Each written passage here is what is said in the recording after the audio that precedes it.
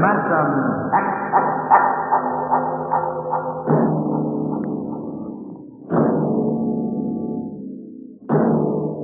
The National Broadcasting Company, in cooperation with Street and Smith, publishers of astounding science fiction, bring you Dimension X.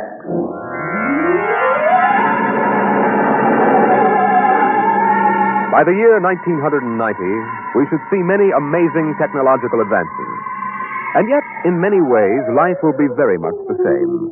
A husband will stop off at a bar on his way home and perhaps unburden himself a little to a friendly bartender. Another one, Mr. Smith? What time is it, Sam? Why, almost 10 o'clock, Mr. Smith. One more.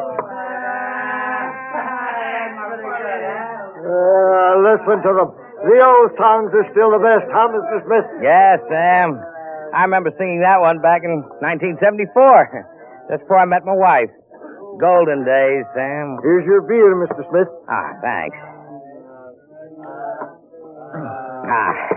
That's good. Almost feels as if I can go home and face Nettie now. Wife trouble, Mr. Smith? Wife trouble, Sam. Fight?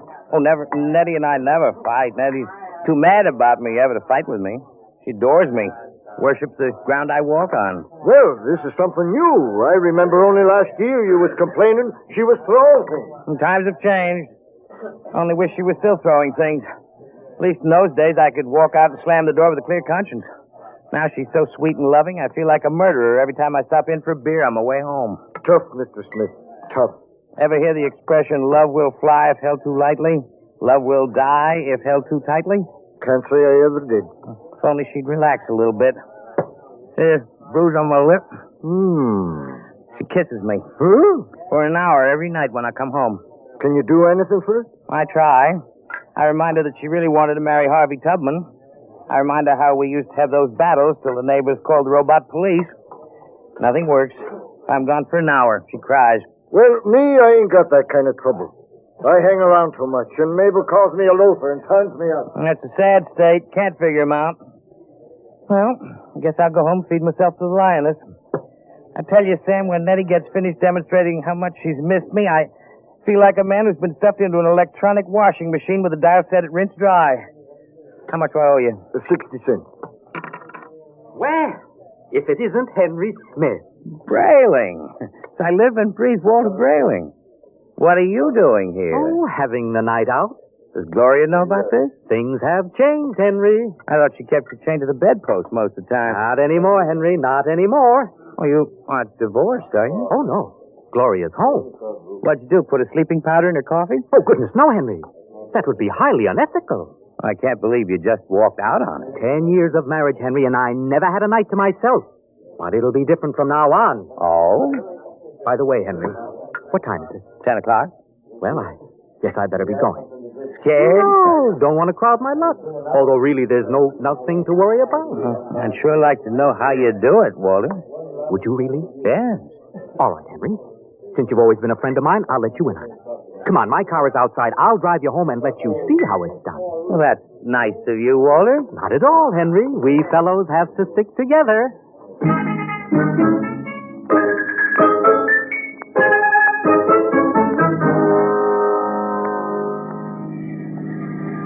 I don't suppose you know how Gloria and I came to be married in the first place, eh? No, I don't. Well, one evening, she threatened to tear off her clothing and call the police unless I married her. No. Oh, yes. Well, that's a bit extreme, isn't it? Well, Gloria was always a nervous girl.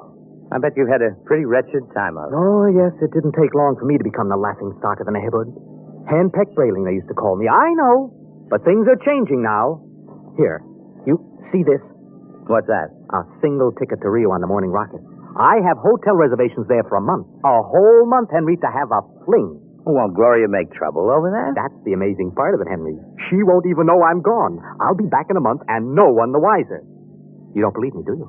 Frankly, no.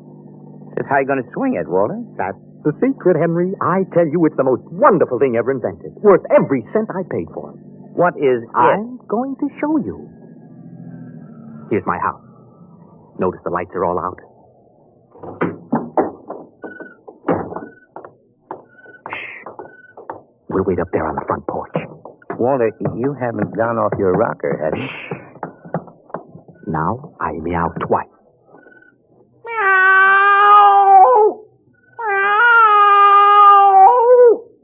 Now, Henry, watch the window in my bedroom. Well, it looks as if somebody... Hey, there's a man up there. He's looking out. Good. He sees me. He'll be down directly. Isn't it a bit embarrassing for you, Walter? Oh, not at all. You'll find out. Here he comes. Hello, B2. Oh, good evening, Mr. Brayling. Close the door. Either I'm going out of my mind or there are two of you. You never told me you had a twin brother. I don't. But if this fellow weren't in pajamas, I couldn't tell you apart. That's the secret, Henry. Everything go all right, B2? Oh, just fine, Mr. Brayling. I suppose my wife was in her usual good form this evening? As a matter of fact, we spent the evening playing gin. No screaming? No shouting accusations? Oh, no, sir. It was a very quiet evening. Well, this is even better than I thought. Well, Marrionettes Incorporated aims to satisfy, sir. Did he say Marrionettes Incorporated? That's right, Henry. Look him over. Isn't he excellently fashioned? You wouldn't dream he was a robot, a marionette, eh? I can't believe it. It's against the law, of course, to duplicate a human like this, but it's well worth the opportunity. Well, I still don't believe it. You can't tell him from a human. Only one way, Henry. Put your ear next to his chest. Listen. That's it. Machinery. Walter, old man, how long's this been going on? I've had him a month, Henry. I keep him in the cellar in my toolbox. Now, tonight I told Gloria I'd like to be excused for 5 minutes to run down to the cigar store. She agreed. I went down to the cellar, took out Brayling too, sent him back upstairs to sit with my wife until I got home. Miraculous. Of course, it doesn't seem quite ethical somehow. Oh, nonsense. It's highly ethical. I've been home all evening. I shall be home with her for the next month. In the meantime, another gentleman named Walter Brayling will be in Rio having the time of his life. Well, can he walk around without fuel for a month? Oh, he refuels himself, and he's built to do everything. Eat, drink, sleep. You'll take good care of my wife, won't you, B2? Oh, of course. Your wife is rather nice. I've grown quite fond of her. You see? Walter, old man, how long has this Marrionettes Incorporated outfit been in business? Secretly, for 2 years now. Why? Well, I wonder, is there a possibility that I might get in touch with him? You? But you love your Nettie. Well, I know, but even so, just a little respite, a night or two once a month. And she loves you dearly. So much she can't barely leave me for half an hour. You know that lately she's taken to calling me up at work 10 or 12 times a day to talk baby talk? Your Nettie? My Nettie. What do you say, old man? A favor to an old buddy? Fellow lodge member? Well, I could put you in touch with the man who makes them. Of course, you'd be pledged to secrecy once you learned where he's located. Oh, naturally. Very well, Henry. Here's his card. Marrionettes Incorporated, W. Zig, proprietor and owner. New humanoid plastic 1990 model guaranteed against wear. Our motto, no strings attached. Address the Jumble Shop, 43 South Wesley Drive. And Mr. Zig will take good care of you, Henry. He's a charming fellow, a real craftsman. Wonderful. I'll see him first thing tomorrow. Well, I'd better be getting home now, though. Nettie's probably splitting a gasket. See you around, old man, after I get back from Rio. And while I'm gone, you might drop around regularly, just as you always have. Treat Brayling, too, here as if he were me. Otherwise, Gloria might be suspicious. Oh, I will. And, before I go, these marionettes are safe, aren't they? Oh, absolutely. Oh, tell him, B2. We're guaranteed. Fine. Well, good night, Walter. Good night, B2. Good night, Mr. Smith. Good night, Henry.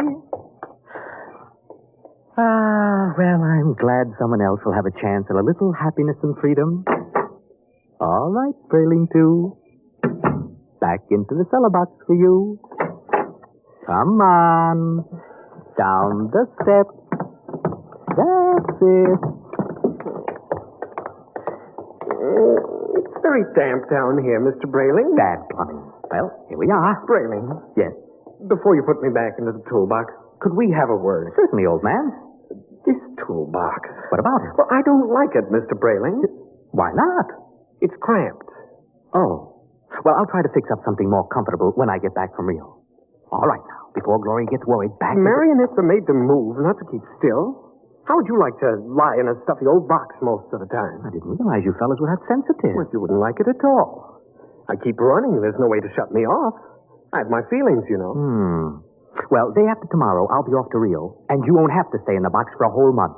Why, you can move upstairs. But when you get back from Rio, I'll go back in the box. Mr. Zig didn't tell me at Marrionettes Incorporated that it was possible to get a difficult specimen. There's a lot he doesn't know about us. We're pretty new. Now, look here, B2. This has gone far enough. I'll never get to Rio. Now, come on now.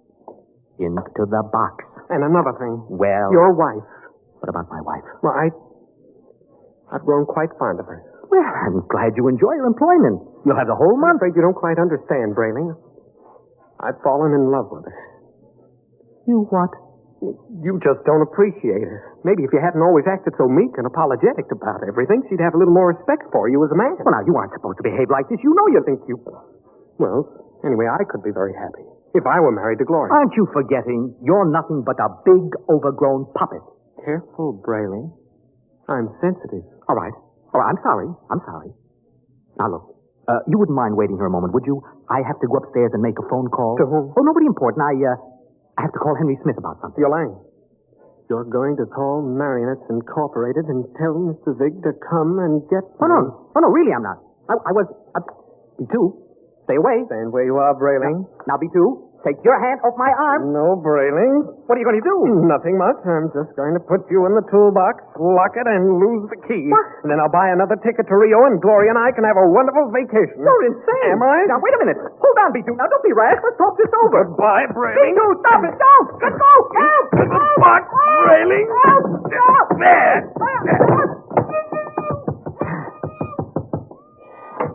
Walter!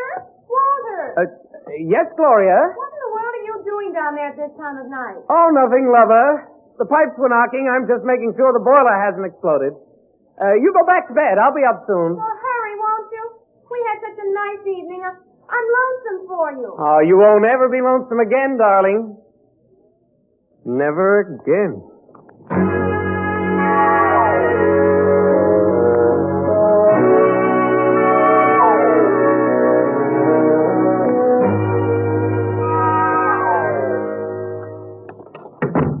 Good morning, Nettie. Oh, good morning, darling. How are you? Have a nice time last night? I missed you so. Breakfast ready? Aren't you going to kiss me good morning? Oh, yes, I suppose so.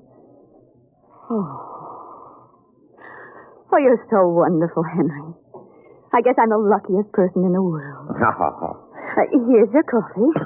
And how would you like your eggs? Anyway, it's all. Oh, but I want to please you. Oh, Nettie, skip the eggs this morning. Oh, but you have to eat to keep well, darling. I'm very healthy.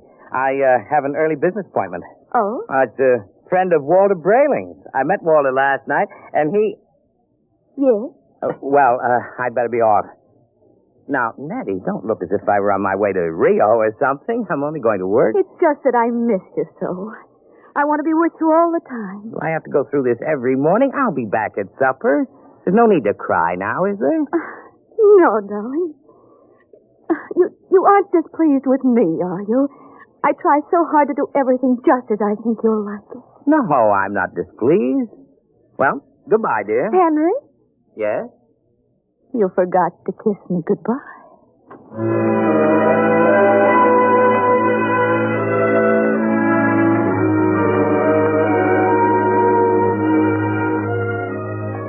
No strings attached, no strings attached. A very nice puppet with no strings attached. Let's see now. The Jumble Shop, 43 South Wesley. That should be about... here it is. Yes? Mr. Zig? Yes? Walter Brayling recommended me. Enter. Your name? Henry Smith, 55 Evergreen Place. And what can we do for you, Mr. Smith? Well, Brayling showed me his marionette last night. I see. I was intrigued with the idea.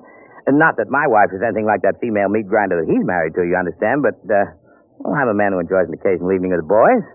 Without complications. Naturally. So I thought... That I could duplicate you. Exactly. I think it might be arranged. You understand the need for secrecy, of course. Although an act is pending in Congress to legalize Marrionettes Incorporated, it is still a felony to use one of my creations. Well, I understand. And there is the matter of the payment. How much? $9,000. $9,000? Well, I have an inferior model at $7,500. No, if I go through with this, nothing's too good for Nettie. Nettie's my wife. We've been putting money aside to buy a summer house in Westport. Sometimes we must choose. Yes. Perhaps I could just slip out 9,000. It's a joint account. How soon can I have it? I could construct the mannequin in about 2 months' time. Good. Shall I consider the order placed? At once. Of course, you will have to report here for a body mold, color index of your hair, lips, skin, etc. And I'll have to do a complete electro-emotional calibration. You guarantee that these models are foolproof? As foolproof as I can make them, Mr. Smith, and I've had years of training. No chance of detection? None whatsoever. I've never had a complaint. Walter Brady seems satisfied enough. I assure you, he's been taken care of in high style. So we're some way to be sure. You have our guarantee? Very well, Mr. Zig. I'll get the money from the bank and send it to you. Fine. You'll be just as delighted with yours as Walter Brading is with his.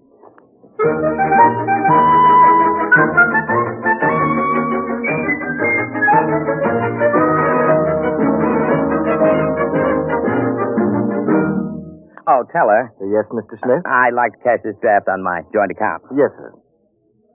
$9,000, sir. That's right.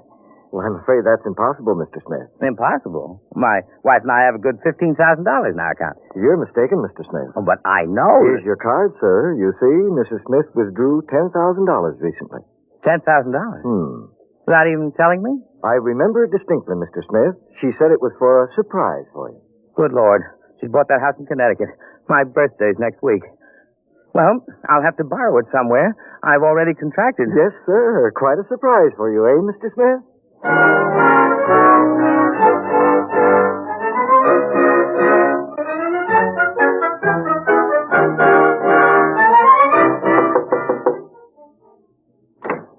Yes?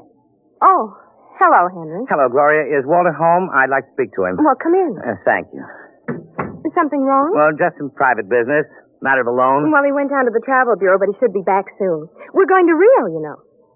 Both of you? Isn't it wonderful? I don't know what's come over Walter lately. He's been so romantic. Last night he came upstairs and said, darling, he hasn't called me darling in years. Darling, we're going to take a honeymoon to Rio. So we're leaving tomorrow. Anything wrong, Henry? No. No, I'm just a little surprised, that's all. Well, he should be back soon. Will you wait? Yes, I'd better. Say, as long as you're over here, maybe you can help me with something. What? Well, I went downstairs to get an old suitcase a little while ago, and I heard the strangest noises near that old tool chest of Walter's. He mentioned that the boiler was acting up, and I'm afraid to go down there again. I wonder if you'd take a look. What kind of noises? Like a thumping sound. Maybe I'd better go down, Gloria. You stay up here. Should I call a plumber, do you think? No, I'll take care of it. Start down a bell. I'll have a look. Good Lord. Hello in there. Well, just a minute. Keep quiet, for goodness sake. I'll have to smash the lock. Now, what in the... Henry, thank God you've come. Be quiet. I've been in there all night. I thought I'd suffocate. He tried to kill me, Henry. He tried to murder me. Who? Which one are you? Don't be an idiot. I'm Walter. What happened? B2, the marionette. He stuffed me in the toolbox and left me to suffocate. Well, fortunately, I found an old file in there and managed to get an air hole through the wood. Good Lord. He's taking Gloria with him to Rio. Have they left yet? No, he's gone downtown for the ticket. Oh, good. We may just have time. For what? To get down to Marrionettes Incorporated and tell Zig to stop him. Well, you're in no condition. Don't worry about me. We can't waste any time. Come on. But Gloria... I'll sneak out. Tell her you fixed the plumbing. Tell her anything. I'll meet you outside. All right. Oh, what a fool I've been. What a fool I almost was. I went down and ordered one of those things today.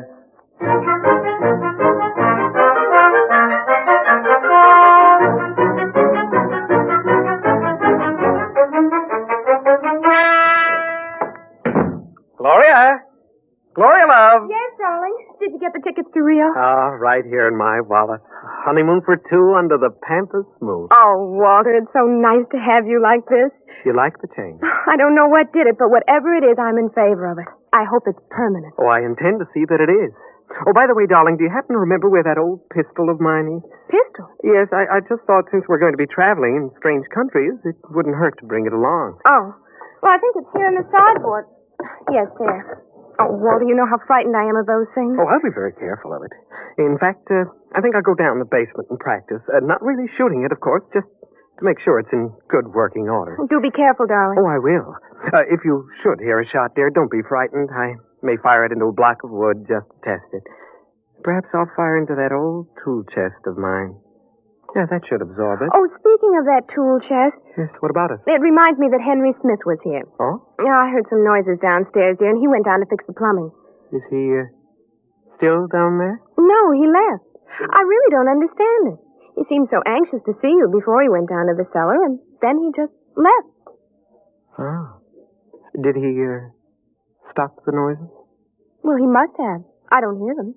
I see. So what is it, dear? I have to go out for a while, But darling. Walter, we'll have to pack if we're leaving. I'll be back soon. There's something very important I have to attend to. Well, what is it? Just some personal business with Henry Smith. Please excuse me, darling, and don't worry. When I get back, everything will be fixed once and for all.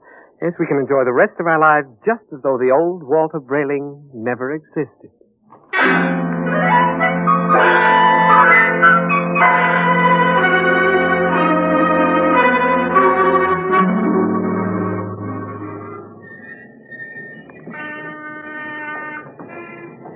Ah, Mr. Brayling and Mr. Smith. Yes, Mr. Zig. Come in, gentlemen. We certainly will come in. What brings you? A good deal, Mr. Zig. Yes, indeed, a good deal. If I might know exactly, you seem so upset. Tell him, Henry. You told me your marionettes were foolproof, Mr. Zig. They are. My personal guarantee goes with each one We of know them. all about your personal guarantee. Except that Mr. Brayling's dummy knocked him out, stuffed him in a toolbox to suffocate, and is making plans to run away with his wife. Oh, dear. Well, Mr. Zig. Oh, I really don't know what to say, gentlemen. You see, I work alone. I make these marionettes myself so that I can see to it personally that there are no errors.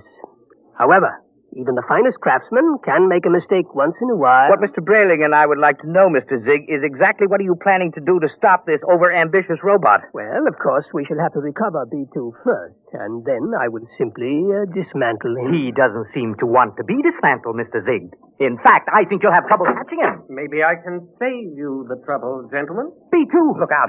He has a gun. I thought I'd find you here when I discovered the tool chest empty. Now, look, B2, whatever you're planning to do, you won't get away with it. I think I will. Mr. Zig, can't you do something? I'm afraid I can't think of anything. I'll save you the trouble, because I'm going to kill the three of you. Oh, you won't get away with it. No?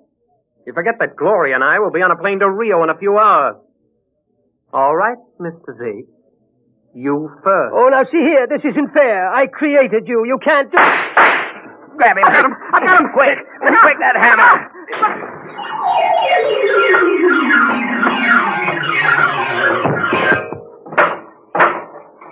Well, that's the end of Brayling, too. Oh, thank heaven.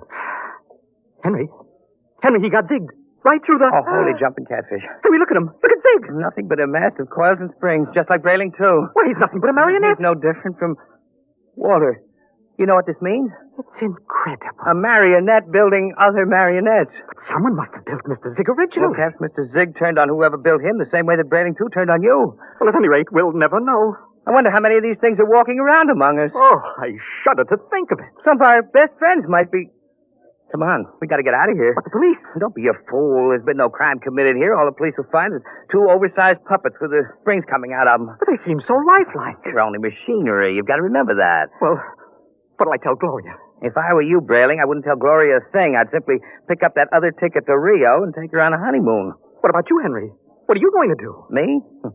I'm going home and give Nettie a kiss that'll singe her hair. I'll even forgive her for taking that $10,000 out of the bank without telling me. You know, when I think of what might have happened if I'd gone through with this marionette thing, what makes a fella realize how lucky he is to be married to a decent woman. Let's go.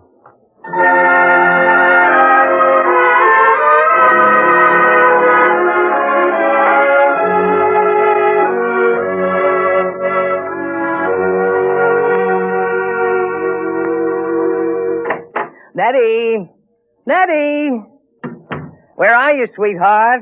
In here, darling. I've missed you today. Come here. Oh, Henry. Oh. Oh, you look tired, darling. Can I do something for you? Just tell me. I'm yours to command. Ah, a man's a fool to jeopardize a nice home and a loving wife like you.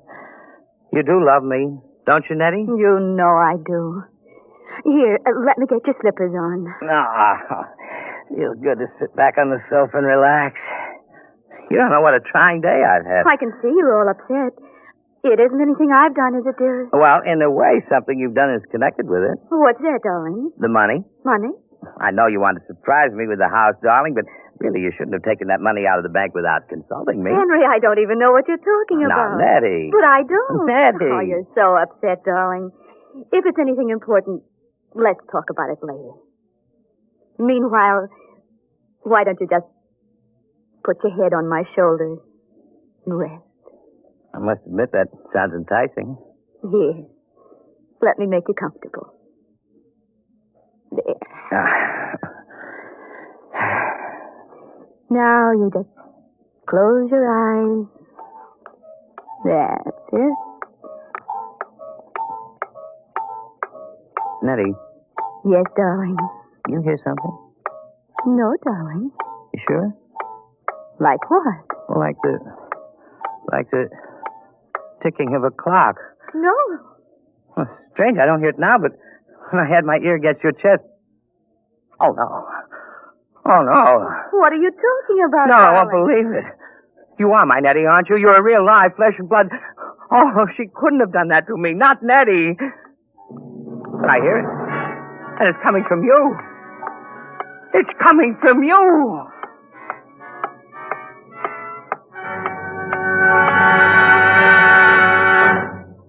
You have just heard another adventure into the unknown world of the future. The world of...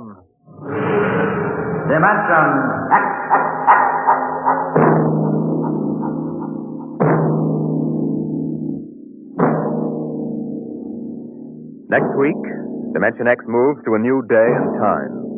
It will originate in New York on Saturdays from 8 to 8:30 p.m., beginning September 8th.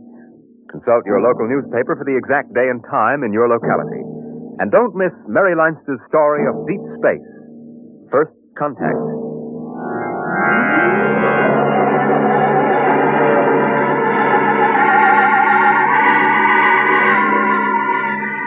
Dimension X is presented each week by the National Broadcasting Company in cooperation with Street and Smith, publishers of the magazine Astounding Science Fiction. Today, Dimension X has presented Marrionettes Incorporated, written for radio by George Lefferts, from the story by Ray Bradbury. Featured in the cast were Kermit Murdoch as Henry, Martin Rudy as Brayling, and Ross Martin as Brayling, too. Your host was Norman Rose. Music by Albert Berman. Fred Collins speaking. Dimension X is produced by William Welch and directed by Fred Way.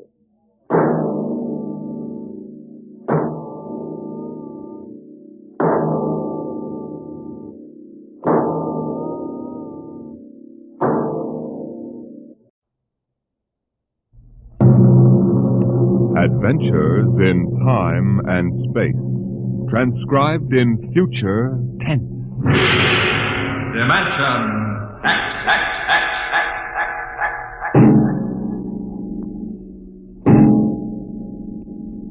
In the beginning, there was Jordan, thinking his lonely thoughts. Out of the loneness came a longing. Out of the longing came a vision. Out of the dream came a planning.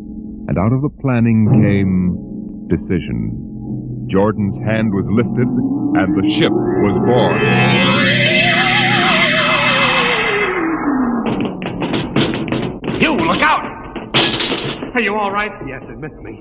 What was it? A mutant with a slingshot. I think it dashed down that passageway. You want to go after it? We'd never catch it, Alan. It's probably 12 decks above us by now. I didn't think they ever came down this far. Patrols usually get them before they reach this level.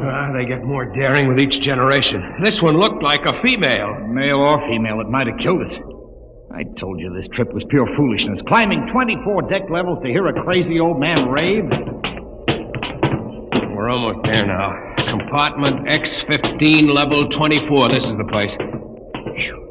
This area smells as if it hadn't been visited by a sanitation crew for generations. Part of the ship is almost deserted.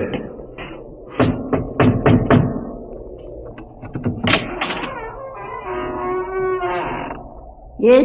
This is the compartment of John the Witness. Who are you? My name is Hugh Hoyland. I'm a cadet from the scientist barrack. This is my friend Alan Mahoney. What do you want of John the Witness? Only to talk. Are you a believer in Jordan? Naturally. I have heard that there are those among the younger scientists who doubt the word of Jordan. To doubt is death. We're not heretics. Enter.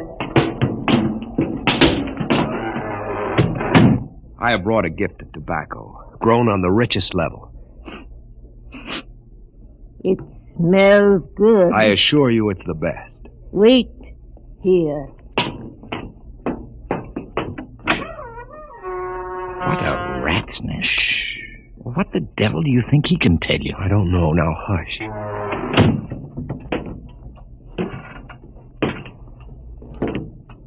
Well? You are John the witness? I am. Good eating to you. I am Hugh Hoyland. This is my friend, Alan Mahoney. What brings a gentleman of the scientist class to my humble apartment? I have heard that you and your parents before you have long been keepers of the legend of the ship. Since Jordan gave the word. I am anxious to hear the word as Jordan spoke it. Why? You see, among the young scientists, there have been some who talk against the word. There are regulations against such heresy? Some of them say the ship has no purpose. They say that we're here accidentally.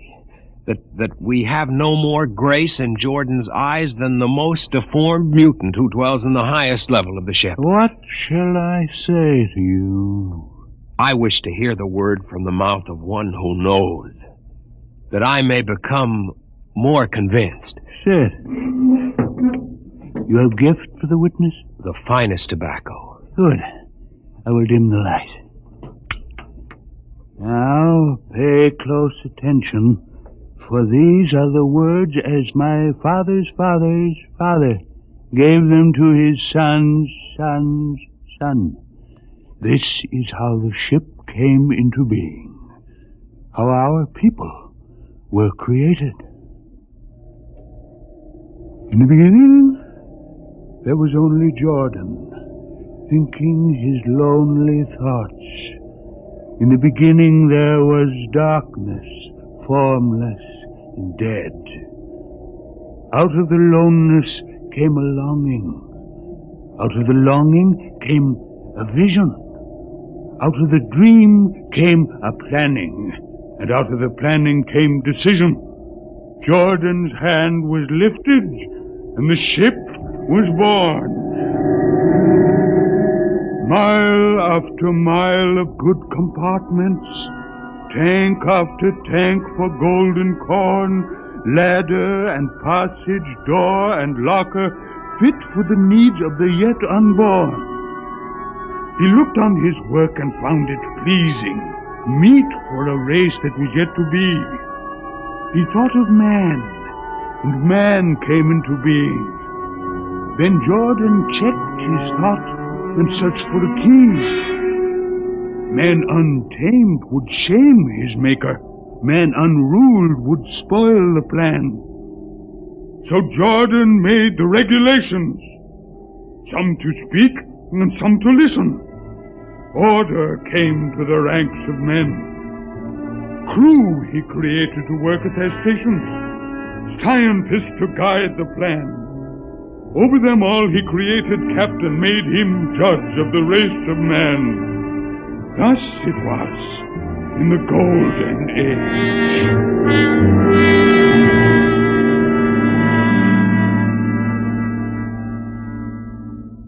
These are the true words? As my father's father taught them. But what of the strange beast-like people on the upper levels of the ship? Surely Jordan did not create them. Jordan is perfect. All below him lack perfection. You have heard of the legend of Huff? I have heard that he mutinied against Jordan. Darkness swallowed the ways of virtue. Sin prevailed upon the ship. And before wisdom prevailed and the bodies of Huff and his followers were fed into the converter, some of the rebels escaped and lived to father the mutants. They are tainted with the sins of their fathers. One more question, witness. Speak. What is the ship? The ship is a great sphere. 25 kilometers wide and 100 levels deep. I know that, but what about the upper levels? The regulations forbid us to venture into the upper levels, but it is said that beyond the levels of the mutants lies the forbidden place where Jordan's spirits prevail. So I've heard. But something troubles me. Something which prompted my coming here. Yes, my son. What lies beyond the ship? What? What lies beyond the ship? This is heresy. Answer me. I will not permit such talk.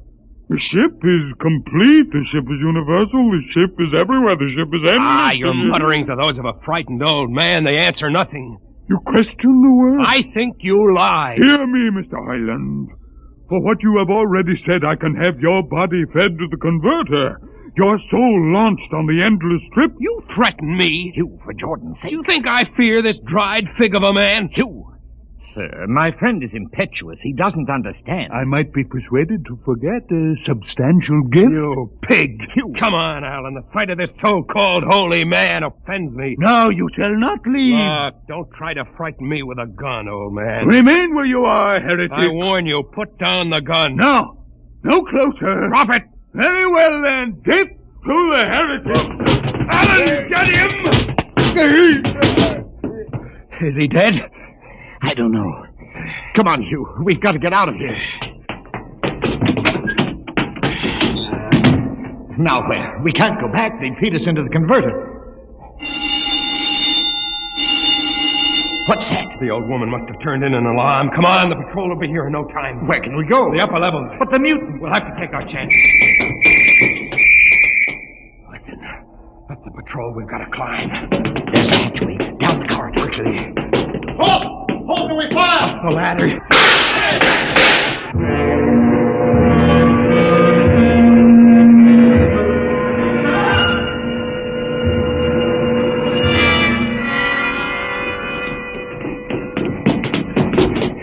Wait. How far are we from the outside wall? Judging by the slope of the deck, about 2 miles. Mutant territory. Come on, we'll try this passageway. What? I don't know. I feel as if we're being watched. It's your imagination. Perhaps not. Oh! It's only a ship's rat. Get a grip on yourself. This is as big as a dog. Come on. I can't drag myself much further. We've got to find a compartment with water. Oh, if only you hadn't asked him that stupid question. There's no use going over that. Why did you do it? Why? Alan, I've been thinking about it for a long time. And when he began to give me those stupid pat answers, well, I just saw red, I guess. But who are you to question the ways of Jordan? When you asked me to go with you to visit the witness, I thought you wanted spiritual help. I never dreamed I'm sorry, Alan. I couldn't foresee this. I didn't know it. Wait a minute. Oh, what? Another shipwright? No. I thought I saw something move near that bulkhead. I didn't see anything. Maybe my eyes are going bad still. You behind! Alan, look out!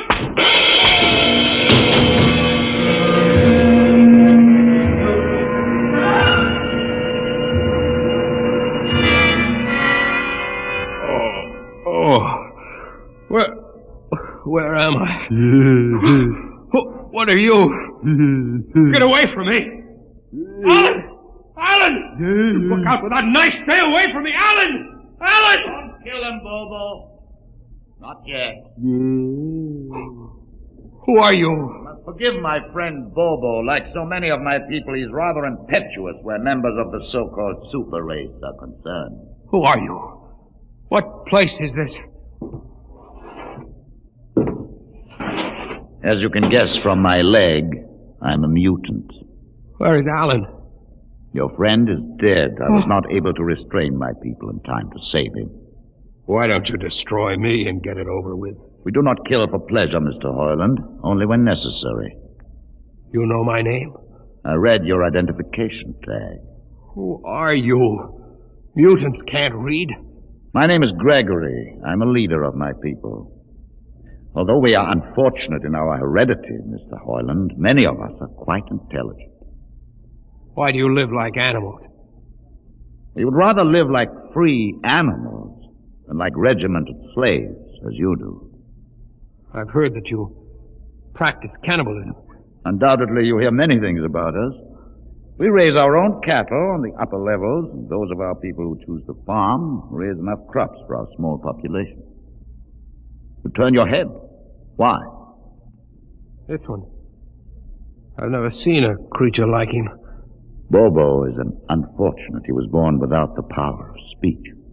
How can you tolerate a monstrosity? We have learned to live with difference. If we began to destroy our imperfects as you do on the lower levels, there would soon be no one left. It violates the regulations. The word of Jordan You know, states... Mr. Hoyland, your people are really primitive and barbaric. You dare say that to me? I dare say a good deal more. Let us go to my compartment and speak further. I'm always interested in information of the lower levels. I won't give you any information. Bobo, I want Mr. Hoyland in my cabin, please. Hey. I would advise you to go quietly, Mr. Hoyland. Bobo has a hatred of superior beings, which is unfortunate, but quite understandable. Proceed.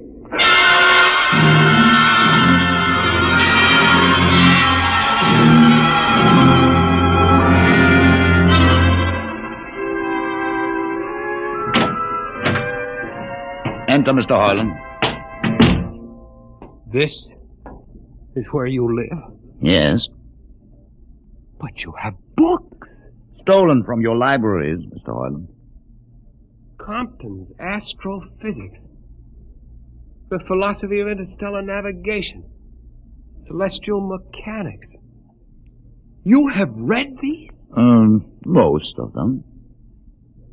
Why did you bring me here? What do you intend to do? Do you believe in Jordan, Mr. Hoyland? There is no other belief. And the trip? I suppose you believe in the trip, too. Well, what else is there to believe? When you die, your remains are fed to the converter, and your soul makes the trip. And where does the trip take you? Why, to Centaurus, of course. Huh? What is Centaurus? Why, Centaurus, mind you, I'm just telling you the orthodox answer. Centaurus is where you arrive when you've made the trip. A place where everything is happy and everybody's happy and there's always good eating. It's mythological, of course. And you believe this? The peasants believe it, literally, but many of the younger scientists like myself know that it's figurative, symbolic. Why do you ask?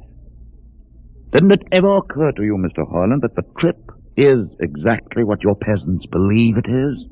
That the ship and all the crew were actually going someplace, moving? The ship can't go anywhere.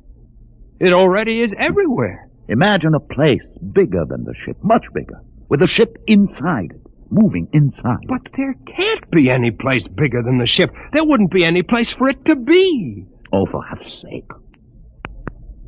Listen, you know the lowest level? Yes.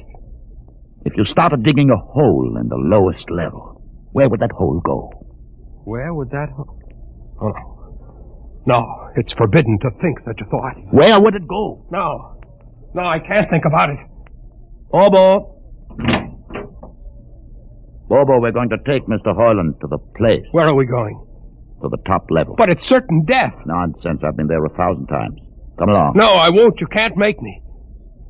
I think we can. Now, shall we proceed peacefully, or shall I have Bobo persuade you?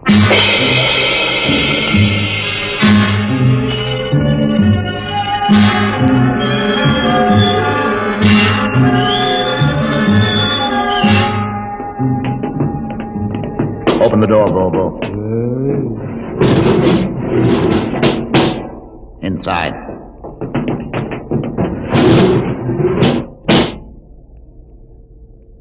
What place is this? This, Mr. Hoyland, is the main control room.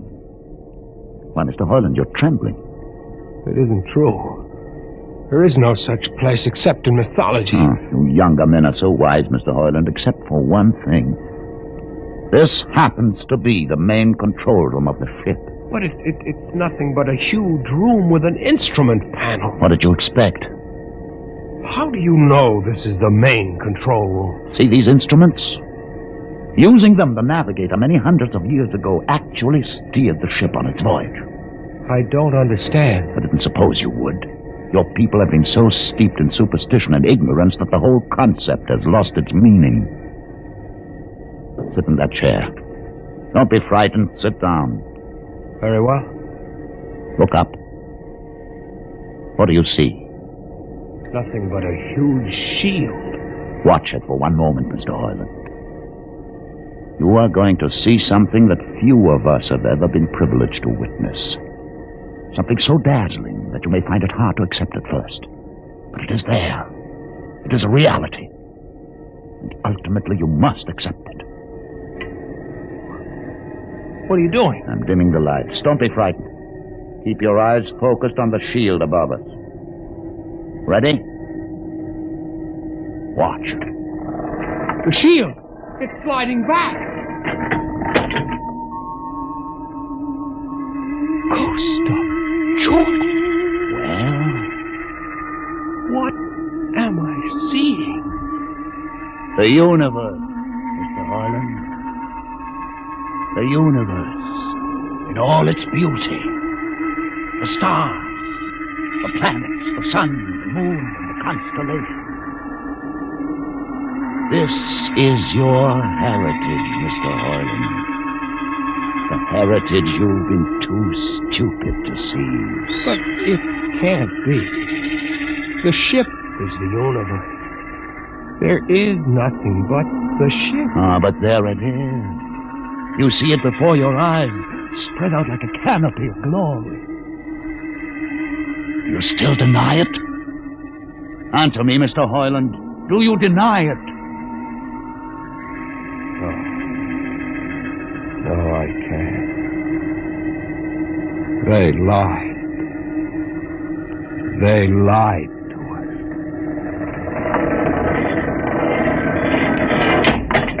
Good. Why did you close the shield? You will see it again if you're not afraid. I'm not afraid. Many times. I've shown this to others of your people whom we captured, and though they saw it before their very eyes, they would not believe it. Tell me about it. Tell me about the ship, about the universe. What are these things? How did this come about? Many thousands of years ago, on a planet like those you've just seen, a planet called Earth, a scientist named Jordan decided to build a ship that would carry men from one planet to another. For many years, Jordan and thousands of others studied and planned. And when they were finished, they built the ship. A ship so large that it had to be assembled in its own orbit beyond the place called the Moon. 60 years it took them to construct. And when it was finished, a whole new science had been conceived. Then the trip was begun.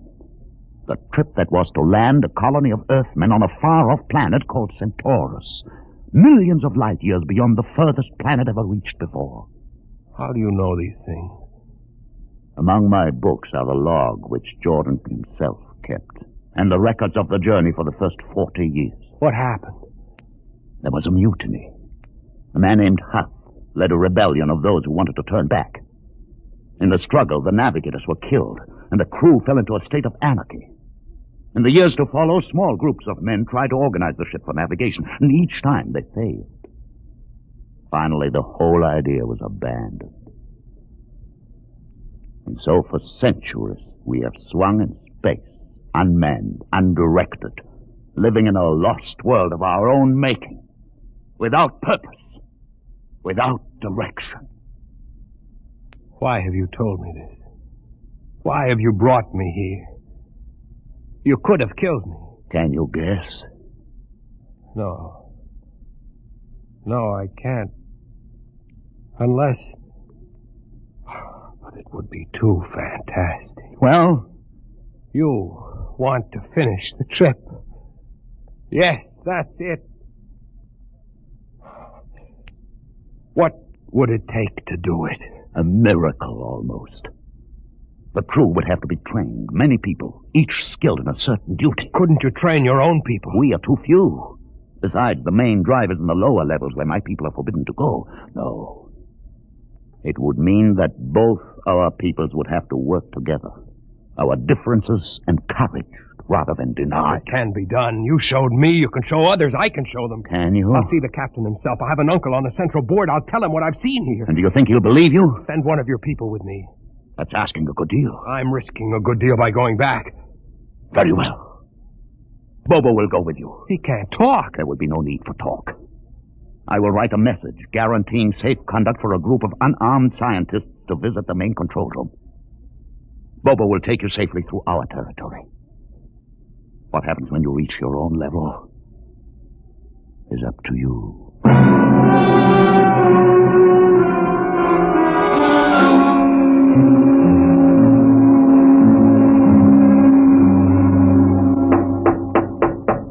One moment. Yes, what you? Quick, Uncle, let us in. But this mutant... He's harmless, please. Now, what is this? You're wanted I know all about that. Listen, Uncle, I must see the captain. The captain? Are you mad? You're a council member. You can get me to see him. They'll kill you. You're wanted for heresy. I don't care. I must speak with the captain. You're close to him. You can arrange it. I don't understand why... Uncle, listen to me. The ship is moving. I can prove it. Do you understand there is a purpose in the ship? I don't understand what you're babbling Never about. mind. Just talk to the captain. Tell him I have information of tremendous importance. Tell him I've arranged a truce with the mutants. A truce? Here, show him this paper signed by their leader. Do it, Uncle, for my sake. I don't know. Please, Uncle. If I'm to die, let this be my last request to you. Very well. I'll speak to the captain. I'll try.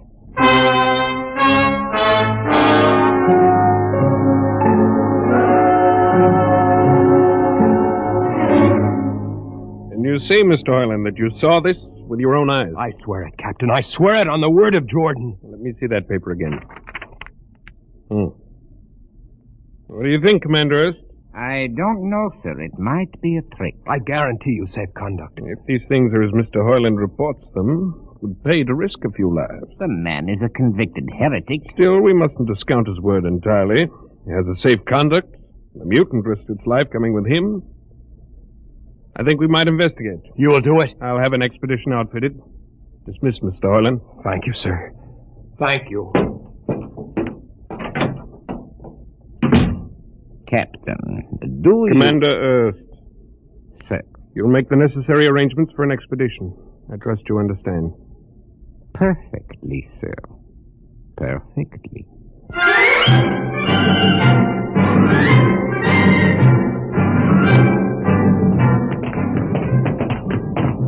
Lieutenant. Mr. Hoyland. You'd better halt your men here. This is the spot. Patrol, halt. I see no welcoming party of mutants. There will be none. Their leader will meet you inside the main control room. You don't say. And just where is this main control room? Beyond that door. I see. All right, men. Ready arms. Why do you ready arms? In case of ambush. Ambush? Don't you think they could have ambushed you on the way up here a good deal more easily? You know, Mr. Hoyland, I think you're a mutie lover. They have a place in the converter for that kind. Lieutenant, are you mad? No, Mr. Hoyland. But most certainly you are. To think that we could be lured up here to be slaughtered with a fantastic story about some mythical control room. Guns ready, sir. Lieutenant, I warn you, these people have acted in good faith. If you break that faith now... to open the control room, Mr. Hoyland. No, not until those guns are dismounted. As leader of this expedition, I order you to call them. I refuse. You cannot do this thing. This is no way to keep a truce. Very well, if you refuse. Oh, there! Mutant! Come out! For Jordan's sake, Lieutenant. Be quiet for company. Mutant! Open the door! Please, Jordan, don't let anything happen. Please don't. It's opening. Ready, men. Someone's coming out. Look at his leg. Horrible. Steady. He's walking toward us. I can't stand this. Look out! Gregory! No! You fools! You've killed him! Here come the rest of them. Fire!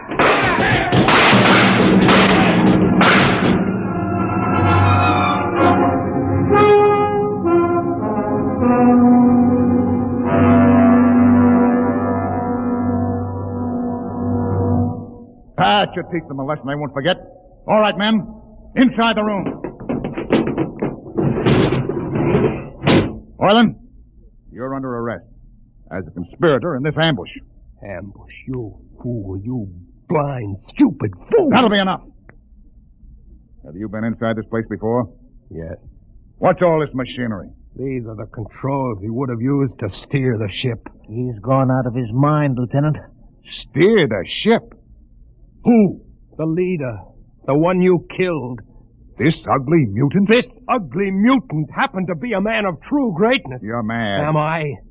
This man had a vision which could have saved you, but you chose to kill him because you couldn't stand the sight of his difference from you. I'll not listen to these ravings. Close your ears. Shut your minds against the conscience that tells you it's wrong to kill. That tells you that your need to be arrogant only proves your inadequacy to yourself. Shut him up. Don't listen to him, man. You can't shut your ears. My words sting you. You cannot shut your mind. And you cannot shut your eyes. Don't! To this! The roof.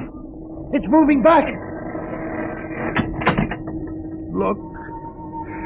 Let the vision of this confound your ignorance and blind your eyes. This is the heritage you tried to stifle in your own breast. This is the heritage of stars and open skies for which men have yearned for centuries. Try to destroy this, and you will only destroy yourself. Death to the heretic. Kill me if you choose.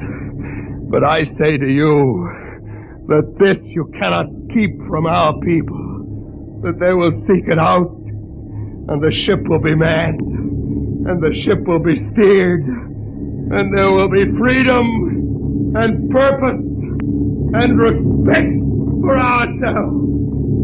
This is your heritage. Look upon the universe. Kill him! Kill him! Kill him!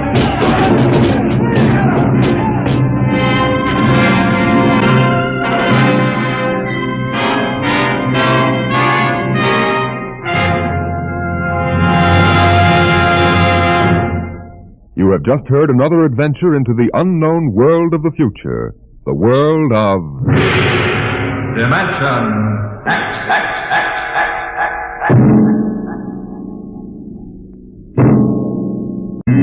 Today, Dimension X is transcribed Universe, written for radio by George Lefferts and based on a story by Robert Heinlein. Featured in the cast were Mason Adams as Hugh and Peter Capell as Gregory. Your host was Norman Rose. Music by Bert Berman. Engineer Bill Chambers.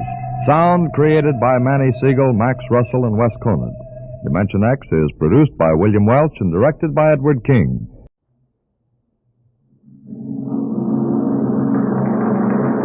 Adventures in time and space, told in future tense.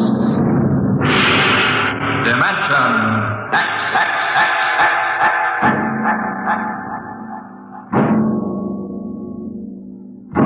The National Broadcasting Company, in cooperation with Street and Smith, publishers of astounding science fiction, bring you Dimension X.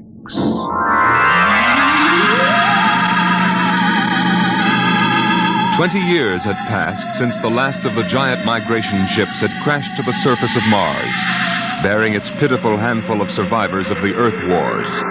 20 years of scratching at the stubborn Martian soil. 20 years of trying to devise new solar engines that would use the strange fuel they found on Mars. 20 years of longing, of turning eyes toward the green Earth as it hung on the horizon like a beckoning light.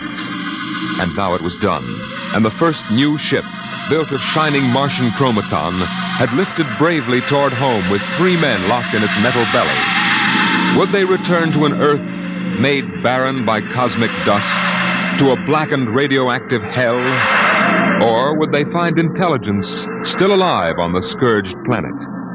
What had 20 years of death and radioactivity done to our beloved Earth?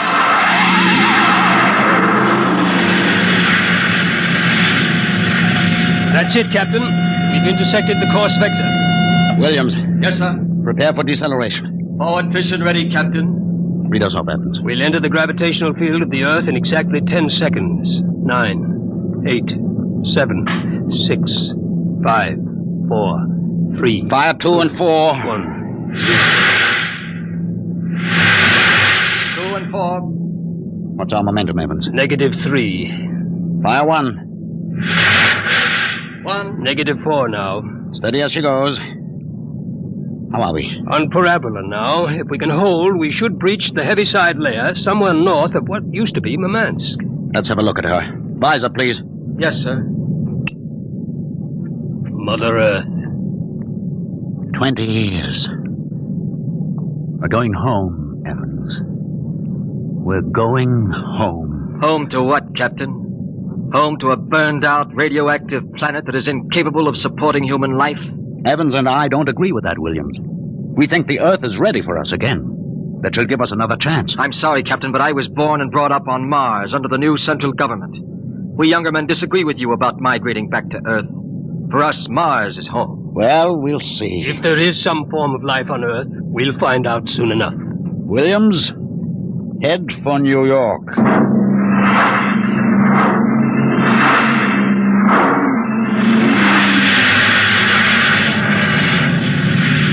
There it is, Captain. You can barely see the top of the Atomic Trades building in the twilight. They never finished building it. Dark as a tomb. Slow to cruising speed. Cruising speed. It begins to look as if Williams is right, Captain. Not a sign of life on 4 continents. Now, we'll make a radiation check and then head back for Mars. You agree with me, gentlemen? That for all practical purposes, the planet is dead? It's still my Captain. What is it? Am I going out of my mind? Look out that way to the west. Could that be? By heaven, it is. Those are lights. Turn the ship.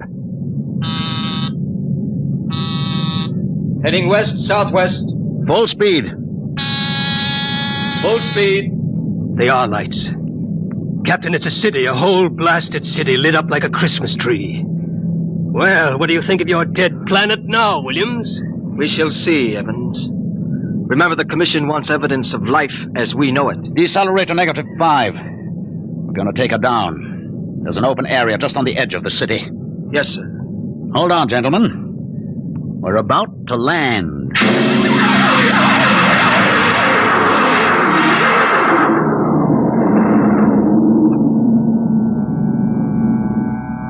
Landing jacks are down, sir. Open the airlock.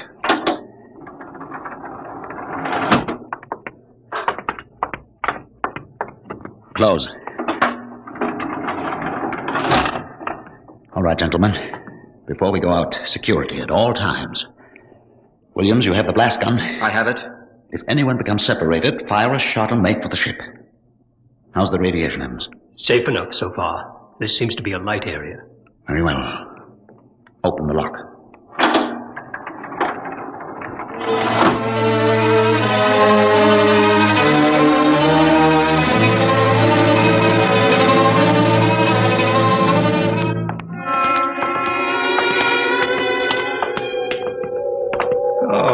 It's unbelievable. We've been walking for hours now, and not a soul to be seen. There must be someone. How do you explain the lights? I don't know. Municipal building. Shall we have a look here, sir? Possibly the records might contain some clue. Good idea. Keep your weapons ready.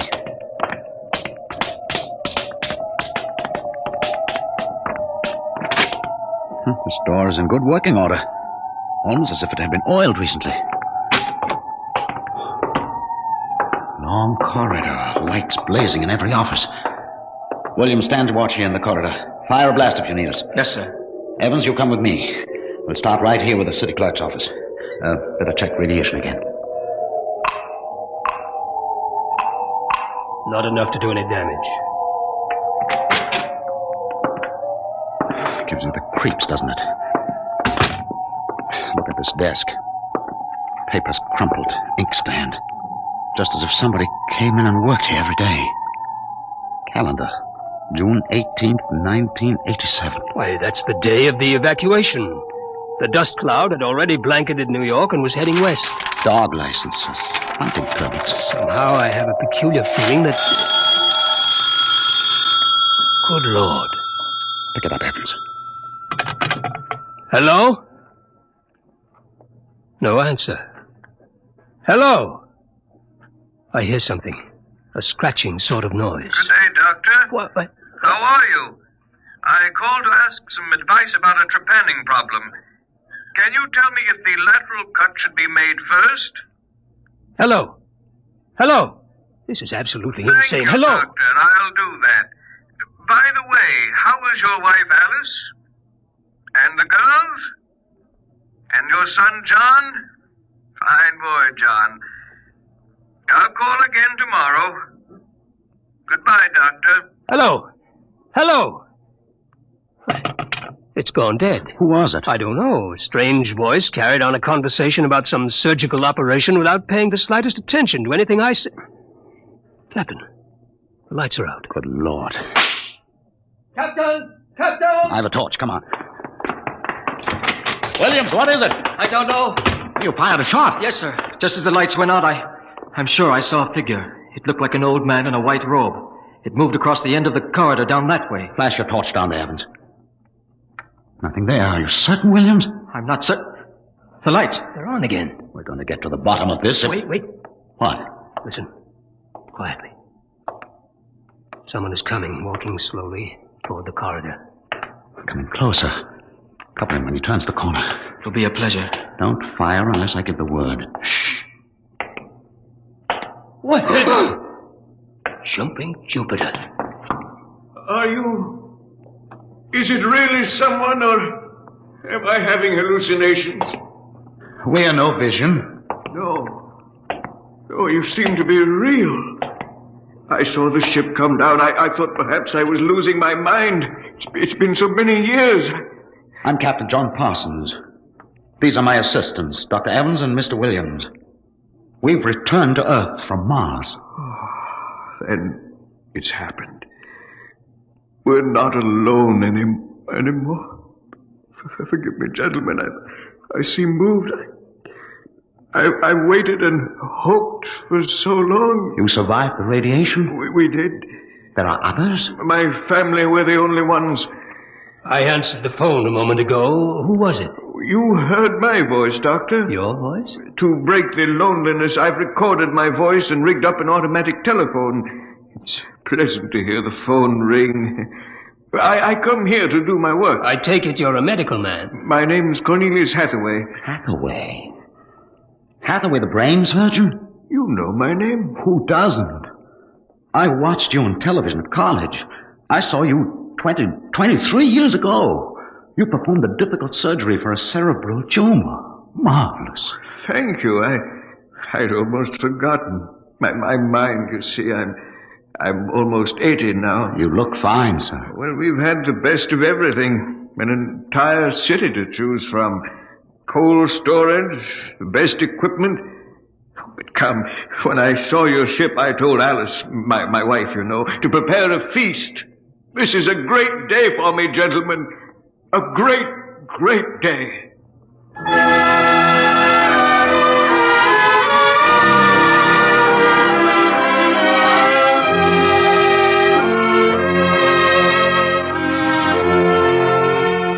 This is my wife, gentlemen. Alice, this is Captain Parsons, Dr. Evans, and Mr. Williams. How do you do, Mrs. Hathaway? Now, if you'll follow me, gentlemen, we'll meet my children.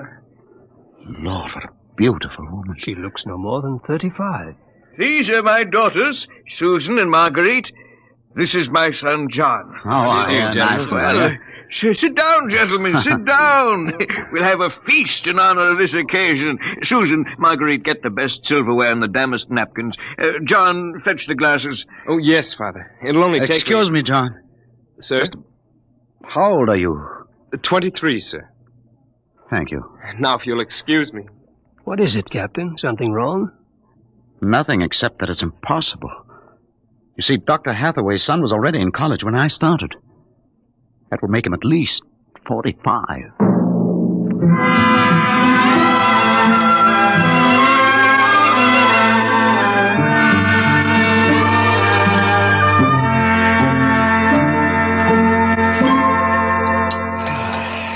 That was a wonderful meal, Mrs. Hathaway. Doctor, your wife is an exceptional woman. Thank you, sir. How would you gentlemen like some fresh gingerbread with your coffee? I baked it this morning. Oh, wonderful.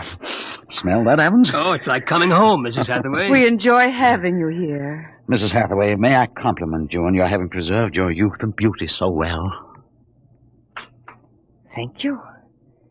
We have had no worries here, no competition. Only the things we need for material comfort. Parsons and I were wondering, Dr. Hathaway, if the radioactivity had any effect in preserving tissue. Your children all look so young, too. It is possible, gentlemen, of course. Radiation does strange things to living tissue. Alice, could we have some champagne? Of course. I'll only be a moment. An amazing woman. Did you ever see such grace? Such complete relaxation. It doesn't seem quite natural. I beg your pardon, gentlemen? Captain Parsons was just about to ask how you and your family managed to escape, Dr. Hathaway. We were very fortunate. I was working in the Sierra Mountains at the time. I had a lead-lined laboratory where I did X-ray research on my pet project. And what is that, sir? The study of machines as they relate to human function and the corollary of... Well, to continue, when the dust cloud covered America, we remained in the laboratory, well supplied with food and water. Later, when the radiation permitted, we made our way east, back to our old home, in the hopes of finding other survivors. But by that time, every living creature had been evacuated to Mars. We were stranded. The migration ships didn't wait for stragglers. That's true. My father and I were on the last rocket out of New York. I've always loved this old house. But the loneliness of those first years... At least you had your wife and children. Yes. Yes, I had my family. If it were not for them, gentlemen, I assure you I would long ago have put a bullet in my head. Here we are. Champagne, Captain. Oh, thank you, Mrs. Hathaway. May I propose a toast? Oh, let me. Gentlemen, to Earth. To Earth. Earth. May she never be a stranger to man again. Hathaway, what is it? Nothing really. It's just a rather sharp pain in the chest. I think you should lie down, Doctor. Yes. Perhaps you're right. Let me help you. No. John and Susan will help. Of course, Father. Why don't you gentlemen go out on the porch, enjoy the air?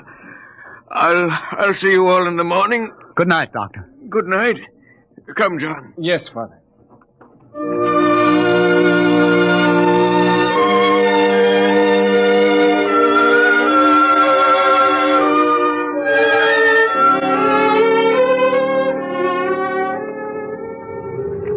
Well, what do you think of old Mother Earth now, Williams?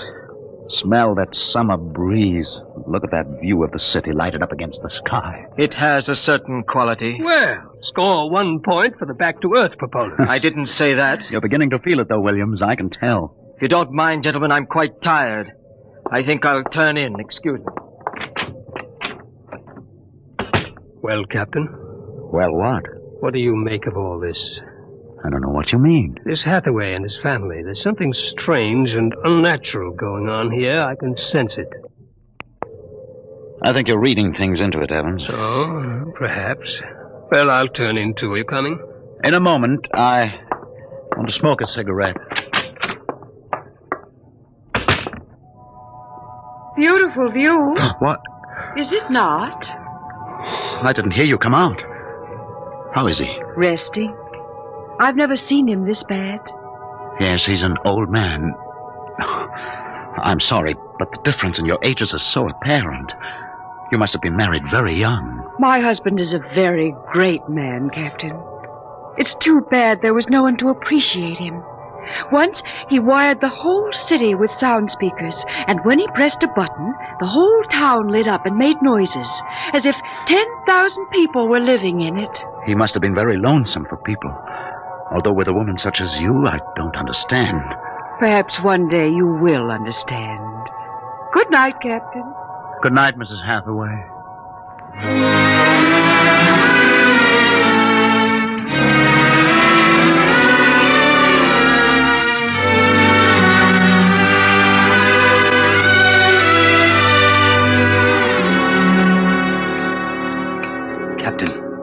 Captain Parsons. Who's there? It's Dr. Evans. What time is it? 2 a.m. What's wrong? I couldn't sleep. A few minutes ago, I heard someone slip out the front door. The moonlight, I saw it was the old man.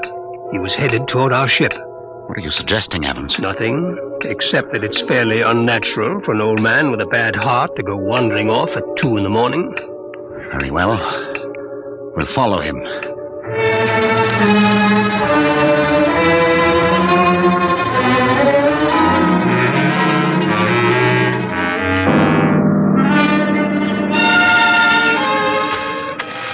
See him yet? No. Look, ahead there on the hillside.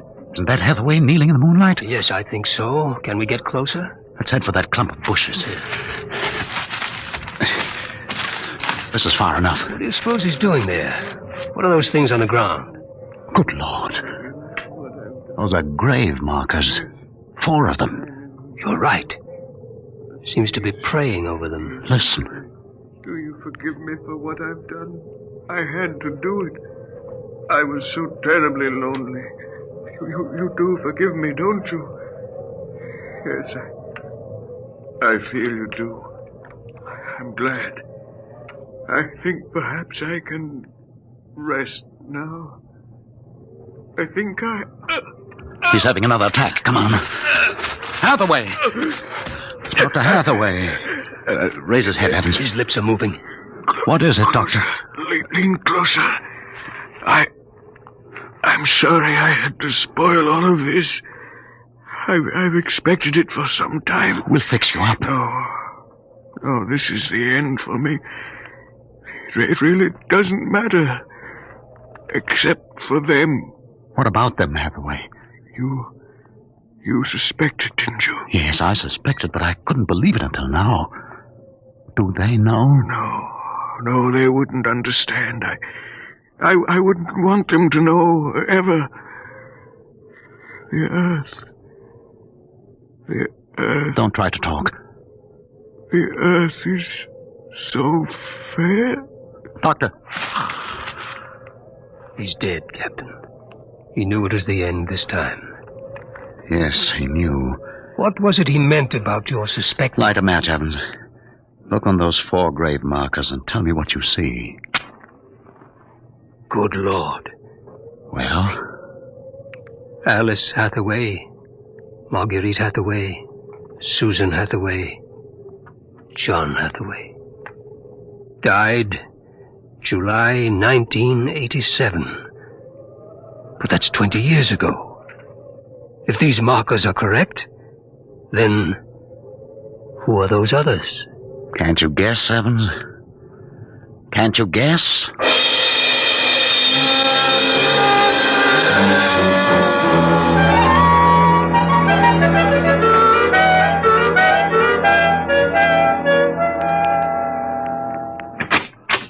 Mrs. Hathaway, are you awake? Yes, Captain? May I come in? Yes. It's about my husband, isn't it? You knew. I saw him go out tonight. He felt it was near the end. He died less than an hour ago. I'm sorry. Thank you. How do you feel? He told us it would happen one day, and that he didn't want us to cry. He didn't teach us how, you know. He said it was the worst thing that could happen to know how to be lonely and unhappy. What will happen to us now that he's gone? I don't know. Will you stay with us? I would like to, but I cannot. You know about us.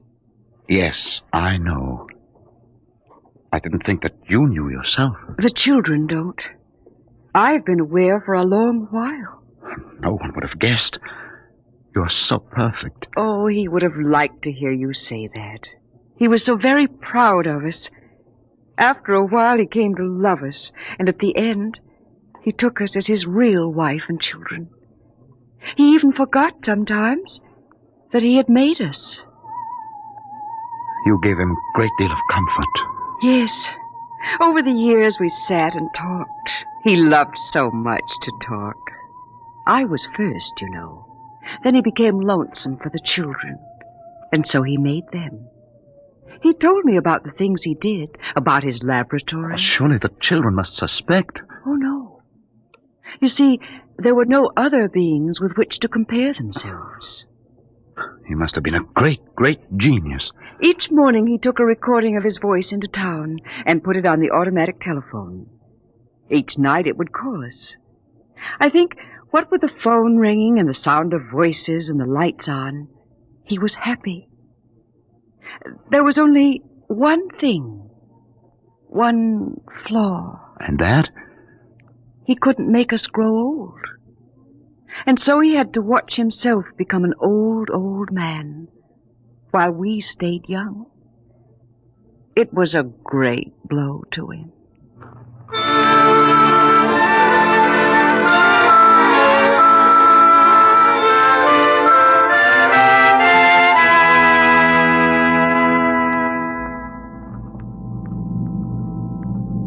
And so we commend the body of this man, Cornelius Hathaway, to his Maker. Ashes to ashes, dust to dust returneth. Amen.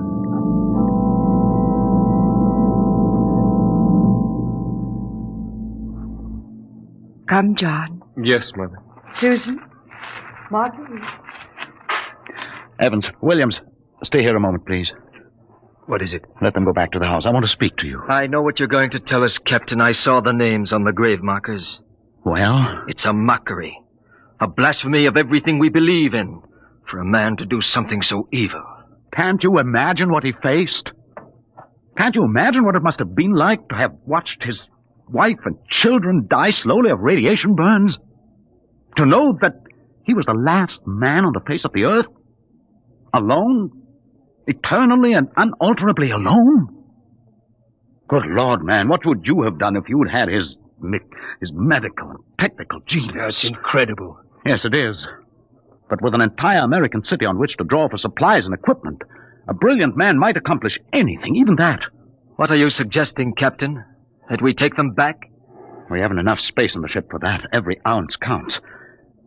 Still, to leave them here, like that, alone. I think I have an answer, cold-blooded as it may seem. Go on. I suggest that we turn them off. Do you think that I could do that? No, but I could. After all, they aren't human. They're worse than robots. They're ghoulish. Have you talked to her?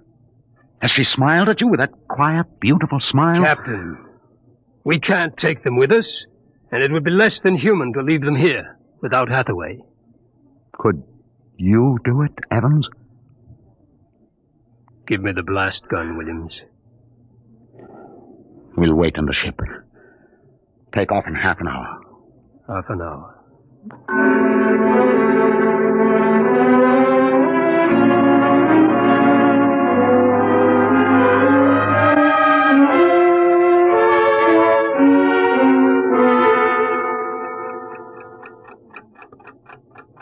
6:25.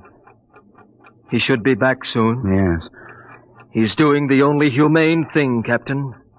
They are less than human. Are they? Well, it's done now, and no one will ever... That's the airlock. He's back.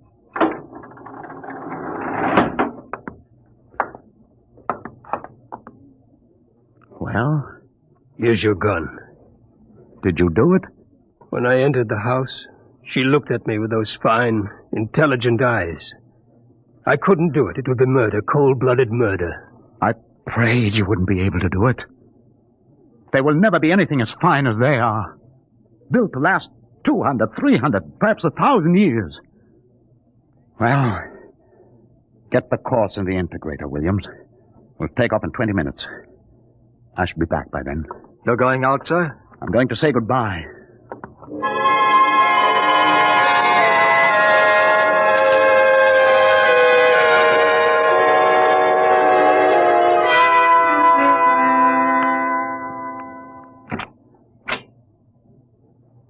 You've come back. Only to say goodbye. It was nice of you. I wanted you to know that I am coming back someday. When will you come? I don't know. It will take many years to prepare fuel for another trip. 6, 7, perhaps 10 years. I will watch the sky at night, just as he watched it. Oh, I'm afraid I must go now. I understand. Strange. I have a new feeling. One which he did not teach us. A feeling of longing. Of of sadness. That one is not taught. It comes of being alive. Yes. I am alive. Even though he created me, I'm a person now. Goodbye, Alice Hathaway. Goodbye, John Parsons.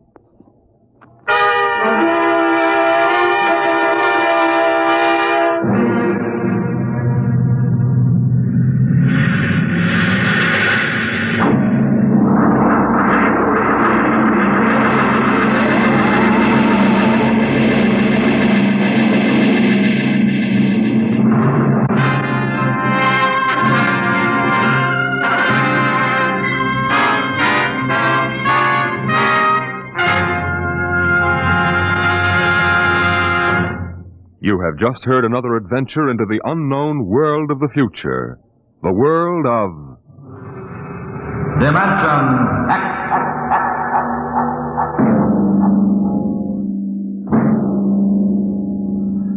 When the time comes for man to explore the universe, to deal with the strange inhabitants of other worlds, there will be much to remember.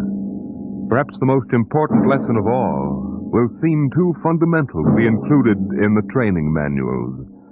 Listen at this time next week as Dimension X brings you a story from the pages of the August astounding science fiction. A story called Courtesy.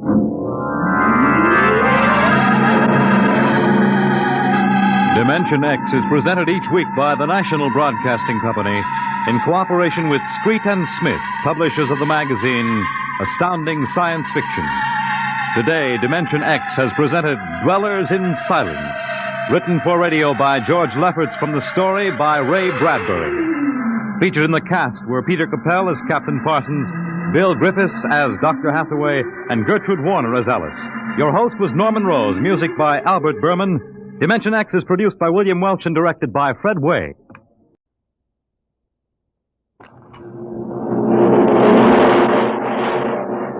Adventures in Time and Space. Told in future tense.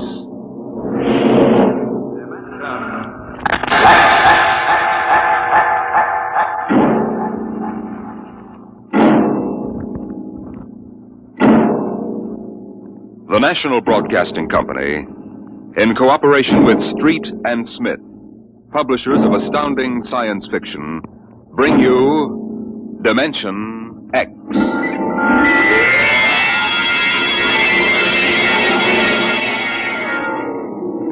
It happened during a routine skirmish in the Great War. Patrols advanced from the defense perimeter under jet cover and preceded by napalm throwers. The enemy defended in depth and mopped up with guided 98s fired from 40 miles to the rear. The blast area was 10 miles in circumference, and the medics didn't find much to pick up over 500 yards in. Take it in here. Where? Look out, it's lousy with mud. Okay, man. Right me. More. That left. Okay. More. Okay. Hold it. Stretchers. Come on, drivers, get those men out. Yes, sir. Get a move on, line them up. Come on. Easy. You want to kill him? Okay, take it away.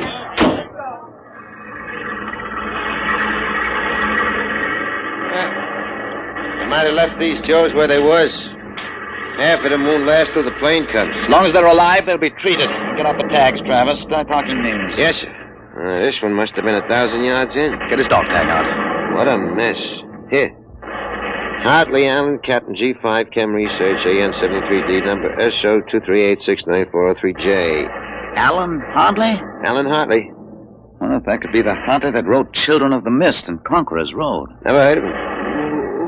Major, I think maybe he's part conscious. Maybe I should give him another shot. Go ahead, Sergeant. There isn't much else we can do for him. It's a rotten shame. Ain't it always? Okay, Captain, give me your arm. There.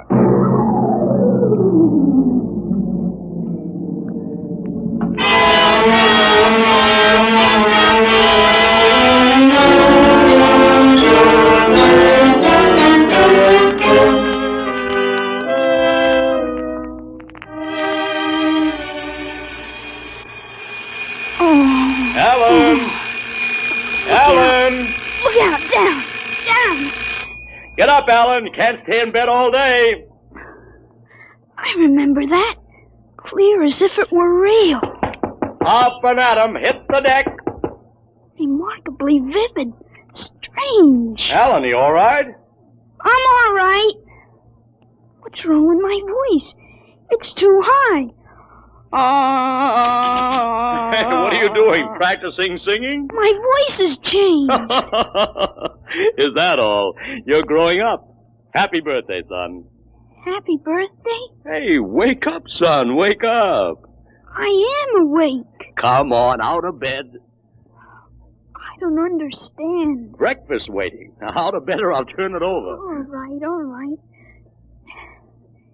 It's a dream. Maybe, but you're wide awake now. I am awake now. Well, half awake anyway. That's the bell of St. Boniface, isn't it? What day is it? You kidding? You forget today's your birthday? No, I didn't forget. Neither did I. Here, son. Happy 13th birthday. You won't guess what's in here. A rifle. A light .22 rifle. How'd you know that? I remembered. Did I spill the beans sometime? I could have sworn it'd be a surprise. Well, go on, open it.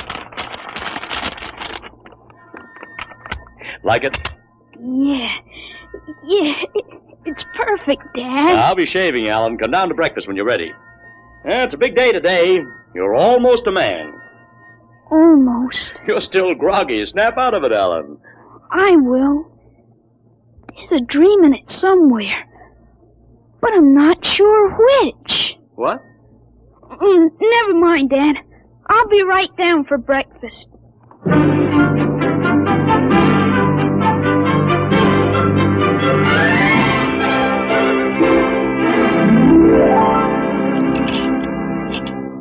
Now for coffee.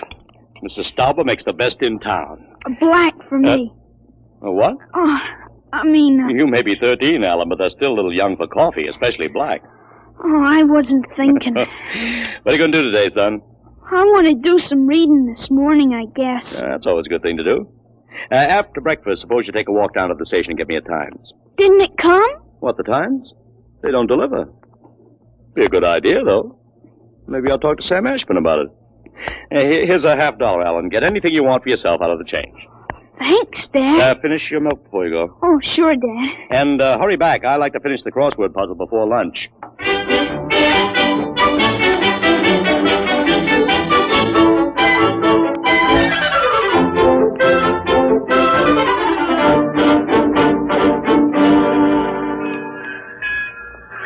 Here you are, Alan. 1 times. Tell your father the puzzle's a stinker. Thanks, Mr. Ashburn. Look out for the trucks when you cross the highway. Oh, I'll go across Elton's lot shortcut. Elton's? You'll have a hard time crossing there, son. There's 4 buildings on that block. I thought they burned down. Seen 'em this morning, big as life. Oh, I guess that didn't happen yet. What'd you say? Oh, nothing, Mr. Ashburn. I was just muttering. In my days, youngsters talked up. Yes, sir. Bye, Mr. Ashburn.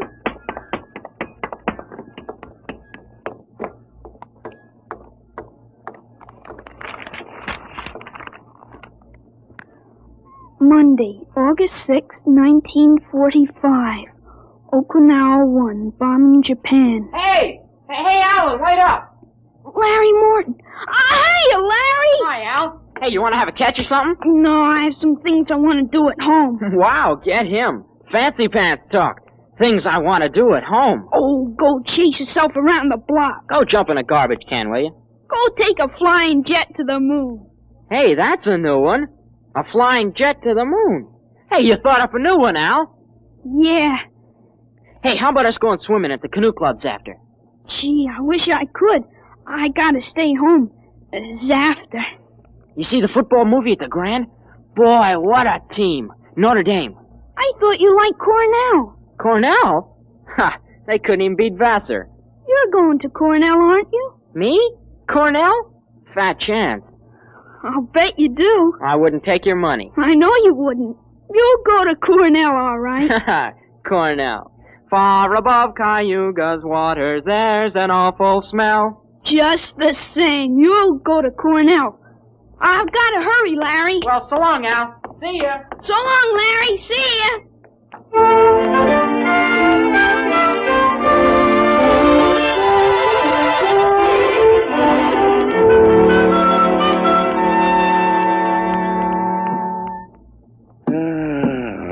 I'm stuck in this corner. A 7-letter word to mix in proportion. Titrate. Huh? T-I... It fits. How'd you know that, Ellen? What? Oh, I read it somewhere, I guess. Oh. What are you reading now, Tarzan again? No, not Tarzan. It's refreshing to see you with a book. Sometimes I think I ought to forbid comic books in the house. Yeah, they must be raising the devil with those bombing raids in Japan. How long do you think the war in Japan will last, Dad? Oh, I'd say the middle of 1946. We'll have to invade those islands foot by foot. I wouldn't be surprised if the war was over very suddenly. How, by magic? There isn't a thing on earth will make those Japanese surrender. You expect somebody to make a pass and it'll be all over by this afternoon? That's just about it. Mr. Hartley, excuse me. Could I see you for a minute? Oh, hello, Mr. Gutchall. Sure. That's Frank Gutchall, Dad? That's right. Excuse me. Didn't mean to disturb you, Mr. Hartley. That's quite all right. It's a lovely day, isn't it, Mr. Gutchall? The Lord's world is always beautiful. Of course, Mr. Gutchall. Mr. Hartley, I wonder if you could lend me a gun and some bullets. Huh? My little dog's been hurt and it's been suffering something terrible. Oh, that's too bad. I want a gun to put the poor thing out of its pain. Oh, of course.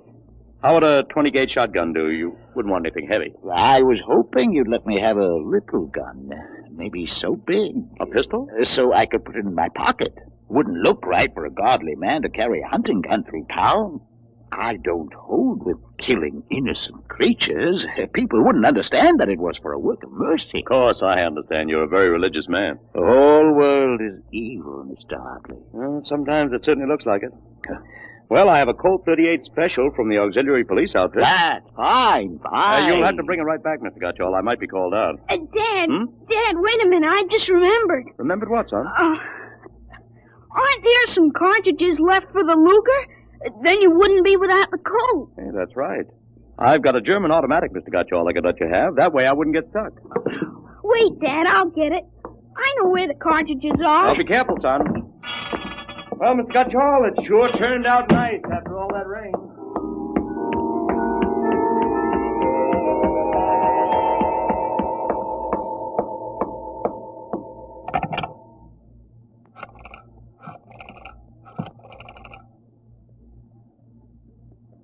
Hello, police headquarters? This is Blake Hartley.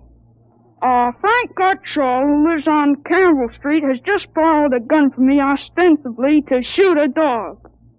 What? No, he has no dog. He intends shooting his wife. Yes, I'll take out the firing pin. He'll walk home. If you hurry, you can get him in there on time. Right.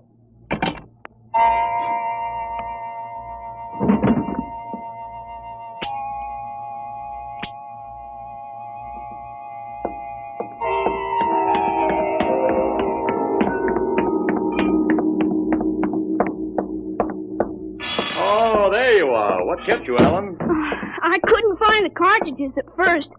I'll show Mr. Gutchall how it works. It's all loaded, ready to shoot. This is the safety. Just push it forward and up.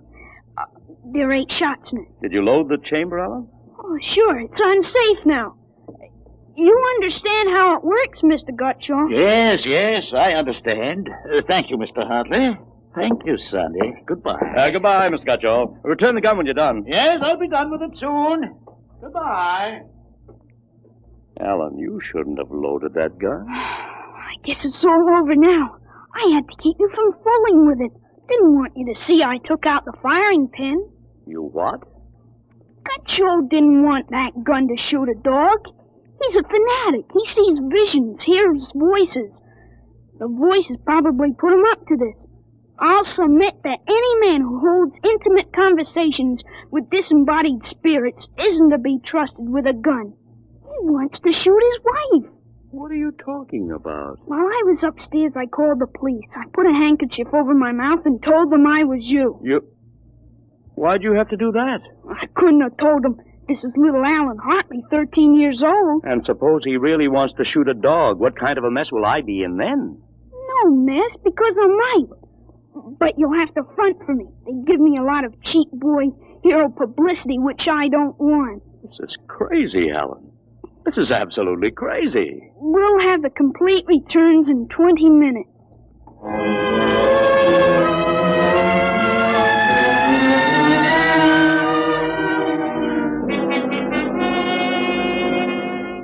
Mr. Hartley, Mr. Blake Hartley? That's right. I'm Detective Sergeant Kaborski from Homicide. Here's your Luger. Thank you. I don't know how you spotted that guy, but when we busted in, he was pointing that gun at his wife, wearing a blue streak because it wouldn't go off. Well, I'm glad I was able to help. They may have some kind of citation, Mr. Hartley. Oh, I don't think that's necessary. Well, in the department, we figure a little publicity never hurt nobody. Even a lawyer, huh? I really prefer to have it kept quiet. Well, whatever you say.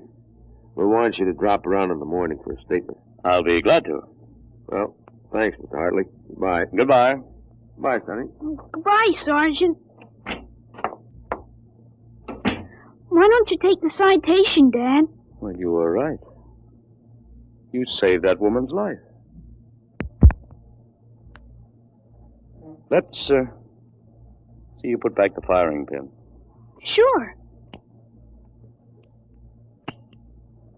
There. Suppose we have a little talk. But I explained everything. You did not. Yesterday, you wouldn't even have known how to take this pistol apart. Today, you've been using language and expressing ideas that are outside of everything you've ever known before. Now I want to know. Well, I hope you're not toying with the medieval notion of obsession. What? You say I'm changed. When did you first notice it? Last night you were still my little boy. This morning, I don't know. You've been strange all day. Alan, what's happened to you? I wish I could be sure myself, Dad. You see, when I woke up this morning, all I could remember was lying on a stretcher injured by a bomb explosion. I was 43 years old and the year was 1975. 1975? That's right, you'll be 43 in 1975. But a bomb? Yes, during the siege of Buffalo in the Third World War. I was the captain in G5 Scientific Warfare General Staff. Buffalo?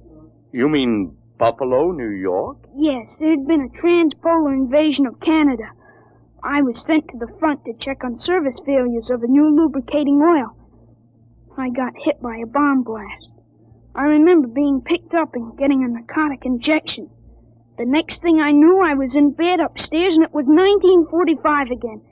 And I was back in my own 13-year-old body. Alan, you just had a nightmare to end all nightmares, that's all. I thought it might be that at first, but I rejected it.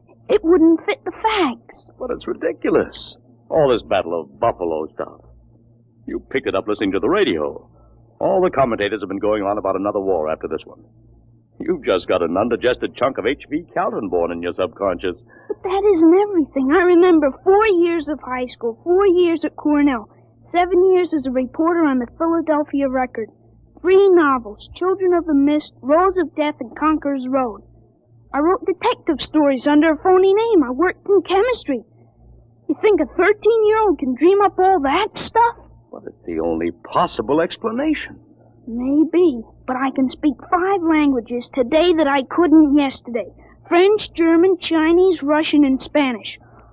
Although I've got a Mexican accent you could cut with a knife. But how did it happen? I can't believe it. All I know is here I am. I've been reading up on time theories. Nobody seems to know much about them. Evidently, time exists parallel as another dimension. And I've got kicked backwards and somehow. But how? It may have been the radiations from the bomb. Or the narcotic injection. Or both together. But the fact remains I'm here with full knowledge of my future identity. This was quite a shock, Alan.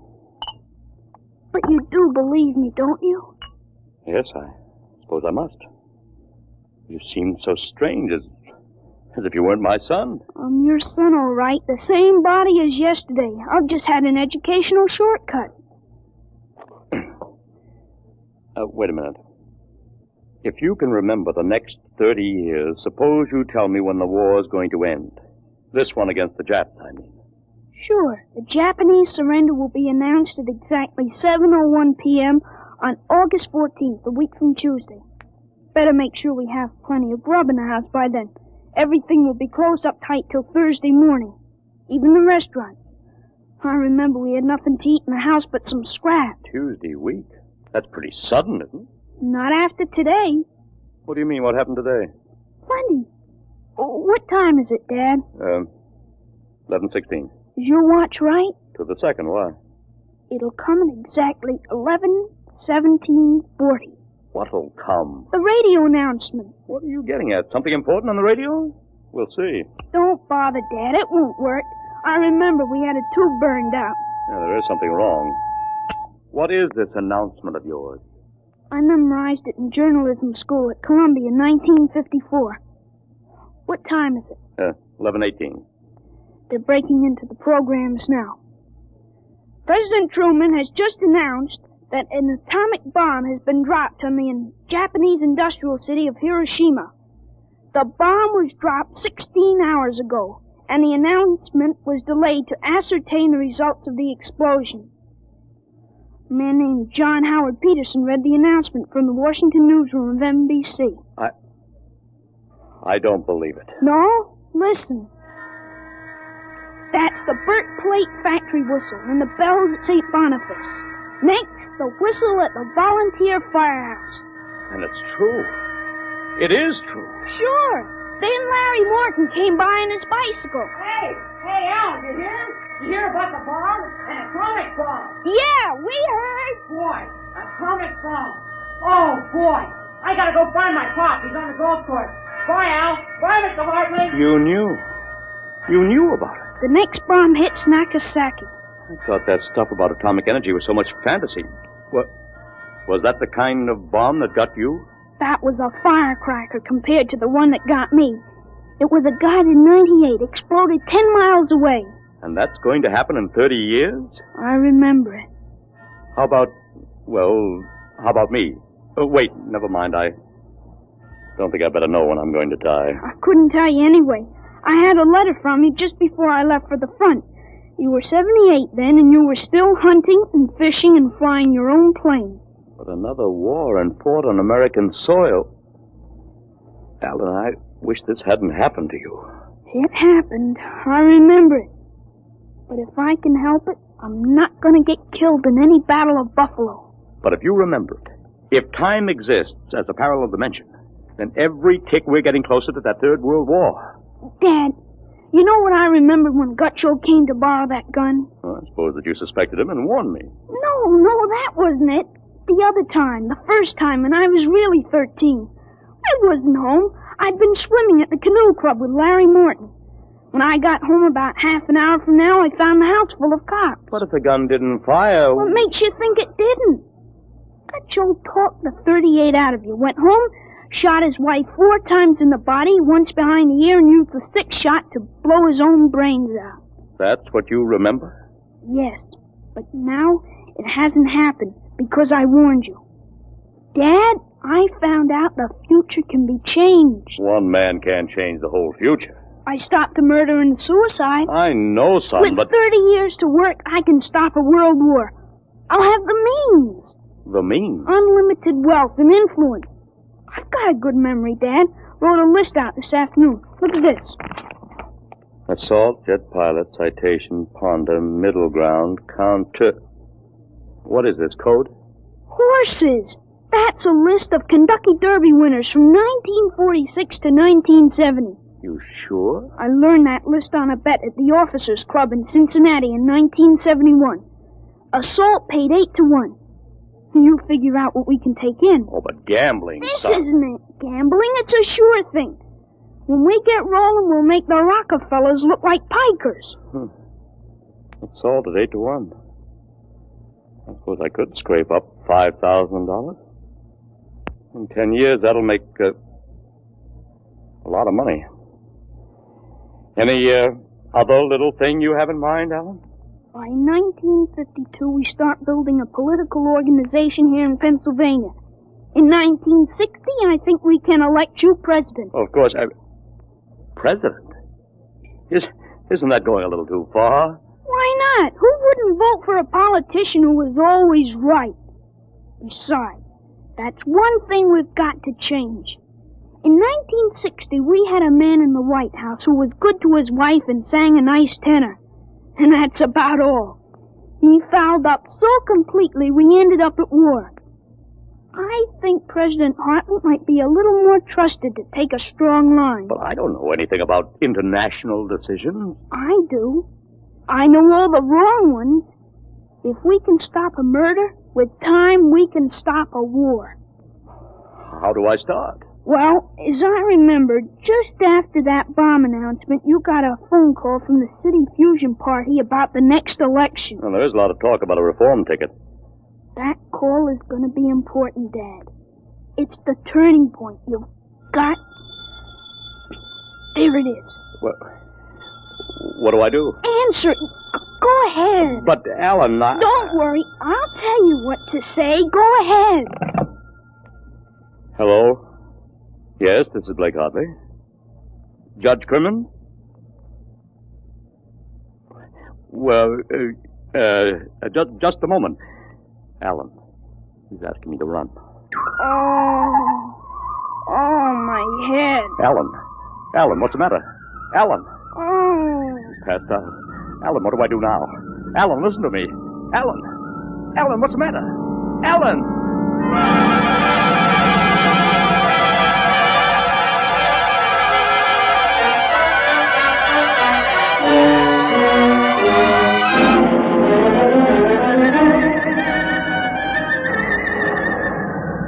Captain Hartley. Captain Hartley. Captain Hartley. It was all right, Doctor. I gave him a shot and he was all right. He's dead. All right, Sergeant, make up the tag. Yes, sir. Hartley, Allen, Captain. Dead August 8, 1975.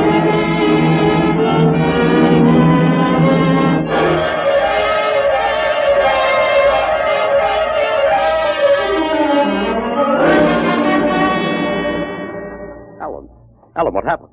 Alan! Huh? Alan, are you all right? Hi, Dad. I've got Judge Crimmins on the phone. What do I tell him? What? Alan, are you all right? You passed out. Sure, I'm all right. Hey, today's my birthday, isn't it? What did you get me, Dad? What did you get me? Alan, are you all right? Sure, I'm okay. What did you get for my birthday, huh? Don't you remember the Third World War? What Third World War? Gee, Dad, what's the matter? You're looking at me funny. Judge Crimmins, I'll have to call you back. Goodbye. You don't remember. You're back again, aren't you? Back to 13 years old. Sure, I'm 13 today. For corn's sakes, Dad. You must have died up there. It was only a mind transfer. That means now I'm on my own. I have to do it myself without your help. Help for what? Oh, if it's the grass, I said I'd cut it tomorrow. No, it isn't the grass. I've got to save your life, Alan. I can't let you die that way in 1975. What are you talking about, Dad? You sound goofy. I've got to change it all by myself. Change what? Never mind, Alan. You don't know yet. Come on, let's have lunch. Sure, Dad. Hey, how about my present now? What did you get me for my birthday? Hey, in a minute, son. Go on in. Hurry up, Dad. All right. Now, where'd I put that list of horses?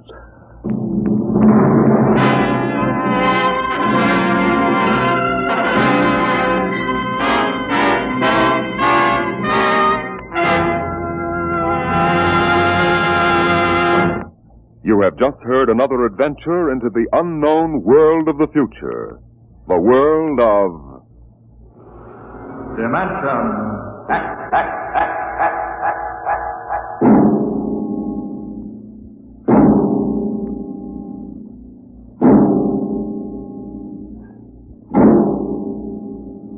Homecoming is a joyous word. But when the home you're returning to is a burned-out radioactive planet, and when you cannot even imagine what terrible changes you will find there, the word then takes on a very different meaning. Next week, Dimension X brings you a strange story called Dwellers in Silence.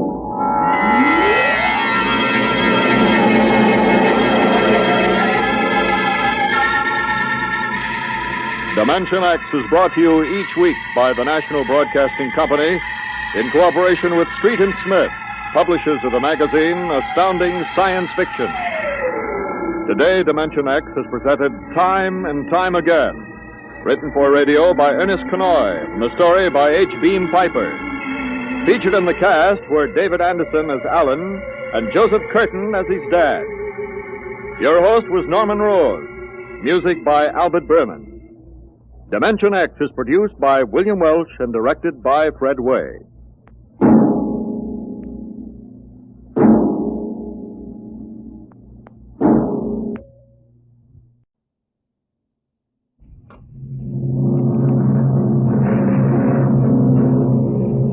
Adventures in Time and Space. Transcribed in future tense. Dimension.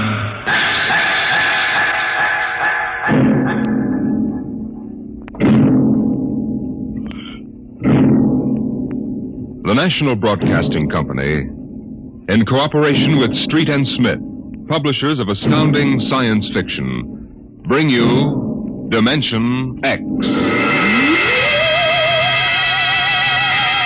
In these times, even a child knows the meaning of atomic fission, jet propulsion, and electronic transmission.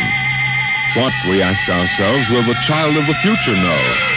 What of the time when science unlocks the secret of life itself? Could it be that one day, such things as constructing human life or passing back and forth from one dimension to another will become mere child's play? My name is Sam Weber. I'm an attorney, and a pretty successful one, if I do say so myself. My wife Tina and I live in a comfortable 12-room place up in Westchester.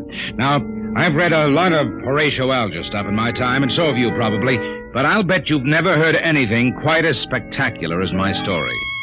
Maybe you won't believe it, but I used to be a completely different guy. Frightened, sickly, nearsighted, a real Mortimer Meek. No kidding. That was 5 years ago. The big change in me began to take place on a cold December morning in 1945. Just a moment, please. Yes, please. Weber? Yes. Samuel? That's right. Step back. Okay, fellas, bring it in. Oh, just a moment. You must have the wrong address. Watch it, buddy. All right, sign here. Is, that for me? Weber Apartments. Looks like a coffin. I don't design them, Jack. I just deliver them. Sign here.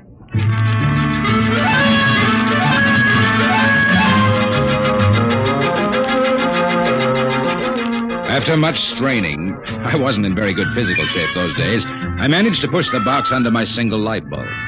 There was a card in a small envelope. Let's see. To Sam from your classmates at the Interdimensional and Cosmic Institute. Merry Christmas. 2145 A.D. Holy jumping catfish. Hey, mister, there must be some mistake. Hey! Holy jumping catfish.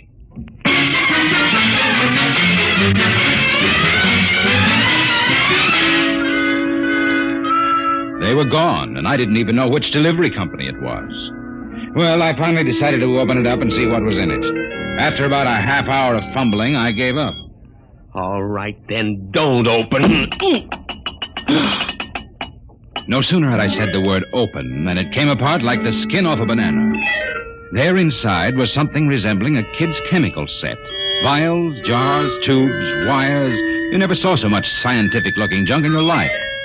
And on top of it all was a book of instructions. Build a Man set number 3. This set is intended solely for uses of children between the ages of 11 and 13. The equipment will enable the child to build and assemble complete adult humans in perfect working order. A disassemblator is provided so the set may be used over again.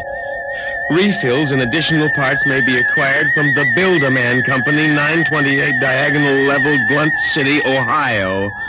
Remember, only with Build-A-Man can you build a man.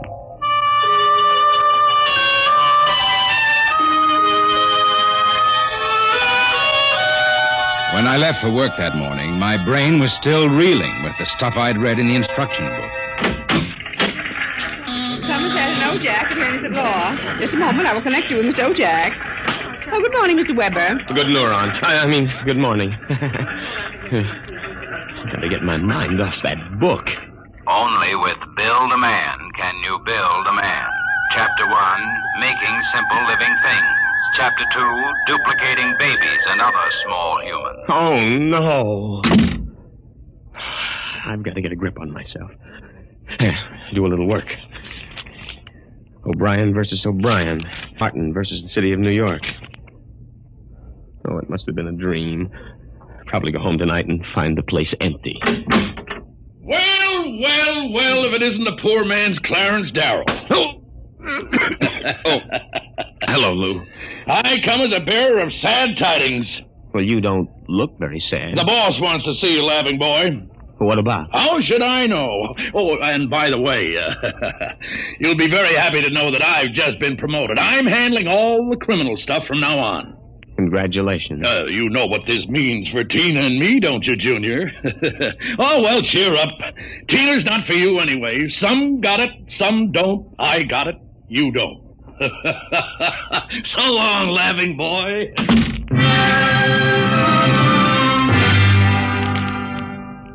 That was my good friend, Lou White. In the year I'd known him, he'd already managed to steal a job I wanted, and he was now working on the girl I wanted. Her name was Tina. Tina Velvet. Good morning, Sam. Oh, good morning, Tina. My, you look good enough to... Yeah? Take to lunch. Oh, I'm sorry, Sam, but I promised Lou. Oh, sure. I hope you're not too disappointed. Me? Oh, no. Some got it, some don't. I don't.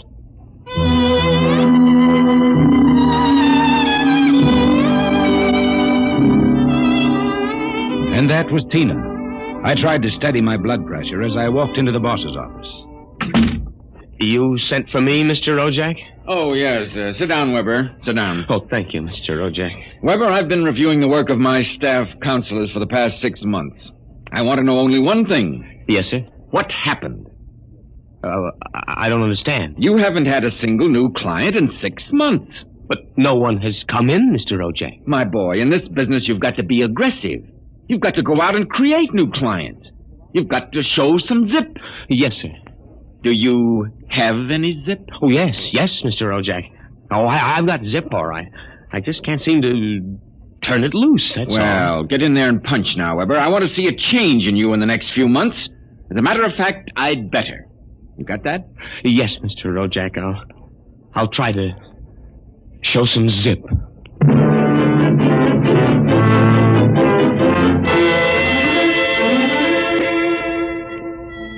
I left the office early and went home. Sure enough, there it was, my Build-A-Man set, gleaming a little obscenely in the corner.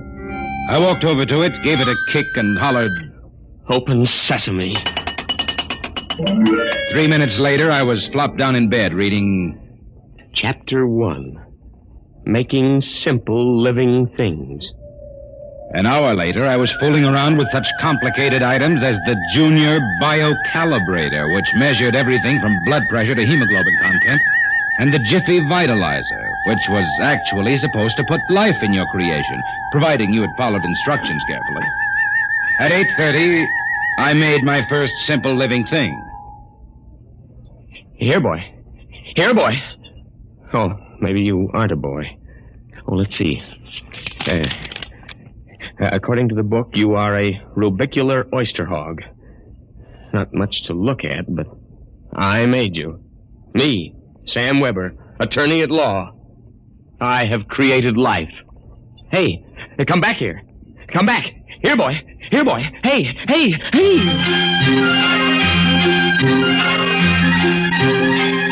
It was no use. My rubicular oyster hog, which was a cross between a field mouse and an oyster, had run out under the door and into the world.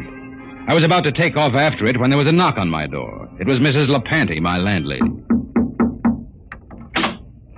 Oh, hello, Mrs. LaPanty. I heard a noise. Oh, just rehearsing a speech I have to make in court. You were squeaking. A bad throat. Oh. Oh, by the way, there was a gentleman looking for you this afternoon. A gentleman? Yeah, a tall old man in a black overcoat. Kind of nasty. When I told him he wasn't in, he wanted to go up to your room. Tell you I showed him the way out in a hurry. Oh, thanks, Mrs. LaPanty. Probably a bill collector. Yeah. Well, I gotta run.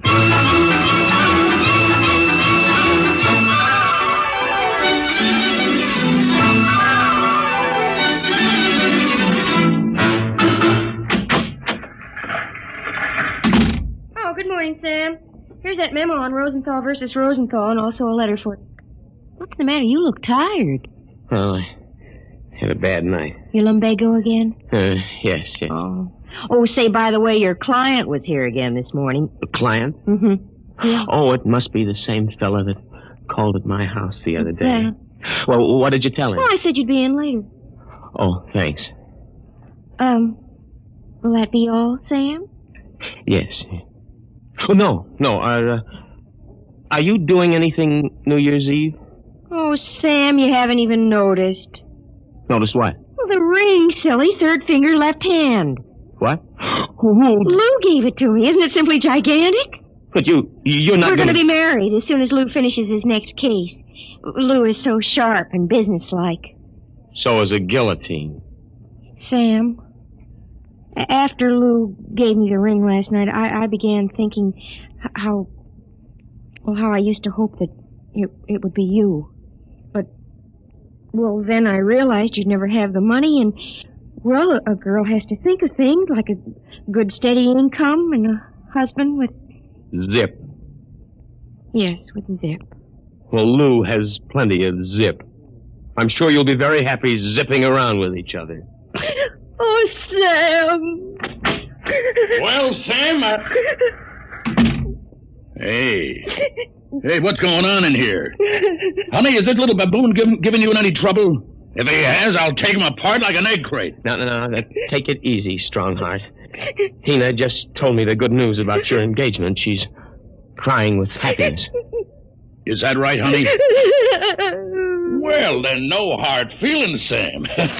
Just that the best man got the girl, you understand. Oh, say, by the way, we're having a little celebration at Segali's tonight.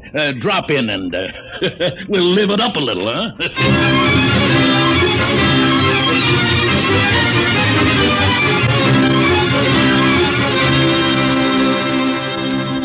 I went home feeling like a man who has been stuffed into a washing machine with the dial set at rinsed dry. I was a failure. I walked over to the mirror for a heart-to-heart talk with myself. Nothing. That's what you've got, Sam Weber, in unlimited quantities. Nothing. We ought to just tear you down and start all over again. We ought to take you... Hey. Oh, no, not that again. But why not? Think of it. A Sam Weber without the psychological problems you've got. A dynamic, uninhibited Sam who could win a girl like Tina by sheer magnetism. Then when it was all over, we could just take the old disassemblator and presto. And I can do it, too.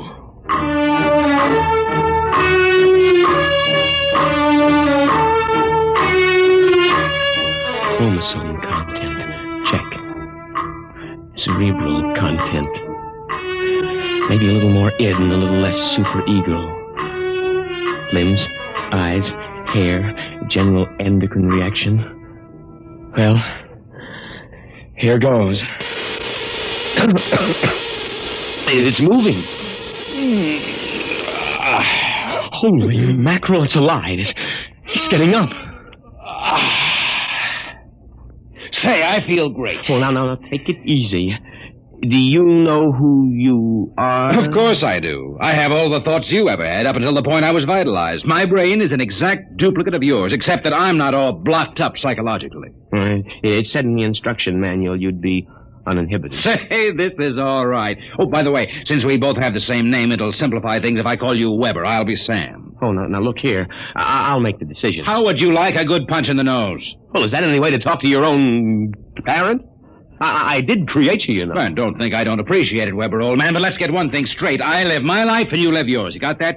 Who pays the rent? You do, for a while anyway. I haven't decided whether or not I want to stay in the law business. The law business? I may want to spread out a little. Tina's the kind of girl to whom money is very important. Tina? Well, what did you expect?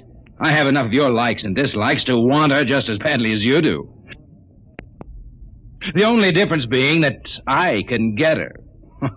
No, we're not quite the same, you and I. I've got zip. Don't use that word. Now, how about some dinner? You know, I'm starved. You'll have to go out. I'll need some clothes. Sorry, I only have this one suit. Fine, you can lend it to me. Well, what about me? I'll bring you a sandwich after I come back from Segales. Segales? Well, you haven't forgotten, have you, Weber? We're invited to the celebration. Tina and Lou White. Only it wouldn't look quite right if we both showed up, so I'll tell you all about it. Now, off with that suit, and no nonsense. Well,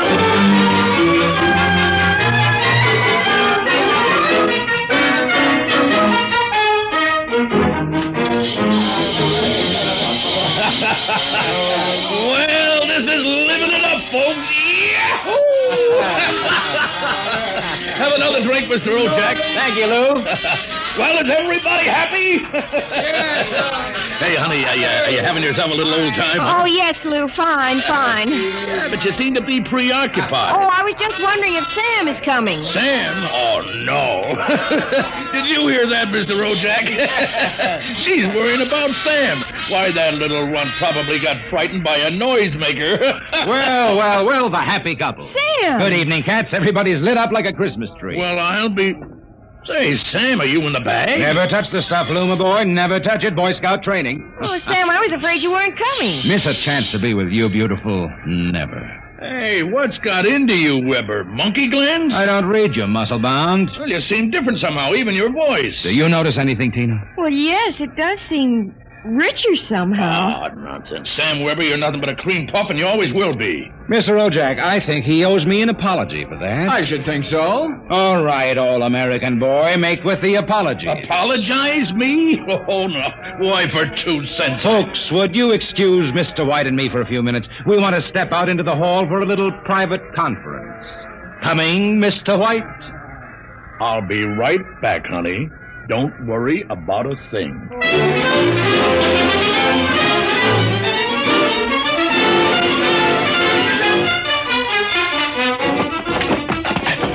Okay, big boy, you've taken enough punishment. Now.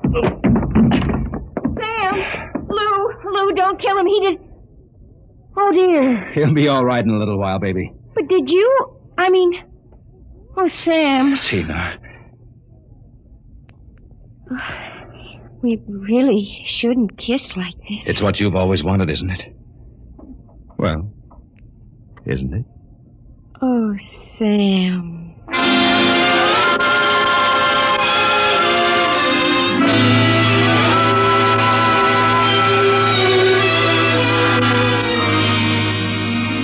By this time, he's probably kissing her. And there's nothing you can do about it, Weber, old man. Nothing. Hey, wait a minute. Where's that book of instructions?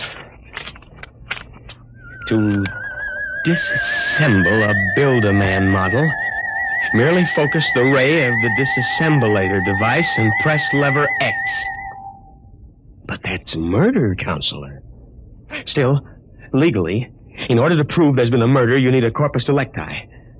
And nobody even knows there is another Sam Weber. Oh, so you're finally home. I'm starved. Sorry, Weber, old man, but very pressing business detained me. I suppose you made a fool of me over at Segali's. Oh, on the contrary. What do you mean? My boy, you are looking at a man who in one fell swoop has got himself a raise, a promotion, and a wife. At least she'll be my wife tomorrow. Who? Tina, of course. I don't believe it. I had to put on quite a show, but all around it was a real success. Mr. Ojak was so impressed he called me aside and said he was going to give me a crack at some criminal cases. And if I made the grade, why, who knows, I may even accept a partnership. You've got it all figured out, haven't you? That's about it. Only you neglected to consider one thing. Oh, what's that? This. Hey, put that down. Get back, you usurper, you.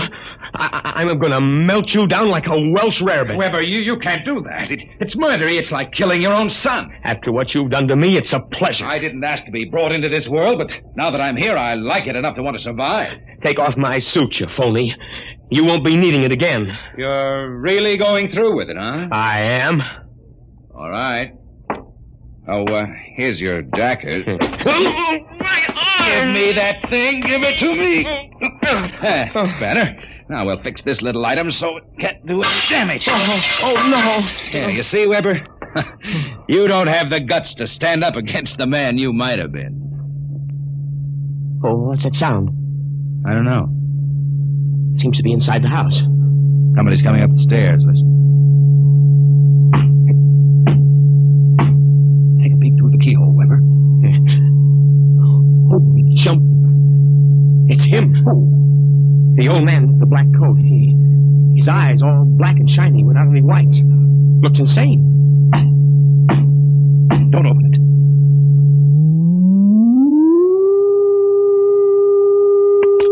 He's burning it. He's burning a hole right through the door.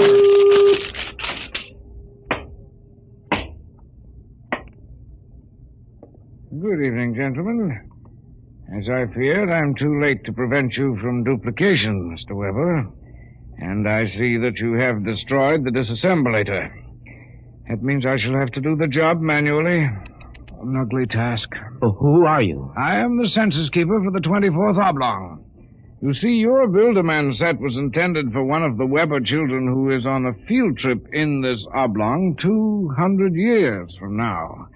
Because of an unfortunate time warp, the set was delivered here accidentally. You mean this set came here from 200 years from now? Precisely. Time, as with all things, is relative. We shall have to recover the set, of course, and adjust any discrepancies it has caused. But meanwhile, the problem is, which of you two gentlemen is the original Sam Weber? Oh, I am. Listen, liar. Difficulties. Why cannot I ever have a simple case like a double conuplication? Now, look here, Mr. Census Keeper. The duplicate will obviously be less stable and more emotionally unbalanced.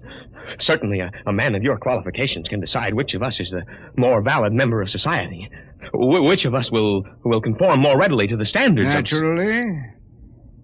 I observe that one of you is naked.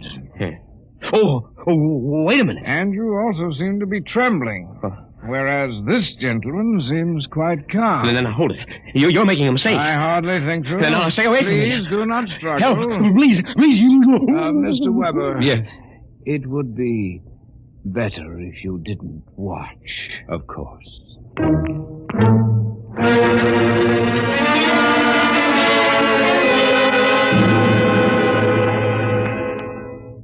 Well, that's my story. Within 10 seconds, the old Sam Weber had been completely dismantled and packed into the box. Tina and I were married, and I went on to become a full partner in the firm of Ojak, Somerset, and Weber. Oh, and by the way, Tina and I have been doing quite successfully what the old Sam Weber and his Build-A-Man set made such a mess of. We have 1, 2, 3 little conuplications. Sam Jr., age 4, Sameta, age 3, and Samina, age 4 months. Good night.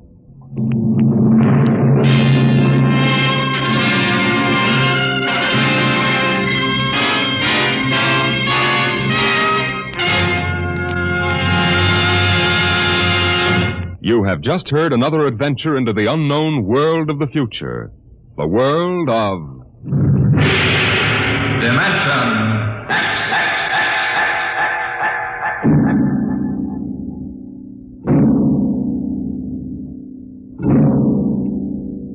time is a strange and mysterious dimension. Could we alter the future if we could travel back in time to our own youth? Next week we bring you a story of a man who found the answer in Time and Time Again.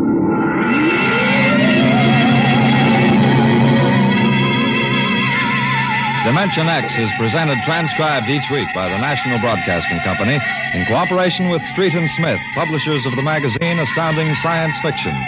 Today, Dimension X has presented Child's Play, written for radio by George Lefferts from the story by William Tenn. Featured in the cast were Leon Janney as Sam, Carl Weber as his alter ego, and Patsy Campbell as his girl. Your host was Norman Rose, music by Burt Berman. Dimension X is produced by William Welch and directed by Fred Way.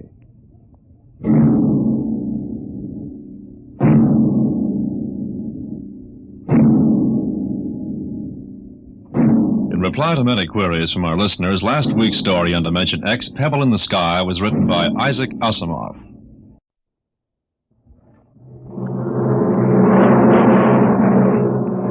Adventures in Time and Space, transcribed in future tense. Dimension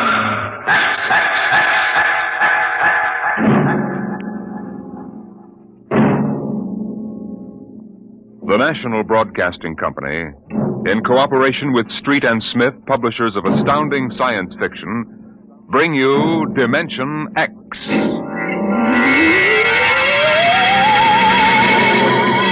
The civilization of the galaxy spread across 200 million worlds. The black void of space swarmed with the ships of the Empire. But far off the trade routes, almost forgotten, lay the dying planet Earth, a backwater in galactic culture, a place of exile, a pebble in the sky.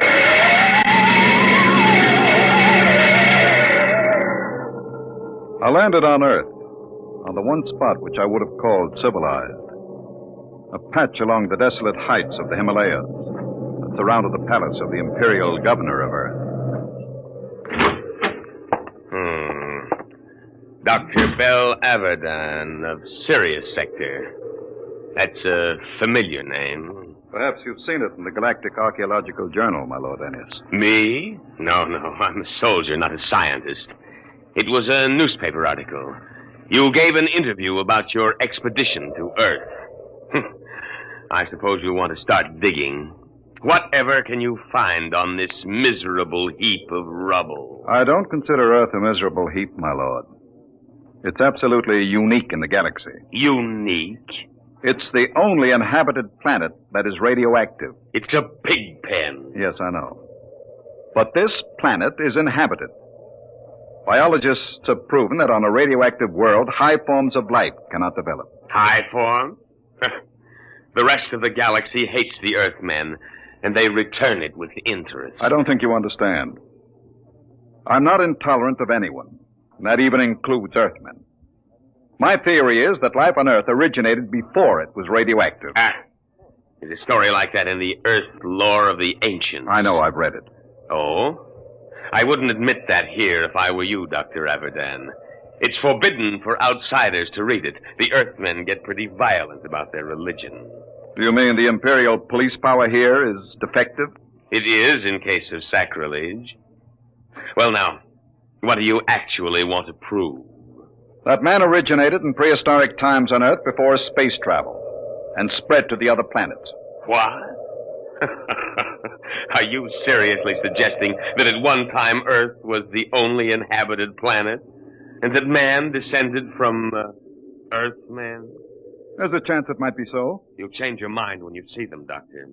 I'm not an anti-terrestrial, but as far as I can see, they're lazy and ignorant and generally inferior to us. I'm as liberal as the next man, but it's a fact. Once an Earthman, always an Earthman.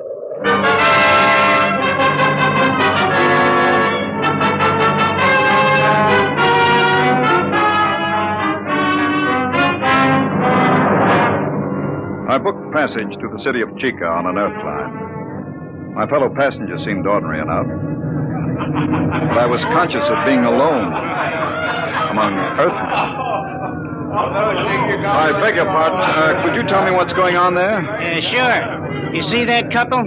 They've been married 40 years. It's their anniversary. Yes, sir. 40 years. Hey, Mother? It seems like yesterday. Just like yesterday. Hey, when are you folks scheduled for the 60? In a month. 16th of November. Well, I hope you have a nice day for it. My father reached his 60 in a pouring rain. Kept complaining we were getting soaked. So I told him, what are you complaining about, Dad? I've got to come back. Now, this 60 they're talking about, are they referring to their 60th birthday? Sure. That's when they put you away. Euthanasia. It's a custom. Can't have people living on. Eats up all the food. That's right, isn't it, Pop? Yes, sir. Mother's coming with me when I reach the 60. She's not due for a couple of months, but she thinks we might as well go together. Yeah, that's the spirit.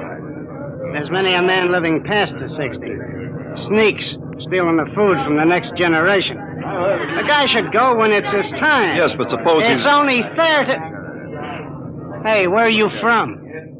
I beg your pardon? Asking all them questions. Yes. Who are you? A spy? Where are you from? I'm Bel Abaddon from Baron. Sirius Sector. Oh, an outsider, huh? Come on, we'll go forward. Did you hear that, Mother? An outsider.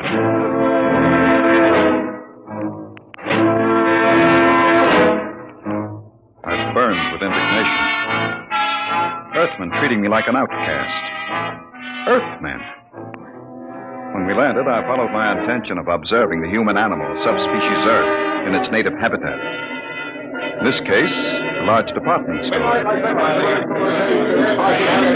Perhaps I resembled a floor walker, for a young Earth girl came up to me and asked a question. Pardon me. Well, it's my father. He's about 5'4". He wears eye lenses. I think he had on a brown coat. I'm afraid I don't remember seeing anyone. But they followed me here. I've got to find him. Are you in trouble, miss? No. No, it's nothing, really. I'm sorry I bothered you. Attention.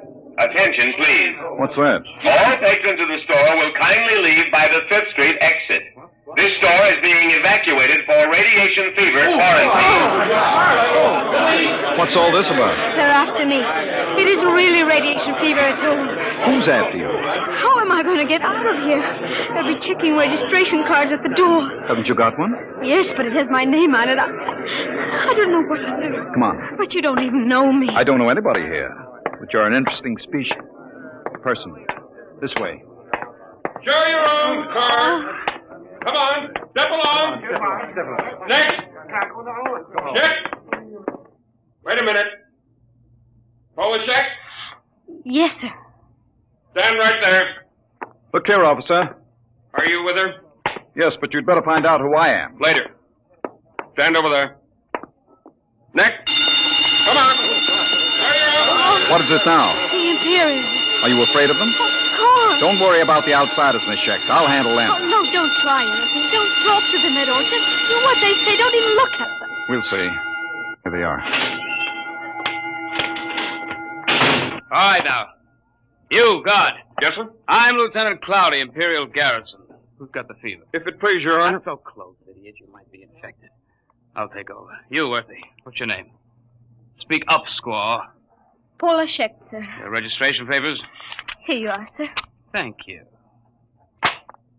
All right, now. Pick them up. Go on. Say, look here now. What did you say, Earthy? If you please, sir. This man has nothing to do with me. I never saw him before. What did you say? I don't like the way you treat women. And I'd advise you to improve your manners. And where have you been brought up, Earthy? Here's lesson number 1. Why, you... My arm!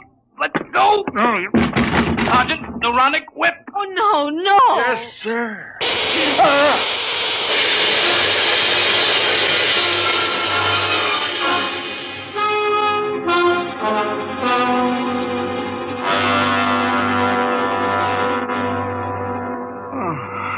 Oh, you're all right now. What happened? They gave you full power and the neuronic whip. Where are we? The military base. Oh, you should... Is that... Well, Dr. Avedon, we seem to have had an unpleasant contretemps in this city this afternoon. Unpleasant? I should put it stronger, Colonel. As a free citizen of the Empire, I had every right to resent such illegal treatment. I consider the whole incident unfortunate, Doctor. Don't you think it would be best to forget the whole matter? I think not. I have an appointment in a week with the procurator. Procurator, eh? What do you intend doing with Miss Schecht? What would you suggest, sir? I had... Free her immediately, and offer her your apologies. Of course.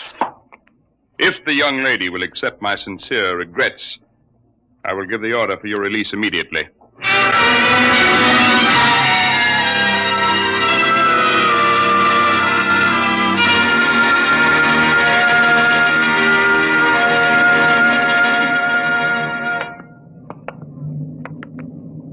I don't understand.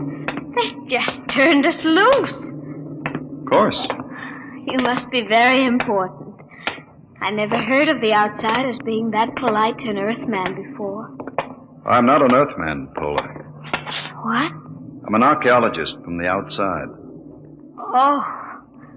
Well, then you stood up to the soldiers because you knew it was safe all along. And I thought... Oh, I should have known.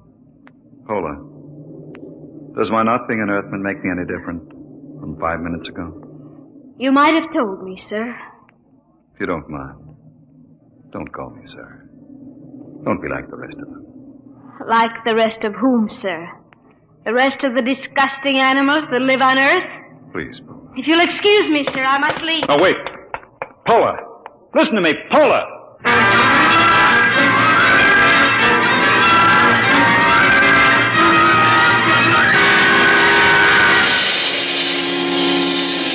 I had access to the garrison files, and to satisfy idle curiosity, I indexed Pola Schecht. Her father was a Dr. Mikhail Schecht, biologist, and against his name was a black star with the notation, condemned in absentia. Charge, evading the 60. That was why she was afraid. So I sent a note asking her to meet me in the North Park after dark. Paula, Over here. Dr. Avedon? Sit down. Oh, I want you to understand. I wouldn't have come except... I understand. I've seen your father's record. You know about it. I looked into it, Paula. There doesn't seem to be much that can be done about the 60. Oh, it isn't that. It's not for my father. It's for the whole galaxy. What is it? Earth is going to revolt. No. All of it? Oh, don't laugh at me. Paula, the galaxy has a volume of several million cubic light years. It contains 200 million inhabited planets. Earth has a population of only 20 million. And no resources. What can Earth do? I don't know, Doctor, but my father does. He's told me that Earth knows a way by which it can wipe out all outside life and... Wait. Listen. Someone coming. Park Patrol. Quick, kiss me. Don't be stupid. Kiss me. They won't suspect anything. Oh, yes, of course.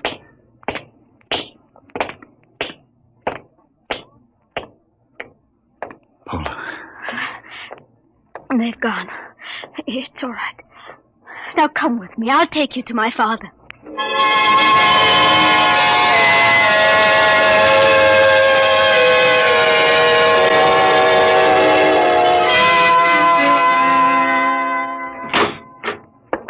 Dr. Avedon, this is a pleasure. I have read your articles in the journal. It is hard to get copies. Our neighbors don't care to trade with Earth. It's part of the nearly insoluble problem of anti-terrestrialism. No one seems to want a solution. Earthmen and outsiders alike? Oh, no, that is not true. There is a way of preserving our culture and living as equals in a larger society. But the zealots don't think so. The zealots? Yes. They rule Earth now. They are a small minority, but they have power. They have plans. They planned the revolt, Pola told me? Yes. I see.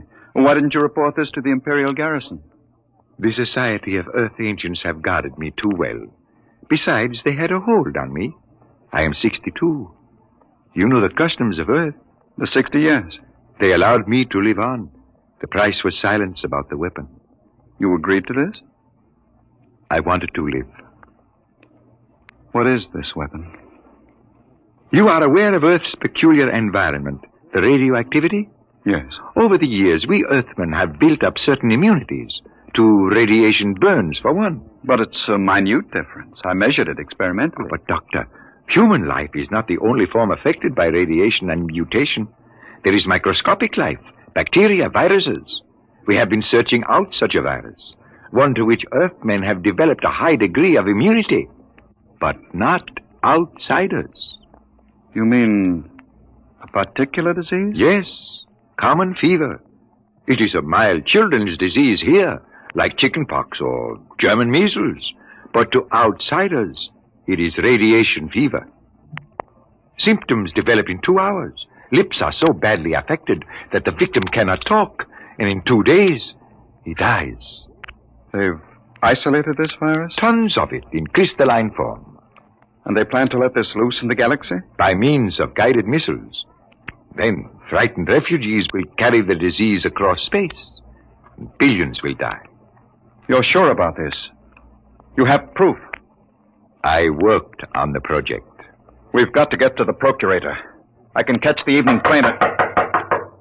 Who is it? I don't know. Open up. There should have been an alarm. We've got to get out. Is there a back Open up the entrance? door. No. Don't move. Hands in front of you. What's the meaning of this? I demand Shut an... up. I'm a galactic citizen. You've got no right to detain me without legal authority. I am an Earthman, but I think you'll find I am all the authority needed at this moment, Dr. Abadan. I am Balkus, the High Minister of Earth. The High Minister?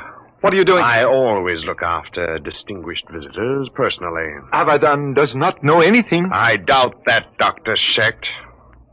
We will proceed now to the Hall of Correction. You can't do this. When the Procurator... The Procurator will hear nothing until it is too late. The guided missiles will be fired tonight at 12. Guard, if they make a false move...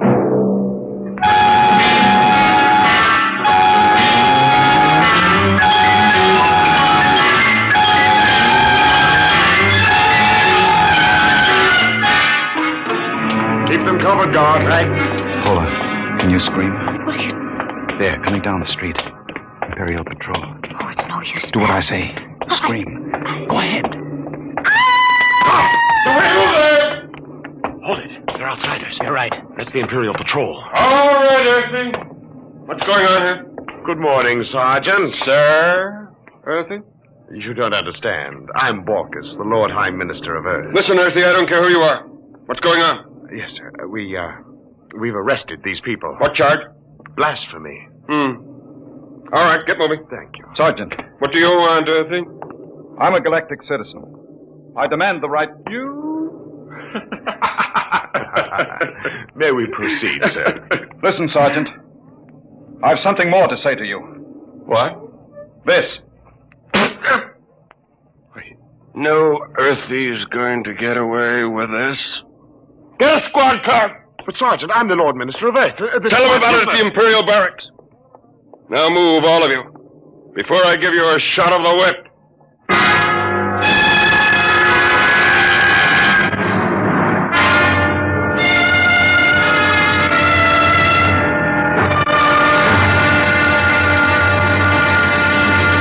I tell you I'm a citizen of the Empire. Listen. I can prove it. You'll get into a lot of trouble if you don't believe me. I'll admit no Earthie would dare spit in my face. It was the only way I could get to the garrison. I insist on seeing the officer of the day. I sent for him. You better have a good story. Attention! Eddie, which one of you claims he's a citizen of the Empire? I am. Bella, the one from the store. You, eh? The smart louse that broke my arm. Well, well, well. I've got to see the colonel, Lieutenant. Now, Dr. Abadan, I could hardly do that unless it's important. It is important. It's life and death for the galaxy. Mm-hmm. Come here. Closer. Oh, it's too bad I've got to save you for the colonel. What? He'll see you at 5:30, his orders. You knew all along. Sure. Come on, Earthy lover.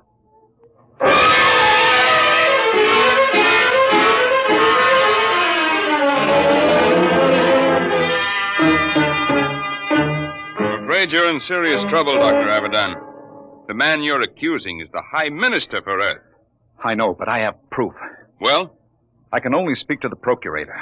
You've got to contact him. There are channels, Dr. Abaddon. We haven't time for channels. I have the details of the plot from Dr. Schecht. You've got to let me speak to the procurator. I've already advised him of your arrest. He's flying in. You had better be able to prove what you say. If you don't, we'll have to hand you back to the native authorities and their courts, now notoriously savage.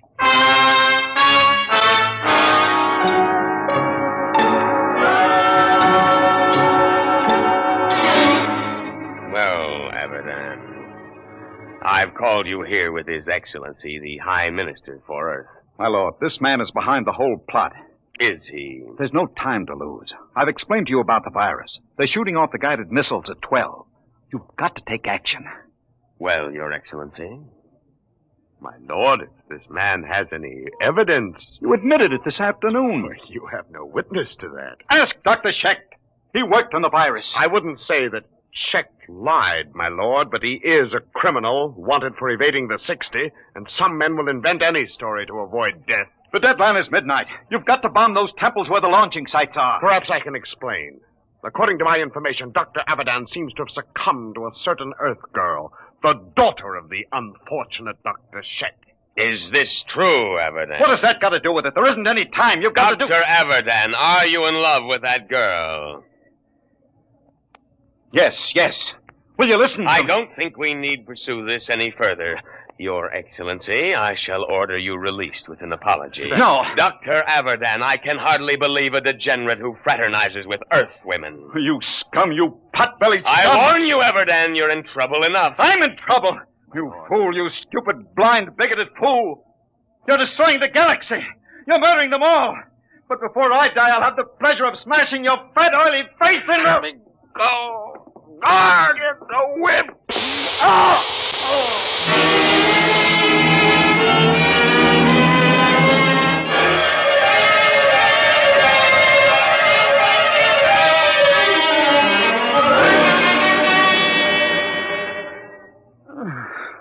Belle, are you all right?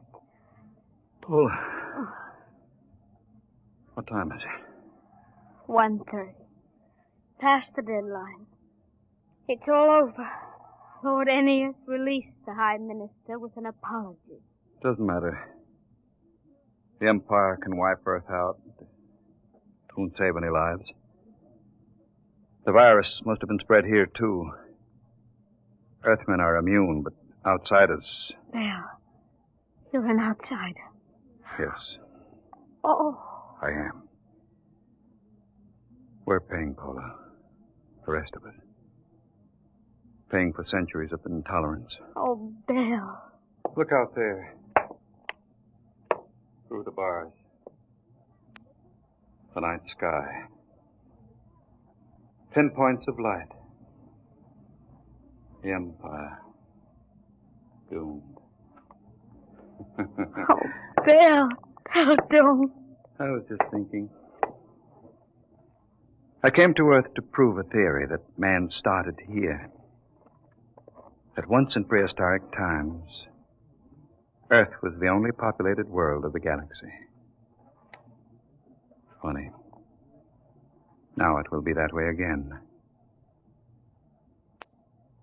Man living only on Earth. He'll forget the science, the machinery of the Empire. He'll forget the stars. There will be only Earth. Alone in the universe. A pebble in the sky.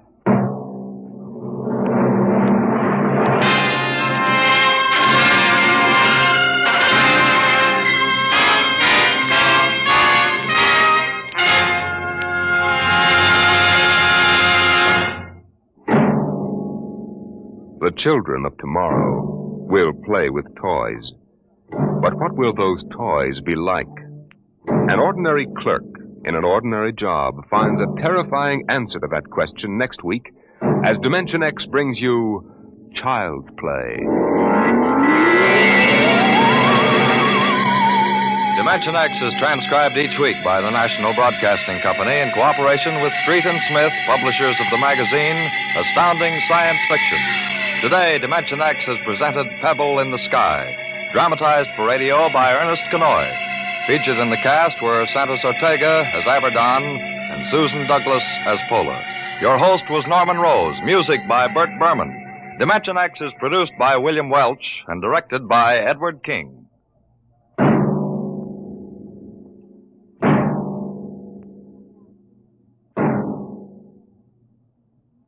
Adventures in Time and Space. Transcribed in future tense. Dimension X.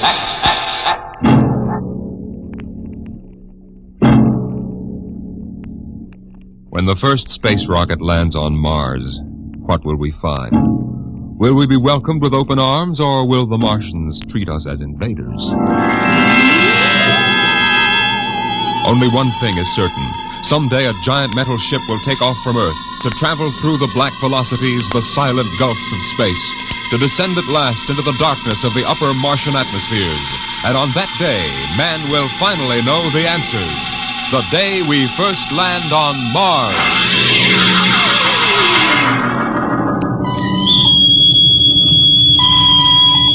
Now hear this. Now hear this. Approaching critical deceleration. Fasten gravity suits. Stand by to land. Mr. Lustig, what do you make of the terrain? There seems to be a heavy ground, Miss Captain. We won't be able to use our infrared lights. And we'll have to come in on radar. Wasn't that a little risky, sir, landing in the dark? I'd rather run the danger of a blind landing, Lieutenant, than come in without the cover of darkness. Remember, we don't know what kind of reception is waiting for us down there. Airspeed 500. Altitude now 4,000. Bridge to engine room. Stand by for deceleration. Engine room, aye. Fire forward tubes 1 and 3. Aye. Skids down. Skids, check. Altitude 500. 4. 350. 3. Up a point now. All right. Let's set her down. Look out!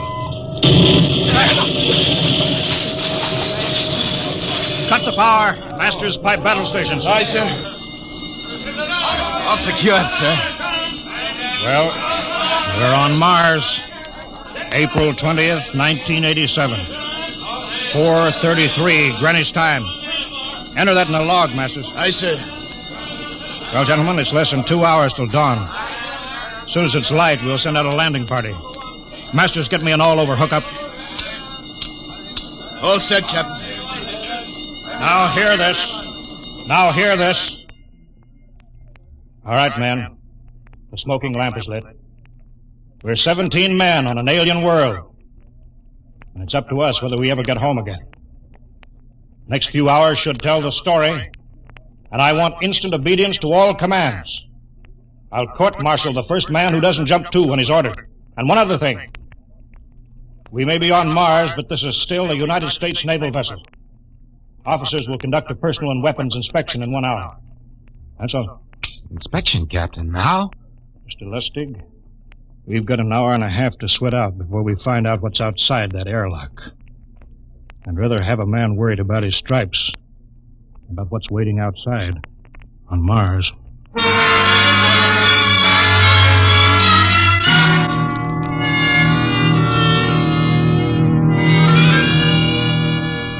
Now hear this. Landing party report to forward airlock. Captain Black, Lieutenant Hingston, Lieutenant Lustig, and Dr. Horst report immediately to forward airlock. It is now landing time -5.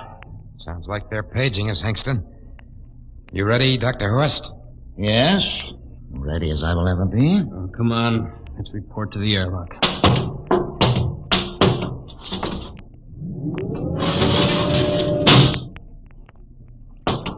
4 minutes to go. Where's the captain? Who knows? What difference does it make? Just want to get it over with, that's all. Has anybody got a cigarette? I think you're smoking too much, Lieutenant Lustig. Are you nervous? Lay off, will you, Horst? Wondering what's hidden outside underneath that ground mist? Very unusual planet, Mars. Why? It has an atmosphere. Wonderful thing, an atmosphere. Where you find one, you find life. You mean Martians? What do you think they'll look like? Who knows? Intelligent life can take many forms. You mean they may have green skins and eyes on stalks or something? The comic book conception is possible. Or they may have developed to a point that is far beyond us. Perhaps they have a science that can produce weapons far more dangerous than our atomic missiles. You think we may have to fight our way out? After all, we are invaders. Now hear this. Landing time -2. Landing All time right, we heard this. I know what I'd like to find outside that airlock. Good old Illinois. You ever been there, Lustig? Only Chicago. Well, you ought to see my hometown. Green lawns, big white houses. Sounds like my hometown. My grandmother used to have one of those iron deers on the lawn. Every Halloween, we'd paint it another color. One time, we painted it black and white like a Holstein cow. Where does your family live, Horst? I have no family. When I was a child, they were gassed to death in the Dachau concentration camp. That's tough. Oh, it has its advantages. I have no ties on Earth. Nothing to lose now. I imagine I'm the only one on board who is free to enjoy our present peculiar position. All right, Lustig. You can button it up now. Aye, sir. Now, gentlemen, in 1 minute we'll be the first men to set foot on Mars. Quite an honor, eh? As long as the medals are not awarded posthumously. Still uneasy, Dr. Horst? Captain Black, I've been uneasy ever since I can remember. On Earth and on Mars. Now, 30 seconds. Give me the intercom phone, Lustig. Masters? Aye, sir. Battle stations to be manned till we return. If we're not back in 2 hours, I want no rescue party sent out. Blast off and save the ship, you understand? Aye, sir. All right, gentlemen. 5 seconds. 4, 3, 2, 1. Lustig, open the outer airlock.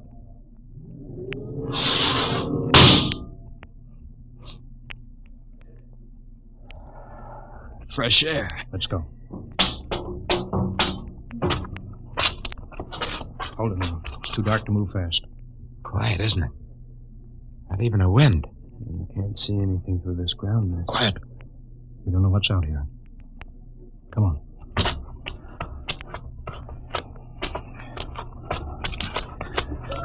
What the... Quiet! Captain. I could swear that sounded like a rooster. I don't hear it anymore. A very unlikely sound. A rooster crowing on Mars? Kingston. Aye, sir. Set that machine gun 25 yards to the flank. We'll stay here till the ground mist lifts. Aye, sir. What do you make of the ground, Horst? Grass. Plain grass. You could see some large foliage there where the mists thinned out. What the heck is that? Kingston! Hold your fire, you fool! I hit it, Captain. What? Some kind of wild animal. I hit it. I could see the tracers, but it's still standing. Come on, Horst. Doctor, where are you? Up ahead. Admiring the wild animal. Careful, Horst. Wait for us. Don't worry, Captain. Huh. It's an iron deer. A lawn ornament. That's impossible. It's hollow. Interesting, isn't it? A whitewashed Victorian iron deer sitting on a lawn in the middle of Mars. I don't understand. Look around. The mist's lifting.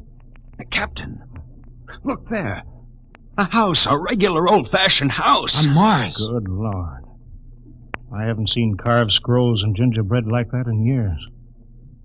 Look at that port swing. The geraniums. There. I told you it was a rooster, Captain. Give me the glasses, Lustig. I want to take a look through that front window. What? There's an upright piano. Some sheet music on it. Lustig, it's beautiful Ohio.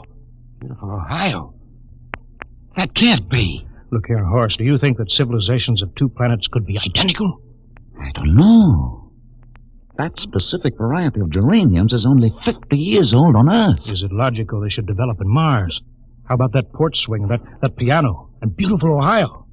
No, it's impossible. Captain Black, this looks like the town I was born in. Well, it looks like my hometown, too. I've thought of something, sir. It's the only solution. Maybe we're not the first ship to reach Mars from Earth. That's the only answer. That's impossible, Lustig. There have been space travel that couldn't be secret. Do you have any idea what ships cost, what industrial power is needed? There's got to be some logical reason. Captain, I think perhaps we might find out. A light just went on in that house. Kingston, cover that door with the machine gun. Aye, sir. Come on, Horst. You ring that doorbell. There's got to be a scientific answer to all this.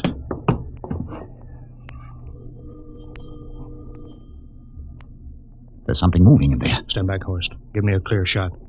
Maybe a Martian. Can I help you? We were looking... Well, if you're selling anything, it's much too early. No, wait a minute. What town is it? What do you mean? Are you census takers? No, we're strangers here. We want to know how this town got here. Is this a game? No, it's not a game. We're from Earth. From where? From Earth. Do you mean out of the ground?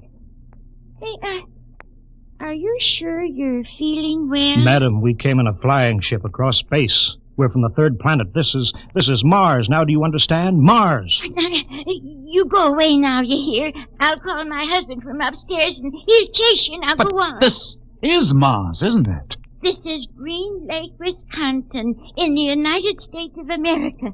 Bounded on the east by the Atlantic and on the west by the Pacific. Now, go away. Goodbye. Of course, do you suppose it's really possible? I've got to find out more about this. For the last time, now go away. Pardon me, madam. What year is this? Year? Well, 1928, of course. Oh, for goodness sake. You hear that, Horst? And we know it's 1987. And we know it's Mars. Is it possible that we got fouled up, made some tremendous blunder, and circled around and landed back on Earth? In 1928? Maybe some switch in time or dimension.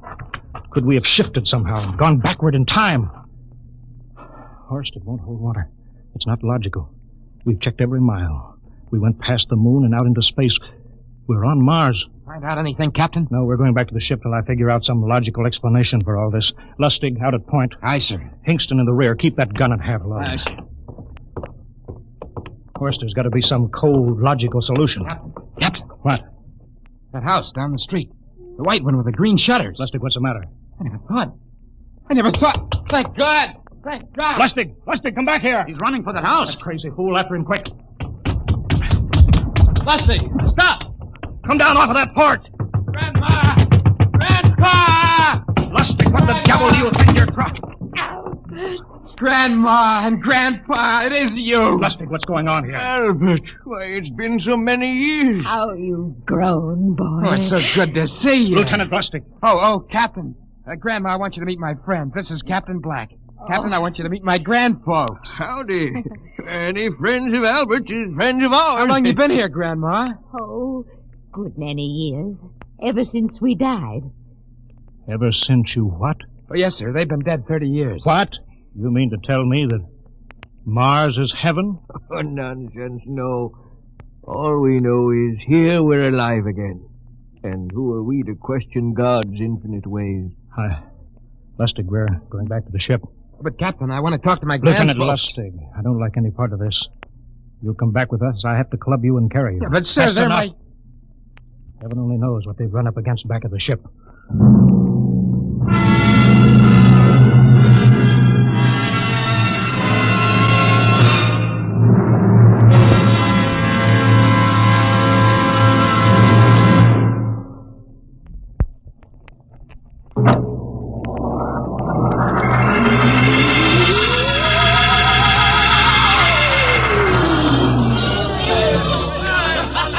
Horst, look at that crowd around the ship. Looks like we're being welcomed with a celebration, Captain. Celebration? They've abandoned ship. Every port is open. No guards set. You, Masters. Hiya, Captain. Meet my old dad. Dad, that's Captain Black, and he's not a bad guy for an officer. Of all the... Hingston! What, sir? Bring that man back. Use force if you have to. Excuse me, sir. There's my Uncle George. Hingston! I'll be right back, Captain. Uncle George! Uncle George! What the devil Don't is you going... understand, sir? They've all found friends and relatives. They're all here. He's right, Captain. I've counted. The whole crew's out on the crop. But I gave orders. Definite orders. You don't understand, Captain. I understand mutiny. I don't care how many relatives show up. I'll have discipline on... Johnny! Johnny, you old son of a gun! Edward! It's you. It can't be. Of course it is. Johnny, you old son of a gun. Edward. Dr. Horst, this is my brother, Edward. How do you do? Hello. It's wonderful to see you, Edward. Look, I've got to get back to my ship. Hey, I almost forgot. Mom's waiting at home. Mom? And Dad, too. Mom? Dad are alive? Excuse me, Horst. Then you're real, Ed. Don't I feel real? How's that, huh? Ed. Hey, we've got lunch for you, Johnny.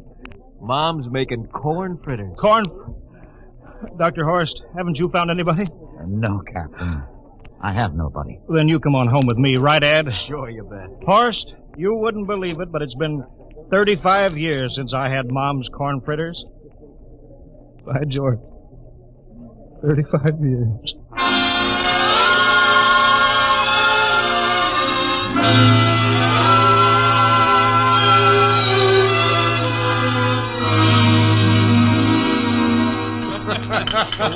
And there's plenty more in the kitchen, so don't hold back, Johnny. You too, Dr. Horst. Well, Johnny, you're still in the Navy, huh? That's right, Dad. I'm in command of the ship. We're an old Navy family, Dr. Horst. All three of our boys in the service. Ed was the best pilot in the Pacific. What did happen, Ed? Oh, what's the difference? I'm here now. Oh, you know, it's almost perfect. All we're missing is your brother Will. Then the whole family could be together. Well, it won't be long, Mom. Will's in charge of the XR-54. That's the next rocket coming out to Mars. Well, little Will. When does he leave, Johnny? Takeoff scheduled for September, but it depends on what we report. There's no question about that now, eh? Christmas together again. That'll be something, huh? Yes, sirree. Well, this calls for a celebration. How about a little of the old dandelion wine, eh, Johnny? Now, Father, don't you go giving Johnny too much wine. Oh, he's a big boy now, Mother.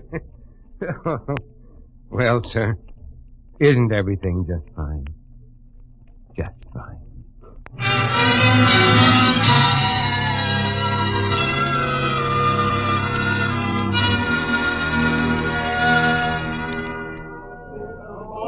The candlelights are gleaming on the banks of the Wabash, far away.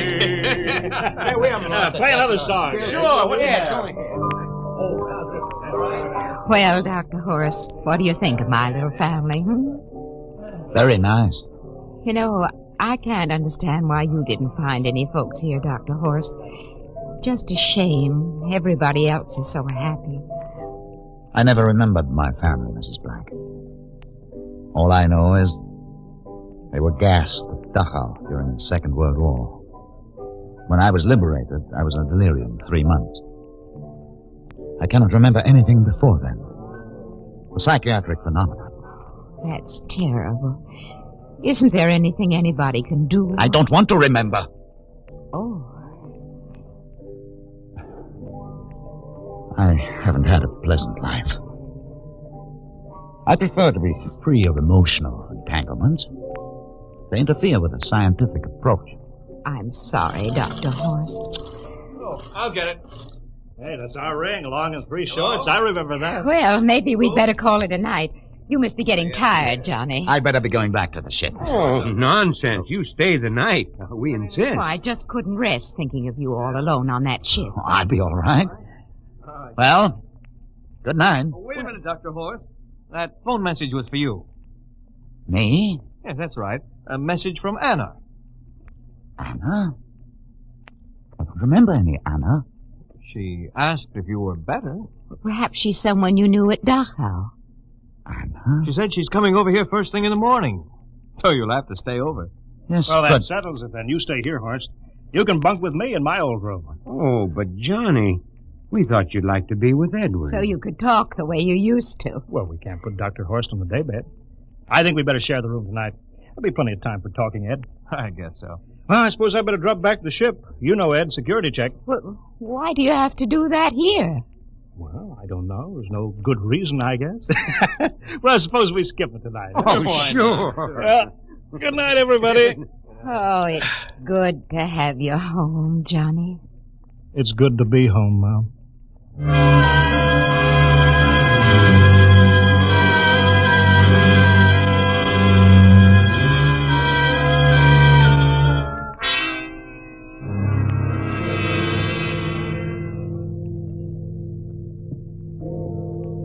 Captain Black, are you asleep? No. I've just been thinking about what we were expecting. Green-skinned Martians with eyes on stalks. All the time there was only Mom and Dad and Edward waiting. It's funny what tricks your imagination can play on you. Yeah, I guess Mars is heaven, Horst. I've been thinking about Martians, too. Captain, just suppose there were Martians, and they saw us land. Suppose they thought of us as invaders. What would be the best weapon they could use against our atom bombs? I don't see what you're getting at. They would want to disarm us first, to wipe out all suspicion, to make us feel at home. But suppose this house isn't real.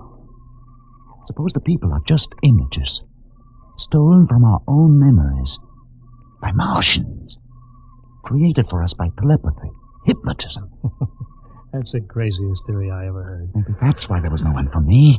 Because in all my life there is no happy memory, no real loved person. How about that phone call from Anna? Yes, Anna.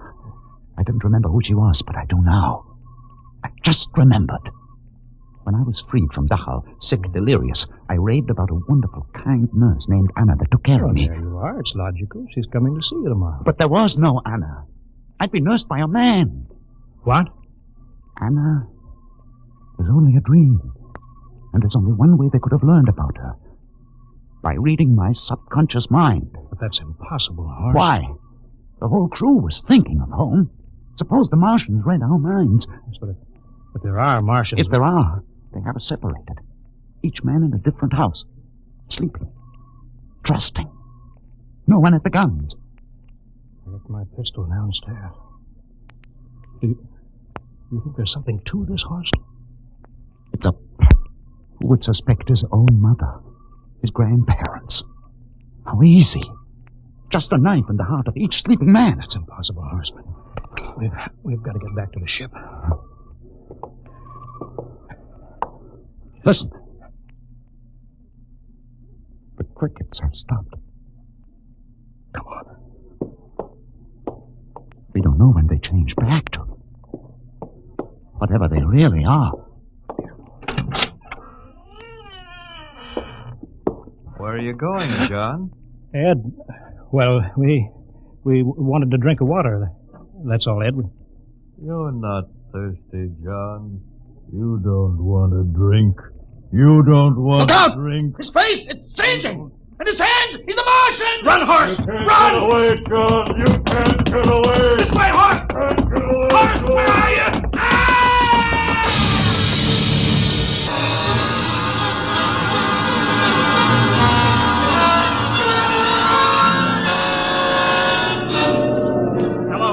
Hello, can you hear me, Earth? This is Captain John Black, the XR-53, calling from Mars. I've locked myself in the ship, but they've crippled it. I can't take off or fire the guns, and they're coming for me now, the Martians. I'm all alone here. All the rest are dead. Hinkston, Lustig, Dr. Horst. Poor Horst, he didn't even reach the door. Listen, they're trying to break through the hull now. Edward and Mom and Dad and all the folks. But they're changing now. Melting and changing back into... They're Martians. Can you understand me? Martians, not men. They made us think that Mars was heaven and we fell into the trap. Can you hear me, Earth? You've got to stop the next rocket. Tell my brother Will. Tell my brother Will not to come. They'll trap him too. They'll kill them all. Hello, can you hear me, Earth? This is John Black on Mars. Hello, Earth. This is John Black on Mars.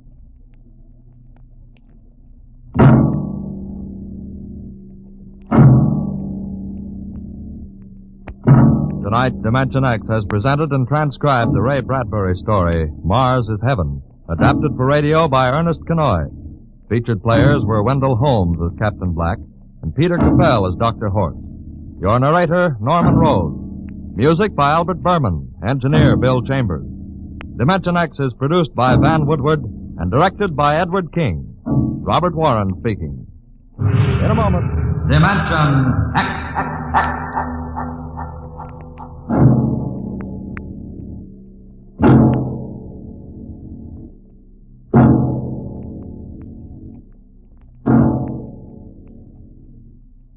The National Broadcasting Company is happy to bring you Adventures in Time and Space, transcribed in future tense. Dimension X.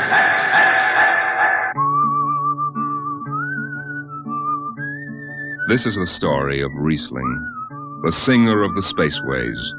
You've probably sung his songs in school, in English, French, or German. The language doesn't matter, but it was an Earth tongue.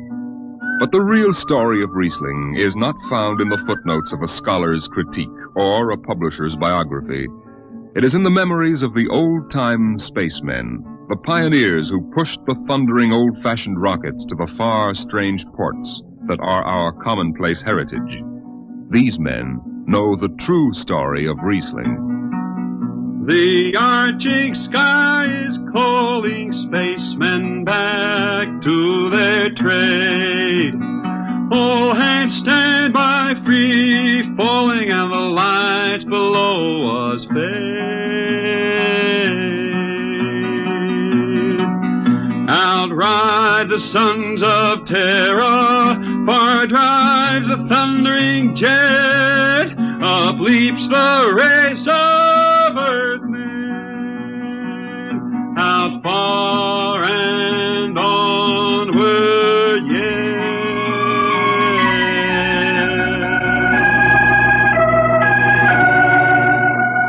When I first met Riesling, he was hustling drinks in the Twin Moons bar at Drywater, Mars. He'd won a guitar off a Chinese barkeep at Luna City by cheating at one thumb, and he made his whiskey by singing in the bar and passing the hat. Listen to her, Urchin. Don't she strum pretty? Like a 16-year-old gal. Say, how much you collect on that last song? $3, Martian, and a slug. Al grabbed it from my bill. You don't trust me no more. Funny, never did have no luck with hound dogs nor Martian barkeep. Hey, Riesling, look over there by the bar. There's an Institute 4 striper giving in the eye. Know him? Captain Hicks off the Goshawk. He's sure giving you the once-over. Maybe he's got a job. They don't make never no mind to me. I've been blacklisted. Hicks logged me for making up a song on watch. Right fine song, too. Hold it. Here comes the brass arm. Riesling, I've been looking for you. I've been right here, Skipper. You saw to that. I need a jetman on the Goshawk. Interesting. Real interesting. Well? I got news for you, Skipper. You blacklisted me, remember? Well, you kept your nose clean, and we need an experienced man. Been a little changing down aft in the Goshawk, ain't there, Skipper? How'd you know that? You got that new atomic pile drive. Last 3 of them tea kettles blew somewhere in the asteroids. Look, it's double pay, but if you're scared... Scared? Listen, fella. For double pay, I'd jump off the top of the Harriman Tower if you allowed me rubber heels for the landing. All right, then. You show up tonight to sign the book. Sober. Got no choice, Skipper. Money and me is total strangers. We lift at 11:30 Mars time. Sober, you understand, Riesling? You taking the job? Well, that Goshawk is one stinking old tub. Her engine's got more bugs than a beagle dog in spring. And that new drive is about as safe as a pretty gal in the Ozarks. But I reckon she'll do for one more trip.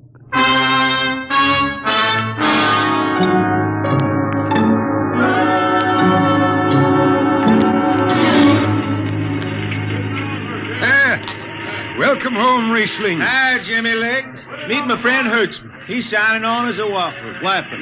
This here's Jimmy Legs Casey. He's bosun. Can't hold his liquor no more than a sieve, poor boy. Mr. Casey. Riesling, you sober enough to sign the book? Drunk or sober, I make my mark. Stand aside. 3 X's? It took me a middle name. Yeah, you two lay below. And Hertzman. Aye, sir. Get him sobered up before the skipper makes rounds. Jimmy Legs, I'm sober as a hanging judge. Yeah? Well, you can leave that bottle here. What bottle? The one in your back pocket. Oh, glass buttons, maybe, huh? Give it here. Jimmy Legs, I swear I'm going to write a song about you. Go ahead, threaten me. Now get below. We raise ship in 30 minutes.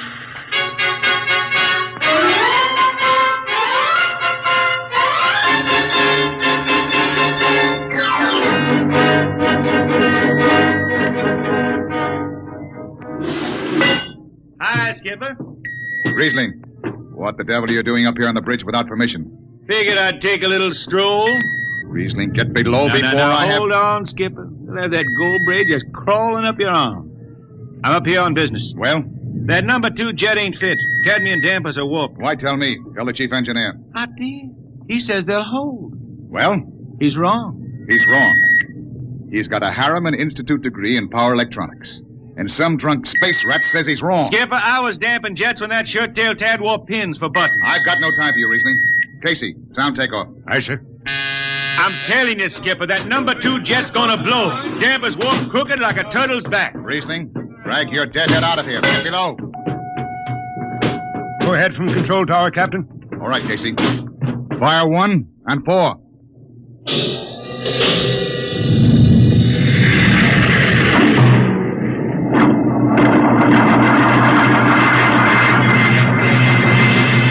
Hawk-class Thunder had to blast for 3 watches before going into free flight. Riesling and I had the second watch. Damping was done by hand in those days with a multiplying vernier and a danger peeper. And as long as the peeper ticked off slow and steady, we knew the ship was safe. For a while. Hey, Riesling, you better stow that guitar. If Jimmy Legs catches it, he'll blow a gasket. Don't worry, I can damp this tea kettle in my sleep. How's number 2? All right, so far. Did you ever hear that song about Hicks, the one that got me blacklisted? Oh, the skipper is the father of his crew, a gentle guide and light to me and you. But on Mars he likes his women if they walk or if they're swimming, or if they've got 6 arms instead of 2. Hey, the second verse is better. Now the skipper likes his liquor by the quart. Yes, he'd go from Mars to Venus for a snort. He'll drink rocket fuel and... Hell, hi, Skip. Didn't see you come in. You were too busy, eh?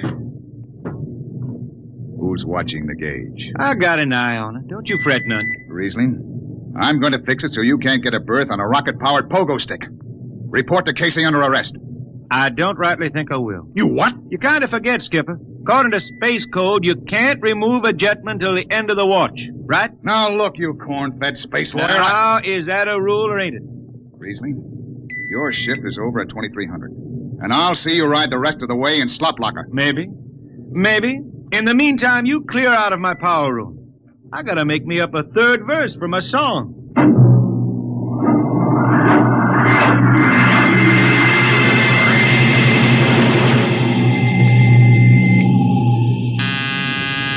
I got it. Power room. Damp number 2 a point. Number 2, all right. Hey, let me have that mic. Jimmy Legs, is that forced dry boil up there? Give me that, Casey. Riesling, I've taken just about enough from you. And I've got a little news for you, Skipper. Number 2 jet is bulging like a fat lady in a satin skirt. Listen, you clown, that Skipper, I think I'm gonna junk my song and start over. I could do much better This on is you. the last time, Riesling. Damp number 2 a point. Sure. Look out, Hurt. I'll take it. You watch the gauge. Now. Riding easy here. She's bucking a little. Riesling, hit the emergency. She won't damp. It's that foot. There go the lights.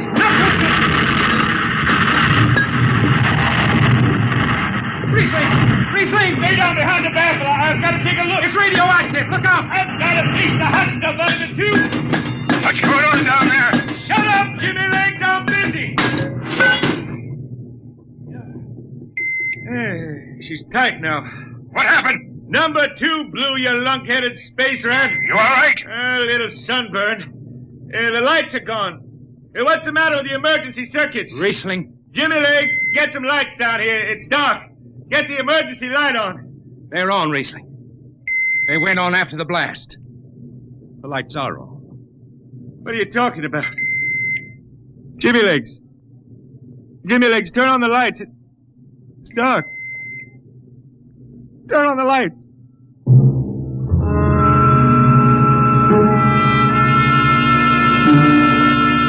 That blue radioactive glow from the jets was the last thing Riesling ever saw. His optic nerve was burned out in an instant. He was in sick bay on the rest of the trip, and on the swing back, we set Riesling down at dry water Mars. Look out for the cable, Riesling. Thanks, Hertzman. Hey, Riesling! That you, Jimmy Legs? Hold up a minute, will you? Oh, Riesling... Jimmy Legs, I promised I'd write a song about you, didn't I? Sure, Riesling, sure. Can't seem to sing like I used to. Look, Riesling, the men up on the bridge feel kind of bad about this. Yeah? Why didn't they think of that when Riesling told them that damper was shot? Now, Hertzman, that's all over. Sure. That's all forgotten. Riesling, let's go down to the Twin Moons before I vomit. Now, hold it. The skipper feels pretty bad about the whole thing, Riesling. Kind of late for that, Jimmy Legs. Feeling sorry don't hold no corn. The boys passed the hat. The skipper kicked in half a month's pay. Did he now? Then on principle, I suppose I ought to tell him to stuff it back up the jets. But you can't buy no drinking whiskey on principle. I'll take it. Here you are. I'll get it. I'll be seeing you, Riesling. Sure, Jimmy Lee. Sure. Come on, Hertzman. Let's get that drink.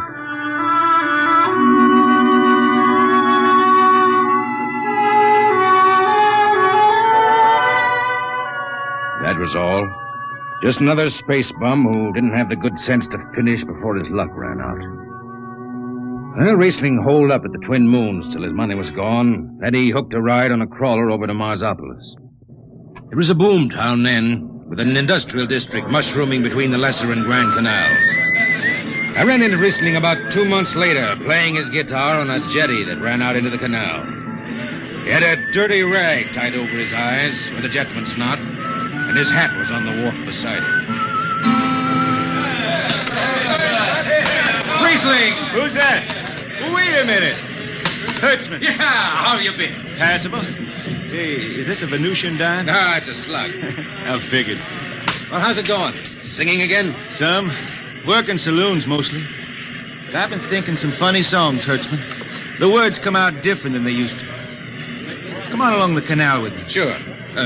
Here, take my arm. I know the way. That's a funny thing, Hertzman. I figure I know it better than other folks. Look back there, towards the city. What do you see? Factory towers. Smell them from here. But it don't seem that way to me. I remember them old buildings, old before Bible times on Earth. Thin and graceful like the fairy palaces my Grammy used to tell about down home in the hills. They've torn them down now, or else blocked them up with cinder bricks. Hertzman, when I stand out here on the canal, I can see it the way it used to be. The water, ice blue with the stars shining up out of it. Way off there, the city with the towers sweeping up like a bird flying off a tree. I can see it. It's the dirtiest stinkhole in the system. Not always. Depends on how you see it.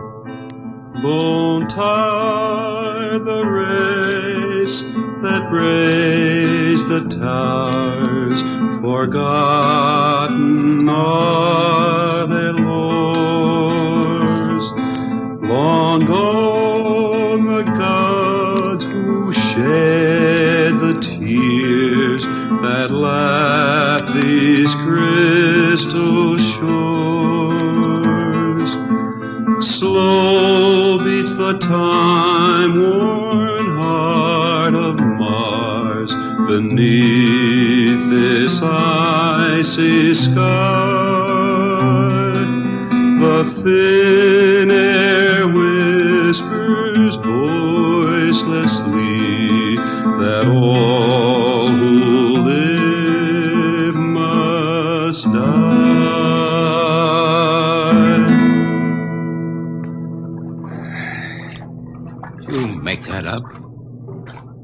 Why don't you go home, Riesling?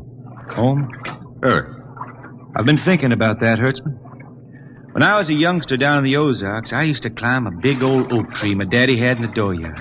You could see the hills for miles, green and cool. I've been thinking about that. Why don't you go back then? I couldn't see them hills no more now. I couldn't stand to see black when I knew they was lying all around me, cool and green in the sun. I couldn't stand that. Yeah. Well, let's get back to town, Hertzman. Today I made $3.50 Martian. I'm all set to drink it down before dawn. Come on!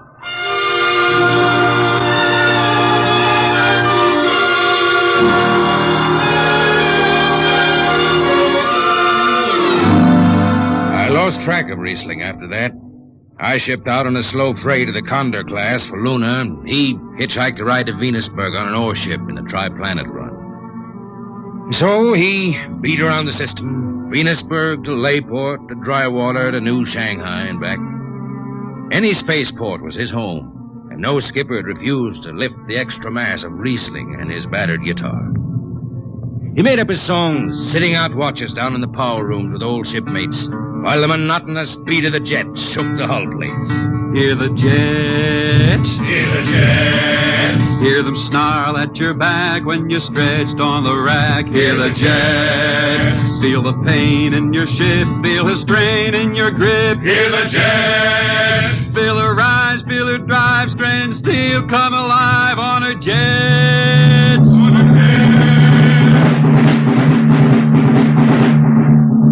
Little by little, his songs began to travel along the spaceways ahead of him. Raw spaceman songs with titles like Since the Pusher Met My Cousin and The Spacesuit Built for Two. But more and more, we began to hear a different kind of song. Strange, sad songs, the ones you find printed in the centennial editions. Dark Star Passing, Death Song of a Woods Cove. And then, finally, The Green Hills of Earth. It grew for 20 years, that song. They say it started way back when Riesling was down in the labor camps on Venus, singing for the indentured men. Now, if someone will kindly pass a bottle. Oh, it is not much, Riesling. Here, it'll do. Ew, what is that stuff? Tequila. You cannot make him good here on Venus. What do you use? Caragbush. Home it is different. Where are you from, son? Tasco, Mexico. That's a long way from here. See, a long way. How'd you come to sign on? The man comes out of the village from the city in the shining automobile. Very big. He says there is work. You signed the paper for 10 years and you work. Yeah, work. There is work here, all right. 10 stinking hours in the jungle with machete. I tell you, when I get home to Earth... What'll you do, son? What is the use? We aren't getting home. You know how many men die out there in the swamp today? 10 men. 10! What is the use? My mother, she's dead. My father don't care. A girl? Oh, she says she wait. I don't know. Sure, son. You sing some more, Riesling. We drink, you sing. Maybe a new song, son. We rot in the molds of Venus. We wretched her tainted breath. Foul are her flooded jungles, a-crawling with unclean death. What is the matter? Finish the song, Riesling. I can't. Can't yet. It just don't come. I'll finish it when I go home. That's it. When I go home to the hills. Now pass that bottle. The dawn whistle don't blow for 4 hours.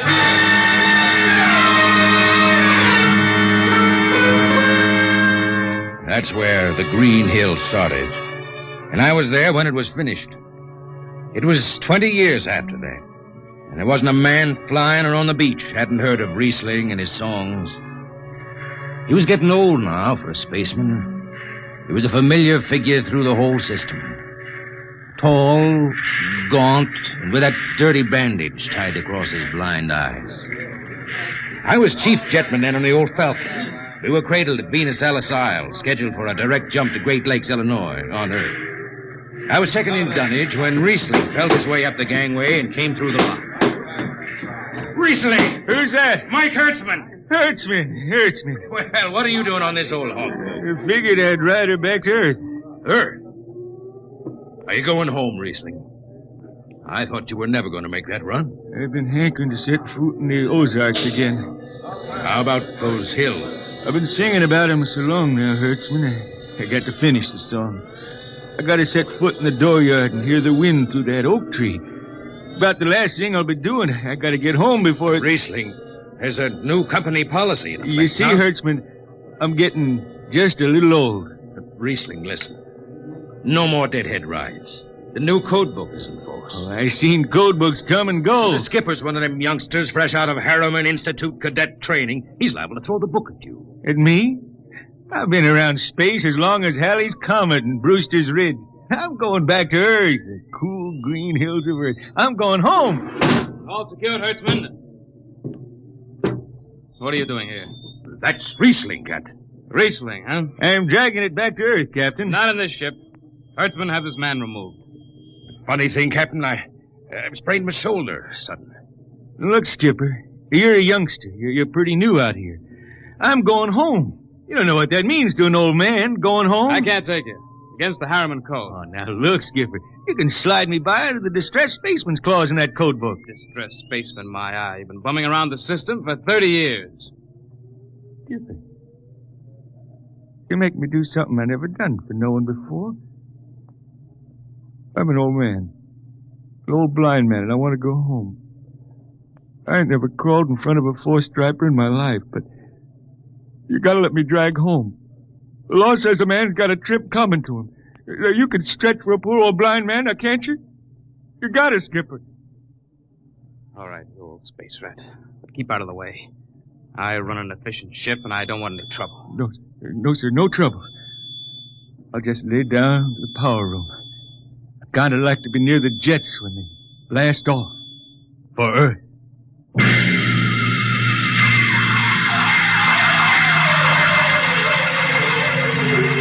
Sit down, Riesling. Take a load off your feet. Thanks, Mac. Stand by for lift. Stand by. Best seat in the system. Power room and an old Hawk class ship. Power room, fire 3. Aye, sir.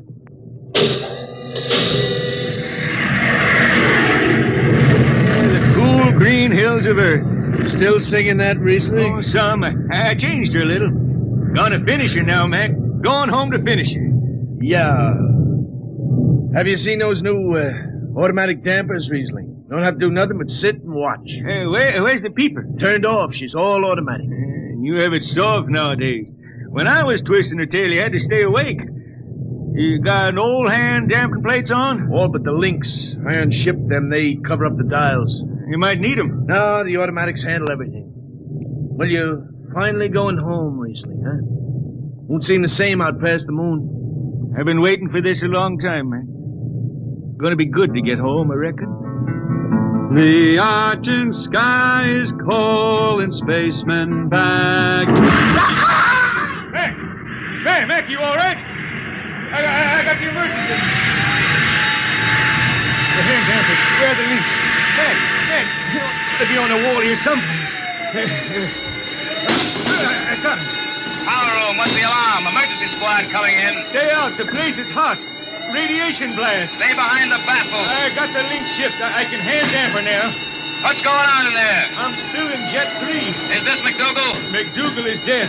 This is Riesling on watch. Riesling, get out of there. You'll kill yourself. Don't worry, Skipper. I know this power room like the inside of my shirt. Somebody's got a damper. Riesling, I'm sending in a crew. No use. The whole room will be hot for an hour and the other jets won't hold. Skipper, throw on the recording tape. What? Throw on the recording tape. I want to get something down. Tape's on, Riesling. Stop it, Riesling. The radiation will burn you down. Yeah, I reckon. Yeah, pretty sharp sunburn. Pick me out of here with a tongs and bury me in a lead shield coffin. Okay, Skipper. She's clean. Radiation's getting brighter. I can almost see it. Bright, rosy like the sun.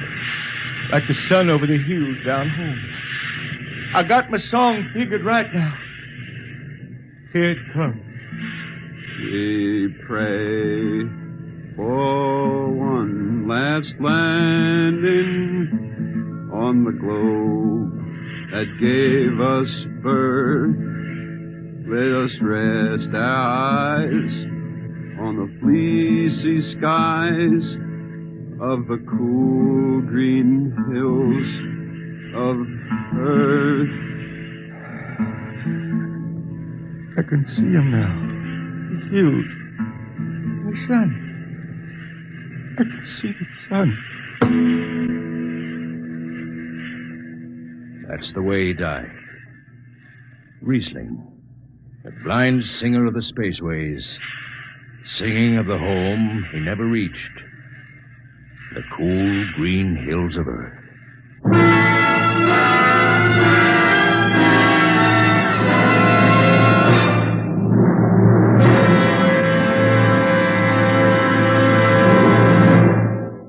Next week, we bring you another story many of you have requested that we repeat. It's the strange tale of man's first visit to another planet and why he decides that Mars is heaven. Be with us at this same time next week for another adventure into the unknown world of Dimension X. Adventures in Time and Space. Transcribed in future tense. Dimension X.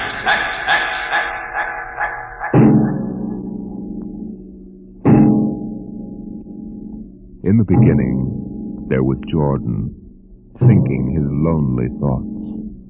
Out of the loneness came a longing. Out of the longing came a vision. Out of the dream came a planning. And out of the planning came decision. Jordan's hand was lifted, and the ship was born.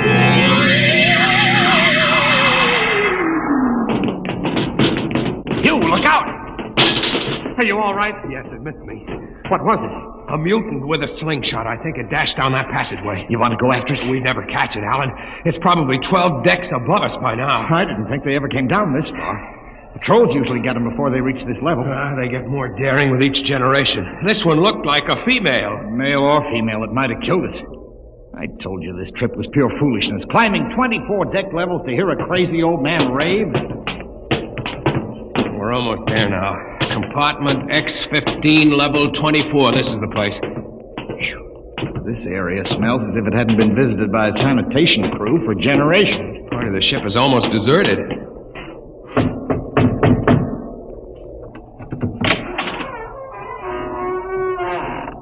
Yes? This is the compartment of John the Witness. Who are you? My name is Hugh Hoyland. I'm a cadet from the scientist barrack. This is my friend Alan Mahoney. What do you want of John the Witness? Only to talk. Are you a believer in Jordan? Naturally. I have heard that there are those among the younger scientists who doubt the word of Jordan. To doubt is death. We're not heretics. Enter. I have brought a gift of tobacco, grown on the richest level. It smells good. I assure you it's the best. Wait here. What a rat's nest. Shh. What the devil do you think he can tell you? I don't know. Now hush.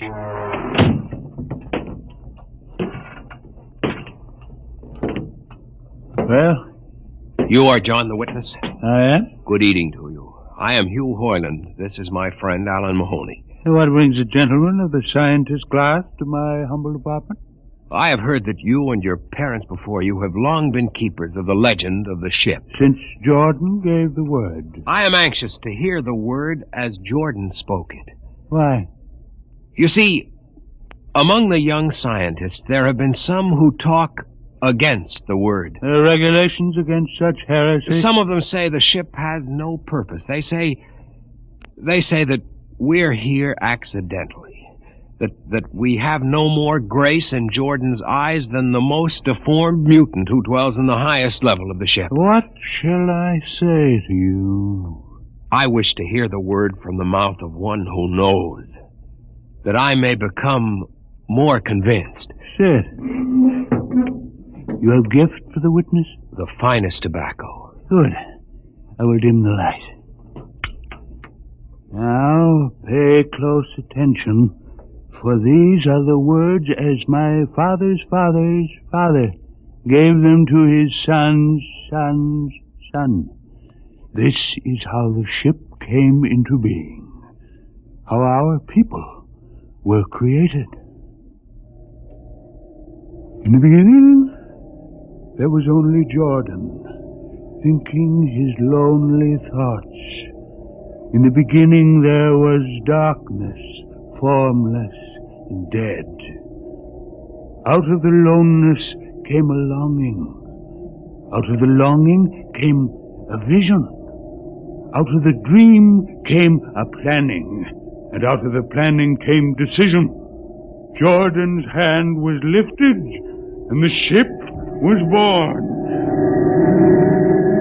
Mile after mile of good compartments, tank after tank for golden corn, ladder and passage, door and locker, fit for the needs of the yet unborn.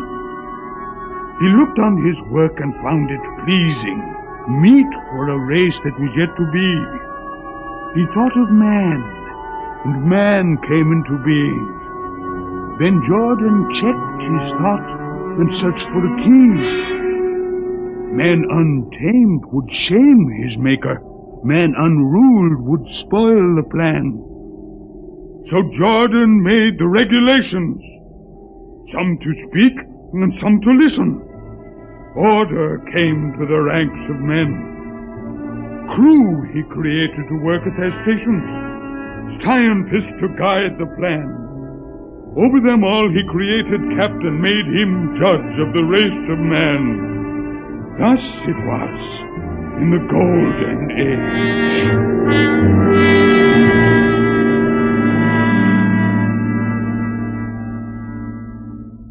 These are the true words? As my father's father taught them. But what of the strange beast-like people on the upper levels of the ship? Surely Jordan did not create them. Jordan is perfect.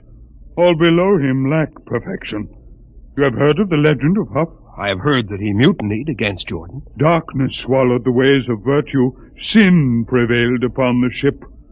And before wisdom prevailed and the bodies of Huff and his followers were fed into the converter, some of the rebels escaped and lived to father the mutants. They are tainted with the sins of their fathers. One more question, witness. Speak. What is the ship? The ship is a great sphere, 25 kilometers wide and 100 levels deep. I know that, but what about the upper levels? The regulations forbid us to venture into the upper levels, but it is said that beyond the levels of the mutants lies the forbidden place where Jordan's spirit prevails. So I've heard. But something troubles me. Something which prompted my coming here. Yes, my son. What lies beyond the ship? What? What lies beyond the ship? This is heresy. Answer me. I will not permit such talk. The ship is complete. The ship is universal. The ship is everywhere. The ship is endless. Ah, you're muttering to those of a frightened old man. They answer nothing.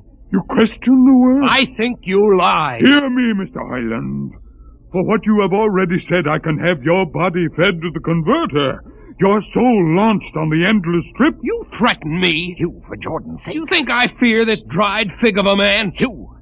Sir, my friend is impetuous. He doesn't understand. I might be persuaded to forget a substantial gift. You pig. You. Come on, Alan. The sight of this so-called holy man offends me. No, you shall not leave. Look, don't try to frighten me with a gun, old man. Remain where you are, heretic. I warn you, put down the gun. No. No closer. Drop it. Very well, then. Death to the heretic. Alan, get him! Is he dead? I don't know. Come on, Hugh. We've got to get out of here. Now where? We can't go back. They'd feed us into the converter. What's that? The old woman must have turned in an alarm. Come on, the patrol will be here in no time. Where can we go? The upper levels. But the mutant. We'll have to take our chance. Listen, that's the patrol we've got to climb. There's a hatchway. Down the corridor. Quickly. Halt! Halt, we fire! Up the ladder.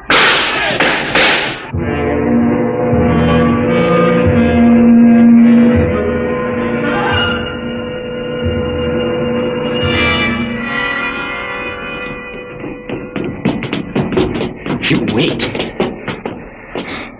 How far are we from the outside wall? Judging by the slope of the deck, about 2 miles. Mutant territory. Come on, we'll try this passageway. What? I don't know. I feel as if we're being watched. It's your imagination. Perhaps not. Oh! It's only a ship's rat. Get a grip on yourself. It's as big as a dog. Come on. I can't drag myself much further. We've got to find a compartment with water. Oh, if only you hadn't asked him that stupid question. No use going over that. Why did you do it? Why? Alan, I've been thinking about it for a long time. And when he began to give me those stupid pat answers, well, I just saw red, I guess. But who are you to question the ways of Jordan? When you asked me to go with you to visit the witness, I thought you wanted spiritual help. I never dreamed I'm that sorry, Alan. I couldn't foresee this. I didn't know what... Wait a minute. Oh, what? Another shipwright? No. I thought I saw something move near that bulkhead. I didn't see anything. Maybe my eyes are going bad still. You behind! Alan, look out!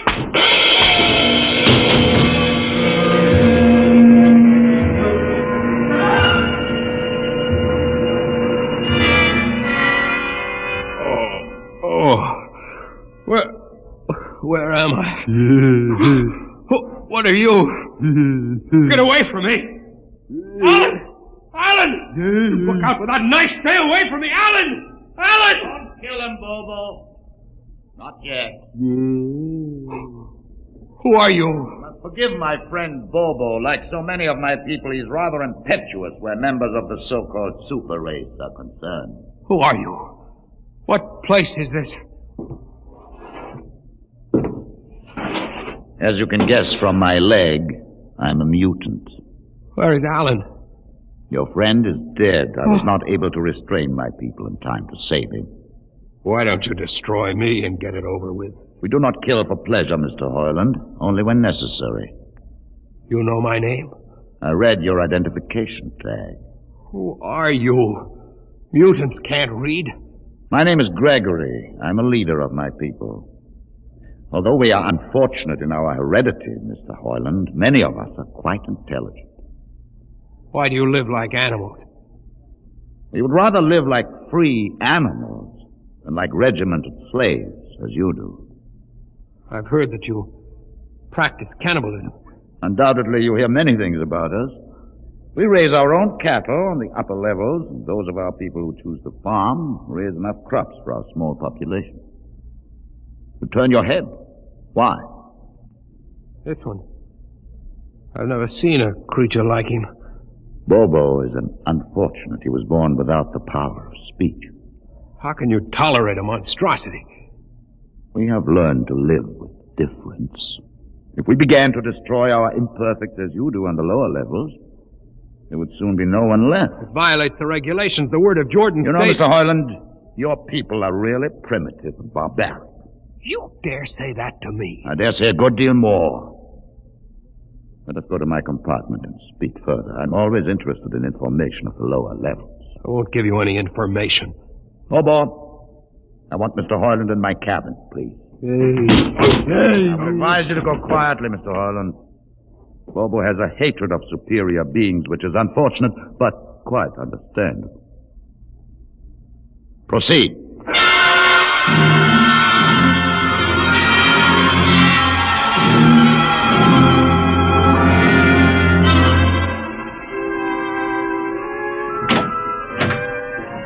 Enter, Mr. Hoyland.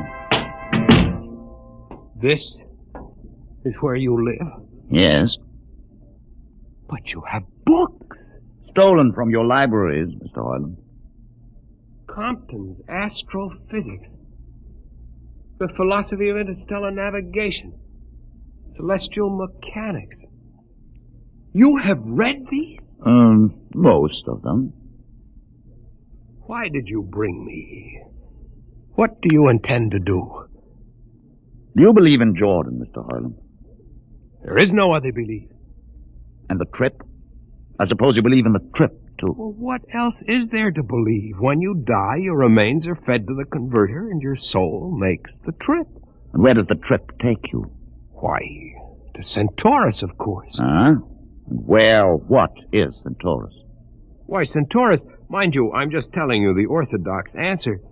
Centaurus is where you arrive when you've made the trip. A place where everything is happy, and everybody's happy, and there's always good eating. It's mythological, of course. And you believe this? The peasants believe it, literally, but many of the younger scientists like myself know that it's figurative, symbolic. Why do you ask? Didn't it ever occur to you, Mr. Harlan, that the trip is exactly what your peasants believe it is? That the ship and all the crew were actually going someplace? Moving? The ship can't go anywhere. It already is everywhere. Imagine a place bigger than the ship, much bigger, with the ship inside it, moving inside. But there can't be any place bigger than the ship. There wouldn't be any place for it to be. Oh, for heaven's sake. Listen, you know the lowest level? Yes. If you started digging a hole in the lowest level, where would that hole go? Where would that hole... Oh, no, it's forbidden to think such a thought. Where would it go? No, I can't think about it. Bobo, we're going to take Mr. Harlan to the place. Where are we going? To the top level. But it's certain death. Nonsense, I've been there 1,000 times. Come along. No, I won't. You can't make me. I think we can. Now, shall we proceed peacefully, or shall I have Bobo persuade you?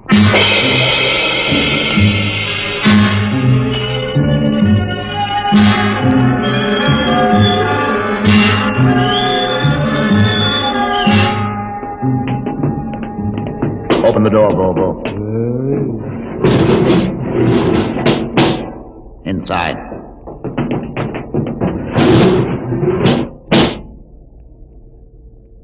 What place is this?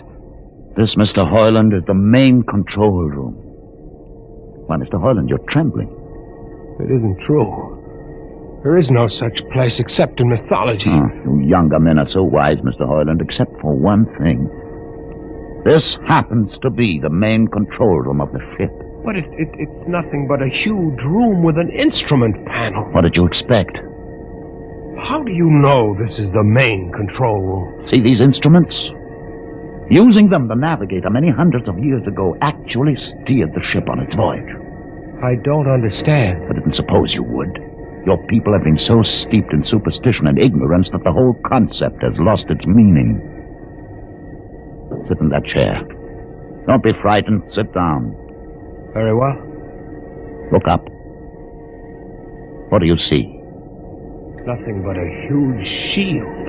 Watch it for one moment, Mr. Hoyland. You are going to see something that few of us have ever been privileged to witness. Something so dazzling that you may find it hard to accept at first. But it is there. It is a reality. And ultimately you must accept it. What are you doing? I'm dimming the lights. Don't be frightened. Keep your eyes focused on the shield above us. Ready? Watch. The shield! It's sliding back! Ghost of Jordan! Well? What am I seeing? The universe, Mr. Harlan. The universe in all its beauty. The stars, the planets, the sun, the moon, and the constellations. This is your heritage, Mr. Harlan. The heritage you've been too stupid to see. But it can't be. The ship is the universe. There is nothing but the ship. But there it is. You see it before your eyes, spread out like a canopy of glory. You still deny it? Answer me, Mr. Hoyland. Do you deny it? No, I can't. They lied. They lied to us.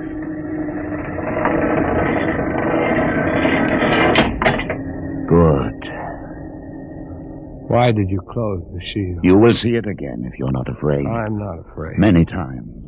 I've shown this to others of your people whom we captured, and though they saw it before their very eyes, they would not believe it. Tell me about it. Tell me about the ship, about the universe. What are these things? How did this come about?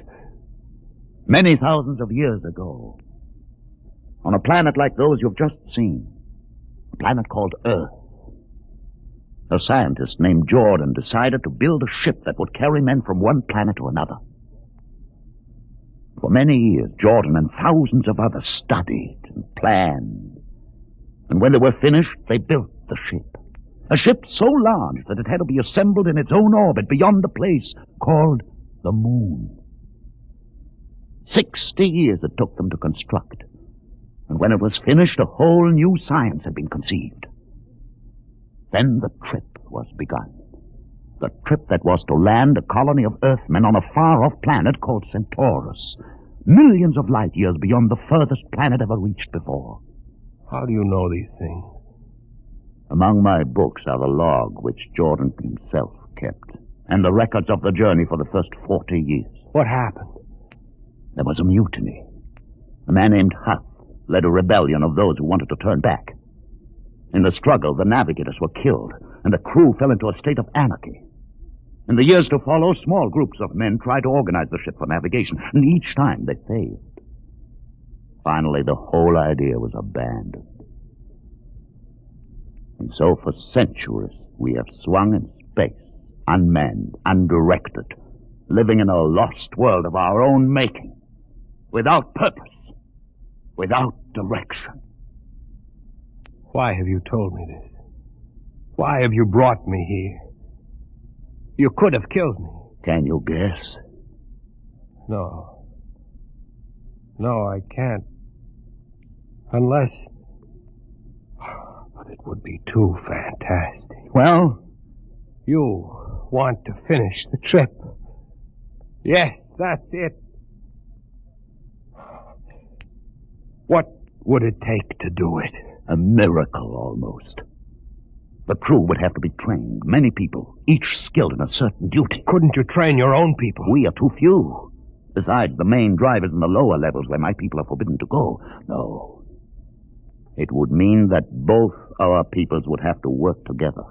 Our differences encouraged rather than denied. It can be done. You showed me. You can show others. I can show them. Can you? I'll see the captain himself. I have an uncle on the central board. I'll tell him what I've seen here. And do you think he'll believe you? Send one of your people with me.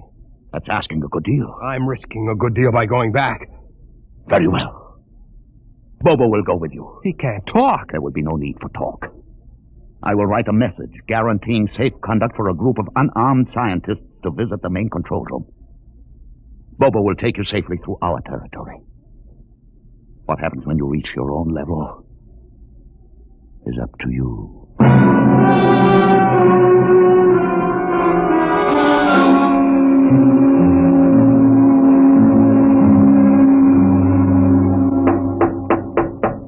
One moment. Yes, what you? Quick, Uncle Edison. But this mutant... He's harmless, please. Now, what is this? You're wanted I know all about that. Listen, Uncle, I must see the captain. The captain? Are you mad? You're a council member. You can get me to see him. They'll kill you. You're wanted for heresy. I don't care. I must speak with the captain. You're close to him. You can arrange it. I don't understand why... Uncle, listen to me. The ship is moving. I can prove it. Do you understand there is a purpose in the ship? I don't understand what you're babbling about. Never mind. Just talk to the captain. Tell him I have information of tremendous importance. Tell him I've arranged a truce with the mutants. A truce? Here, show him this paper signed by their leader. Do it, Uncle, for my sake. I don't know. Please, Uncle. If I'm to die, let this be my last request to you. Very well. I'll speak to the captain. I'll try.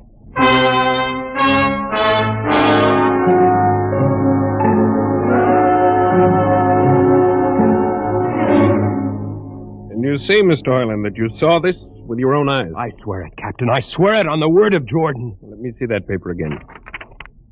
What do you think, Commander Erst? I don't know, sir. It might be a trick. I guarantee you safe conduct. If these things are as Mr. Hoyland reports them, it would pay to risk a few lives. The man is a convicted heretic. Still, we mustn't discount his word entirely. He has a safe conduct.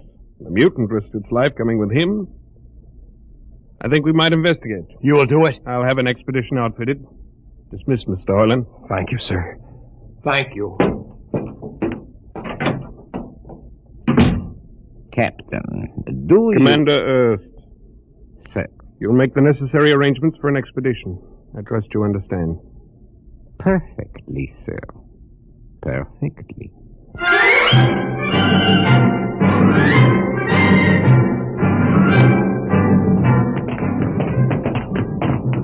Lieutenant. Mr. Hoyland. You'd better halt your men here. This is the spot. Patrol, halt. I see no welcoming party of mutants. There will be none. Their leader will meet you inside the main control room. You don't say. And just where is this main control room? Beyond that door. I see. All right, men. Ready arms. Why do you ready arms? In case of ambush. Ambush? Don't you think they could have ambushed you on the way up here a good deal more easily? You know, Mr. Hoyland, I think you're a mutie lover. They have a place in the converter for that kind. Lieutenant, are you mad? No, Mr. Hoyland. But most certainly you are. To think that we could be lured up here to be slaughtered with a fantastic story about some mythical control room. Guns ready, sir. Lieutenant, I warn you, these people have acted in good faith. If you break that faith now... to open the control room, Mr. Hoyland. No, not until those guns are dismounted. As leader of this expedition, I order you to call them. I refuse. You cannot do this thing. This is no way to keep a truce. Very well, if you refuse. Oh, there! Mutant! Come out! For Jordan's sake, Lieutenant. Quiet for company. Mutant! Open the door! Please, Jordan, don't let anything happen. Please don't. It's opening. Ready, men. Someone's coming out. Look at his leg. Horrible. Steady. He's walking toward us. I can't stand this. Look out! Gregory! No! You fools! You've killed him! Here come the rest of them. Fire!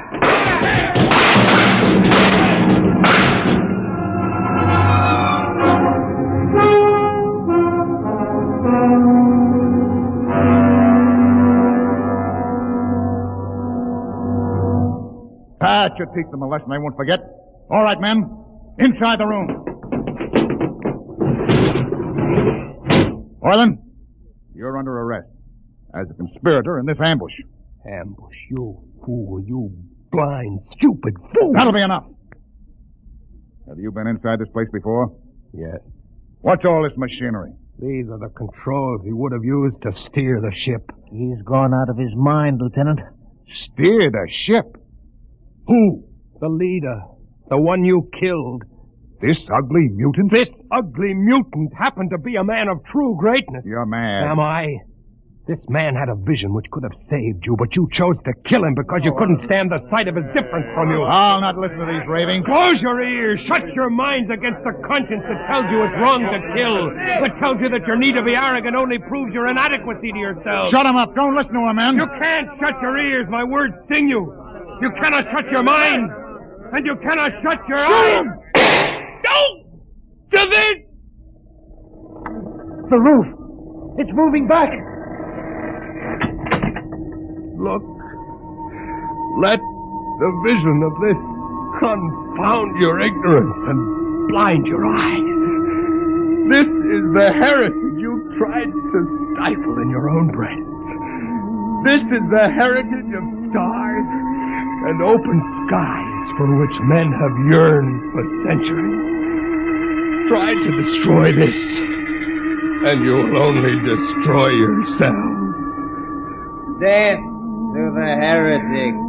Kill me if you choose. But I say to you that this you cannot keep from our people. That they will seek it out, and the ship will be manned, and the ship will be steered, and there will be freedom and purpose and respect for ourselves. This is your heritage. Look upon the universe. Kill him! Kill him!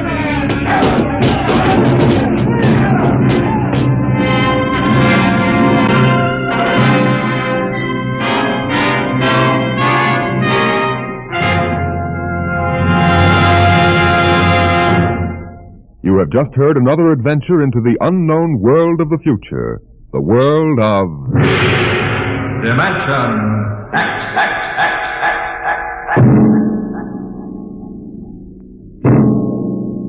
This has been the concluding broadcast in the current series of Dimension X.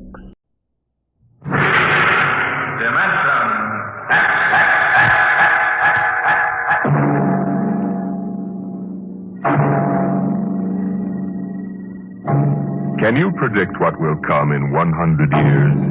Can you see beyond the known dimensions of time and space into the unknown, Dimension X?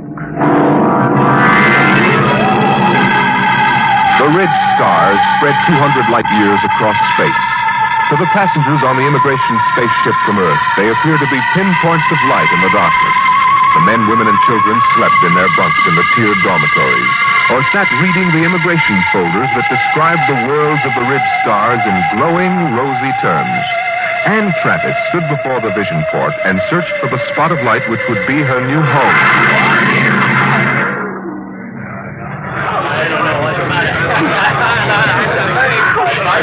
You can't tell which is which, can you? Well, I asked the steward for mine. There it is, you see? That nice, bright little star up in the left-hand corner? That one? Yes, Alka 3. I'm going to meet my son there. He sent for me. Harry always was a good son. I used to say to my husband just before he died, Harry is a good son.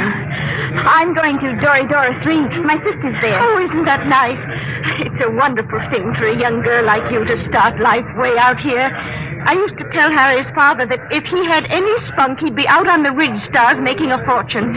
He was assistant buyer at Bloomingdale's kitchenware. I see. Maybe if I asked the purser, he could point out Dora 3. Oh, well, you go ahead, dear. You've paid your fare like everybody else.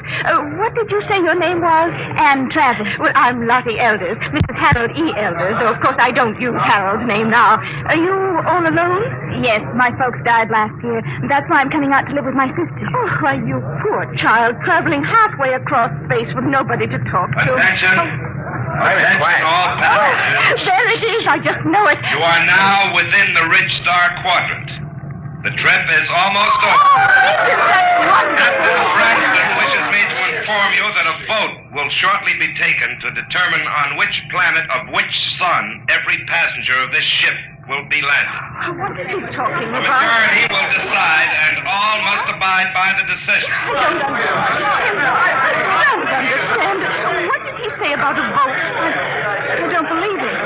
He said everybody had to go to the same planet, didn't he? But Harry's on Alka 3. Look here, Mrs. Elders, they can't get away with this. They can't just set us down anywhere. I've got to meet my sister, but what can we do? I don't know, but I'm going to find out.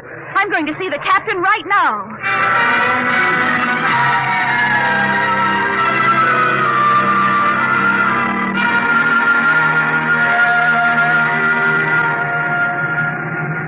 Landing manifest 12436. Cargo holds 1 through 12 at premium rate, including... I want to see the captain. Oh, look, I'm busy now. What kind of an outrage is this? I'm going to join my sister on Dora 3. That's where I bought my ticket for, and that's where I'm going. Vote or no vote. That's what you think, baby. I'll call you back, Jerry. I want to see the captain immediately. Do you hear? Yeah, sure, I hear. Perfect in both ears. What's the meaning of this? What are you people trying to get away with? We're not trying to. You're in space now, kid. We don't go by Earthside red tape. But my ticket... Oh, you can paste that in the scrapbook. That's all it's worth. Where you're going, kid, fortunes are made and lost every day. The rich stars are wide open, and what the big operators say goes. But my sister's waiting for me. Oh, she'll get tired. It's a game, kid, and you're in.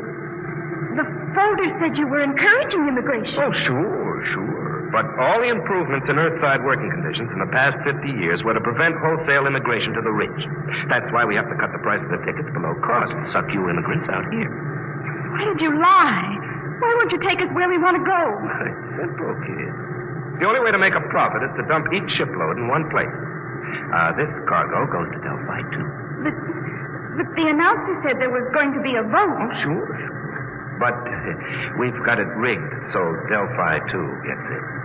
Simple, isn't it? But you can't. Oh, it's not so bad, Delphi. It's okay. Real balmy. Great world. Especially for a kid like you. But how would I get to my sister? She's expecting me on Doridor 3. Can I take another ship? Not where you're going. What do you mean? Look, baby. Space travel is an Earthside monopoly. They own the patents on the rocket power that makes space travel possible. Now, the rich government offered a prize for a new kind of power that wouldn't infringe on Earth rocket patents. But until that drive is developed, you just won't get off. Delphi, too. You can't travel to another planet? That's right. There isn't any public transport, and only a millionaire could afford a private ship.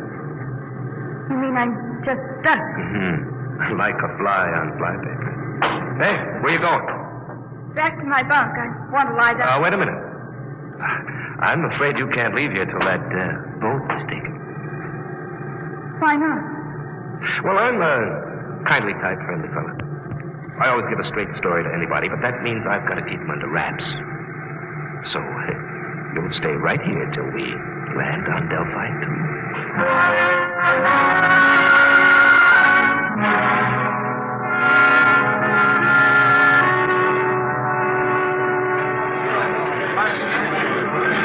All immigrants who have not been cleared will please report to the inspector under the first letter of their last name. Anne, where have you been, child? I looked all over for you. They kept me in the Christmas cabin. Mrs. Elders, what shall we do? I'm sure I don't know. Harry, he's my son, you know. He'll be just frantic. I'm not... Attention! Any immigrants not cleared or in the proper line in 10 minutes will be indefinitely detained. Oh, dear, I haven't been cleared yet. Oh, you'd better go then. I'll wait for you right here. Oh, be sure you do, dear. I'm so frightened. Oh, which way do I go? Oh, the E sign is over there, see? Oh, I don't have my distance glasses. You will wait for me, dear? Yes, right here. Go along now. All right, you. Come on. Who are you? Never mind. Come on. Grab her, Al. Come on. Let go of me. What's the idea? Let go. Get her. Who are you? Let go. Let go. We can't take any chances, Al. Put her out, right?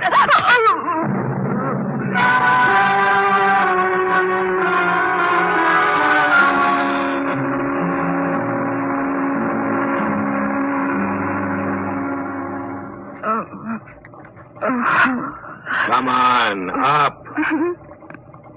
What happened? Come on, sit up. What? Who are you? Your face. That's a motor-driven face dissolver mask. I've read about them. I've never seen one. Who are you? That's why I'm wearing a mask, because I don't want you to know. But there must be... Look, lady, quit babbling. I hauled you in because you're pretty and intelligent-looking. But why? You're going to make 1,000 stellars for yourself, whether you like it or not. Now stop looking like a scared rabbit. You can't do this. I'll call the police. The police? What do you know about the Red Star government? Nothing. Obviously. Well, out here things are different. Now listen. You go to the New Sol Hotel. As soon as you're registered, you go to the Fair Play Employment Agency. They'll take care of you. Now take this. It's a tape reel. Play it back in your room. It'll tell you what to do. After it's played once, it'll destroy itself. Is that clear? I don't understand this at all. Have you ever heard of the 7-day poison? I don't think so. Well, it's an interesting device. It feeds on the blood. On the 7th day, undergoes a chemical change and... Oh. Very easy to use. You just inject it like this. Oh. Yeah, it's all over. For 7 days. The beauty of this poison is it can be made to look like a lock pattern in many thousands of small variations. The only antidote must be some of the original poison at its base. And I have that. Don't get hysterical. I'll keep the antidote here. You can get it after you've done what I want. But I don't know where I am. I don't know who you are. What if something happens to you? That's your problem. But remember, the police can't help you. I have the antidote to the poison. All right, I'm through with her. Take her out and drop her at the hotel.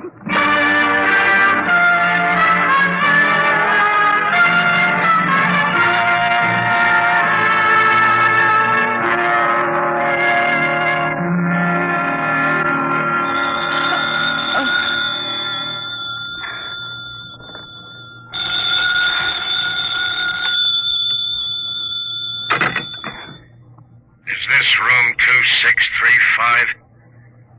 Yes? And Travis? Yes? Who is this? Play that tape reel and get started. We'll be watching you. Hello? Hello? Hotel News All Desk. Can I help you? I was cut off. Someone was speaking to me. I'm sorry, there was no incoming call on your line. Can I help you? No, never mind. I'd better play that tape. Guess you push this button. You will find in your purse a full cigarette case. Half of the cigarettes are doped. Tomorrow, you will be hired as private secretary to Arthur Blord. When you're alone with him, you will give him one of the cigarettes. The case ejects two at a time. The outer one is doped. When he's unconscious, push the brown knob on the case. That will call my men, and they will come for you. You must come with them if you wish the antidote to the poison. After that, you'll be transported to any ridge store you wish. As soon as you play this reel, go to the Fair Play Employment Agency. There's no time to waste. Tomorrow, the 7-day poison will have only 6 days to go. Now that the reel is finished, it will destroy itself. Why do they have to pick me? Oh, the reel! Come on, Travis. You've got 7 days.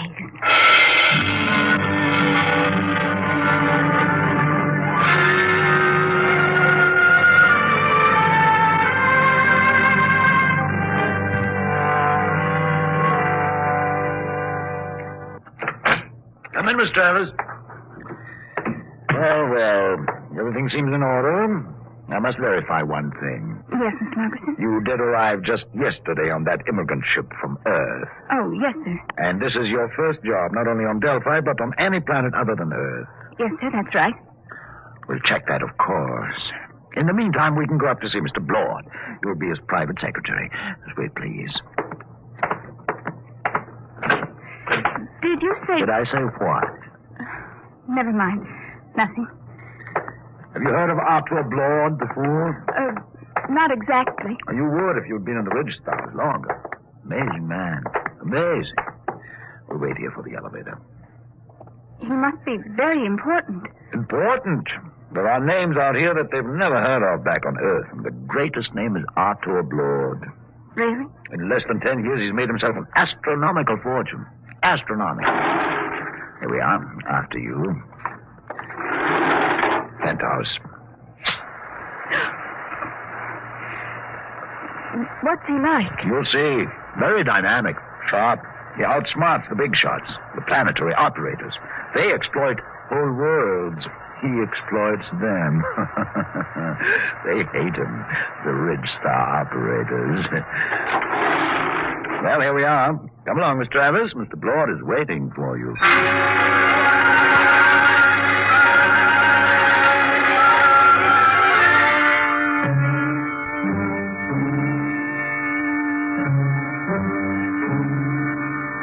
Mr. Blord, this is Ann Travers, her record and references. Not interested. You check them. Margerson, get out. Yes, Mr. Blord.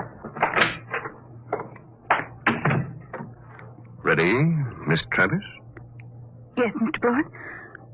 Take this dictation. Chromium field on Transition 4, value 100 billion stellars. Just plain slogging. Let somebody else do it. Trigona 7, forest, all treasure wood, priceless. Dennis Carey, operator, hard, cruel, brilliant. Should be interesting.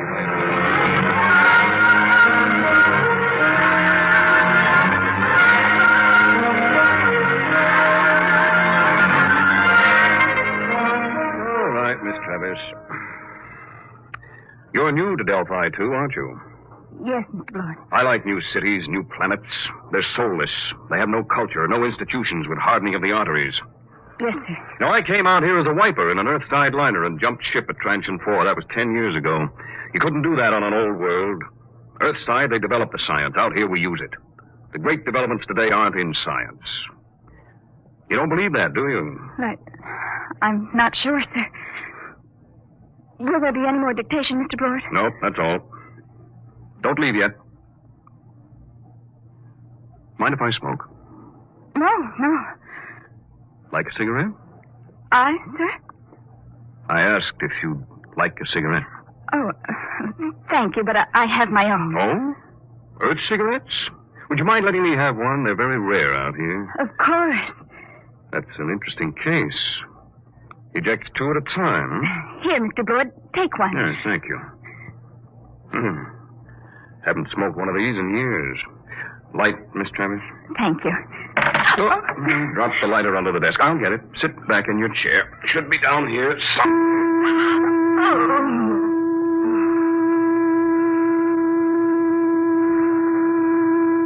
Miss Travis. Miss Travis.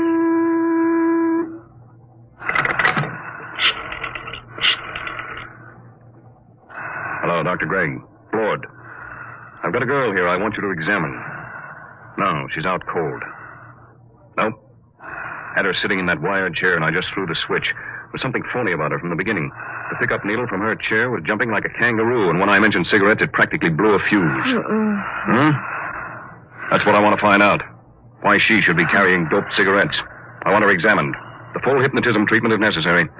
I want to find out who sent her. I want to know who's gunning for me.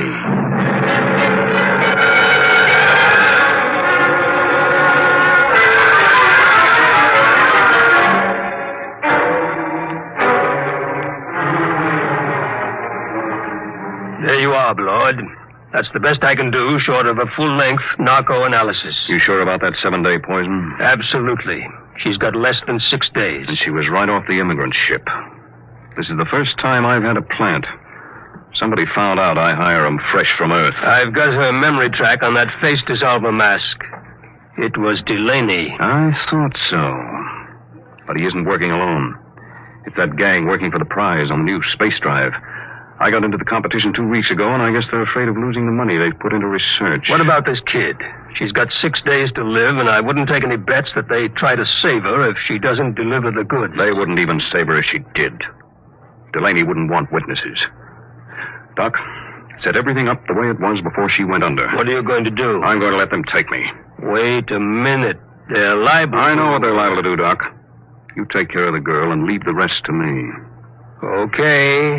It's your funeral. Maybe. Now, let's revive Miss Travis. You set up the projectors. Come on, up to it.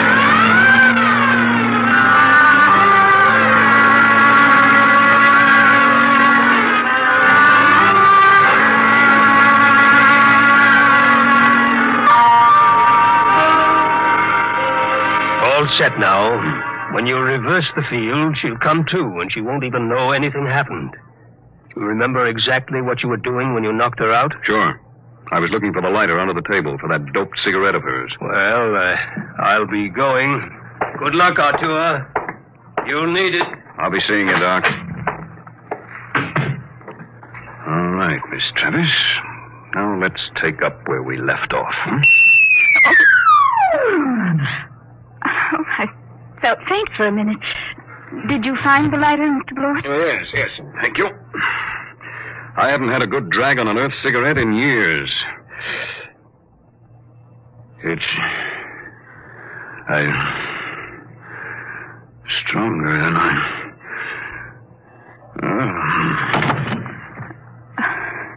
I've got to call those men now. Let's see the brown knob on the cake.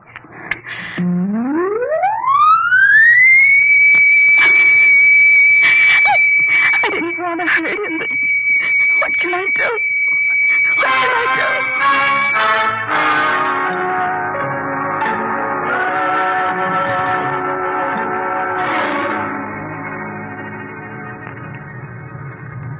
How's Blord, Hal? I'd like a light. This dame sure fixed him. Where are we going? What do you care? Tell her. 6 days, it won't matter. The boss give orders. What's the difference? These two are dead duck. What do you mean? You think the boss will give you that antidote? He promised. Al, he promised. Did he really? But did he give his scouts honor? You know, spit twice and cross his heart. Please, stop it. What will happen to him? A blood? Oh, you got me. Last 3 guys I brought over here ended up in the disposal unit. You mean they'll kill him? Wouldn't be surprised. Oh, no, they couldn't. They don't play for marbles out here in the Ridge Stars. But the police... It's just like Earthside, sister. Police take their cut and arrest a couple of bindle stiffs every night to make it look good. Lord was playing around with some pretty big men. He knew what he was getting into. I didn't think they'd kill him. I don't know anything about the Ridge Stars. Oh, that's tough, lady. Real tough. There's the beam. We're hit. All right, fasten your straps. I'm taking her down.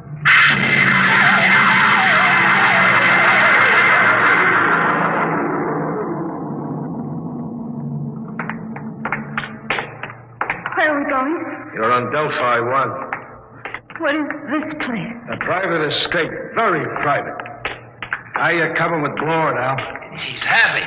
All right. We stop here. I gotta spring the voice lock.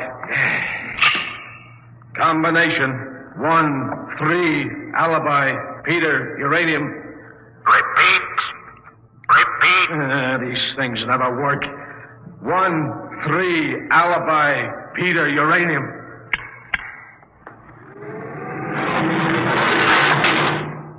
All right, drag him in now. Where do you want him, boss? Clamp him in the chair. Give me a hand, will you? Yeah. All right. Get his feet straight. Now throw the clamps. Inject the key stimulant. Right, boss. Tear up his sleeve, Al. All set, boss. Do we have to keep on the masks? I got a cold. No, I think we can do without them. Shut off the power. There we are. He's coming to. Delaney. What am I doing here? I think we can get down to business, Lord. We represent 90 companies. We've entered the Ridge government contest to develop a space drive that won't infringe on Earthside patents. Oh? Well, Delaney, I've got news for you.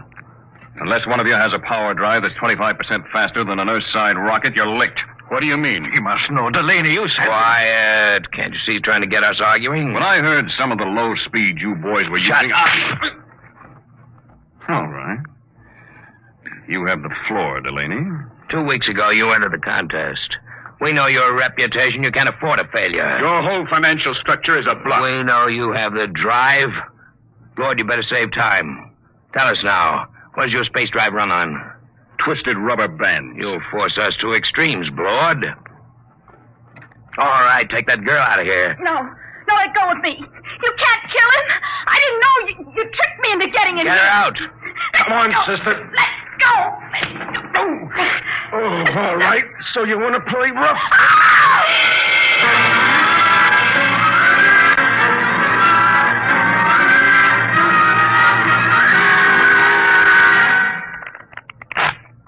Okay, that's 23 you owe me. Your deal. Cut. I trust your deal. Oh, she's coming too, huh? That's nice. Deal from the top. Did they kill him? Who knows? You want the top card? No, neither do I. Where is he? In there. They'll let him go, won't they? They've got to. I didn't realize they'd kill him. Well, thank you. Just the card I wanted. A pleasure, I'm sure. Look, you've got to tell me. Are they going to kill Mr. Blord? Look, lady. A, you are interrupting a very important card game. B, you're better off if they do kill Blord. Let's face it, kiddo. You crimped him good. Crimped him? You think he's going to like you for doping him and getting him into this mess? Blord's a tough guy.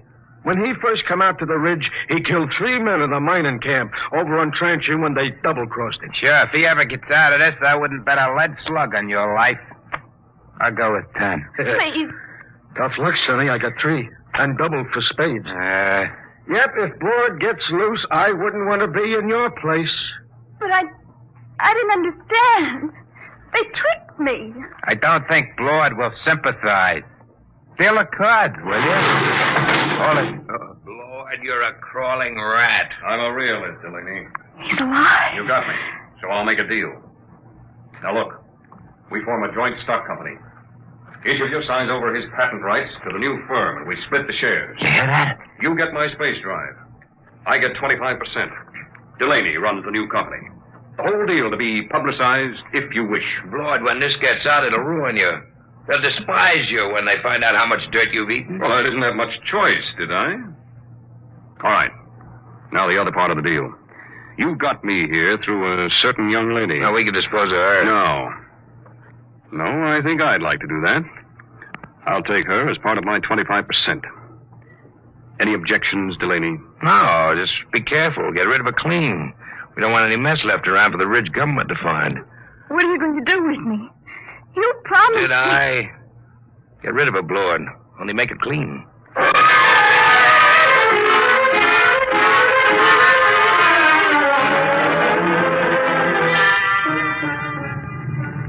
You can loosen your strap now. We're on automatic. Where are we going? Back to Delphi 2. I didn't understand what they were going to do. I know. I didn't realize. I'm sure you didn't. Miss Travis. What are you going to do? I'm going to pay you off.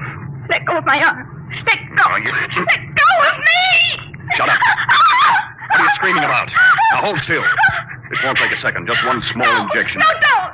Let me go, please. Stop screaming. Stop. There. Scratched my face like a cat. Will it take long? What? For me to die. For you to... Stop it, please. Please, stop it. But it's funny. It's very funny. That was the antidote. The antidote? The 7-day poison Delaney gave you. I got it from him before we left. Young lady, I knocked you out in my office and had your mind examined. I knew just what you had done. I came here because I wanted to. You mean you're not angry with me? Certainly not. Besides, everything turned out my way. Your way? But they forced you to give them the drive. You signed away the right. I'm a percentage man. Let them do the operating. Besides, it was their drive in the first place. Their drive? Yes, it's simple. I knew that after the contest there'd be a merger of research, so I merged it before instead. Wait till they discover they signed away their own patent rights. I don't think they'll feel like laughing then. But to give Delaney control of the new company. But don't you see, I had to get him to go along. He had the antidote to your poison. What about me now? Look at the vision port. Now turn up the scale. That's the ridge. You can have your pick. Name your world, and I'll take you there. You said your sister was on Doridora 3. Yes, but... But what? I wonder if the opportunities for advancement aren't greater on your planet, Mr. Blower. You know, Miss Travis, I wouldn't be a bit surprised if they were.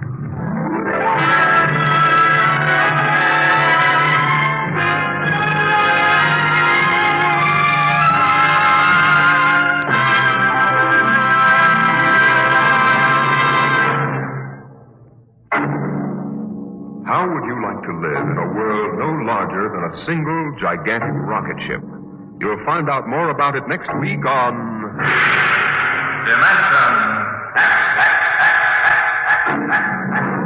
Today, Dimension X is transcribed competition, adapted for radio by Ernest Kenoy from a story by E.M. Hull.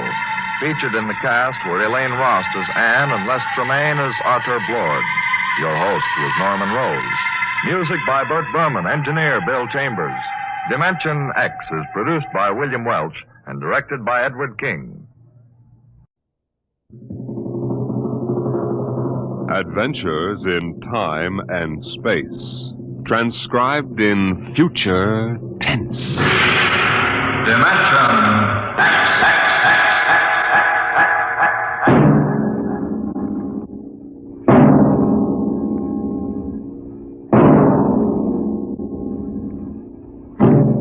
Can you predict what will come in 100 years? Can you see beyond the known dimensions of time and space into the unknown Dimension X? In 1987, Atlantic Spaceport was established on the site of old Fort Devon outside of Boston. And as the ships pushed deeper and deeper into space, the time of voyage increased by geometrical progression. It became more and more difficult to persuade able spacemen to sign on for flights which lasted for years, 10 to 15 monotonous years in the cramped forecastle of a deep spacer.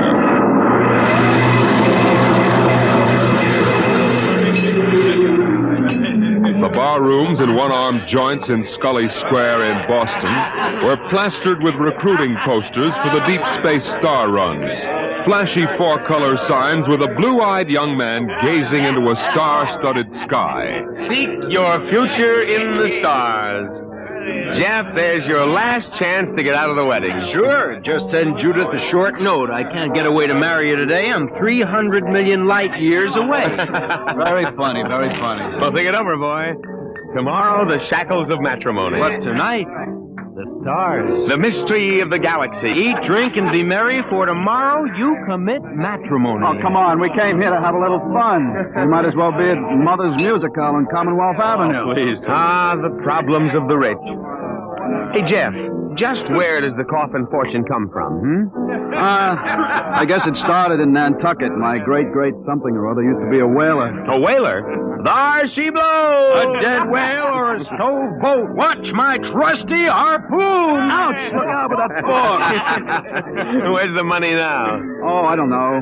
We've got a lot of commercial holdings, mills, import, export outfits, rocket lines, you know. Mere trivia. Hey, why don't we get out of this dump?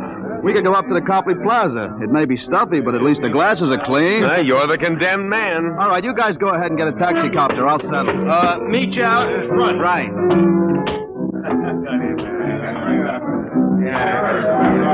Excuse me. Want something, bud? The check. Okay. Hey, Milton, check. He'll be right out. Right. Hello, mate. Huh? Nice night, eh? I suppose so. I've been watching you. Celebrate? Sort of. Well, so am I. Just got off a deep space run out to Centaurus. Centaurus? That's a 15-year run, isn't it? 15 and 3 blooming months. How'd you know? You a spaceman? No, not exactly. Hey, barkeep, where's that check? Hang on to your hat, bud. Milton is slow, but he's sure. Fill it up, Charlie. Say, why don't you join me, mate? Here, Charlie. No, thank you, no. Oh, come on, won't take off on Mo. Celebrate whatever it is you're celebrating on me. Come on, pour it, Charlie. Yeah, sure. Well, I guess I might as well. Thank you. Cheers. Cheers. Was that varnish? Charlie's special brand, eh, Charlie? Yeah. Hey, look, could you get that waiter out here? I've got to meet my friends. They're waiting outside. What's your hurry, mate? You got plenty of time. Sure. Sit down. Take it easy. You don't look so good. I don't feel so good. Well, here now, you sit right here. You'll feel chipper as a blooming grasshopper in a second. Gotta get outside. In a hurry. Where's the check? Check! Oh! All right, come on. Get him out the back before his mates turn up. Grab his other leg.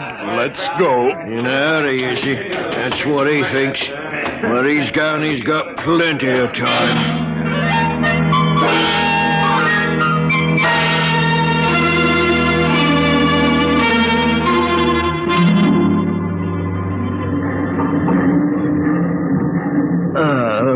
All right, mate. Up on your feet. Wakey.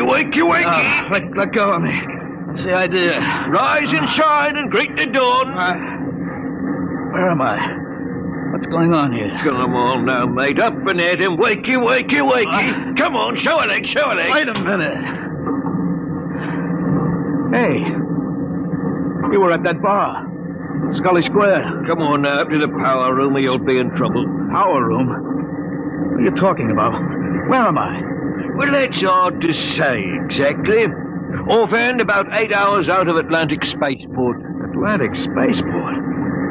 What kind of a joke is this? If Alan and Peter think this is funny, they... What ship is this? R.S. Michael M. Rafferty. Coffin line. Coffin line. Well, that makes it easy. You've got to put back to port. Forget your toothbrush, mate. Listen, you runt, take me to the captain or I'll tear you apart. Here, let go of my lapel. Get moving. Sure, mate, I'll take you up to the captain. Captain Lundstrom is just the man you want to see.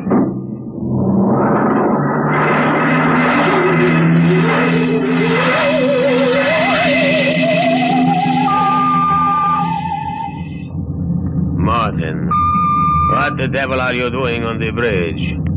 Get below. Right away, sir, right away. Only this here gentleman asked to see you. Now, that's right, Captain. There's been a mistake made. I'm afraid it was supposed to be a joke. Oh? Yes, you see, I'm going to be married today, and I suppose my friends thought it would be funny to make me miss the ceremony. I'm sure it won't be too much trouble to have you drop me off back at Atlantic. What? Martin, what is this? Oh, it's simple, Captain. He wants you to turn the ship around, that's all. If there's any trouble with your superior, I'm sure I can fix it up. You see, I'm Jeff Coffin. Yes? Well, you don't understand. My father is Cyrus Coffin. He owns this ship. He does, eh?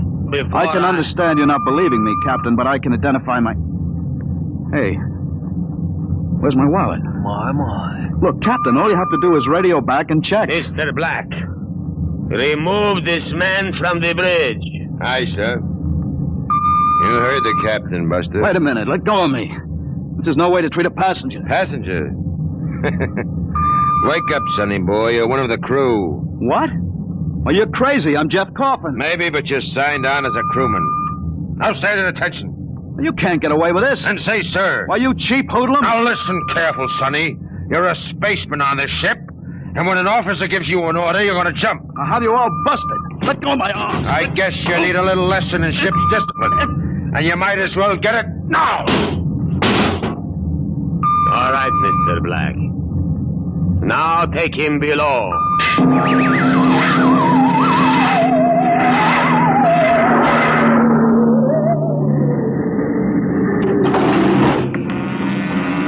All right now, mate.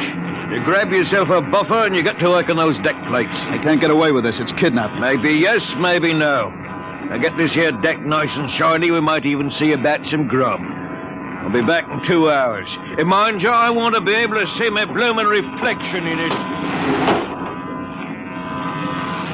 Hey, you'd better get started. You can't get away with it. The law says once you sign on, you're under absolute orders. I looked it up. But I didn't sign on. I was kidnapped. You won't be able to prove it. Come on, mister, please. I didn't get anything to eat today. Give me a break. All right. You run the buffer over it, is that it? Yeah, that's right. Like this. Yeah, okay. You sign on? Yeah. I ran away from home. What? How old are you? 16. I'll be 30 when we get back. What do you mean 30? We're headed for Mars, aren't we? Only to refuel. We're bound out to Centaurus. But no, we can't, but that's 15 years... Morton! I've got to get back. It's no use. I'm getting married. You'll think I'm dead. Morton! Now what's up? You want me to call Mr. Black again? He'll give you what for? No, listen. Now listen, I've got to get back. I can't disappear for 15 years. How is that a fact? Look, we stop at Mars, right? Yes, and you'll be below decks under lock and key. Listen, I can make it worth your while if you get me off at Marsport. Jumping ship? Why, that's real naughty, mate. $1,000. Why, what would I tell me poor old mother in Battersea? 2,000? 5. In advance. What do you mean in advance? I'll bet you're the one that rolled me for my wallet. There's a way. They don't believe you're young Coffin. Maybe I know better. All right? It's a deal? All right. Look, Mr. Coffin, can you take me with you? I didn't realize what it would be like. I'll pay my share. I could work it for you, or maybe borrow money. I couldn't stand 15 years. I'd go crazy. It'll cost you another 1,000. You cheap swindler. Here now, Mr. Coffin. I'm all what stands between you and a lovely pleasure cruise for 15 years, so I'll thank you to treat me with the respect and politeness what a gentleman like myself deserves.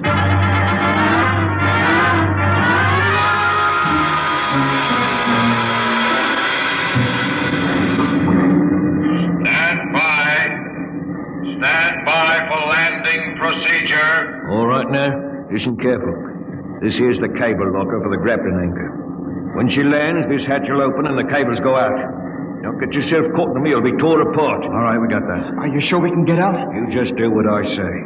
When you drop down, run for the blast pit. Nobody's there for a landing. Lay low until dark. You got that? All right. Don't worry, I'll tell the patrol you helped us get away. That'll help you when they catch up with this gang. Well, thank you, sir. Thank you kindly. I've got to get to my station now. Good luck. Thanks. Thanks, Mr. Morton.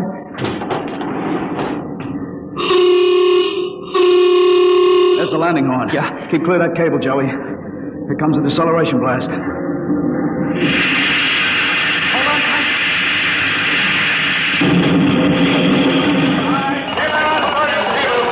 There goes the grappling cable. All right, come on. Drop to the hatch. It's about 6 feet. It's clear. Hurry up. What? Here I go. You all right? Twisted my ankle.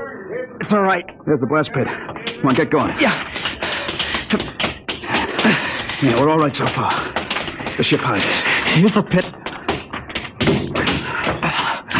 Get down so they can't see you. I don't know how to thank you, Mr. Carpenter.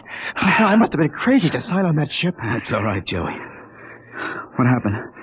Ever fight at home? Yeah. Wait a minute. Huh? I hear somebody coming. What? Keep still. Maybe we better look. If we stick our heads over the edge, they'll see us sure. Keep down and keep quiet. I hear him too.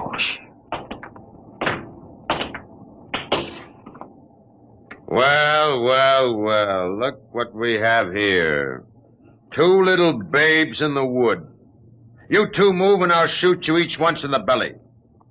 Morton, you got good eyes. I told you I saw him come this way, Mr. Black. Jumping ship! Why, that's a terrible thing to do. You double-crossing rat! You got paid in advance, didn't you? Then turned us in. I'll see the port police about this. Yeah? We already turned your papers over to the port police as ship jumpers. Papers? I didn't sign any papers. You just don't remember signing them. We got them stamped nice and legal. It's no use, Mr. Coffin. We haven't got a chance. My, jumping ship. Well, don't worry, mate. You'll see your girl again in 15 years.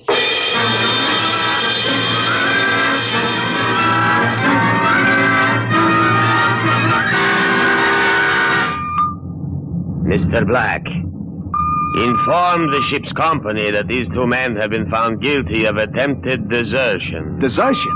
Well, you kidnapped me, you dirty crook.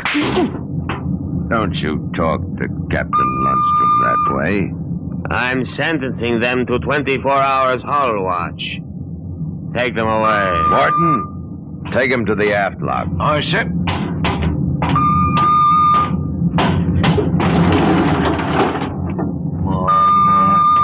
Ship jumping. You didn't have that gun, I'd break you in 2. Double-crossing rat. You calm down after 24 hours hull watch. What's hull watch? Very simple.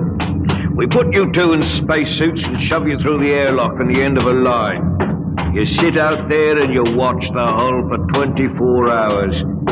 You can talk to each other on the wireless intercom, but no food and no water.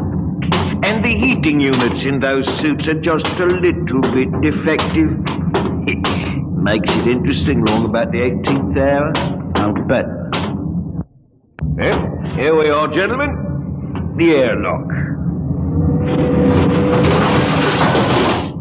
Now, you get in here. You've got 5 minutes to get into suits and we blow you out of the lock. See you in 24 hours. Maybe.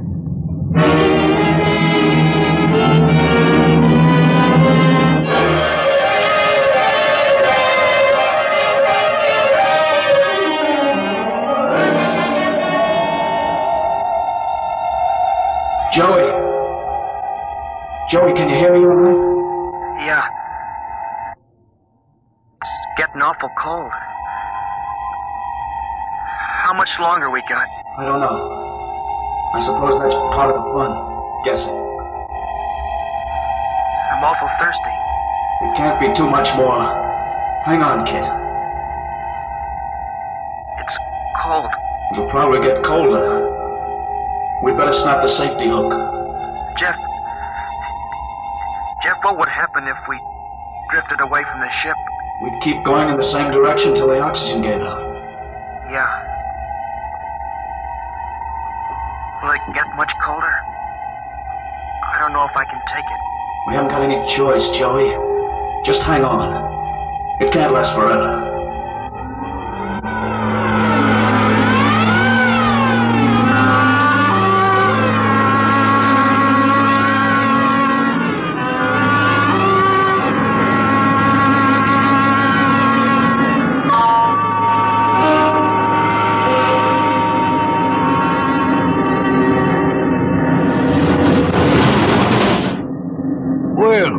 Welcome back to our little home. Water. Thirsty? Get water. Right here. Here. Slopping like a bloody animal. Joey, passed out. You'll be all Help right. him. Teach you a lesson, both of you. Just take my advice and behave yourselves. You've got 15 years to go on this here ship, and you might as well make the best of it.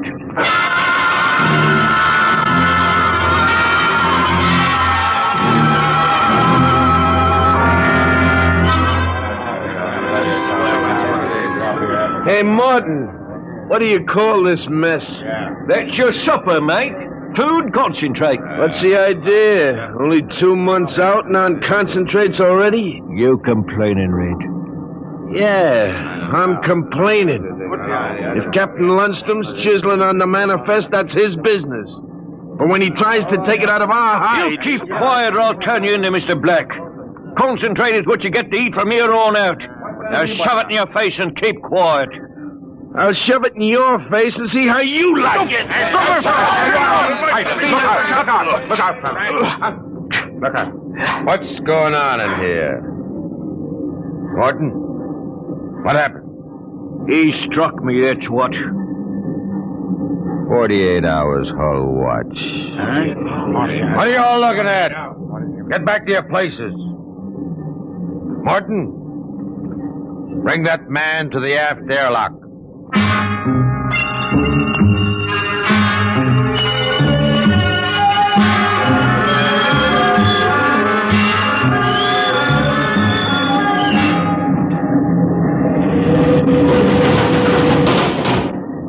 All right, Red. Come on out of there. Your time's up. Come on. You, mate. Go in and get him. Come on, Joey. Gee, 48 hours out there. Unsnap the helmet. Careful. Get it off. Come on now, hurry up. Bring him to. I can't. What? He's dead. Get him undressed. Hang up that spacesuit. He must have had a heart attack. Heart attack. He's frozen to death. Mr. Black will be fair heartbroken. Red was a first-class jet man. Hurry up with that suit. It's cold in here.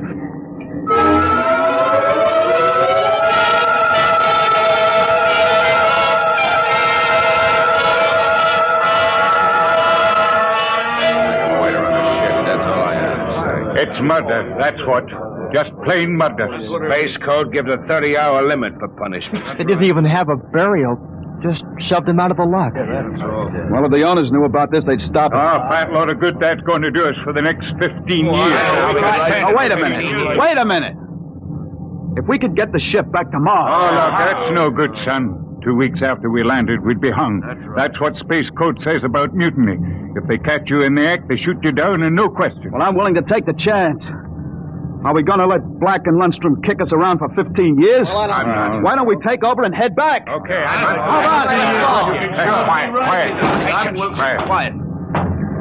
Did I interrupt something, gentlemen? A discussion? Talking about the captain, maybe? Well, ta-ta. Grab him. Let go of me. I'll have you all out in the island shifts. I'll see you in operations. That's what I'll do. Here, chew on my oil right, Morton. There. Well, that's done it, Harry. He's an officer. Who cares? Look, we've got to move now. Joey, get up to the radio room and smash the set before they can get a message out. Right. Pop, you get out. Yes. Tell the engine watch. All right. The rest of us will go up to the bridge. How about this, Rat? Tie him up. Speed counts now. We've got to take over before they know what hit him.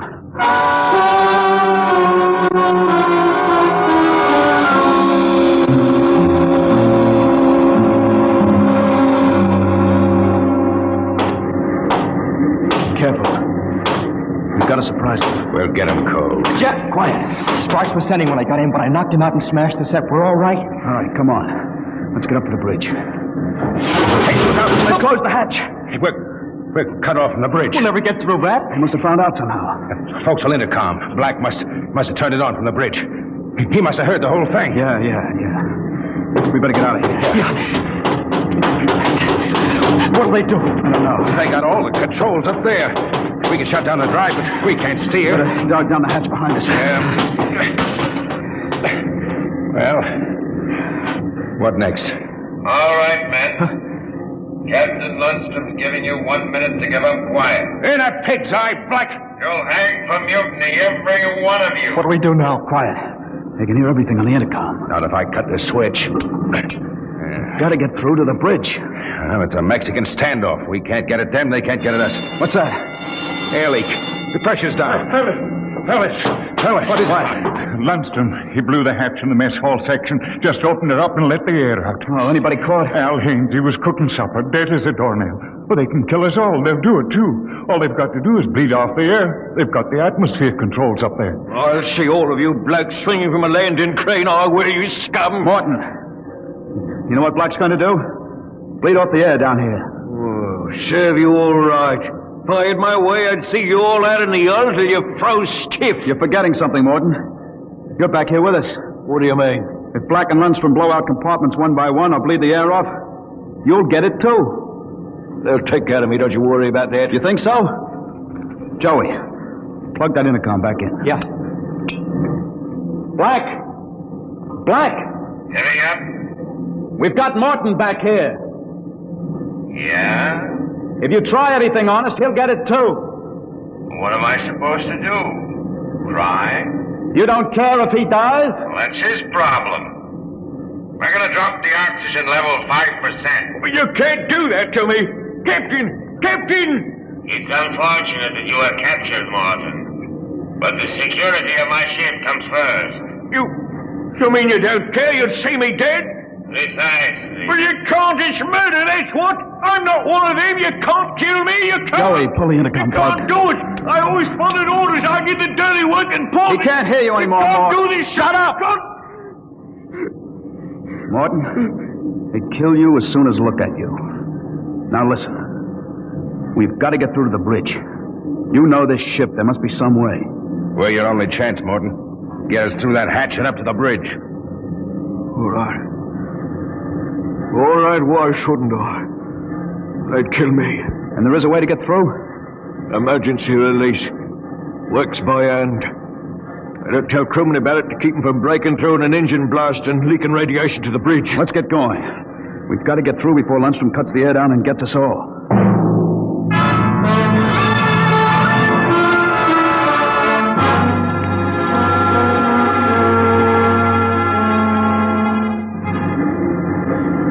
Here's the hatch, Morton. Where's the release? Under the floor panel.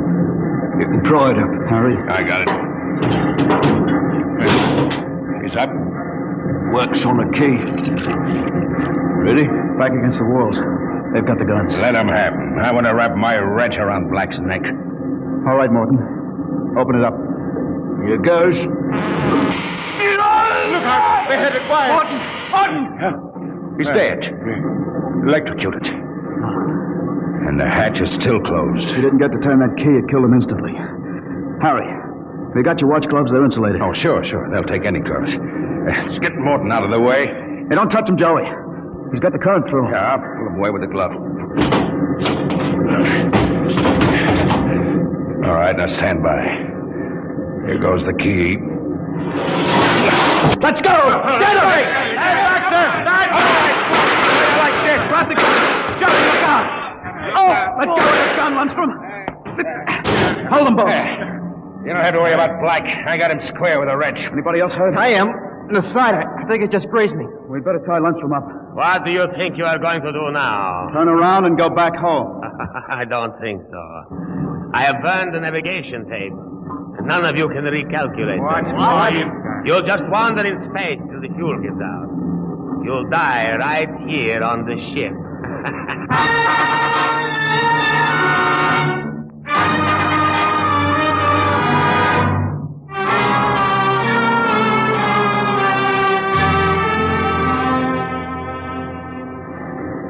How you coming, Jeff? It's no use. I've had a little space math, but not enough to compute a flight. Sooner or later, you're going to beg me to let you surrender. Jeff, the interceptor screens went on. Meteor? No, it's a ship. A patrol ship coming up on us. Hey, must have got off an SOS. No, we don't have to worry. We can just tell them the truth. Sure. You are not familiar with the space code, young man. Mutiny is punished by immediate execution on the ship itself. In other words, they don't ask questions, they shoot. He's right, Jeff. We're through. Can we get away? Not from a patrol ship. They've already sent us a Heave-2 flash. If we run, they'll blow us out of space. I'm afraid your mutiny is over, gentlemen. Soon they'll be alongside with an airlock coupling. And 10 minutes after that, you will all be dead.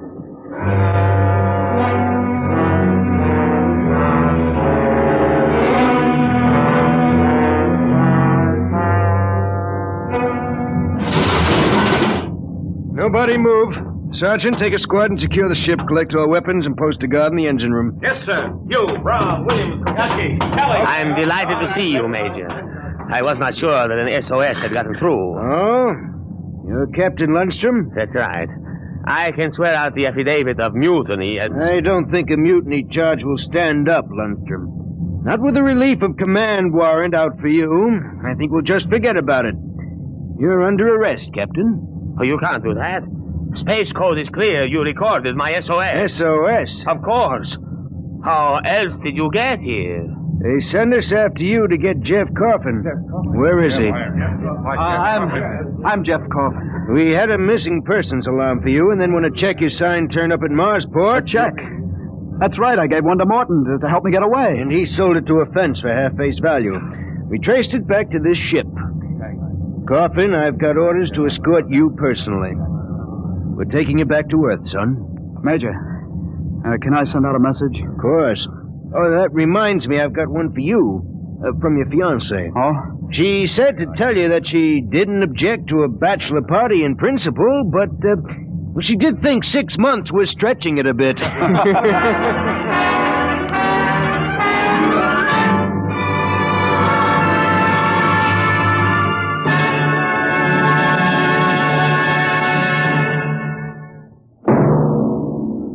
Competition, they say, is the life of trade, and it will be as true 2 centuries from now as it is today. You'll hear about it next week when we present... Dimension X.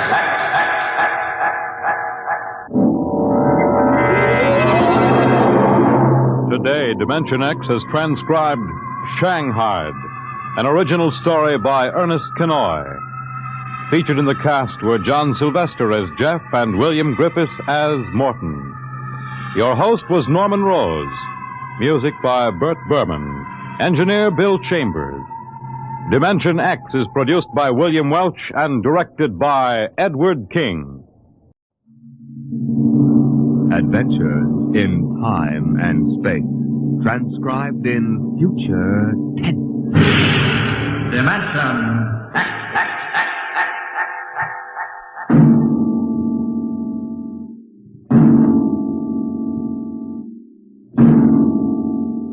Can you predict what will come in 100 years?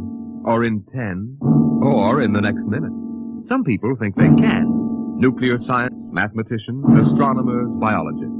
They'll predict the shape of the future Because they make the future. Because they see beyond the known dimensions of time and space into the unknown Dimension X.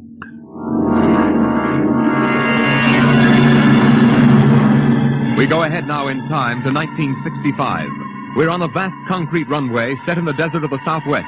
A giant metal ship stands before us, prow pointed for the stars. And in 5 minutes, the signal will flash, and it will tear up through the atmosphere to the outer limit.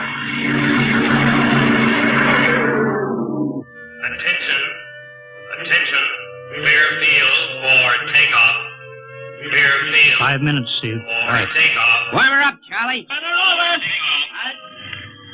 I want to go over procedure again, Steve. Don't worry, I got it straight. We'll just make sure. Okay. I take her up on jets to 50,000, then I cut in the rocket. No lower, or your tail blast will burn out 3 counties. I climb 4 minutes on rockets, then start maneuver tests. Remember that, no more than 4 minutes. Right. This ship isn't like those strata rockets you've been testing. She's the first one built for outer space. If she works, she can go clear to the moon. If I'd have known that, I'd have brought my toothbrush. Well, not this trip. Now get this, Steve. You've got power there to clear the Earth's gravitational field. But remember, after you cut in the rockets, you've only got 10 minutes fuel. If you go beyond the outer limit and don't save fuel for the return... I know, I won't get down again. That's right, Steve. You'll drift off into space. Get that now. 10 minutes fuel. Gotcha. As far as I'm concerned, this project is a lot more important than that cosmic ray bomb they're testing out in the Pacific tonight. Well, the Security Commission brass doesn't think so. I don't see any undersecretaries under anything. Don't worry. In the long run, our ship will make the CR bomb back-page stuff. But in the meantime, it's just as dangerous. Remember, half the principles in this ship are pure theory, Steve. Slide rule stuff. If anything goes wrong, we may have to scrape you off the landscape with a soup spoon. You have a charming sense of humor. Now, here's what I'm getting at. We're risking your neck in this test. If anything blows, we don't want to have the next man pull the same boner. I know, Hank. So keep your mic open and keep talking. If anything goes wrong, we want to know exactly why.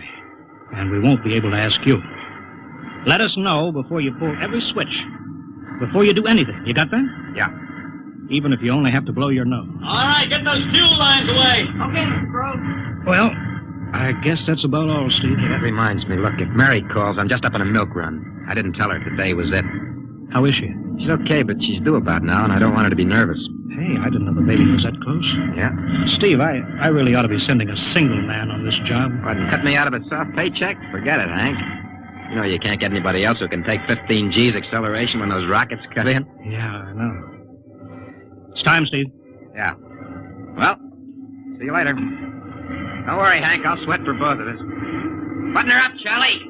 So long, Hank. So long. We'll give you the light from control.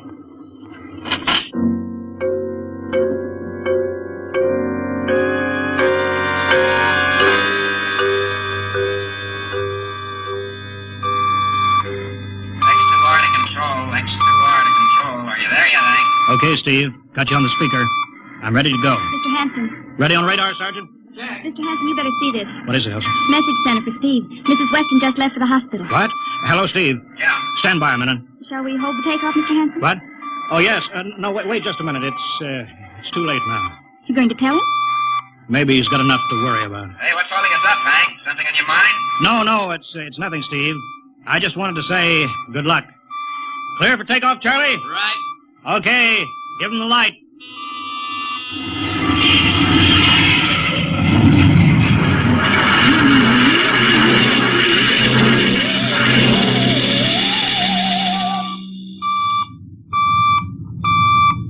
All right, Steve, I'm reading you clear. 20,000. Airspeed 600. She's running fine. Soundproofing works. There's a third-degree waiver in the AGY pressure. Got that, Charlie? Check. Dead center on radar, Mr. Hanson. 50,000 now. Cutting out the port jet. Now the starboard. Off jets. Airspeed dropping. Opening the rocket ports. Switch sticks a little, Charlie. Oxy alcohol pressure at 350. All right, now I'm advancing the ignition key. Here goes rocket one.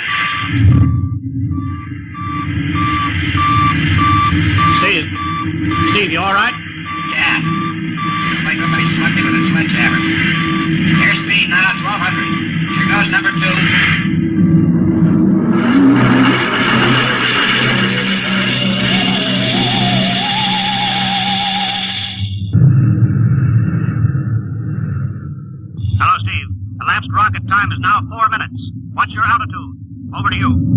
Speed 4,400, still climbing. Altitude 297 miles. All right, you're at the outer limit. Level off for maneuver test. You've got exactly 6 minutes fuel left. Okay. Starting a 3-degree left bank. It's a little sluggish. It's all right now. There's a low vibration someplace. Maybe the cockpit hatch. Now I'm straightening out. 5 minutes fuel left. Now I'm starting a 3-degree Hey! What's the matter? What's wrong? There's something up here. Something shining. What are you talking about? There's something above me, Hank.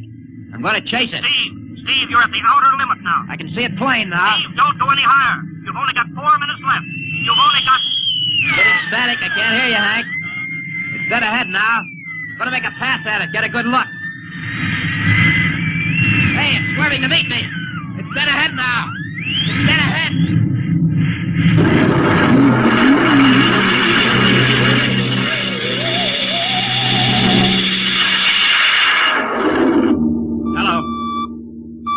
Hello, Steve. Steve, come in. 9 minutes fuel gone. Still no sign on radar. Hello, Steve. Steve, what's happened? Charlie, get out the crash squad. Tell the Army squadron to alert their search planes. Right. 9.5 minutes gone.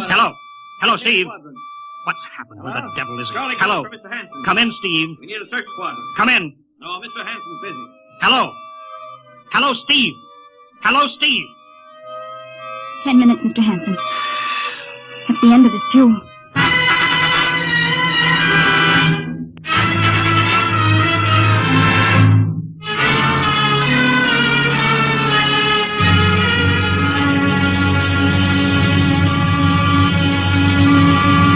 How long's it been now? 10 hours, Mr. Hanson. Nothing more on radar, Sergeant? Screen's blank. Colonel Corelli called in. Search planes are back. They didn't find anything. Should be some trace. Couldn't have bailed out, could he? You don't hit the silk at 4,400 miles an hour. He'd went past the outer limit, ran out of fuel. Something blew, and we'll find the pieces scattered from here to the coast. Why does it have to be the best man? Always the best man. I'll get it. Charlie, we've got to figure out what was wrong. All right, I'll tell him. Something must have blown. Yeah? There's a message from Northside Hospital for Steve. Oh, what is it? Mrs. Weston's fine. It's a boy. Thank you, Elsie. It's a boy, Charlie. Oh. Fine. It's a boy. He didn't even know she went to the hospital. How am I going to tell Mary that? Wasn't your fault, Mr. Hanson. Ship had to be tested. Yeah, we'll build another one, and some other flying fool will shoot past the outer limit into space. Oh, I'm getting old, Charlie. You can remember when I used to take him up myself. Now I've got to send other men. It's a job, Mr. Hanson. Now I'm afraid. Every time I hear a jet go off, I jump. Every time I have to send someone up in a new model, I start to sweat. Mr. Hanson. Yeah? I think there's something on the radar. No flights scheduled in, are there, Elsie? We have the whole day cleared. It's coming in behind us. Here it comes over the building. What crazy jockey is buzzing the field like that? Is that an Army plane, Charlie? I can't see. It's turning. Charlie, alert the field. I know that engine. Steve! That's impossible. Look, that's his ship. It can't be. Well, there's no other model like that. It's Steve, all right. It's coming in. Thank God. Thank God.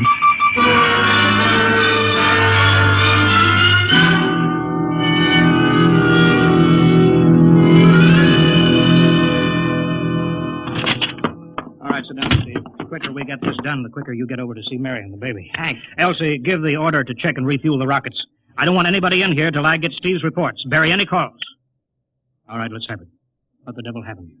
Hank, does that cosmic ray bomb still go off tonight? What are you talking about? Straighten out, Steve. Where you been for the last 10 hours? Listen, Hank, there's something more important. Come on. I've got to get a report on the screen to Washington, so let's have it. I've got to know how you stretched 10 minutes fuel to keep you in the air for 10 hours. Now, one thing before I talk. Look, have the Steve. Geiger men run over the ship before they refuel. What'd you run into? So help me, Hank, I don't know. But we better check and make sure it isn't radioactive. Elsie, add a Geiger report on the standard check. Steve, maybe we better have the doc look you over, too. No, I'll be all right. They said I'd be all right. They? Look, son, I know you've had a tough time, but we've had this field on the alert for 10 hours. One of the Army boys cracked up looking for you, and he's hurt bad. So let's have the story. Let's have it straight. I don't know how to tell you. Hank, I saw something up there. At 300 miles? I chased something up there, Hank, and I caught it. Now, don't hand me that, Listen, Steve. I was cruising along, just starting the right bank, when I spotted something. It must have been going about half my speed. It was egg-shaped and smooth. I made a pass at it, and I was coming back for another, and then there was a humming sound. Humming? A sort of vibration. And I blacked out. I was headed straight for it at 4,400 miles an hour. I thought it was going to be the biggest smash since Hiroshima, and I guess they were drinking that bottle. Never mind that, Steve. What happened? I came to inside their ship. Uh-huh. Steve, this whole thing has been a devil of a strain on you. I'm going to call Major Donaldson from the Army base. Ask him to sit in. A psychiatrist? Yeah, that's a good idea. Let him run his tests. He'll tell you I'm not kidding. Because, Hank, unless I miss my guess, I've just been tipped off to the way the world ends.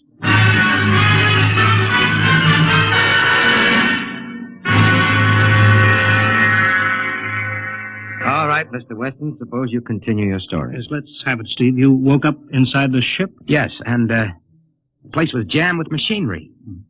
Dials, blinkers. I couldn't recognize anything. And you were surrounded by these men from Mars? I didn't say anything about men from Mars. I didn't even say they were men. I couldn't see them clearly. They were just there. Where did they come from, then? Another galaxy. Millions of miles outside of our solar system. That's all I know. You figure out where they came from. And they came all that distance to find the Earth? Yes. Did they tell you that? Yes. You mean they spoke English to you? No, they didn't. It's funny. I hadn't thought. They didn't really speak to me at all. They just planted the thoughts in my mind. You mean thought transference, telepathy? Yes, that's right. Well, Steve, what brought them here? We did, Hank. We rang their bell. We brought them in. How? With our atomic explosions. Hank, that's why you've got to stop that bomb test tonight. I'll give up. Look, you've got to believe me, Hank. Oh, how can I make you understand? Maybe I can help, Mr. West. Would you submit to narcopsychometry? What's that? Under proper drugs, I can put you back in this, ship. By suggestion. Then we can get a playback record of your memory pattern on the audio circuit. How long will that take? Half an hour. We'll have to go over to the lab. Will you believe me if it checks? It will give us an accurate memory picture of what your mind reports. All right, let's go. Hank, you gotta believe me. We haven't got much time.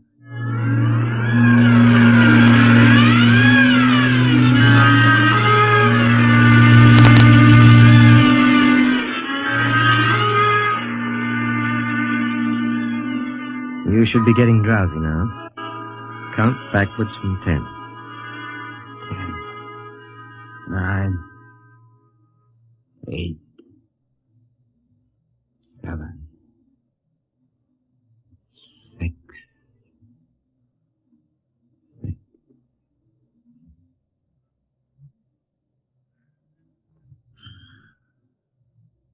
He's under.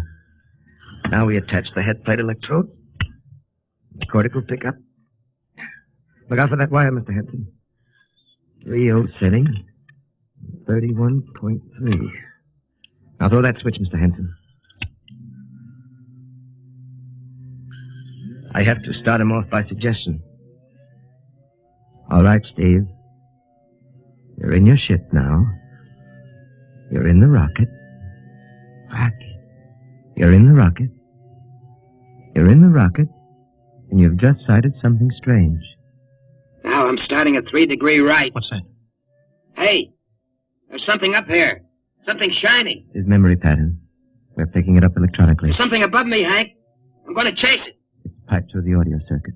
I'm getting static. I can't hear you, Hank. This is where we lost contact with him. I'm going to make a pass at it and... Hey, it's swerving to meet me. It's dead ahead now. It's dead ahead. Now what? This is where he blacked out. There's no telling how long, minutes or hours. What's that noise? I don't know, quiet. Where? How did I get in here? What? Who are you? Is he seeing things? Intergalactic Patrol. What's that? What are they saying, Steve? What are they saying? It's about nuclear fission. They know about it. They know the danger of it. Long ago, they had wars that almost destroyed them. But finally, they learned. Now they've outlawed war. Go on, Steve. They patrol space. When their detector picks up an atomic explosion, they send a patrol. What are they going to do? They've quarantined us. Quarantine? They've isolated the Earth. Because we don't know how to control ourselves yet. Until we learn, we'll be a menace to the whole universe. What is this nonsense? Quiet. How are they going to do it, Steve? They've spread a layer out here of... I don't know how to call it. All around the Earth. It's miles deep. When there's an atomic explosion on Earth, the radioactive particles will drift up to this layer and set off a chain reaction.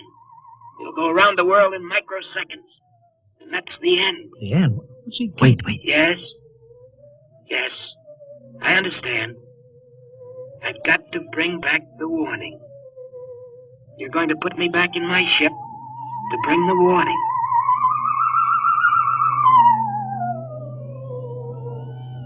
Now what? Blacked out again. I guess that's all. What does all that mean? It's what he remembers. You don't think that really happened? No. Narcopsychometry circuits produce what he remembers. It just means that Steve believes this happened. I don't like to see this. I've seen too many tough pilots snap. Steve is the best I've known. How bad do you think he is? Frankly, outside of the presence of this well-organized hallucination, there's no sign of unbalance. May not be too serious. If he had a more plausible story, I'd be inclined to believe him. Warning. Hank. It's all right, boy. Did you hear it, Hank? You understand? Sure. We've been quarantined. Let me give you something to make you sleep, Steve. Don't you understand? They fixed it so that if we set off one more nuclear explosion, that'll be it. Of course. Don't roll your sleep down. You don't believe me. Now, take it easy, Steve. For the test tonight. They're setting off the CR bomb. Hank, what time is it? 11:20. Well, it's scheduled for midnight. Hank, we gotta stop that bomb. Steve, let Donaldson give you the hypo. Hank, you've gotta believe me. I saw them. I got the warning. If we touch off that bomb tonight, it'll be the biggest galactic 4th of July of all time. The whole Earth will go up like a Roman candle. April 10th, 1965, the end. Now, look, Steve, you better calm down. Don't you want to see Mary and the baby? You've got a new son, remember? Yeah, that's just it, Hank. I want to see my son. I want him to live.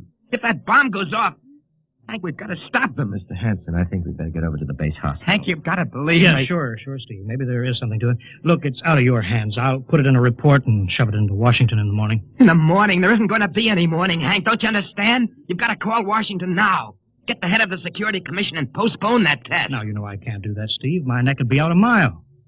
Besides, this is 1965, not 45. 20 countries have atomic bombs now. What's the use of stopping just this one? The rest will keep right on popping them. Well, we'll have to call an international conference. Can't you understand, Hank? The first one that goes off finishes us at the end.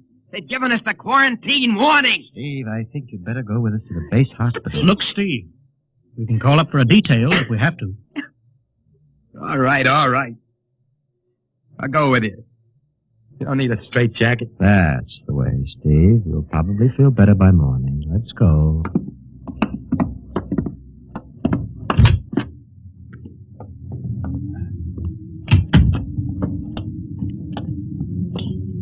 Well, Steve, tomorrow I'll drive you over to the hospital to see Mary and the kid. Sure. Look at the ship under the floodlights. Pretty, huh? You'll be flying her again soon, don't you worry. Yeah, I guess so. What you doing out in the line? They refuel her? Yeah, we got Clausewitz coming in tomorrow from Denver for another test. Figure we give you a day off. That's good. That's Why? Steve, come back! Come on, Donaldson. Steve, wait! He's heading for the rocket. Look, there he goes up. That crazy fool. We can't get at him now. That covers armor glass. He's waving. Yeah, towards control. It's the radio. He needs the radio. Come on. I should have gotten help. Oh, the radio's still hooked up here. Hello, Steve. Listen to me, Hank. You gotta call Washington now. Come out of that rocket, Steve. I'll call my men. Don't try anything, Hank. They've refueled the rocket for tomorrow. Take it easy, Steve. Listen, you know what'll happen when I fire the rocket tubes down here? Steve, don't. It'll burn out every building for 5 miles. All of us in one big blast. Steve, what do you want? You've gotta stop that bomb. You gotta call Washington right now. They won't believe me. You make that call or I cut in the rocket. Now, I mean it, Hank. Now hook my screen to yours in parallel. I want to see exactly what you're doing. All right. Just don't fire those rockets. Get going, Hank. You got 12 minutes to make that call and stop that bomb. All right, I'm making the parallel hookup right now. Donaldson, you think he'll really blast? I don't know. Up to now, I'd almost say it was normal, but now he's liable to do anything, Hanson. Steve, there, you getting it on your screen? Now put that call through. All right. Operator. Visit screen to Washington. The visit screen circuits are busy, sir. You'll try again in half an hour. This is Security Commission priority. Break in, get me a line. Yes, sir. Just a moment, please. 10 minutes, Hank. Listen, Steve, I'm trying. Ready to take your call, sir. Washington, Security Commission 3. This is urgent. I want Undersecretary Herbert Ames. Washington 3. 1 moment, please. Hurry, will you? 1 moment, please. What time is it, Donaldson? 11:51. Do you think he'll fire those rockets? He might. Washington? Visit screen 3. Mr. Herbert Ames, please. That is a coded exchange. I cannot accept your call without clearance. Get it through, Hank. Listen, Washington, put it through. This is Mr. Hanson at San Marco Air Base. This is a priority call. I'm coded. 1 moment, please. I will check your code number. Get that through, Hank, and that bomb goes off at 12. Will you be reasonable, Steve? Your call has cleared, San Marco. Washington, visit screen 3. Herbert Ames, please. Security Commission Ames. Listen, Ames. Hello, Hank. Ames, you got to get me to the chief. Are you kidding? He's at the test control room. Yes, I know, but get him for me. What's up? You look lousy. Or is it a bad circuit? There's no time. I've got to get him before the test. It's about the CR bomb. I can't take that responsibility. Get that through, Hank, or I blank. Hey, what's going on there? Ames, my project has a high enough rating. This is a priority A call. What? Okay, it's your neck. I'll try to get him for you. He's in the control room, so you'll have to switch off your screen and speaker and go on earphones. Too much going on in there. Security ruling. You hear that, Steve? I've got to cut the incoming screen. All right, but don't try anything. 8 minutes, Hank. Hello? What? You got him, Hank? Yes. This is Hanson at San Marco. No, sir. Priority A request to cancel the bomb test. No, I'm serious. This is deadly serious. We sent the X2 JTR up today to the outer limit. We uncovered evidence. Yes, on the automatic instruments. What's that? No, possible chain reaction. No, I can't tell you the whole story. There isn't time here. Yes, I'll bring the readings into Washington in the morning. You've got to postpone the test till you see them. Look, I've worked on contracts with the Commission for 10 years. Yes, I have complete confidence in my information. You can record that. All right, I'll call you back immediately. Bye. Hank? He's agreed to cancel, Steve. The bomb won't go off. All right, boy. You can come down out of that ship.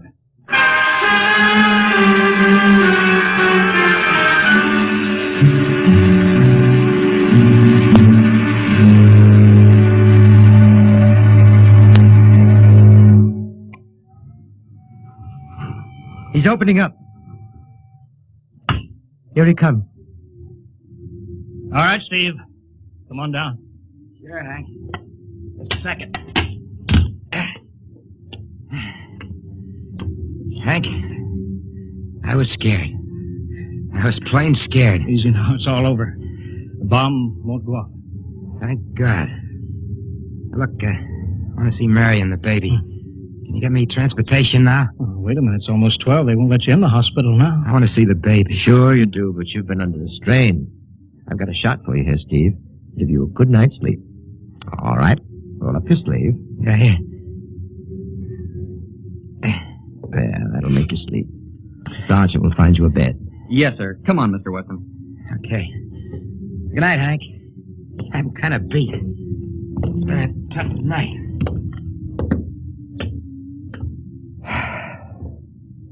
It sure has.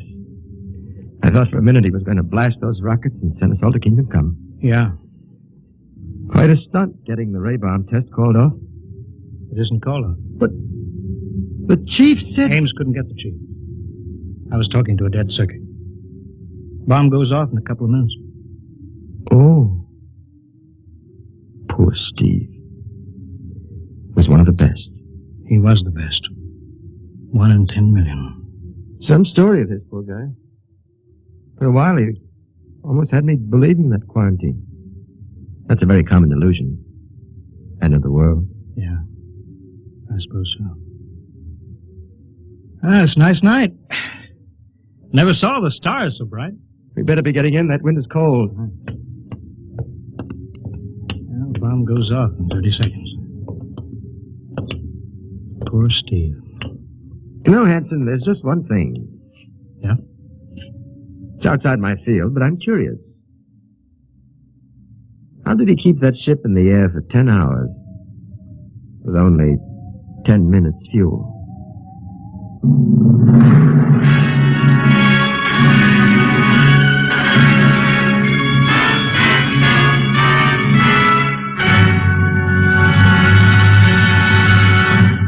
You have just heard another adventure in time, space, and the unknown world of the future. The world of... Dimension X.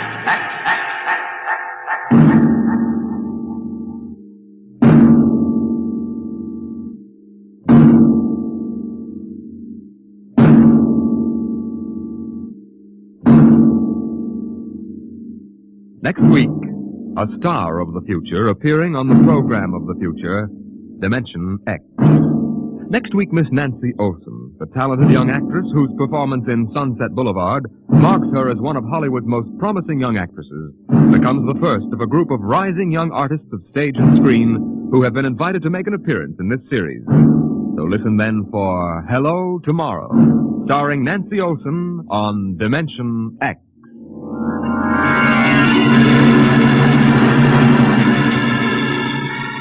Tonight, Dimension X has transcribed The Outer Limit, written by Graham Dorr and adapted for radio by Ernest Kenoy. Featured in the cast were Wendell Holmes as Hanson, Joseph Julian as Steve, and Joe DeSantis as Donaldson. Your host was Norman Rose. Music by Albert Berman, engineer Bill Chambers. Dimension X is produced by Van Woodward and directed by Edward King. Adventures in time and space. Transcribed in future tense. Dimension X.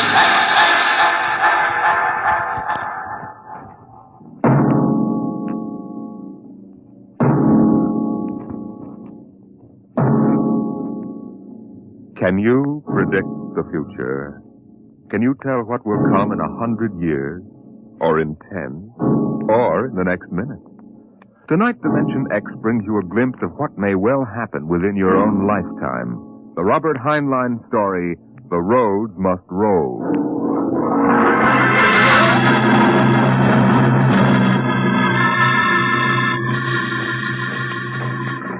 Here's a run, watch them run. Oh, our job is never done, for our roadways go rolling along.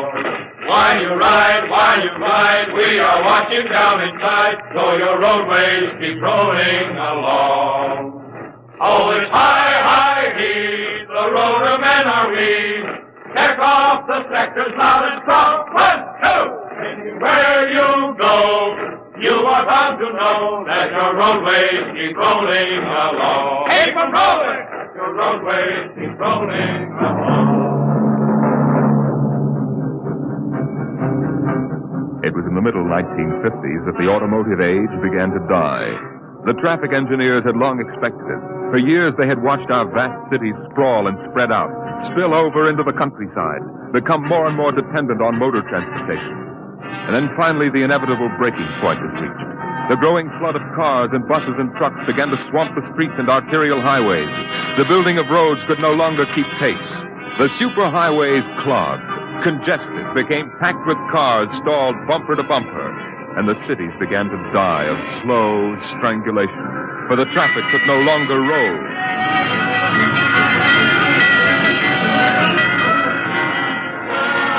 And then the engineers took over.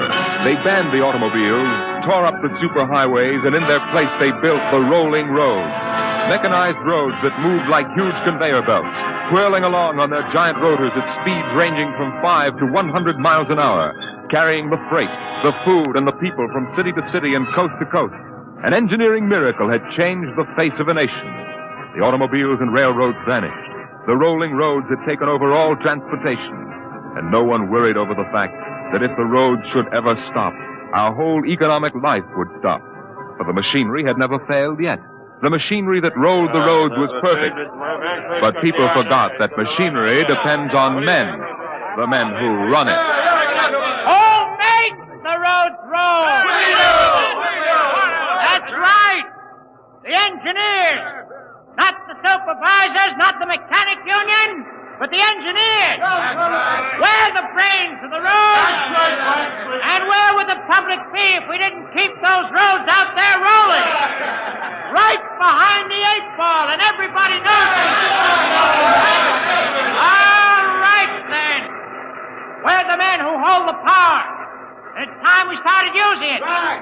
We've called this meeting of the Engineers Control Committee because that's what we want to do. Control. Because I'm tired of taking orders from the Transport Commission, from flex desk jockeys like Jim Gaines, who don't even know a rotor bearing from a field. Let Gaines yammer about our duty to the public. That's a lot of eyewash. We've got the power, and we're the men that count. It's time we quit fiddling around and use a little direct action to get what we want. Let's go. Mr. Chairman. The chair recognizes Brother Harvey of the Transport Mechanics Union. Thanks. Thanks, boys. I don't rightly belong here since I'm no engineer. I'm just here to represent the workers' union. But I want to know what's all the shooting for. You engineers have got better working conditions than we have, and we ain't kicking. You say you engineers are powerful. You say you can tie up the road. That's right. Well, listen. So can any screwball with a jar of nitroglycerin. Hey, what's he can? Yeah, and he don't need no engineering degree neither. Harvey, are you speaking for your union now? Or are you here as a stooge for the Transport Commission? Listen, I helped found my union, and I led the strike in 75 for decent working conditions. Where were you engineers then, huh? With the thing! Now, Brother Harvey, remember you're only a guest at this meeting. Go on, Pan. Now listen, men. I'm one of the old engineers on the roads. You all are. Worked up the hardwood. We didn't go to the fancy technical institutes like those young punk cadets the commissioners training to take over our jobs. That's right, man. Jim Gaines don't fill us full of the old school spirit and that baloney about how the roads must roll. So all right then. Why don't we get smart for a change? What would happen if the roads stopped rolling? Maybe the country would begin to realize that they can't do without us. And maybe we'd begin to get the things we want. The roads must roll!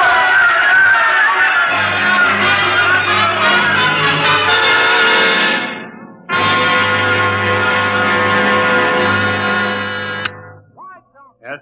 Your wife is calling, Mr. Gaines. All right, put her on. Jim, I want you to stop off on your way home and I'm sorry, darling, I can't make it. Oh, but you promised. Yes, I know, but Washington called in. They're sending Evans, the Australian Minister of Transport, through my sector today. I've got to show him through personally. Well, can't somebody else? Well, I'm chief supervisor. It wouldn't be courteous. Darling, courtesy begins at home. I've planned this dinner for weeks. Honey, the roads must roll. Jim, if you quote that nauseating slogan at me again, I'll divorce you. Well, I can't help it, darling. I tell you, I'll meet you at Stockton at 9. We'll take in a show. Kiss Alan goodnight for me. All right, dear. Goodbye. Bye, darling. Mr. Evans is here. Send him in. Go right in, sir. Well, good evening, Mr. Evans. I'm Gaines, chief engineer. How do you do, Mr. Gaines? Won't you sit down? Thank you. They told me at the embassy you'd be the man to see. Oh? I want to know how the roads work. I think we can handle that. I'm not a technical man, Mr. Gaines. My field is sociology. Suppose you tell me about the roads as if I were entirely ignorant. Well, fine. Well, it's nearly dinner time. Suppose we run up to Stockton sector for dinner. Right. Take us about an hour on the roads, and you can see them working. Excellent. You'll excuse me for a minute? Hi, Chief. What can I do for you? Oh, Dave, you're on the evening watch, huh? Where's Van Cleek? Oh, going to some meeting. I'm going up to Stockton for dinner. Anything to report? No, sir. The roads are rolling. Okay, keep them rolling. All right, Mr. Evans, let's go.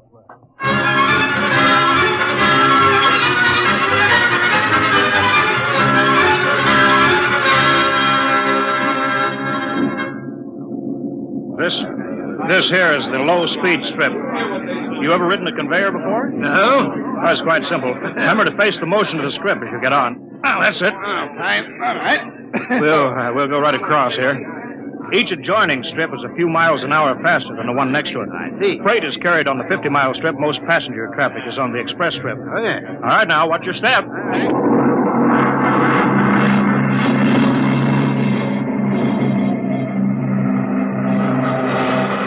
Here we are, maximum speed.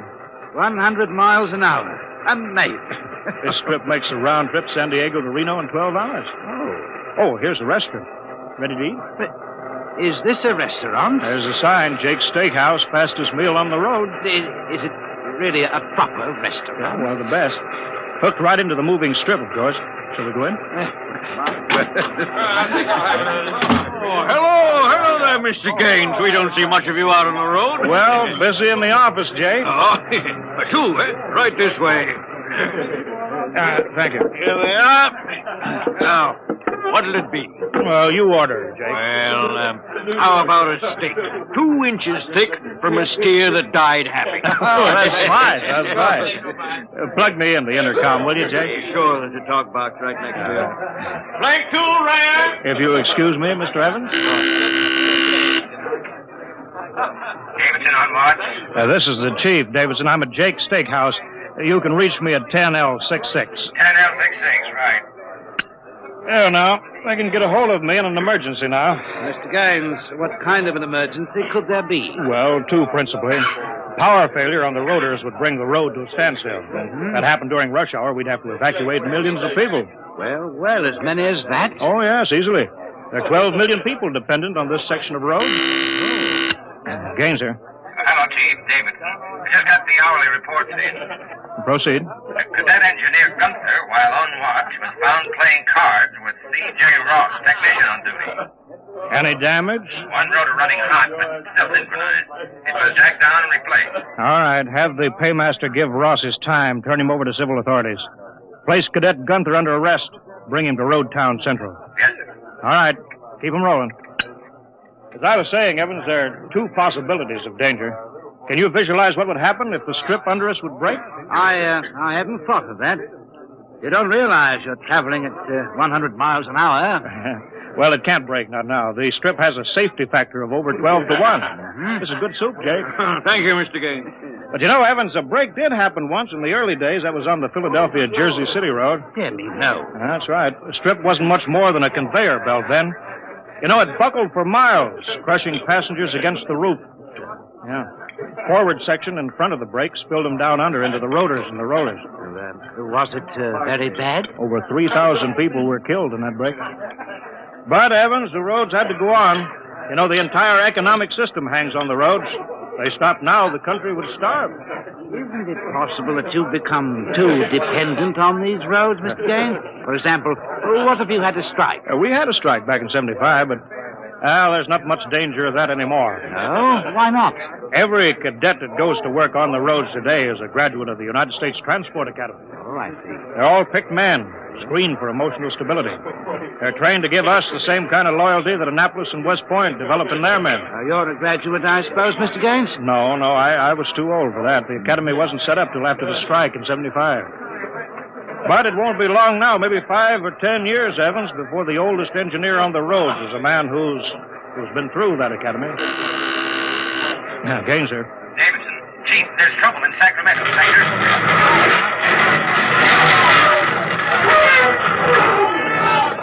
What is it? What's happening? Emergency stop. Hello, Davidson. The phones must be out. Come on. Jake! Hey, what is it? What's the matter? Have everybody stay in the restroom, Jake. What's that? Probably somebody stepped onto the next strip. Got cut to ribbons. There'll be plenty of casualties. Jake, where's your getaway hat? In the pantry. Well, how am I going to help those people? I've got the whole road to think of. Now, don't bother me. Give me a hand, Jake. This hatch is stuck here. All right, if you're coming with me, Mr. Evans, you've got to move fast. I haven't got any time to waste.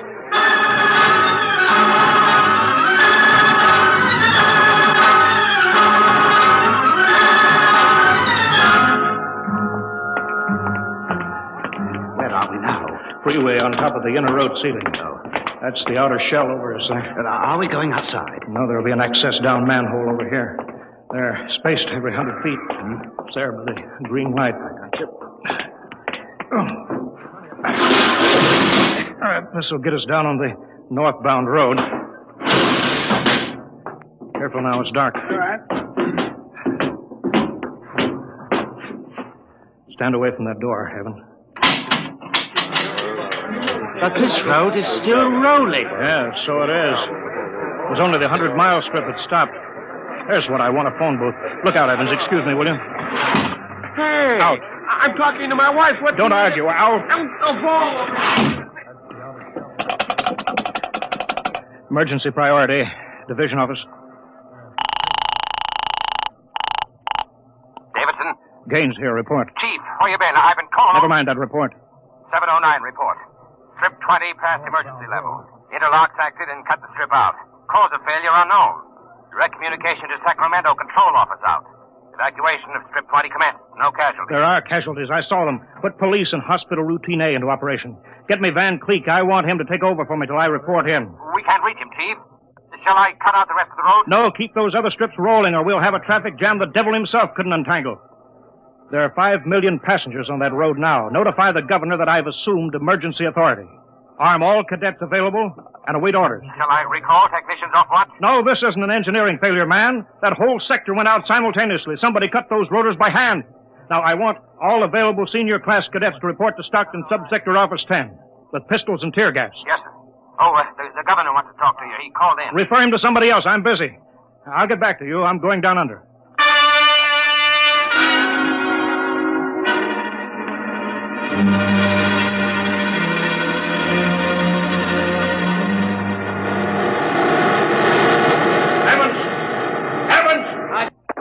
Put on this helmet. What? Helmet. This helmet. Oh. You can't hear without an anti-noise filter. All right, come on. What are we looking for? A recon car. There should be one here. Are those the rotors? Yeah, the big ones are rotors. They drive the road. The little ones are rollers. They give continuous support. I see. Oh, there's a watch gang now, jacking down a rotor. Can they hear us? No, the noise filter works on a 4-foot radius. I'll flash them. He sees the light. Is that Wilson reporting, sir? I want your recon car, emergency. Yes, sir. Right over here, sir. Come on, Evans. All right, now, get in. Well, it's so small. Oh, you fit. All right. All right, now, hang on. She accelerates like a rocket.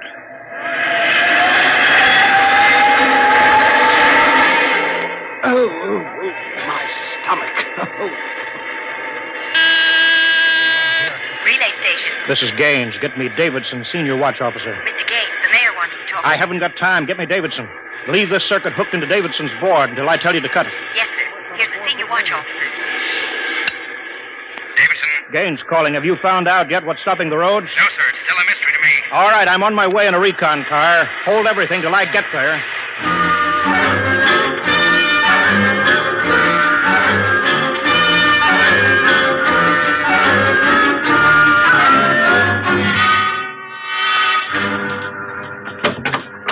Cadet Edmonds reporting, sir. 3 platoons of cadet engineers standing by with tumblebug motorcycles. Are they armed? Pistols and tear gas is ordered. All right, good. Assistant Supervisor Van Cleek is calling you on Circuit 9. Well, it's about time. Cut me in. Yes, sir. Hello, Van. Where are you? Sacramento office. Now listen. Sacramento. That's good. Report. In a pig's eye. What? I'm not your deputy anymore, Gaines. Van, what are you talking Now, about? listen, don't interrupt me and you'll find out. It's true, Gaines. I've been picked the director of the Engineers Control Committee. We're taking over. Have you gone off your rotor? You can't start Strip 20 until I'm ready to let you. Van! I can stop the whole road if I have to. Van Cleek, I'll call in the army. How'll you get him here if the roads aren't rolling, eh? Listen, Gaines. Whoever controls the roads controls the country. And right now, that happens to be me. Sign off, Gaines. I've got to call the White House. You behave yourself. You won't get hurt. I don't believe it, sir. He's got us, Edmonds. If we go in and blast him out, he may wreck the road. What's your rolling tonnage now? 53% under evening peak, sir. How about Strip 20? Almost evacuated. Yeah. Listen in on this, Davidson. Standing by, Chief. I'm going down inside with these cadets. We're going to work north, overcoming any resistance that we may meet. The watch technicians and maintenance crews are to follow behind us. Each rotor, as they come to it, is to be cut out from under Sacramento's control, then hooked into the Stockton control board. You understand? Got it. If it works right, we can move control of Sacramento sector right out from under Van's feet. He can stay in his office there till he's hungry enough to be reasonable. Edmonds, get me a pistol. Mr. Gaines, there's a man here, and he's badly hurt. He wants to see you. Take care of him. I haven't got time to... He's from Sacramento sector. What? Sir. Send him in here. Mr. Gaines. Mr. Gaines. Take it easy. Mr. Gaines.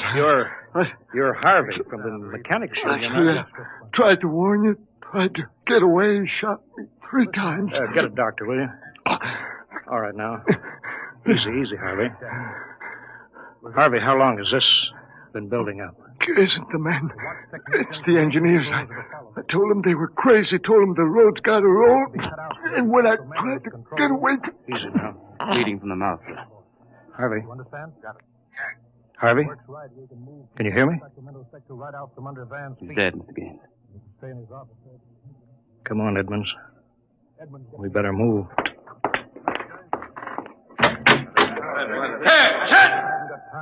All right, you men. You saw Harvey brought in. How many of you want a chance to kill the louse that did it? All right, men. Anybody who hasn't got his mind on his job will be in the way. Now, here's the order. We move north, mounted on tumblebugs. We're going to try to regain control, rotor by rotor, before Sacramento sector knows what we're moving. Now, we've got to capture any watch personnel we run on before they can get word back, you understand? Men, surprise is vital. Use tear gas when possible. Shoot only when necessary. But get them before they can reach a phone jack. Any questions? No? Then move out.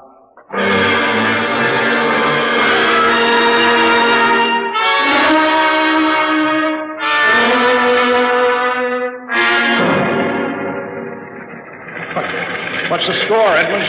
33 prisoners so far. No one killed. For years since I rode one of these tumblebugs.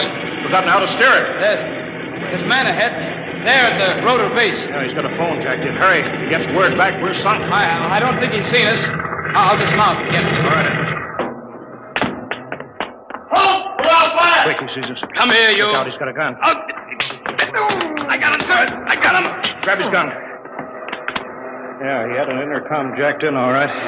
If he's got through to Sacramento office, it's going to be tough. I don't know, sir. Maybe you can get the call through. Listen. The road. Take off your noise filter. There. It's the road. The road is stopping. Halt your men. Halt. Hold up there. Hold up. Edmonds, there's a recon car coming up. Relay station call for Mr. Gaines in the recon speaker. Give it to me. Here you are, sir. Gaines here. Davidson here, Chief. Van Cleek's calling you. Who stopped the road? He did. Oh, he did he? All right, cut Van Cleek into me. You thought I was fooling, eh, Gaines? What do you think now? All right, Van. The road is stopped. You've won this trick. Then why don't you get smart and give up? You can't win. You forgot something, Van. You can't lick the whole country. Yeah? Gaines, I've got a switch button in my hand. If I'll push it, it'll blow 300 yards straight across the road. And then for good measure, I'll take an axe and wreck the control station before I leave. That's pretty drastic, Van. Yeah? If I blow this charge in the middle of Sacramento sector, it'll get an awful lot of people. There are plenty of shopkeepers still on Strip 20. That row of apartment houses next to the road will go. Now, look, Van, you don't want to blow the road, neither do I. Suppose, Van, I come up to your headquarters and we talk this over. 2 reasonable men ought to be able to make a settlement. Is there some kind of a trick? I'll come alone, unarmed. My men will stay here. All right. All right, Gaines. But one wrong move and I blow the road.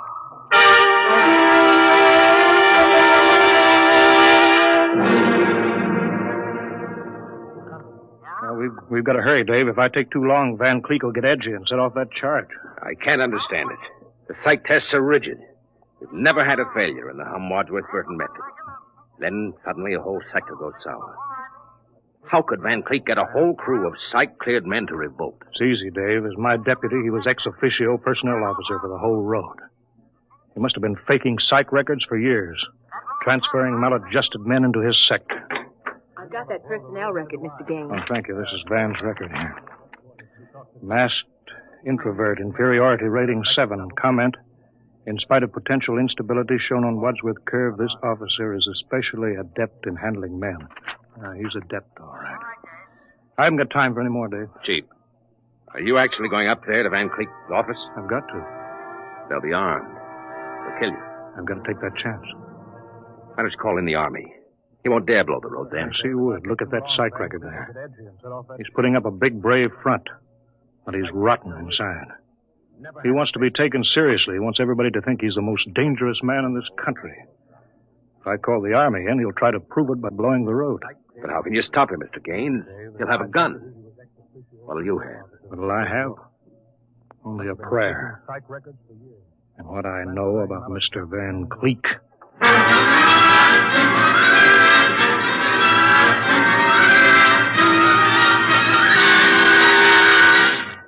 All right, Gaines. Director Van Cleek will see you now. Gaines, I want you to sign this now. The declaration of your recognition of the Engineers Control Committee. You've got 1 minute to sign it, Gaines, or I'll push this button and blow up the whole sector. You better sign, Gaines. You need this gorilla with the gun, Van? Where are you? Can't you handle one unarmed man alone? All right, Harry, out. Out. Yeah.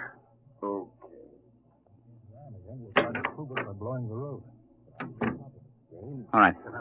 Now sign. What's so funny? You are, man. You start a revolution because you think the engineers should control the road. Then when you've got control, the only thing you can think of to do is to blow it up. That's kind of silly, isn't it? All right. Tell me what you so scared of. I'm not scared. Yeah, sitting there sweating all over that push button that you're holding. If your buddies knew how afraid you were, they'd probably throw you into the road. I'm not afraid. You're afraid of me right now, Van.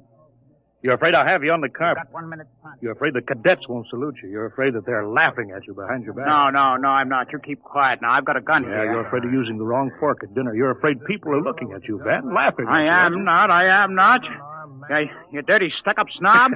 Just because you went to a high-hat school, you think you're better than everybody, huh? You and your crummy little gold-braid cadet. Van, you're a pathetic little shrimp. I understand you perfectly, Van. You're a third-rater.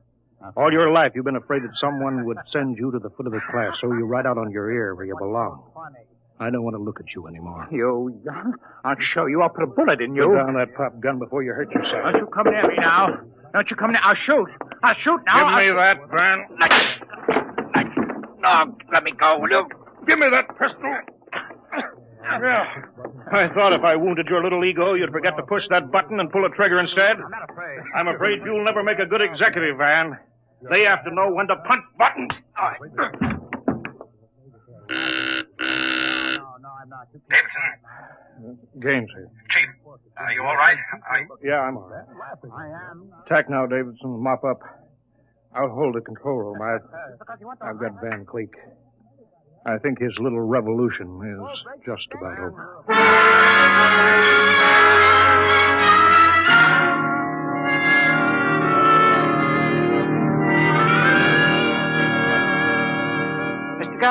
Mr. Gaines. Oh, Mr. Evans, I forgot about you. I've been waiting at the sector office. Yes? Is everything under control? Yes, all's rolling. Those are the watch engineers going under to check Sacramento sector inch by inch now. Remarkable organization. Remarkable. Thank you. Howley's in, Chief. San Diego Circle rolling. Bakersfield, Fresno, Stockton. Stockton, oh. Oh, no. What's the matter, Chief? Is trouble, Mr. Gaines? There sure is. I promised to meet my wife at Stockton for a show. She's been waiting there since 9 o'clock last night. Oh, dear me. Dave, see if you can get her for me. Try the sector office. All right, Chief. And Dave, see if you can calm her down. Oh, sure, Chief, sure. I'll tell her the road must roll. No, don't tell her that. I don't think she'd appreciate that. She's heard it too often. Well, I better get going. Bye, Dave. Keep 'em rolling. Rolling along, keep the road, and the roadways go rolling along.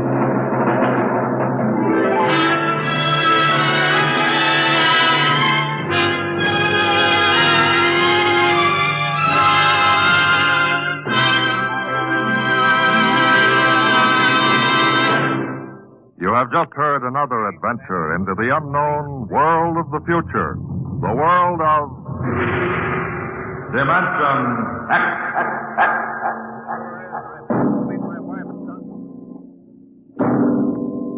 Next week, the strange story of the test pilot who became the first man ever to invade outer space, and of what he found when he got there. Listen next week to The Outer Limit.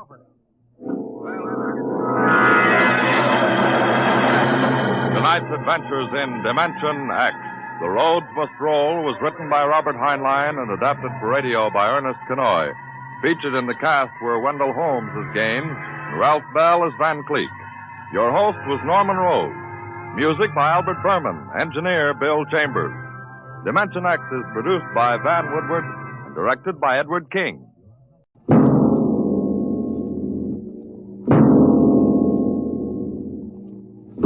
Now, tonight's adventure into the unknown world of the future. The world of Dimension X, where anything can happen.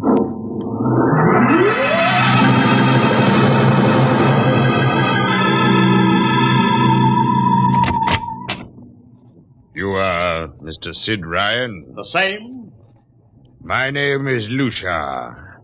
I'm a Martian. Pleased to meet you, Mr. What was that again?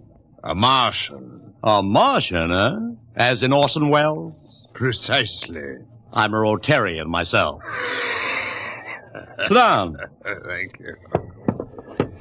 And now that we've had our little joke, Mr. Lucia, what can Publicity Associates do for you? It has been my observation that advertising and publicity are the very backbone of earthly civilization. Spoken like a true Martian, Mr. Lucia. Now, if you'll tell me the name of the client. The client, of course, will be the Martian. You don't give up, do you? Give up? The gag, I mean. Oliver. Oh, yes, Mr. Ryan? This is Mr. Lucia. How do you do, Mr. Lucia claims to be a Martian. Take him outside, will you, Oliver? Get the name of the sanatorium he escaped from and tell them to bring the butterfly net. Wait, sir. I'm happy to see, Mr. Ryan, that my telling you I am a Martian has approximately the effect I supposed it would have. I believe we can do business. I have here the cash retainer of $5,000. Sit down, Mr. Lucia. Oliver, get the client a cigar. Yes, sir. No, the other box. Thank you, no. Well, now, what can I do for you, sir? I wish you to manage a publicity campaign. A very large, a very important campaign. Is the product established, or is it something brand new? Oh, something quite new. Now, what would you judge to be the most effective type of campaign? Well, if the client has a lot of dough to throw around, a suspense campaign is best. First, you place ads in the paper saying, watch this space. Then, about a week later, you run an ad saying XYZ or PDQ, and you get people guessing what it means. Then, finally, when you've teased them enough, you bust loose and unveil the product. Excellent. Very well, sir. We shall conduct a suspense campaign. Of course, in this kind of campaign, secrecy is very important. Once the name of the product leaks out, it spreads like wildfire, and the whole campaign is kerfloppo. Yes, quite so. Utmost secrecy. That's right. You realize, of course, these things cost like crazy. Would, say, $1 million cover the expense? Come again? I said, would $1 million cover it? Yes, I imagine. You did say $1 million. I understood that you had handled some very large accounts. Of course, if this is too big... Oh, not at all. As a matter of fact, I seldom touch anything less. Right, Oliver? Huh? Oh, of course. That's right, Mr. Ryan. Absolutely right. Good. You will begin, then, by saturating the newspapers, the radio, streetcars, with a very simple statement. What's that? I shall write it for you. The Martians are coming. Say, that's not a bad teaser. Got that, Oliver? Yes, sir. The next ad will read, June 1st is Martian Day. June 1st is Martian Day. What happens on June 1st? The parade takes place. What parade? I wish you to arrange a parade up Fifth Avenue. You mean like the Macy parade? Exactly. Except that the theme will be the world of tomorrow. The Martian world. My client would like it to be a gay affair. Balloons, clowns, pennants, pretty drum majorettes. Say, that sounds terrific. I might be able to interest the department stores in a tie-in. Fine. The parade will climax the campaign.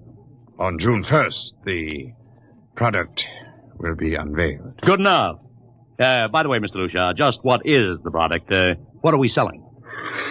Oh, no, Mr. Ryan. Secrecy, remember. Oh, but after all will be revealed to you in good time, Mr. Ryan. For the moment, let us say we are selling a concept. Concept? Precisely. The concept of invasion from Mars.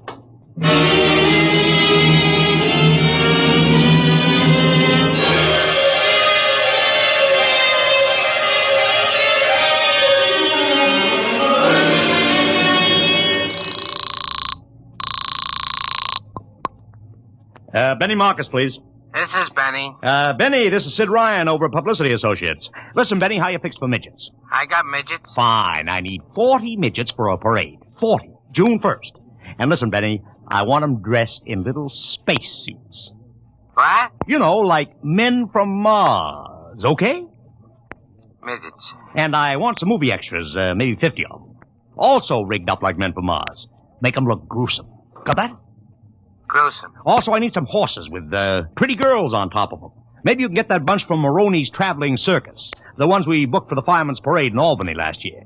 I'll try, Sid. And never mind the expense. Just get me the talent, okay? I gotta hang up now. Call me back, Benny. How you doing, Oliver? Oh, fine, Mr. Ryan, just fine. We got full-page ads in all the dailies and 10-second spot announcements on every local station, but it's costing a fortune. The more it costs, the bigger our percentage. Spend like you are going to the electric chair, Oliver. Yes, sir. How you making out on the parade? If it comes off, it'll be the biggest thing since Barnum invented the midget. I've got Macy's, gimbals, and Saks to contribute floats. Everything is built around the Martian theme, see? Even the horses will have long feelers attached to them and funny-looking extra legs. It'll be sensational. Oh, yeah, it sounds fine, only... Only what? Well, Mr. Ryan, we don't even know what we're selling.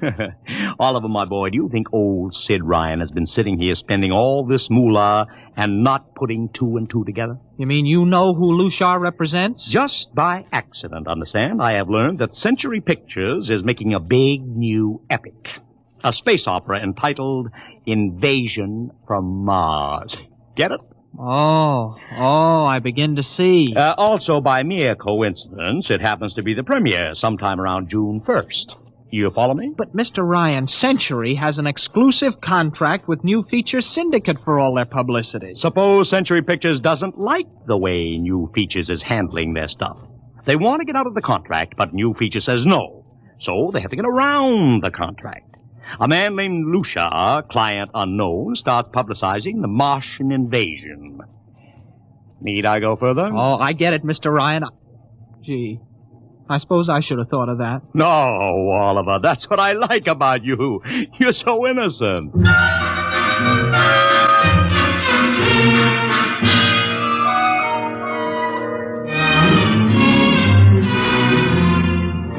Let me talk to Commissioner Patrick, please. Sid Ryan. Hello? Commish, Sid Ryan. Oh, it's you. Yeah. Well, what is it this time? If you want to drop a man off the Empire State Building into a teacup full of water, the answer is no. Also, we are not arresting any fan dancers. You know I don't handle fan dances. I want a permit for a parade, June 1st, 5th Avenue. It's a Sunday. There's no traffic. Oh, come now. Look, Ryan. Macy's gets a permit. Gimbals gets a permit. The American Legion gets a permit. The Sons of Erin march every time Morton Downey sings the Wearing of the Green.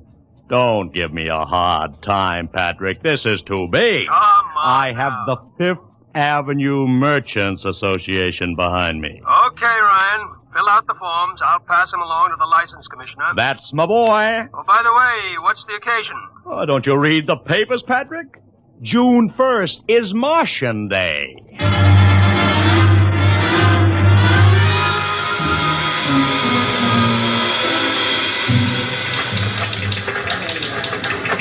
Well, Mr. Ryan, how is the campaign going? Like fire, Mr. Lucia, like fire. Everybody and his brother is going along with the gang. Yesterday, we distributed 50,000 Martian hats to school kids. I even arranged for Commissioner Patrick to accept a $50,000 check for the Policeman's Benevolent Fund from the man from Mars. Excellent.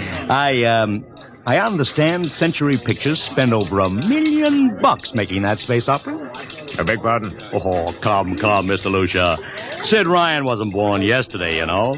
I know who our client is, even if you don't admit it. You do? Always thinking that's me. Well, as long as you know, let's keep it to ourselves, shall we, Mr. Ryan? As you once remarked, when these things leak out, it destroys the surprise and ruins the effectiveness of the campaign.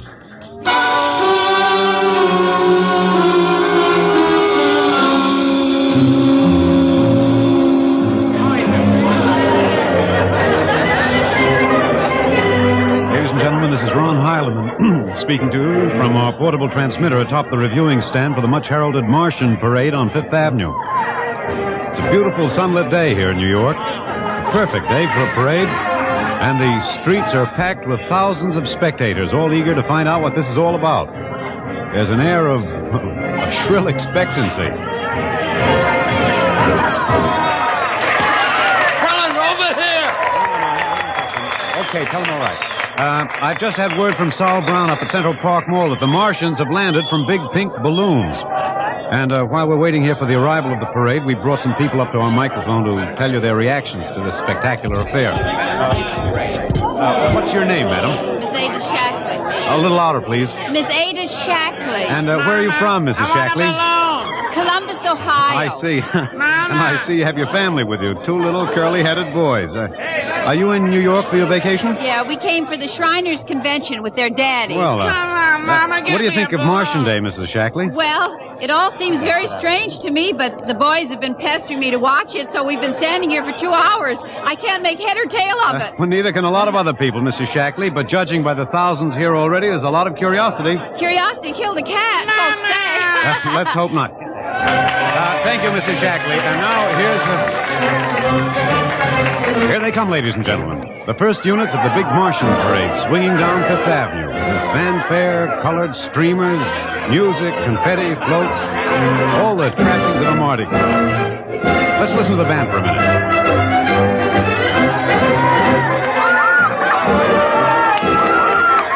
Here in the vanguard, the whole troop of little midgets in weird-looking pink and blue spacesuits, carrying Rube Goldberg weapons with signs painted on them. I can read one which says Atomic Blaster. Another has a placard reading, We're Martian through Georgia. And here come the clowns, laughing and falling all over each other. They're giving free sugar candy to the kids along the way. Yes, ladies and gentlemen, this is a happy, laughing crowd along Fifth Avenue today. A true reflection of the great sense of humor and good nature that makes America the place it is. Why only... What's that? What's this? The crowd's murmuring now. They've fallen somewhat silent. There's something coming. I'll try to get it for you. What? Ladies and gentlemen, here comes the Martian contingent. This is promised as the climax of the show. And now a great hush has fallen over the crowd. It's quite a sight to see these thousands of people standing here expectantly, hearing only the great regular sigh of their mass breathing. Now here they come, ladies and gentlemen. The Martians, marching in booted, helmeted ranks, row after row of them. This is an impressive sight, ladies and gentlemen. And a rather serious contrast to the rest of the joyous slapstick parade we've been witnessing up until now. There are perhaps 200 tall, broad-chested men dressed in metallic gray spacesuits with thick glass visors drawn across their faces. Each one's holding an ominous-looking ray gun at the ready position. They're marching in absolute silence.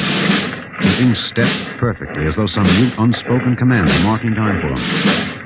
Even the children are awed by the unexpected, warlike realism of the Martian Legion. And now the first ranks of the Martians move past us, down Fifth Avenue toward the reviewing stands at the square. No one moves. A woman, ladies and gentlemen, just dashed out into the street. For what reason, I don't know. She just slipped through the police cordon somehow. They're after her now. But she's already reached the ranks of the marchers, and she's trying to lift the visor of one of the Martian spacesuits. Wait. She's fallen. She screamed and then fell forward in a dead faint. The Martian column keeps right on coming. Unless they break ranks, they're going to trample her. No. The policemen have got her now. They're dragging her away, out of the way. Trying to revive her now. What is that? All sorts of rumors have begun filtering back through the crowd. Some are even whispering that the woman's dead. We don't know yet, but whatever's happened, the incident seems to have cast a slight shadow over the mood of the crowd. The carefree holiday air seems to have vanished. The crowd's stirring uneasily, a little disturbed at what we've just seen. Nothing to be alarmed at, however. It just seems a shame that anything like this should happen to spoil our enjoyment of the Martian parade.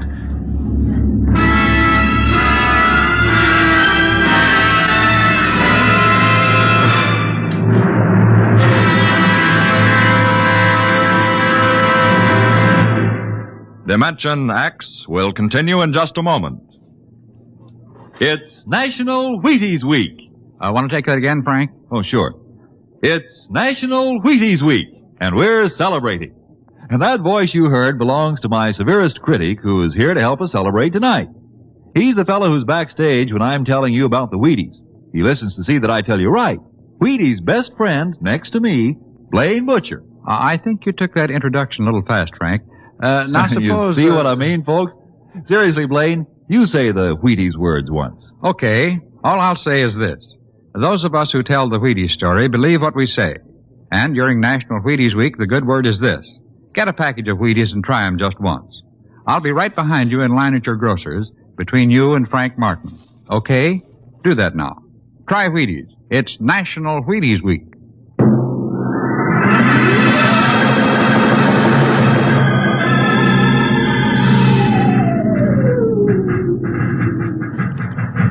Mr. Ryan, did you see that? A woman fainted. She ran out into the street to get a close look at the Martians, then she screamed and fainted dead away. I'm well aware of that, Oliver, since I paid her $50 to do it.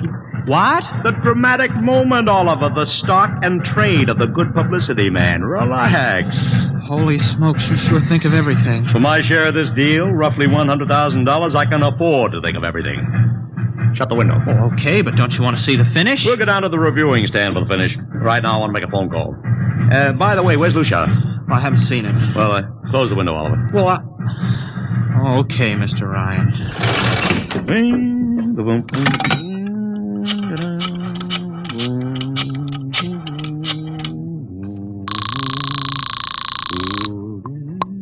Marcus Talent Agency. Benny, this is Sid Ryan. Oh, say, listen, Sid, I was going to call you. I'm awful sorry about those Martians. What do you mean, sorry? They're terrific. Oh, don't joke, Sid. I mean it. Well, I mean it, too. They're great. Are you in a bag? Never felt better. You mean it, don't you? Of course I mean it. What is this? There are Martians in the parade? About 150. Of course, I only ordered 50, Sid. but under the circumstance... Sid.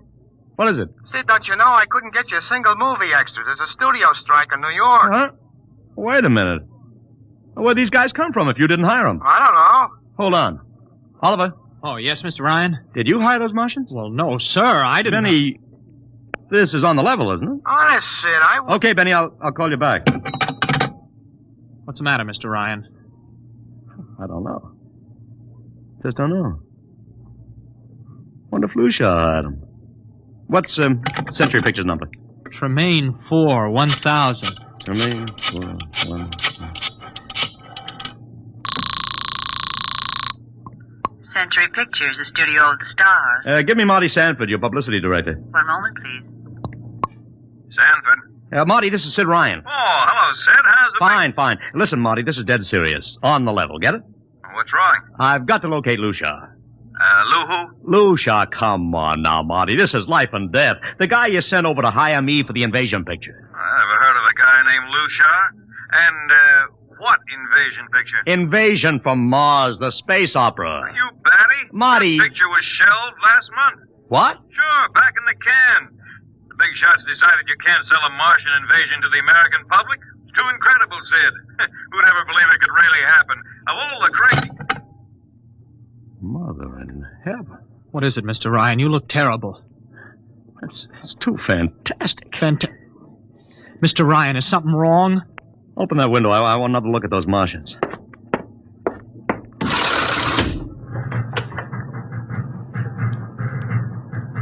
Look at them. Oliver, you were in the Army. Could 150 movie extras learn to march like that in, say, 24 hours? No. Not in 24 days, Mr. Ryan. Not a second's hesitation. Not one out of step. Look at the way they carry those ray guns at the ready. The only other time I've seen troops march like that was a film of the Nazi SS troops marching through the streets of Paris. Mr. Ryan. Oliver, get down there. Find that woman who painted. Her name's Gloria Montez. Get her up here. Make it fast.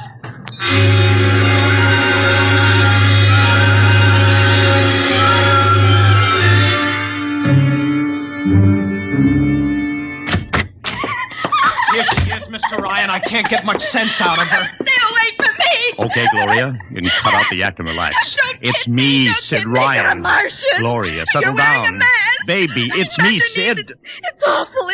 It's all big green eyes and those feelings like a catfish. Baby, snap out of it. Listen, what happened down there? You ran out and screamed like I told you, but the fainting, that wasn't in the act. Go away, please. Go away. Just one question, baby. Inside that helmet, what did you see? Can't get anything out of her, Mr. Ryan. She needs a doctor. Okay, Oliver. I've heard enough anyway. You take care of Gloria here. Get her a drink. Where are you going? To see the commissioner.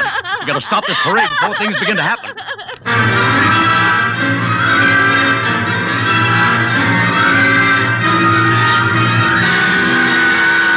Okay, Ryan, what's the beef? Listen, Patrick, I don't know what it is, see, but something's wrong. You've got to stop that parade. I suppose you'd like the riot squad. That would get you a front-page spread on every paper in town. Now, look, Ryan, I've got no time for your cheap publicity gags. I'm a busy man. Listen, I'm trying to tell you I don't know where those Martians came from, who they are, anything about them. Oh, Ryan, I'm wise to your tricks. Now, if you let the sergeant show you out... You won't do it, huh? An honest citizen appeals for protection and you refuse it. I most emphatically do. Now beat it. All right, Patrick. I'll go right to the mayor's office. I'll have you busted flatter than the fried egg. Go ahead. I'm sure His Honor will be glad to toss you out on that phony nickel-plated skull of yours.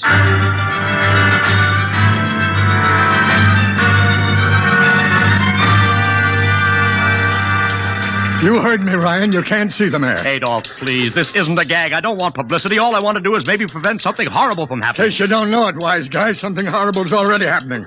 A couple of hundred little kids are in the hospital with ptomaine poisoning from that phony Martian candy you passed out. What? Or didn't you know? I didn't. We've got to stop that parade. Sure, you'd like nothing better than start a panic now.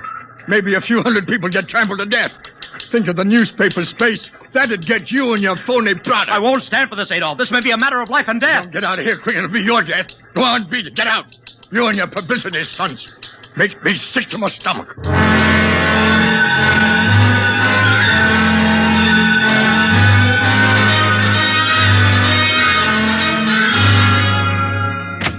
Oliver!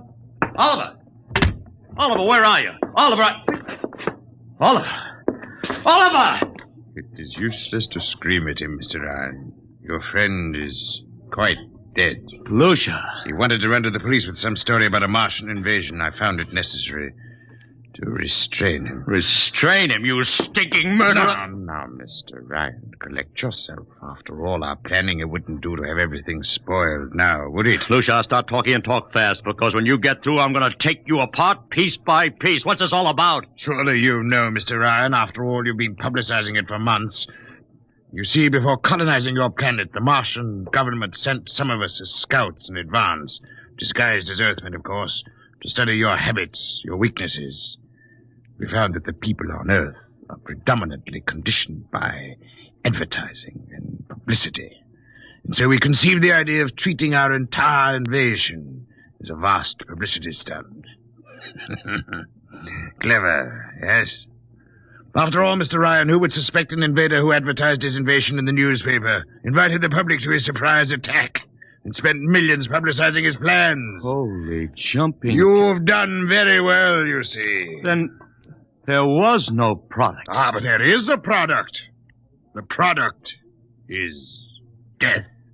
What are you trying, Lucia? We Martians are a humane people, Mr. Ryan. We do not like to destroy thousands where a few hundred will suffice. In exactly 2 minutes, our troops will treat the world to a spectacle of death, which will bring the rest of your planet to its knees in horror. Nations will clamor to surrender. Perhaps, Mr. Lucia, but not if I can help... No!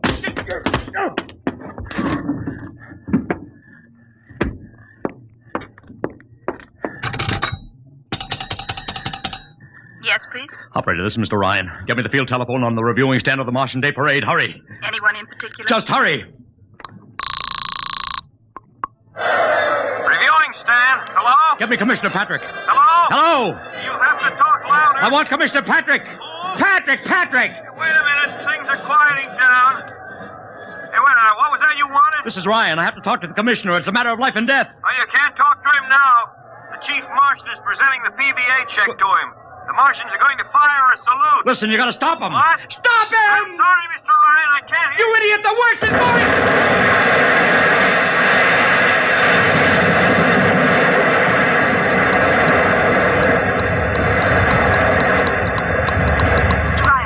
Mr. Ryan, you've been cut off.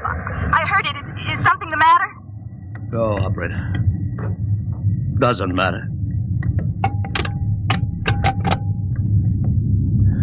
Nothing matters now.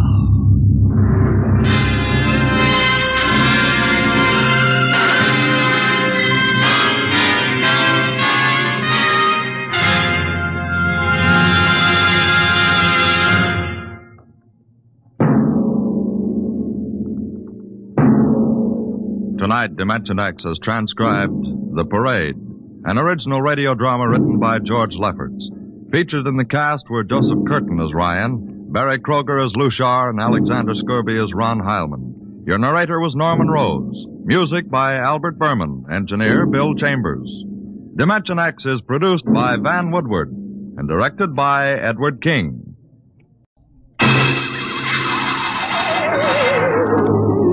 On stage tonight, Dimension X, another in the Wheaties big parade of exciting half-hour presentations. It's National Wheaties Week. The week to buy Wheaties and eat Wheaties and enjoy them as never before. The time to really find out what difference a good breakfast with Wheaties can make. You know, you're getting protein when you dip into a bowl full of Wheaties. You're getting whole wheat minerals and vitamins. You're getting whole wheat energy. Yup, there's a whole kernel of wheat in every Wheaties flake. That's how a better breakfast, beginning with Wheaties, can help you step lively all morning long. And that's why all over this big country, folks are celebrating National Wheaties Week and stepping lively. So how about it? Get out the big cereal bowl and help celebrate Breakfast of Champions. Pour out those golden flakes, put on the milk, put on the fruit, and let's have National Wheaties Week. You ready? Let's go.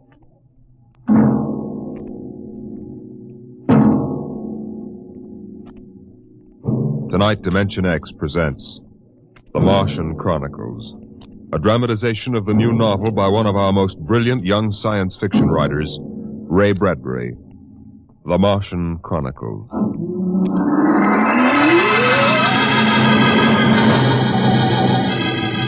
January in the year 1999.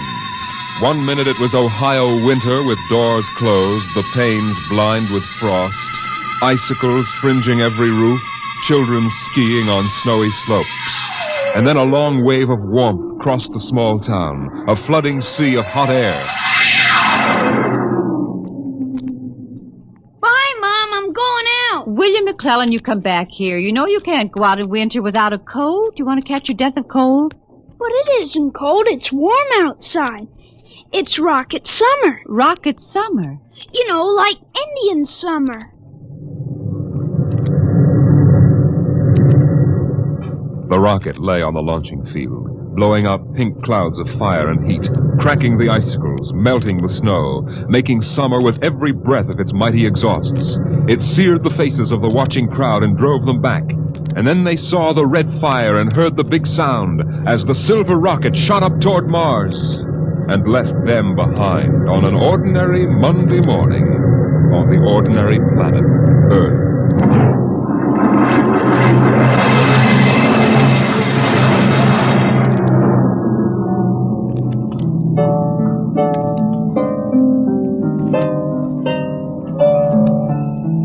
They lived in a house of crystal pillars on the planet Mars by the edge of an empty sea. And every morning you could see Ela eating the golden fruits that grew from the crystal walls, or her husband sitting alone in his room reading from a singing metal book over which he brushed his hand as one might play a harp. Ela and her husband were not old. Once they had liked painting pictures with chemical fire, swimming in the canals when the wine trees filled them with green liquors, and talking into the dawn together. But no more. Marriage sometimes makes people old and familiar while still young, and Ela was not happy now. This morning she sat dreaming between the crystal pillars and wished that somehow a miracle might happen. And then suddenly... Ela, did you call? No. I thought I heard you cry out. Did I? I was almost asleep and had a dream. In the daytime? You don't often do that. Strange. How very strange. I dreamed about a man. A tall man. 6 feet tall. Oh, how absurd. He'd be a giant, a misshapen giant. I know. And yet somehow he looked quite handsome. He was dressed in a strange uniform. And he came down out of the sky in a long silver craft. Out of the sky? What nonsense. He spoke pleasantly to me in another language. But somehow I understood him with my mind. Telepathy, I suppose. Oh, really, Ela? And he said, I've come from the 3rd planet in my ship. My name is Nathaniel York. A stupid name. Whoever heard of a name like that? Perhaps they have names like that on Earth. That's ridiculous, Ela. Everyone knows the 3rd planet is incapable of supporting life. There's too much oxygen in their atmosphere. I suppose. But haven't you ever wondered if... Well, wouldn't it be fascinating if there were people there, and they traveled through space in some sort of ship? Really, Ela? You know I hate this emotional wailing. Now, let's get on with our work.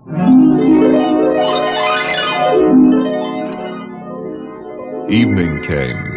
The twin white moons of Mars were rising, and the house closed itself in like a giant flower. A wind blew among the pillars, stirring Ela's russet hair, crooning softly in her ear. And it was then that she began singing the song. Drink to me only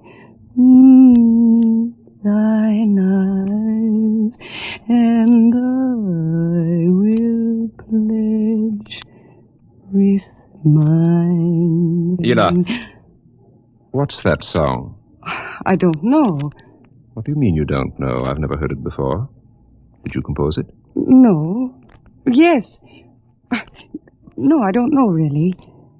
I don't even know what the words are. They're in another language. It was part of the dream I had, I guess. Oh. You know, you haven't been yourself lately. It might do you good if we went away to the Blue Mountains for a week or so. What? Did you hear what I said? I'm sorry. I was watching the sky. You're certainly interested in the sky tonight. It's very beautiful. Well, what about my suggestion? Shall we leave for the Blue Mountains in the morning? You mean go away now? Oh, no. No? Why not?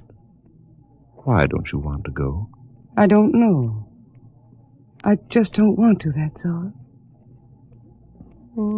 Leave a kiss in the cup, and I'll not ask for... Ela, I'm sick of that silly song. It's late.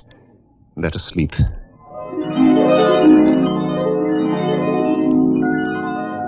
From the crystal walls poured a soft carpeting of mist, to support Ela where she lay down to sleep. But through the night she tossed restlessly, until just at dawn the dream recurred. Ela, wake up. What? Oh, what is it? You've been dreaming again. You talked in your sleep. Did I? Yes. What were you dreaming? Oh, the ship. It came from the sky again. And the tall man stepped out and talked with me. Telling me little jokes and laughing. What else happened? And then this Captain York... Oh, I can't. It's all so silly. Tell me! He said I was beautiful. And then he kissed me. I thought so. What else? Why, Eel, you're so bad-tempered. It's only a dream. Is it? You know I can read your mind. You can't keep secrets from me. Well, all that happened was this Captain York told me...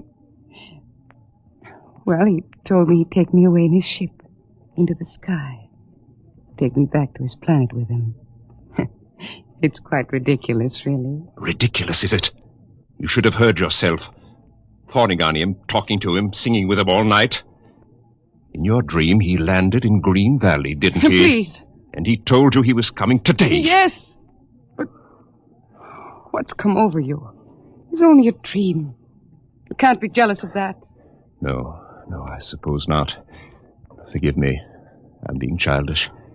Ian, you're sick. You've been working too hard. No, I'm all right. But perhaps you're right.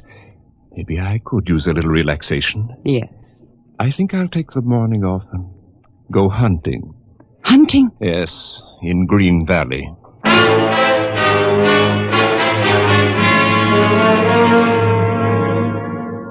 Numbly, she watched him go to a closet and draw forth an evil-looking weapon. And then her husband was gone, walking toward Green Valley.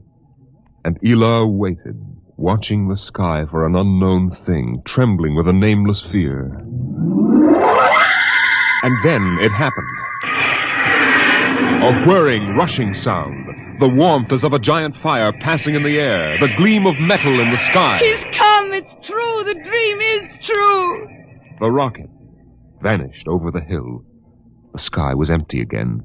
And trembling, Ela waited again, looking toward Green Valley and seeing nothing, listening for sounds and hearing nothing, until a shot sounded, very sharply, the sound of the evil weapon. Oh, no.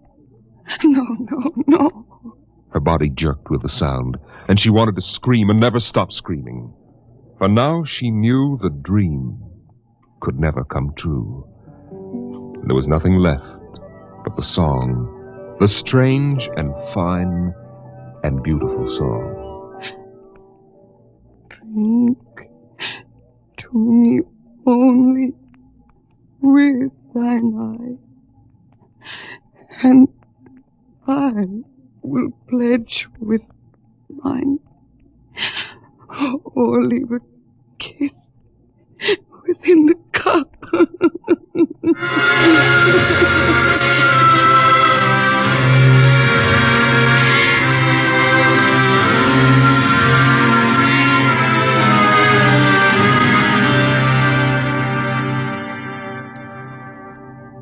But still the rockets came.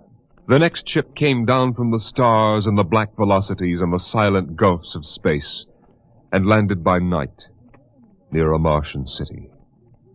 The men made their way to the outer rim of the dreaming city, and then Jeff Spender went in to reconnoiter, while the others watched and waited for something to stir in the haunted city, some gray form to rise, some voice to break the unearthly stillness. Where were the people? Where were the Martians? Nothing stirred to disturb the silence until... Halt!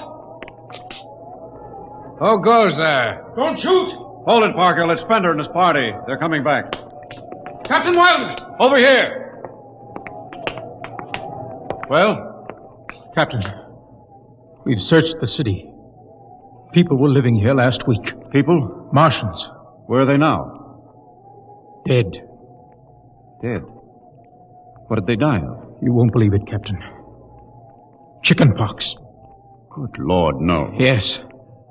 No resistance to an Earth disease, I guess. So the other rocket did get through to Mars. It looks like it, Captain. God only knows what the Martians did to them. But at least we know what they did to the Martians. You mean they're all dead? Yes. This planet is through. Hey, you hear that, guys? We're safe. Break out a bottle, Cookie. Let's have a drink to celebrate. Stop it, Parkhill. Put down that bottle. What's eating you, Spender? The planet's ours now. We got to christen it, don't we? I christen thee the city of... I christen... Hey, Parkhill City. Parkhill, I warned you. All right, Spender, that's enough. That'll cost you a $50 fine. Cookie, McClure, take care of Parkhill. Spender, you come with me.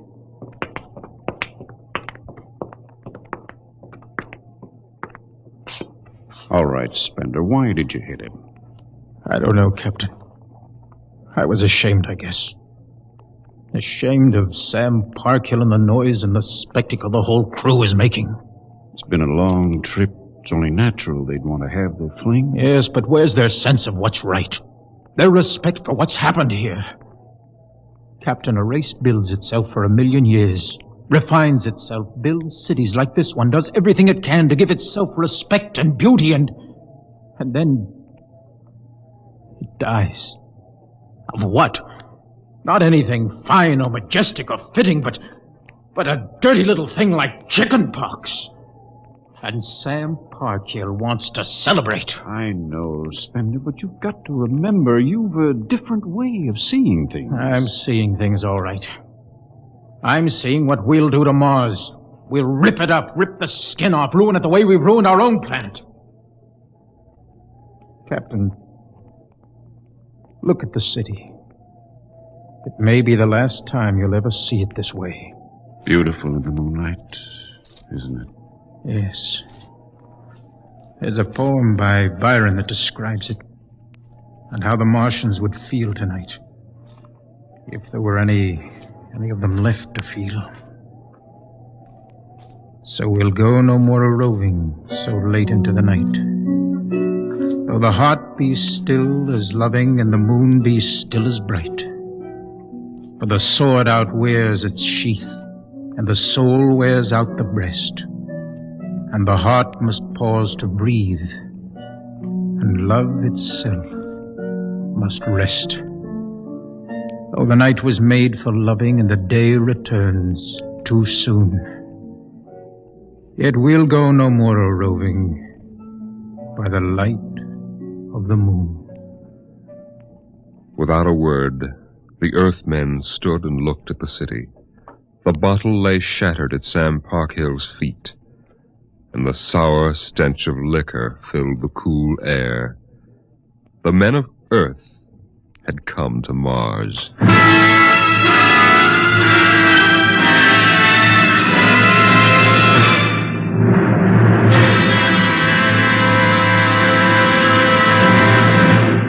Dimension X will continue in just a moment. It's National Wheaties Week. Yes, the week when everybody tries Wheaties, even an orchestra leader. And here he comes from behind the scenes in radio to help celebrate National Wheaties Week, Mr. Von Dexter. Thank you, Frank. Hello, folks. I understand this is National Wheaties Week. I kind of get a kick out of that. The only breakfast food in the world with a week of its own. And I'm here for just one thing, to ask you to try Wheaties during National Wheaties Week. There are a lot of us whose voices you've never heard on the Wheaties big parade of radio programs, you know. Backstage people. Like musicians. Right, Frank, like musicians. We'd get great pleasure from knowing you like these programs well enough to buy a box of Wheaties tomorrow. Wheaties are good. They're nice to eat. I like them. I think you will. Try them once during National Wheaties Week. Will you do that? Vaughn, I think the folks will. Good. Thank you. Good night.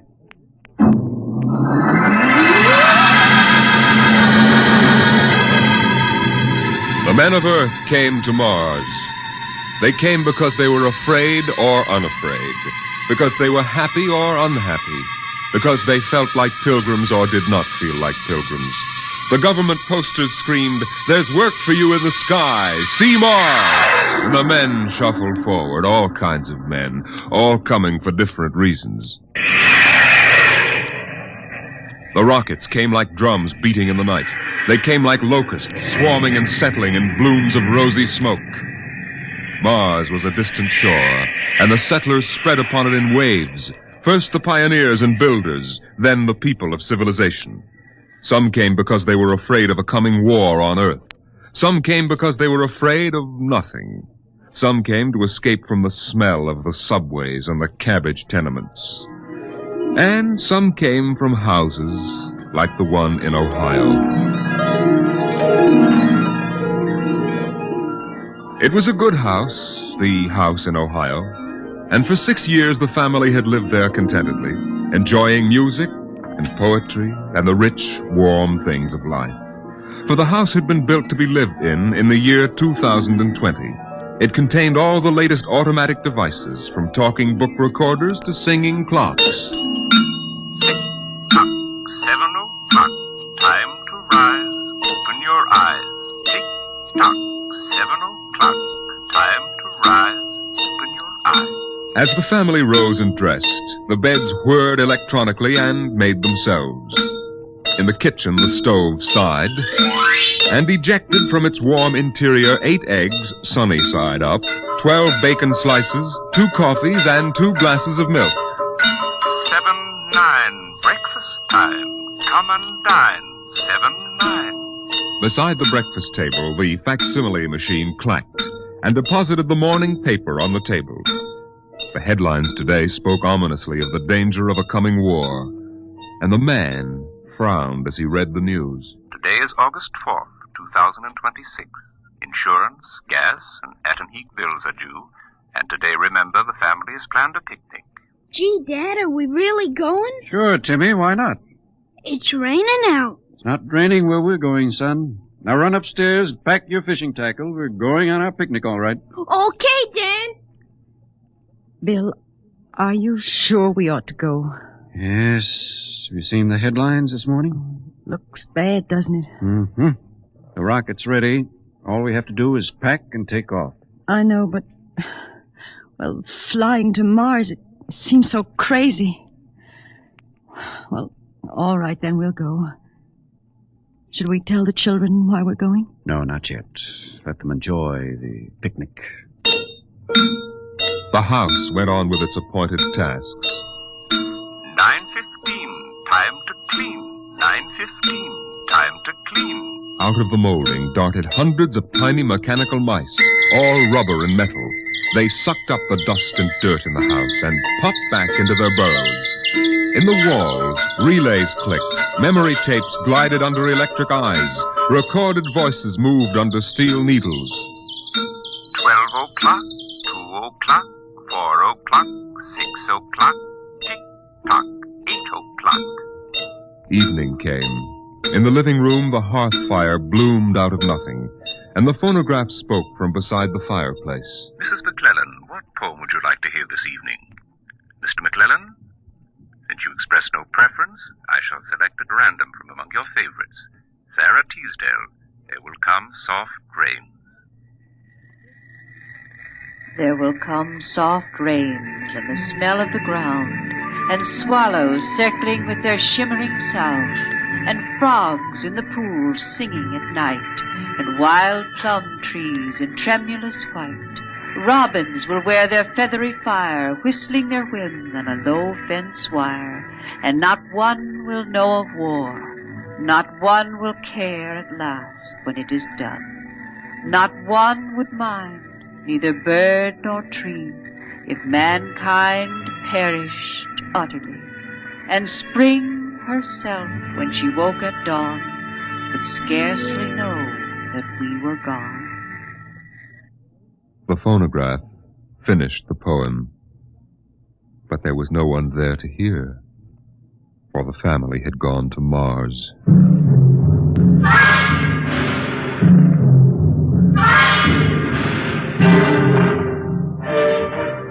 On the Martian desert beside the highway, there rose a blare of red and yellow neon lights that spelled the death of Jeff Spender's dream. Sam's hot dog stand was what the sign read, and Sam, of course, was the same Sam Parkhill who had fought with Spender years before. 10,000 rockets were reported leaving soon for Mars, with 100,000 hungry customers, and Sam wanted to be ready for them. Hey, look up there, Elmer. Huh? See that green star up there? That's Earth. Good old wonderful Earth.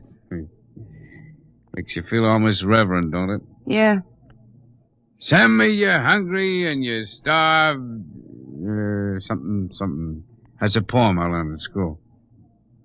Come on, Earth, send me your rockets. Here's Sam Parkhill with the only hot dog stand on Mars. Sam, what if the rockets don't come? What if there's a war on Earth? Don't worry, they're coming all right. Ain't nothing gonna happen to spoil my plans, baby. I figured it all out. Sam! Hey, Sam, look up there! Earth! Oh, what?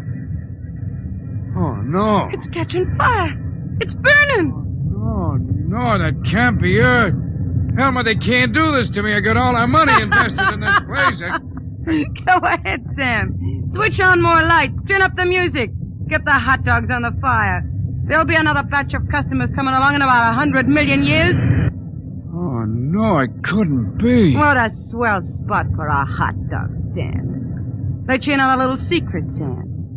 This looks like it's going to be an off-season.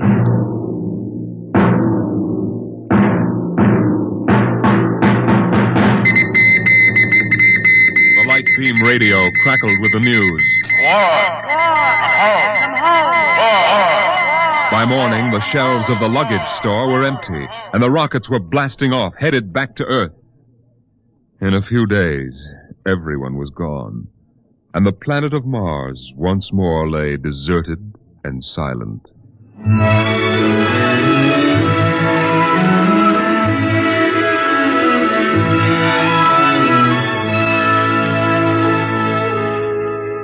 And then, after all the rest had gone, one last rocket landed on Mars. A small, family-sized rocket come all the way from Earth. It seemed a long way to go for a picnic, but Dad had suggested a fishing trip, and Mother thought the whole family would enjoy a vacation. So here they were, floating down a Martian canal, with Timothy sitting in the back of the boat with Dad and Mother up front holding Alice the baby, and the deserted Martian towns drifting slowly by. Dad, What is it, Timmy? when do we see the Martians? You promised we would. Soon, Tim, soon. Oh, but William, the last Martians died out years ago. They're a dead race now. Not quite. Don't worry, son. I'll show you some real live Martians later on. Gee, this is swell. I wish we didn't ever have to go home. How long can we stay? 1,000,000 years. 1,000,000 years? Yes. It's time we told you, son. We're not going home. This is where we'll live from now on. But what about the rocket? What about Ohio? There's nothing there now but ruins. The last Earth radio just went off the air. That means the war is over and Earth is finished. We're going to blow up our rocket and start all over. See if we can't build a better world up here. You mean Mars is going to be our home? Yes. I hope you don't mind too much. No, sir. But what about the Martians? When do we get to see them? There they are, son. Look down at the water. I don't see anything there. Beside the boat. Look at the reflections in the water. But that's us down there. Just you and me and Mom and the baby. Yes, son. You see, we're the Martians now. For a long, silent moment, Timmy stared down at the reflections of the family in the waters, and the Martian stared back up at him. Then he lifted his eyes to the deep ocean sky, trying once more to see Earth and the house he had always called home. But Earth was too far away, and the house was now only a heap of radioactive rubble. Only one wall remained standing, and within the wall a voice spoke again and again and again. Not one would mind, neither bird nor tree, if mankind perished utterly, and Spring herself, when she woke at dawn, would scarcely know that we were gone, that we were gone, that we were gone, that we were gone, that we were gone, Today is that we October were 5th, gone. 2026. Today is October 5th, 2026.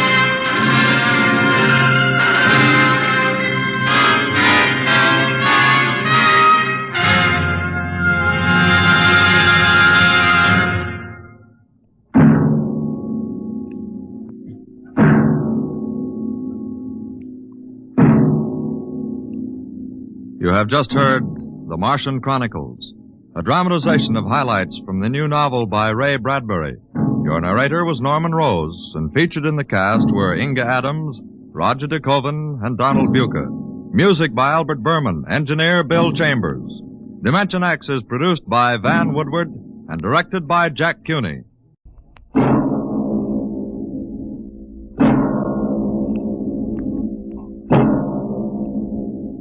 Now, tonight's adventure into the world of the unknown. The world of Dimension X.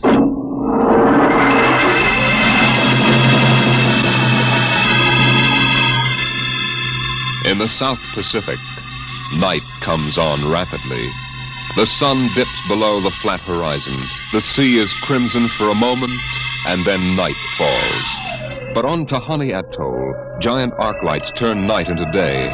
Across the waters of the lagoon within the barrier reef, launches and tugs skitter back and forth, while on the curving half-moon of the island, army trucks and jeeps scuttle down the rough roads bulldozed by the Seabees just 6 weeks ago. A low Quonset hut stands near the beach, surrounded by tangled wire. This is the preliminary command post, and inside is General Frank Gaydosh, field director of the test. Operation Destruction.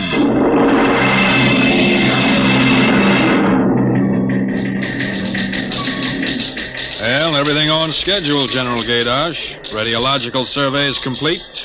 Instruments placement checked. Get me Navy and tell them HR is as ordered. Send a periodic time check to Air Force and Ewintock and observation control on the Missouri. Yes, sir. I want a complete roster check on all personnel before HR. That test bomb is going off at 10 o'clock tomorrow morning. Even if there's a whole battalion stranded on the target vessels. You see that everybody's clear. Yes, sir. Oh, Nate Cohen wants to see you. Who the devil is he? AP man. He's been selected by the press radio pool to interview you. I haven't got time. Tell him to speak to Major Breedenberg. He's the PRO.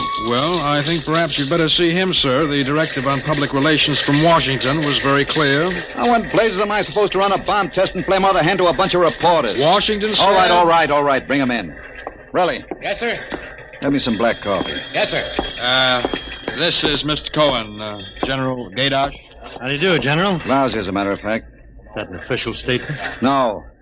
And run some of that world is at the crossroads baloney. I wrote that yesterday. General, what effect do you think the new bomb will have in the world situation? I can't tell you that, even if I knew. My job is to set the blaster thing off, see that nobody gets hurt, and collect the data. Can I speak with you for a moment, sir? Later, Alan. Go ahead, Cohen. Can you release anything on the scientific principles involved? I don't even understand it myself. Wait a minute. Dr. Muller. Yes? Come over here a moment, will you? Cohen, this is Dr. Fred Muller. How do you do? Civilian scientific director. He's the only one who knows what's inside that warhead. How do you do, Mr. Cohen? How about a statement, Doctor? Well, I'm afraid all I'm allowed to say is that the bomb is new. It's extremely powerful. And off the record, it's very tricky and dangerous. Well, what'll happen if it goes off prematurely? I don't think we have to worry about that. In fact, we wouldn't even know about it. If you'll excuse me now. How about the natives? What about them? They're going to be evacuated from the island? They already have been. General Gaydosh. I saw the Tahani chief outside when I came in. The whole tribe's out there squatting down at the motor pool having a conference. What? Alan. I've been trying to tell you, sir, the Tahani are still on the island. What? The LCTs already, aren't they? Yes, sir, but they won't go. They refuse. The scheduled call for their evacuation to Milani 3 hours ago. I realize that, sir, but I hoped we could still get them off without violence. Look, Alan, they're either on the island or off. Wait a minute. Cohen, that's all. What are you going to do about the natives, General? I'll issue a statement later. You going to force them? Go on, out. I haven't got time. All right, General. Thanks. Thanks a lot. All right, Alan, let's have it. Well, sir, the Tahani have been kicking up a fuss all along. They won't leave. They won't? Do they know what's going to happen to the island? Do they know we're going to blow it higher than a kite? I told the chief, and he just said they won't go. They'll go all right if I have to. Get him in here. Chief? And the lieutenant who interprets. Yes, sir. How do you like that, Dr. Muller?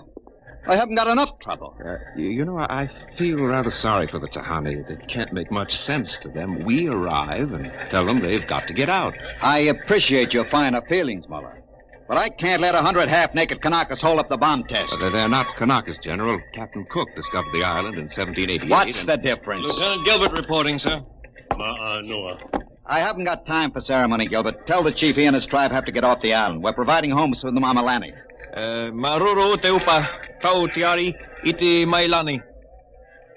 Translate, Gilbert. The chief says, you do not understand. Mailani is a bad island. My people have lived on Tahani from the time that our ancestors were cast away on the island.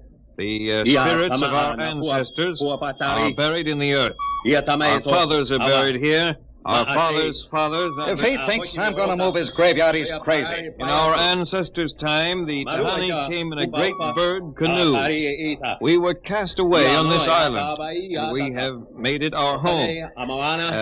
What right have you now to carry us over the sea to a strange land where we would die weeping for our homes? We will not go. By the water of Babylon, there we sat down and we wept when we remembered Zion. Thank you. Thank you, Dr. Muller. You're a great help. Gilbert. Yes, sir? Tell him I have no choice. He's got till midnight to get his tribe on board those LCTs peacefully, or I'll have the Marine detachment carry them on board.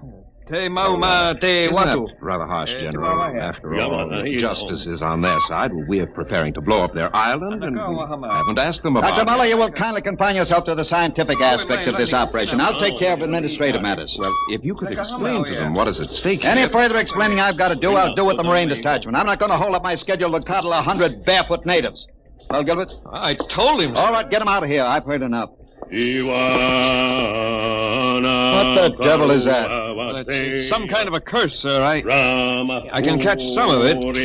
The island will remember the tears of its children and punish the invaders. The great destroyer will not destroy, and the evil man who is the chief will travel far through the blackness of night, even as the children of the island end, so will he. All right, Gilbert, take him away. Yes, sir. Colonel Allen, get a detail from the Marine detachment with tear gas and small arms down to the motor pool. 1 hour, have those natives on that transport, and I don't care how they do it. Is that my coffee, Varelli? Yes, sir. They must know about the bomb. The great destroyer will not destroy. You worried about that curse? Well, I should think you might be. He threatened you personally. If I were you, I'd carry a pistol till they got off the island. The chief looked as if he'd cheerfully strangle you with his bare hands. I'm supposed to end the way they do, huh? What's that? Oh, probably the Tahani saying goodbye to their island. I think I'll go down to the motor pool. Well, stay out of the way and get back here in an hour. We've got to have this wrapped up and headquarters moved out to the Missouri by dawn.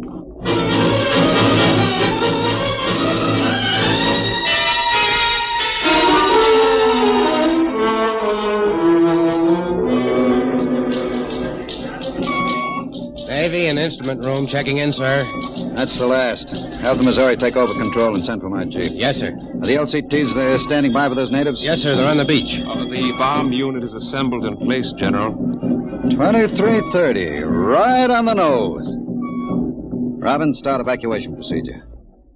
The Tahani have stopped. Allen's probably moving them out to the beach. Check in with Navy and Air Force, Raleigh. Yes, sir. What's that? It's coming from the beach.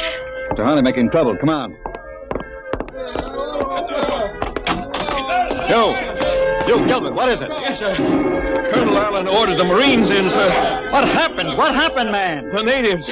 They just got up and started marching. Did they embark? Oh, you don't understand, sir. They marched up the cliff and right off into the lagoon. What? All of them.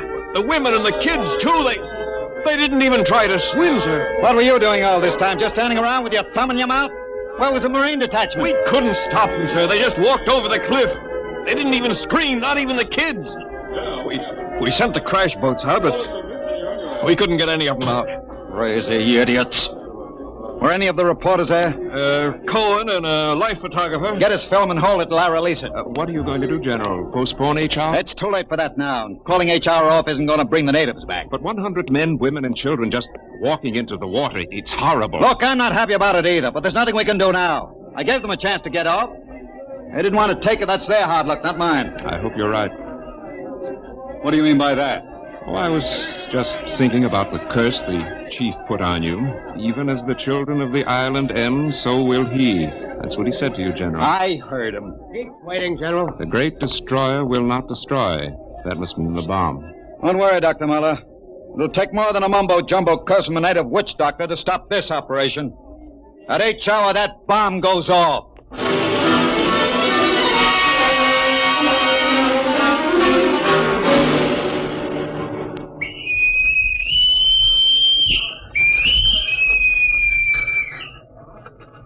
It is now H hour minus 1 minute 30 seconds. H minus 1:30. Video screens hooked in, sir. All right, check control stations. Observation Station 1. Observation Station 1, check. Radiation Station. Radiation control, check. Test the firing circuit, Dr. Observation Muller. Station 2. Right, General. Observation Station 2, check. Damage Control All Station. set. Damage control, check. Communications. Communications, check. All checked in. It is H minus 1 minute. H minus 1. Take a good look at that island on the screen, Muller. When you throw that key, it just won't be there anymore. Nothing but an atom mushroom over the lagoon. There's quite a funeral pyre for the Tahani. Stubborn idiots. The way it serves them right, Muller. They can't get in the way of progress. Progress? I wonder if it is, General. It's H minus 30 seconds. H hour minus 30, 29, 28, 27, 26. The great 25, destroyer. 24, That's what he called the bomb. Hold it, Muller. Allen, report. 22, All checked in. 21, Cameras running. Sound fire warning. Stand by for firing. Ready, Muller? Ready? 12, 11, 10, 9, 8, 7, 6, 5, 4, 3, 2, 1, fire!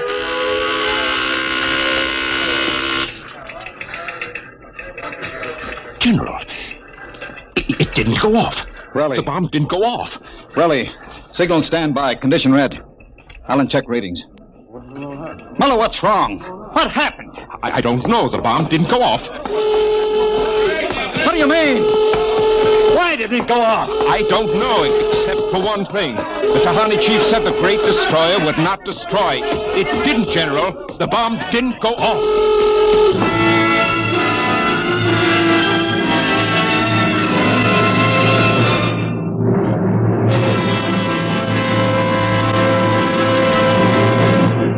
Dimension X will continue in just a moment. It's National Wheaties Week. And from behind the scene in the radio studio, here comes one of Hollywood's foremost radio producers, Mr. Joe Parker, stepping out of the control room to help celebrate National Wheaties Week. Mr. Parker puts on radio programs, and he's a visitor to Dimension X tonight. His regular program for Wheaties is Sarah's Private Caper. Joe's a regular guy. He sits there in the glass cage called the control room, running his show. But right now, here he is at the microphone to say his say about Wheaties. Ready, Joe? Thanks, Frank. You know, folks, I sit there in the glass cage, as Frank calls it. I have to stop my programs long enough for him to talk about Wheaties. But you know, I don't mind. I kind of like this talk about Wheaties and milk and fruit. That's a lot of good eating. And I like the idea of celebrating National Wheaties Week, too. You know, we enjoy putting radio programs on for your entertainment. And we'd enjoy knowing that, well, that you're going to try Wheaties because of us. I hope you'll get Wheaties tomorrow and have some. The whole family. Matter of fact, I think I'll join you. Thank you, producer Joe Parker. If you like this program, friends, get some Wheaties and help celebrate National Wheaties Week.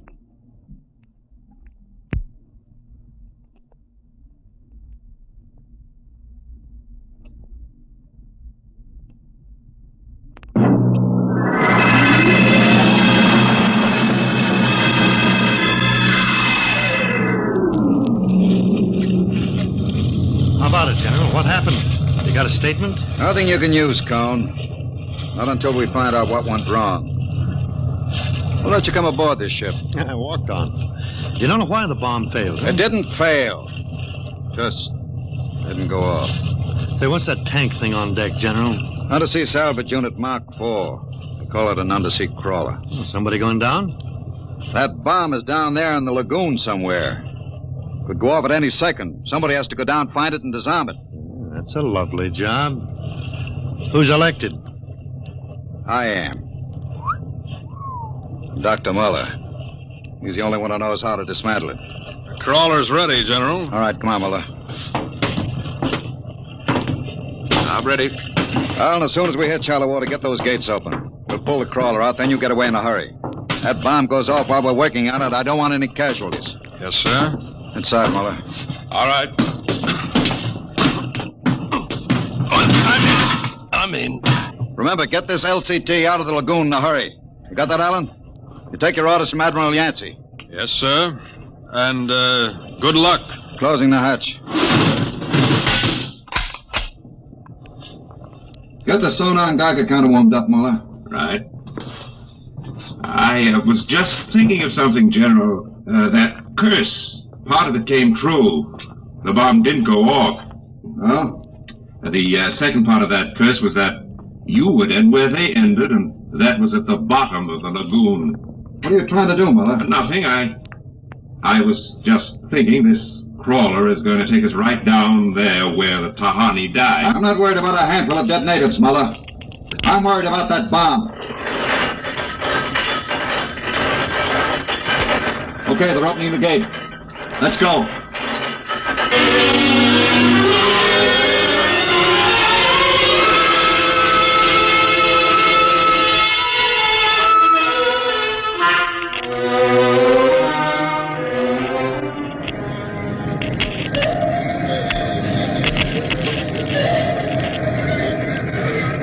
USU-4 to control. Depth 50 feet, bottom sandy. Dropping off sharp. Anything on sonar, Muller? A school of fish. Ever been down the crawler before? Only in the tank at New London. I think I've got a Geiger reading dead ahead. Hang on, we're going up over the reef. It must be the bomb, all right. The Geiger count is clucking like a brood hen. Keep an eye on the front vision plate. If we run over the bomb, we're liable to set it off. I think I'm getting something on sonar. Left of point. USU-4 to control. Over. USU-4 to control. Over. That's a fine note. Radio's out. Dead ahead. It looks too large to be the bomb. Can't see much in the forward vision plate. Wait a minute. That's part of the reef ahead. Well, that's where the Geiger reading indicated. The bomb must have settled in a hole in the reef. We'll have to go after it in diving suits. Suits are in the locker. Let's get this over with. Less time I spend down here waiting for that bomb to blow, the better I like it.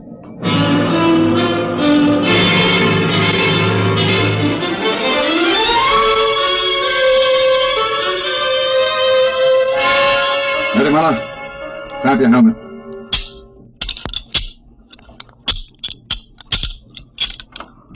Getting me all right on your headset? Okay, I'm going to fill the lock.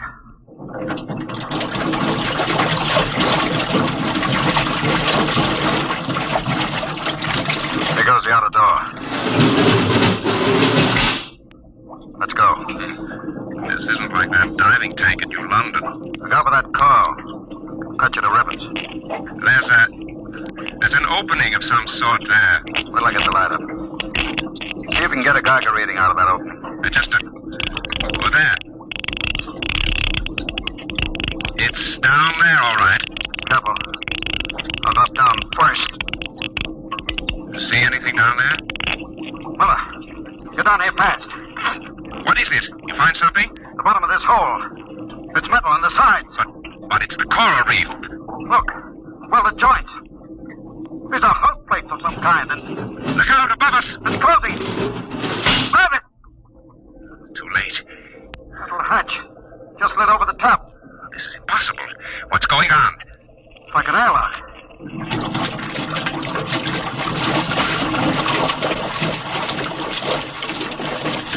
Water's being pumped out. General, do you realize what this means? Not sure.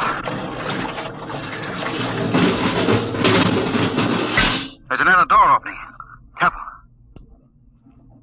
It's a passageway. What do we do now?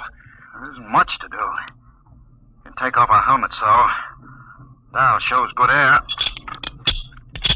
Yeah. All right. Come on. What is this undersea fort? What's it doing here? What does it mean? Whatever it is, our bomb must be down here. Wait.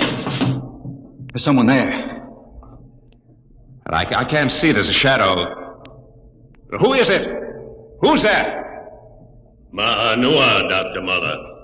Welcome to our ship. We have been waiting for you. General, it can't be. Did you see it? It's the Tahani chief.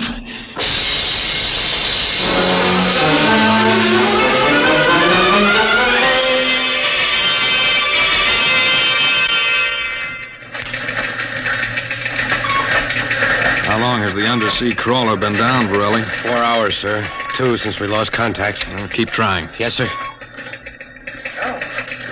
I've given them enough time. I'm going to send another crawler down. What do you figure happened to them, Colonel? Well, there are a lot of things. Hey, how did you get in here? I walked in. Say, when are you going to release this, Colonel? It's the biggest story since the election. The bomb a dud, Dr. Muller, General Gaydosh dead. They're not dead. At least we don't know they are. As long as the bomb doesn't go off, there's still a chance that something will.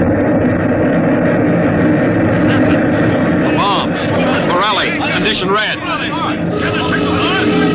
Gilbert, radiation control into action. Yes, sir. Get the hot squad into Tahani Lagoon as soon as it's cleared. And get me a PT board with radiation screens. What is it, Colonel? What happened? The bomb must have blown. What about Muller, the general? If they were down in that lagoon, you guess.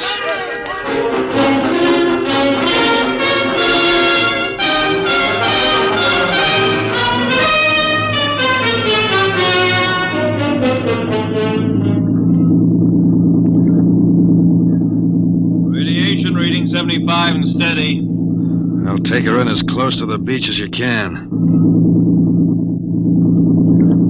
Steady as she goes. Is there any danger of more explosions? No, when she goes, she goes. Radiation 82. The danger is radioactivity.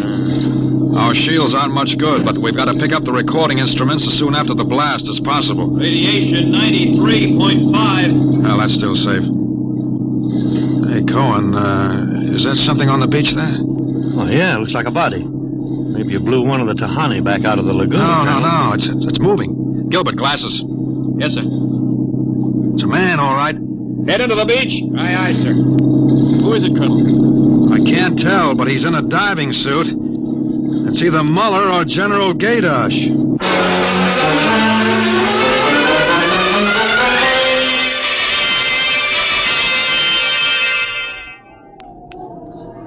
No radiation burns, superficial bruises, mild shock. He'll be all right, Colonel. Can he talk? For a while. I'm going to give him a sedative shortly. Muller, what happened? How did the bomb go off? You didn't. He's still out of his head. Quiet, Cohen, quiet. Go on, Dr. Muller. What did you find?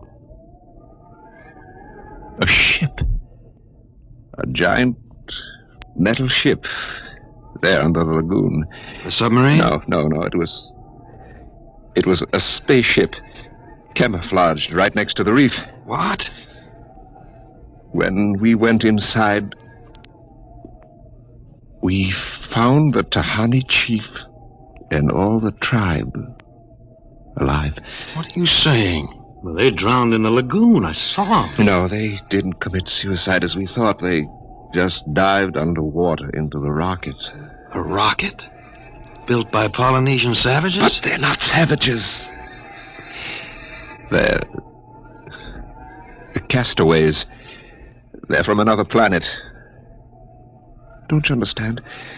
Their spaceship was wrecked here 400 years ago. They've been waiting ever since for a chance to go home. This boy's out of his mind. You better put him under the sedative, Doctor.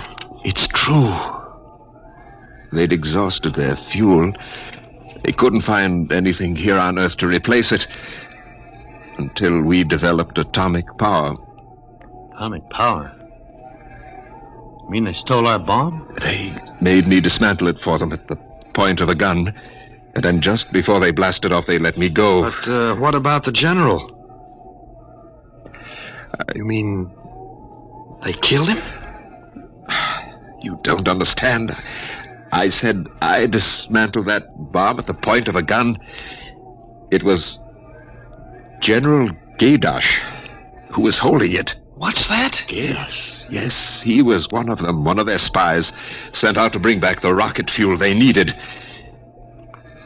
And now, after 400 years, the castaways are going home.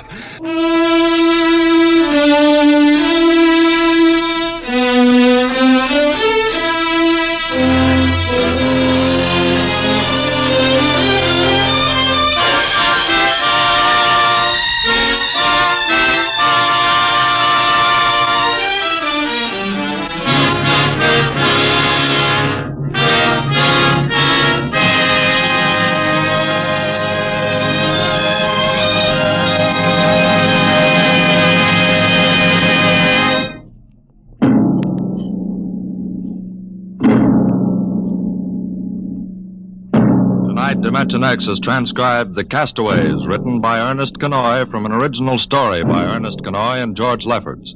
Featured in the cast were Santos Ortega as General Gaydosh, Greg Morton as Dr. Muller, your narrator Norman Rose, music by Albert Berman, engineer Bill Chambers. Dimension X is produced by Van Woodward and directed tonight by Jack Cuney. Wheaties presents Dimension X. Adventures in Time and Space, transcribed in future tense. Dimension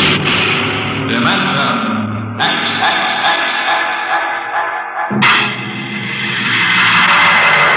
On stage tonight, Dimension X, another in the Wheaties' big parade of exciting half-hour presentations. Just about the time you're getting up tomorrow morning, you know what's happened? You've been without food for so long that you gotta get more if you're going to get your work done. That's why first you need your Wheaties. Sure, Wheaties. Because when you dip into those golden flakes, you're getting real whole wheat. Yup, every single Wheaties is a kernel of wheat. And you know what that means. Vitality for working well, feeling well, looking well. Whole wheat energy, whole wheat vitamins. All the goodness of plump whole wheat in crisp little flakes that are mighty nice to meet any morning of the week. So be good to yourself. Tuck into the Wheaties at 7 a.m. and see if you don't feel the difference. Have yourself breakfast of champions and see how Wheaties at 7 can help at 11. Come on now, try 'em.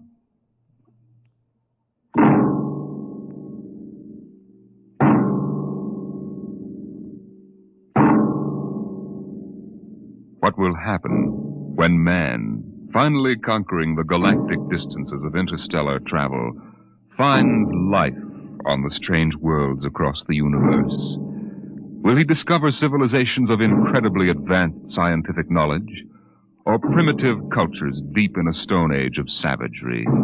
Here is a story of the relation between men of our world and beings from beyond the stars. On the desk stood a yellow bowl, the profile a simple curve, clean and sharp. The body was thin without fragility, and the beauty of its shape was matched by the glowing intensity of the glaze, a glorious transparent yellow, soothing as sunlight, yet glowing with the fire of a volcano's core. The desk belonged to Michael Tom, Regional Administrator for the Department of Interplanetary Affairs.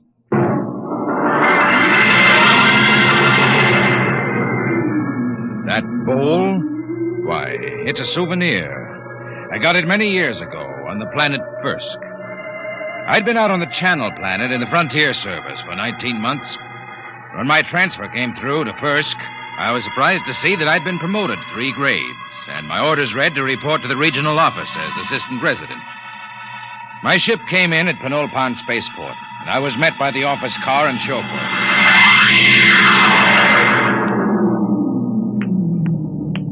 Mr. Tom? That's right. I'm Wirachek, sir.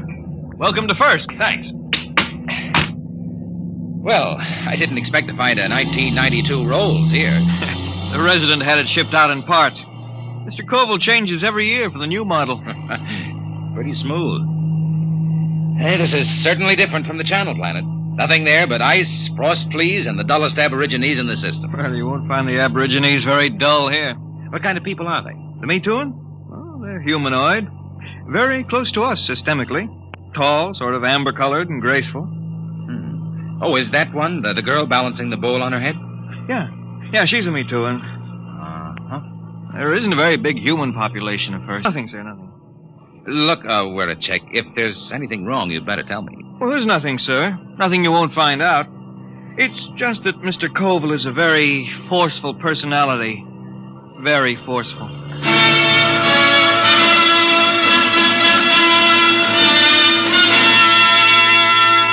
We drove through Penolpan, threading our way through narrow streets between rows of low houses of reed, parchment, and wood.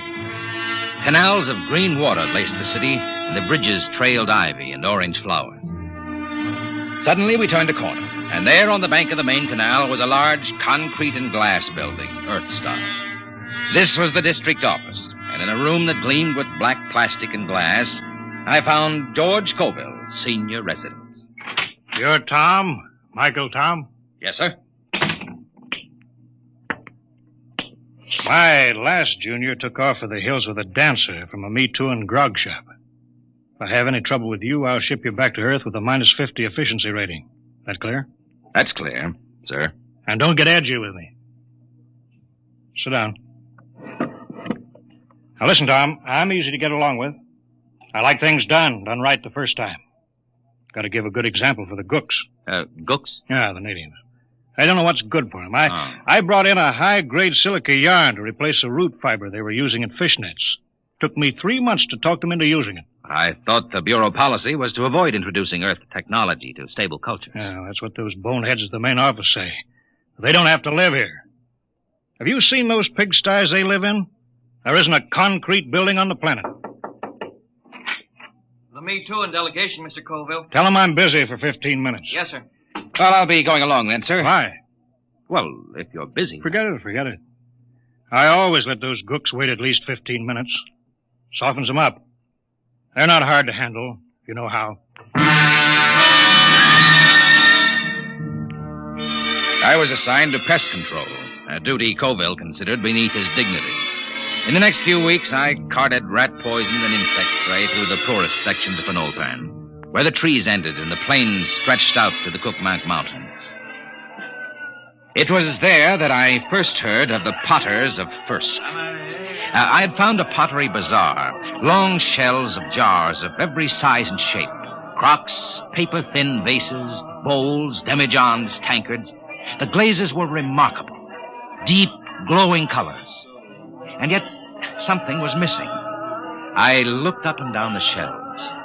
Mr. Tom, is anything wrong? No, it's just, Oh, I've got it. There isn't any yellow. Yellow? That's right, there are no yellow glazes at all. They have every other color, ruby, green. There's a jar that's translucent, but no yellow. Oh, maybe it's a superstition. Could be. Yellow might be connected with death or disease. Well, you can find out, Mr. Tom. Here comes a Mituan. She probably runs the place. May I help you, sir? Oh, you speak English. I must. We trade with the Earth colony. Your wares are very beautiful. For example, how much is this bowl?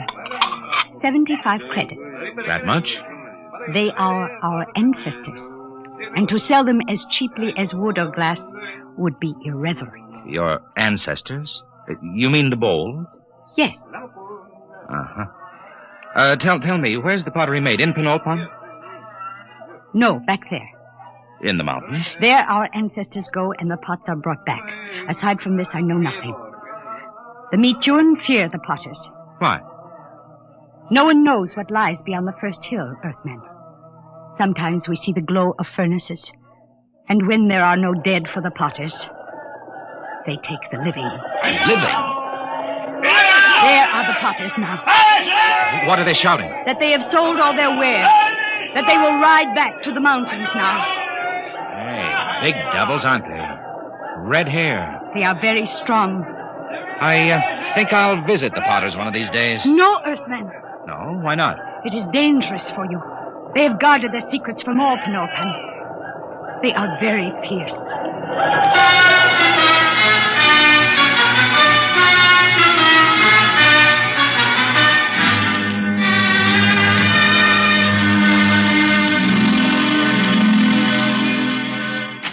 Tom, where the devil you been? I told you to get the estimates for that power plant. I put them on your desk, sir.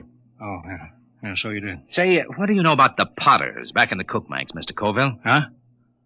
Oh, they're a tribe of bandits or something. Why? I was at the bazaar today. A girl called the vases ancestors. Seems strange. Ancestors? Well, it probably has something to do with religious death rites. They take away the dead bodies and cremate them for a fee or trade goods. The girl said that when they don't get the dead, sometimes they take the living. What? Well, so that's it. What, sir? Raiding. About every month or so, a couple of Me Too and turn up missing. The whole city clams up like tongue-tied parrots. For 2 years, I've been trying to track it down. Tom, these Potters must be behind it. Raiding, huh? Well, we'll see about that. No, we don't know anything definite. Well, we will. Get Weircheck to roll out the copter. We're flying out to those mountains. I'll put a stop to this if I have to blow them clean off the planet.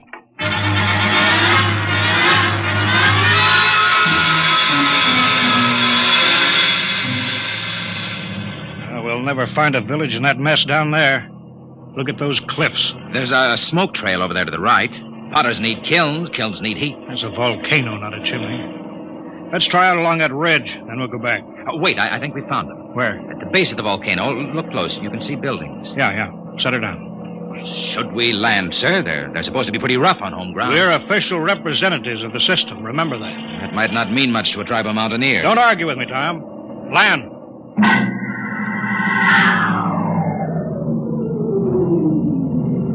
Get your pistol ready. I don't see anybody. The village is deserted. They're hiding. It's the Potters, all right. There's a heap of old broken jars. But I don't see the kiln. We'll stay here till something moves. What's that? One of the Potters. Wait a minute. Here they come. 3 of them. You cover them, Tom. I'll do the talking. Hey there, you! What brings strangers to the village of the Potters? I'm Colville, chief of the Planetary Affairs Bureau in Penelpan. This is an official visit to see how things are going with you. We make no complaints. Oh? I've heard reports of you Potters kidnapping Me Too. Is there any truth in that? There is an ancient agreement. The Potters are granted the bodies of the dead, and occasionally, when the need is great, we do anticipate nature by a year or 2. You mean you admit it? The soul lives forever in the bowl it beautifies. What do you mean? Look here, just what do you do with the corpses? Our glazes require lead, sand, clay, alkali, spar, and lime. All but the lime is at our hand, and this we take from the bones of the dead. I see. Well, we don't want to interfere in any native customs or rights. Corpses, that's between you and the Me Too. If you need lime, I can ship you in tons of it. Natural lime is a poor substitute for fresh, live bones. The spirit of the person is in the bones, and it passes into the glaze and gives it an inner fire. Well, you listen to me. I don't care what you use as long as there's no kidnapping or murder. Tell me, Potter. I don't see any furnaces. Where are your kilns? Our firing is done by the great monthly burn. You mean the volcano? Yes, Earthman. Once each month, the heat roars up white and glowing. I see. Potter, why don't you ever use yellow glaze? Yellow glaze? We have no metal to give the pure, rich yellow, the color of the sun. It is strange, Earthman, that you talk of the yellow, for my people have sought the sun glaze for thousands of years. Listen, if there's any technical help you people want, that's my business. But there'll be no more murder. If necessary, I'll put a stop to the potting altogether. Your words are not friendly Don't think I can't do it. I'll drop an atom bomb down the throat of your volcano and cave in the whole mountain. We'd better pull out, Mr. Colville. Shut up, Tom. You understand? My job is to protect everyone on this mud-hole planet. And that includes me, too. Get back in the copter, Mr. Colville. They're getting ugly. Fire over their heads. Keep them back. Quick, get in, sir. They're scared now, but in a minute they may jump us. All right, let's go. Don't worry, Tom. Now those gooks know who's boss. Now, sir, we won't have any more trouble from the Potters.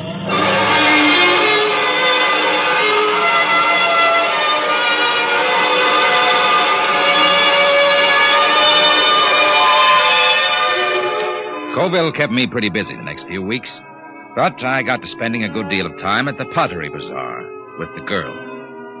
Her name was Sue Ten. She was interested in everything I had to tell her about the rest of the galaxy, and I was lonely, so I got to looking forward to my visits there.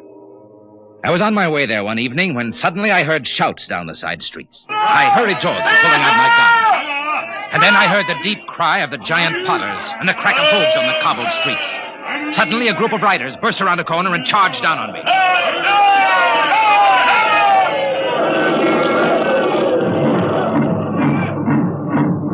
When they were gone, I hurried to the Pottery Bazaar. Sue Fen was gone. Earthman! She's not here. They took her. The Potters? She has gone to her ancestors. Did they kill her? No, they have taken her to the hills. But soon she will live forever, her spirit wrapped in the glorious glaze. Sue Fen. There is nothing to be done.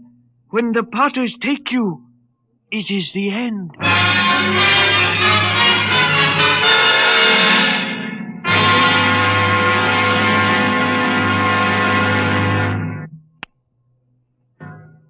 They've been raiding again, huh? Pour me two in tonight. Bring the copter around in front. It's ready. Tom, I'm going to break out the atom bomb from the arms locker. You fly out there and drop it down that volcano crater. I'll teach those murdering devils a lesson they won't forget. But they'll come crawling to the city on their hands and knees. I know how to run this planet.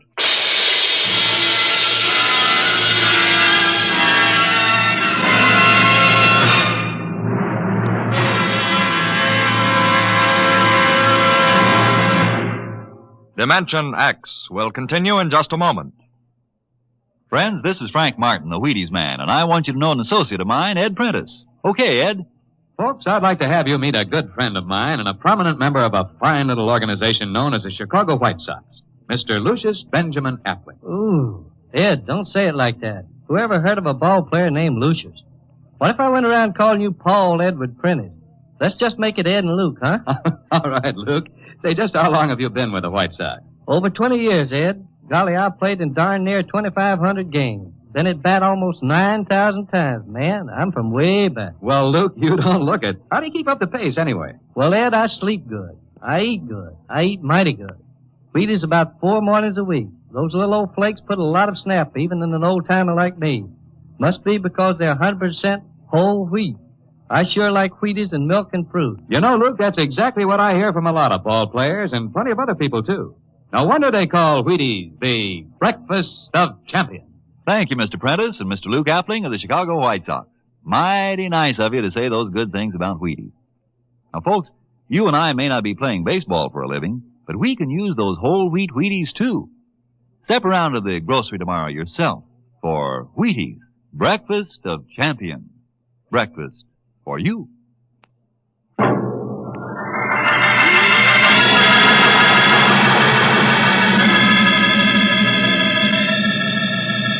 There's the village window, Chick. Swing over it.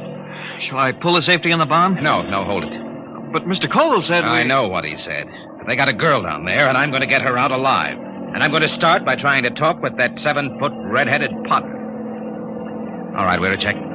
Set her down right in the middle of Main Street.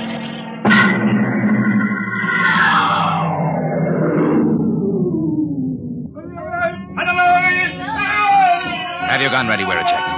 Here they come. Tall one, the chief. Oh, this is the insolent lordling again. Come on, out of the copter. Good. We are in need of bone lime, and yours will suit us well. They're closing in, Mr. Tom. Prepare your soul for the great burn. Stand back. I'll kill a lot of Potters, and you'll be the first. I've come for the 4 Me Too-in that you took from Penultimate. You don't seem to understand that we can punish. We can kill you before you can do much damage. We Potters do not fear death. Death is merely eternal meditation from the glass. Potter, listen to me. I didn't come here to threaten, but to bargain. You have a Me-Too'ing girl. Is she still alive? She still lives? Chief Colville gave me orders to destroy your volcano. We can do that easily. If I'm harmed, the next bomb will drop on your village. I've come down here against his orders to bargain. Bargain? With what? We care for nothing but our craft. Potter, I can give you the secret of the yellow glade. Empty words. No, the truth. In exchange, I want the girl and the other Me-Too'ing you've stolen, and your word not to raid again. How would we get lime? We've told you we can ship it in. Pure lime, as good as yours. Do the Potters of Firsk want the yellow glaze? Why, that has been the goal of the tribe of Potters for 1,000 years. And if I show you the yellow glaze? Earthman, if it comes clear through the burn, I agree to your bargain. If it does not, your spirit will be lodged forever in the ugliest bowl we can spin on the wheel. It's a bargain. All right, Wirachek. Disarm the bomb. Disarm it? Mr. Tom, are you crazy? They'll kill us. There'll be nothing left to stop them. Nothing but the yellow glade. Yeah, but do you know how to make it? We'll soon find out. I've been doing a little reading on the subject lately. Reading? Holy smoke. Enough, Earthman.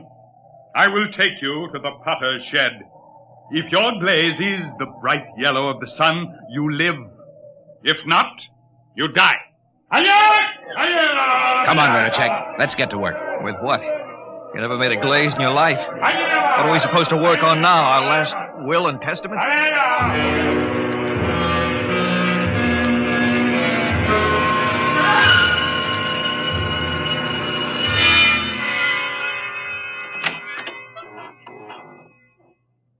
Who's that?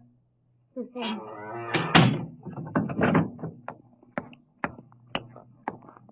Are you all right? Yes. Why did you come? They will kill you too, Earthman. Maybe. How did you get in here? When I heard that you were here, I asked the Chief Potter to come. He said it would not matter. They would have all our bones soon. Cheerful, Zoe. Hey, stir this, Wirachek. Yes, sir. They said you were trying to make the yellow glaze. Oh, Earthmen, we will die. This goo may turn out yellow. It had better. No one on Firsk has been able to make it. But I'm not from Firsk. Hang on, Suthen. We're not dead yet. Earthman, I am glad you came. Although I wish you had not. Suthen. All right, Wirachek. Call that redhead. Tell him I got his glaze ready. Hey! Hey, you out there. Earthman, are you ready? Here's your glaze. Test it. You have 6 bowls of glaze. I'm no potter. This stuff ought to turn out yellow, but I can't be sure in one mixture. We will coat 6 tablets, one with each glaze. Then we will fire them. How long will it take? 20 hours before you know if the burn has brought you life or death.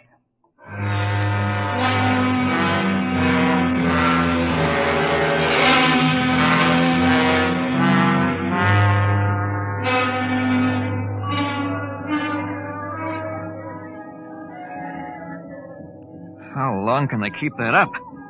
It's been hours. Tiles ought to be done soon. Earthman, here comes the Chief Potter. It must be time. The tiles are cooled.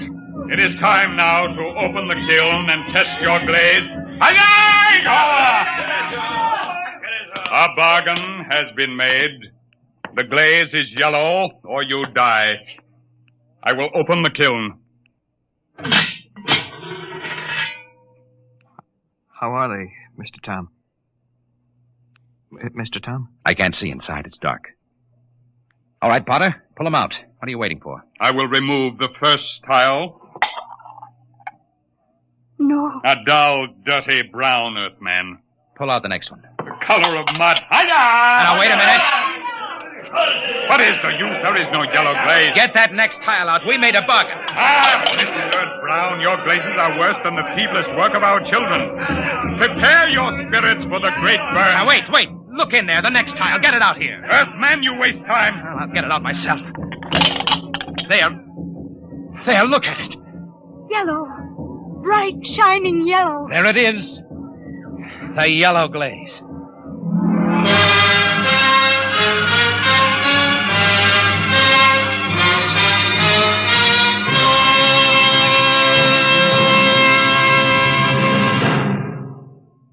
Tom, where in thunder have you been? Mr. Colville, I've been I trying sent you out on business which should take 2 hours, and you stay 2 days. Why? I got the 4Me2 back, and I made a contract with the Potters. No more raiding. You what? I made a deal with them, and it turned out to be a better idea than yours. You disobeyed. You deliberately...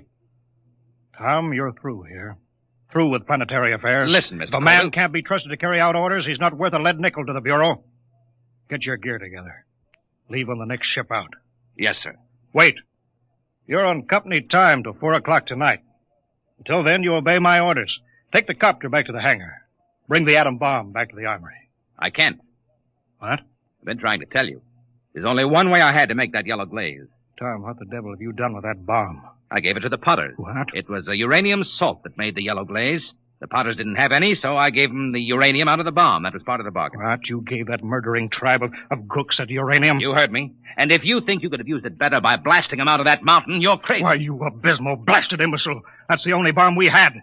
Those Potters could tear Penulpan off the face of the planet. If you want that uranium, Colville, you can go out and get it. And if I'm fired, I'm through now. Why, you fresh mutt, you yellow-livered louse. I ought to If you kill ask you. me, I'd say it'd be dangerous business trying to get that uranium back now. Where a check? Where a check?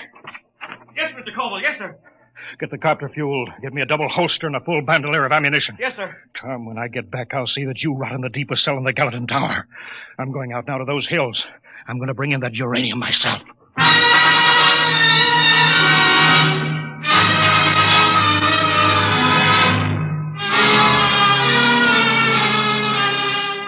Two days later, Wiracek came into my office. His face was pale, his hands shook with excitement. He's here, Mr. Tom. He's here. Colville? No, the Chief Potter. The Potter. Bring him in. Should I call the guard? Just bring him in.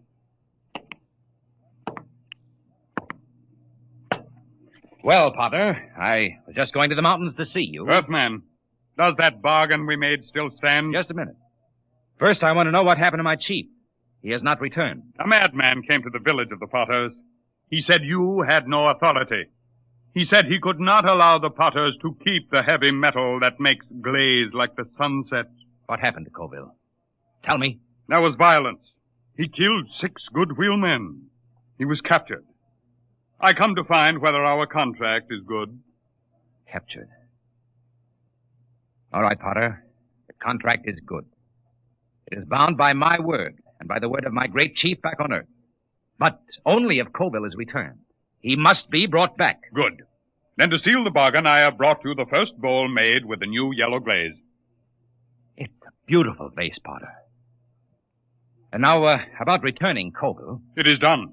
The madman is a lucky man indeed, for his spirit dwells in the brightest glass ever to come from the great burn. You mean that Colville? Here, I return him to you. The fiery soul of the madman has given luster to an already glorious glaze. He will live forever in the shining light. On the desk stood a yellow bowl, and the beauty of its shape was matched by the intensity of the glaze. A glorious, transparent yellow, fire of a volcano's core.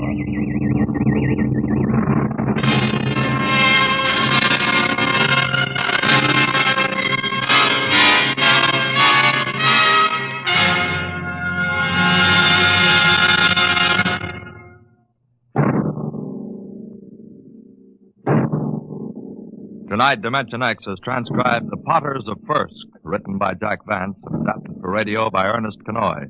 Featured in the cast were Carl Weber as Michael Tom, Wendell Holmes as Colville, and Raymond Edward Johnson as the chief of the Potters. Your narrator, Norman Rose. Music by Albert Berman. Engineer, Bill Chambers. Dimension X is produced by Van Woodward and directed by Edward King. Wheaties presents Dimension X. Adventures in time and space. Transcribed in future tense. Dimension X. On stage tonight, Dimension X, another in the Wheaties' big parade of exciting half-hour presentations. Say, tomorrow's Saturday, you know, and maybe you don't have to show up for work.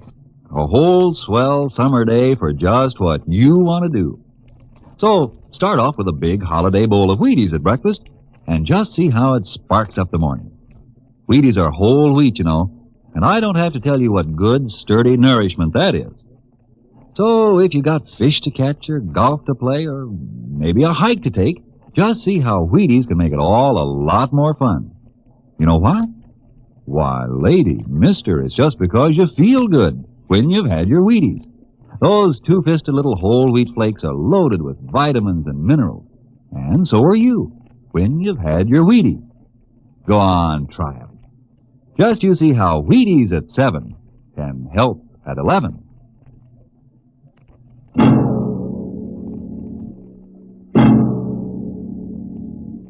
When the first space rocket lands on Mars, what will we find? Will we be welcomed with open arms, or will the Martians treat us as invaders? Only one thing is certain. Someday a giant metal ship will take off from Earth to travel through the black velocities, the silent gulfs of space, to descend at last into the darkness of the upper Martian atmospheres. And on that day, man will finally know the answers. The day we first land on Mars.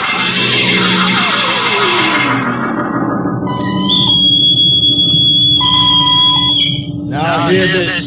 Now hear this. Approaching critical deceleration. Fasten gravity suits. Stand by to land. Mr. Lustig, what do you make of the terrain? There seems to be a heavy ground, Miss Captain. We won't be able to use our infrared lights. And we'll have to come in on radar. Isn't that a little risky, sir, landing in the dark? I'd rather run the danger of a blind landing, Lieutenant, than come in without the cover of darkness. Remember, we don't know what kind of reception is waiting for us down there. Airspeed 500. Altitude now 4,000. Bridge to engine room. Stand by for deceleration. Engine room, aye. Fire forward tubes 1 and 3. Aye. Skids down. Skids, check. Altitude 500. 4. 350. 3. Up a point now. All right. Let's set her down. Look out! Cut the power. Masters pipe battle stations. Aye, sir. All secured, sir. Well, we're on Mars. April 20th, 1987. 4:33 Greenwich time. Enter that in the log, Masters. Aye, sir. Well, gentlemen, it's less than 2 hours till dawn. As soon as it's light, we'll send out a landing party. Masters, get me an all-over hookup. All set, Captain. Now hear this. Now hear this. All right, men. The smoking lamp is lit. We're 17 men on an alien world. And it's up to us whether we ever get home again. Next few hours should tell the story. And I want instant obedience to all commands. I'll court-martial the first man who doesn't jump to when he's ordered. And one other thing. We may be on Mars, but this is still a United States naval vessel. Officers will conduct a personal and weapons inspection in 1 hour. That's all. Inspection, Captain. How? Mr. Lustig, we've got an hour and a half to sweat out before we find out what's outside that airlock. I'd rather have a man worried about his stripes than about what's waiting outside on Mars.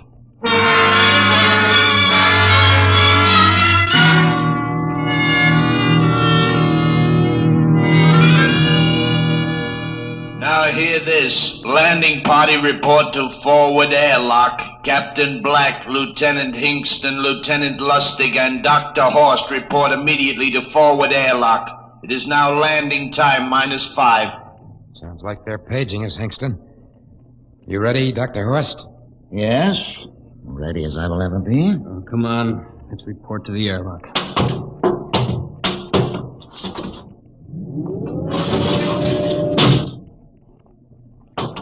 Where are us to go? Where's the captain? Who knows? What difference does it make? Just want to get it over with, that's all. Has anybody, got a cigarette? I think you're smoking too much, Lieutenant Lustig. Are you nervous? Lay off, will you, Horst? Wondering what's hidden outside underneath that ground mist? Very unusual planet, Mars. Why? There's an atmosphere. Wonderful thing, an atmosphere. Where you find one, you find life. You mean Martians? What do you think they'll look like? Who knows? Intelligent life can take many forms. You mean they may have green skins and eyes on stalks or something? A comic book conception is possible. Or they may have developed to a point that is far beyond us. Perhaps they have a science that can produce weapons far more dangerous than our atomic missiles. You think we may have to fight our way out? After all, we are invaders. Now hear this. Landing time -2. Landing time All right, -2. we heard this. I know what I'd like to find outside that airlock. Good old Illinois. You ever been there, Lustig? Only Chicago. Well, you ought to see my hometown. Green lawns, big white houses. Sounds like my hometown. My grandmother used to have one of those iron deers on the lawn. Every Halloween, we'd paint it another color. One time, we painted it black and white like a Holstein cow. Where does your family live, Horst? I have no family. When I was a child, they were gassed to death in the Dachau concentration camp. That's tough. Oh, it has its advantages. I have no ties on Earth. Nothing to lose now. I imagine I'm the only one on board who is free to enjoy our present peculiar position. All right, Lustig. You can button it up now. Aye, sir. Now, gentlemen, in 1 minute we'll be the first men to set foot on Mars. Quite an honor, eh? As long as the medals are not awarded posthumously. Still uneasy, Dr. Horst? Captain Black, I've been uneasy ever since I can remember. On Earth and on Mars. Now, 30 seconds. Give me the intercom phone, Lustig. Masters? Aye, sir. Battle stations to be manned till we return. If we're not back in 2 hours, I want no rescue party sent out. Blast off and save the ship, you understand? Aye, sir. All right, gentlemen. 5 seconds. 4, 3, 2, 1. Lustig, open the outer airlock.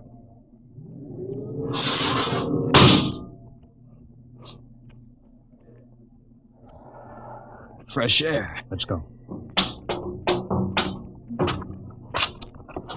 Hold it now. It's too dark to move fast.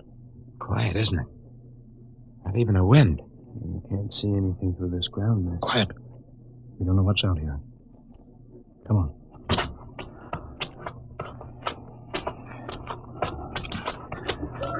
What the? Quiet, Captain. I could swear that sounded like a rooster. I don't hear it anymore. A very unlikely sound. A rooster crowing on Mars? Kingston. Aye, sir. Set that machine gun 25 yards to the flank. We'll stay here till the ground mist lifts. All right, sir. What do you make of the ground, Horst? Grass. Plain grass. You could see some large foliage there where the mists then down. What the heck is that? Kingston! Hold your fire, you fool! I hit it, Captain. What? Some kind of wild animal. I hit it. I could see the tracers, but it's still standing. Come on, Horst. Doctor, where are you? Up ahead. Admiring the wild animal. Careful, Horst. Wait for us. Don't worry, Captain. It's an iron deer. A lawn ornament. That's impossible. It's hollow. Interesting, isn't it? A whitewashed Victorian iron deer sitting on a lawn in the middle of Mars. I don't understand. Look around. The mist's lifting. Captain, look there. A house, a regular old-fashioned house. On Mars. Good Lord. I haven't seen carved scrolls and gingerbread like that in years. Look at that port swing. The geraniums. There. I told you it was a rooster, Captain. Give me the glasses, Lustig. I want to take a look through that front window. What? There's an upright piano. Some sheet music on it. Lustig, it's beautiful Ohio. Beautiful Ohio? That can't be. Look here, Horst. Do you think that civilizations of two planets could be identical? I don't know. That specific variety of geraniums is only 50 years old on Earth. Is it logical they should develop in Mars? How about that port swing, that piano, and beautiful Ohio? No, it's impossible. Captain Black, this looks like the town I was born in. Well, it looks like my hometown, too. I've thought of something, sir. It's the only solution. Maybe we're not the first ship to reach Mars from Earth. That's the only answer. That's impossible, Lustig. There's been space travel that couldn't be secret. Do you have any idea what ships cost, what industrial power is needed? There's got to be some logical reason. Captain, I think perhaps we might find out. The light just went on in that house. Kingston, cover that door with the machine gun. Aye, sir. Come on, Horst. You ring that doorbell. There's got to be a scientific answer to all this.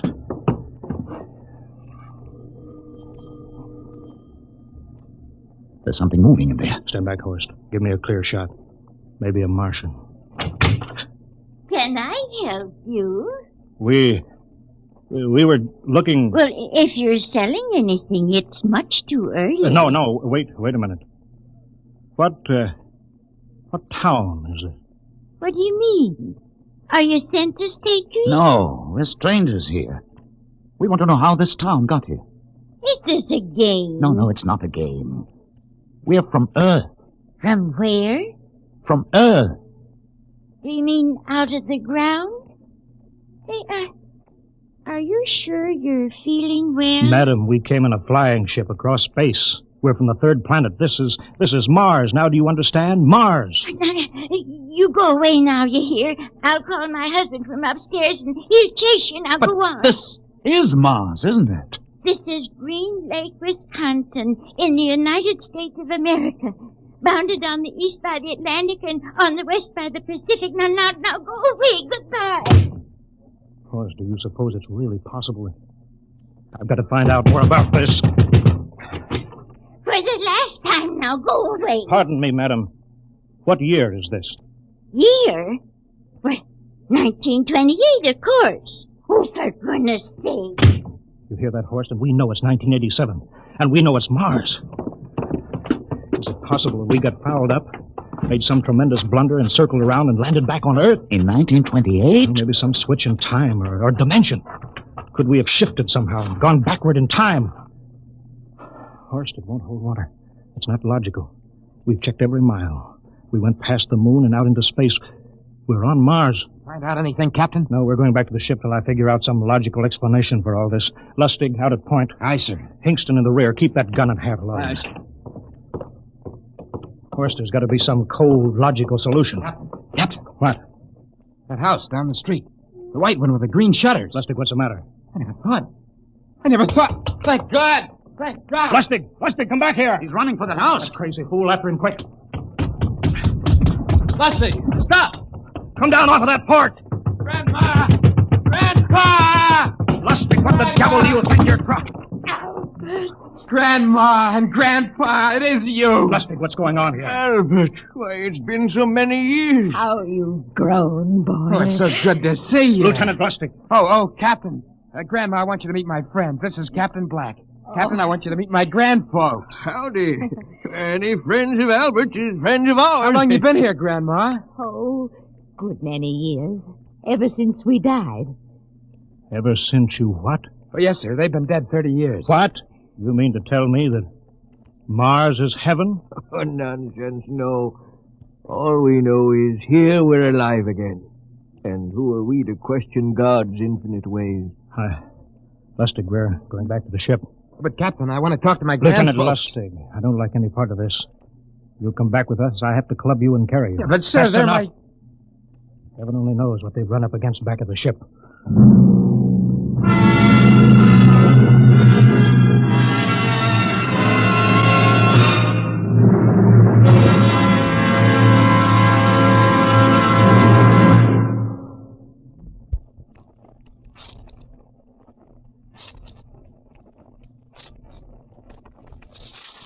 Dimension X will continue in just a moment. Well, now let's come back to Earth for a moment. And what's more appropriate than Wheaties and baseball? You'll see what I mean as I introduce Ed Prentice, who has a special treat for you. Carry on, Mr. Prentice. Folks, I'd like to have you meet a good friend of mine and a prominent member of a fine little organization known as the Chicago White Sox, Mr. Lucius Benjamin Affleck. Ooh, Ed, don't say it like that. Who ever heard of a ball player named Lucius? What if I went around calling you Paul Edward Prentice? Let's just make it Ed and Luke, huh? All right, Luke. Say, just how long have you been with the White Sox? Over 20 years, Ed. Golly, I played in darn near 2,500 games. Been at bat almost 9,000 times, man. I'm from way back. Well, Luke, you don't look it. How do you keep up the pace, anyway? Well, Ed, I sleep good. I eat good. I eat mighty good. Wheaties about 4 mornings a week. Those little old flakes put a lot of snap, even in an old-timer like me. Must be because they're 100% whole wheat. I sure like Wheaties and milk and fruit. You know, Luke, that's exactly what I hear from a lot of ball players and plenty of other people, too. No wonder they call Wheaties the breakfast of champions. Well, thanks, Luke Appling and Ed Prentice. You know, folks, you may not be a champion ball player, but Wheaties can help you feel like one. So try 'em. Wheaties, that is. See how Wheaties at 7 can help at 11.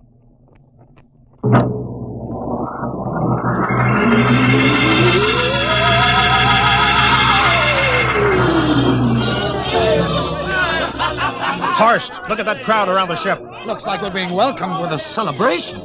Celebration? They've abandoned ship. Every port is open. No guards set. You, Masters. Hiya, Captain. Meet my old dad. Dad, that's Captain Black, and he's not a bad guy for an officer. Of all the...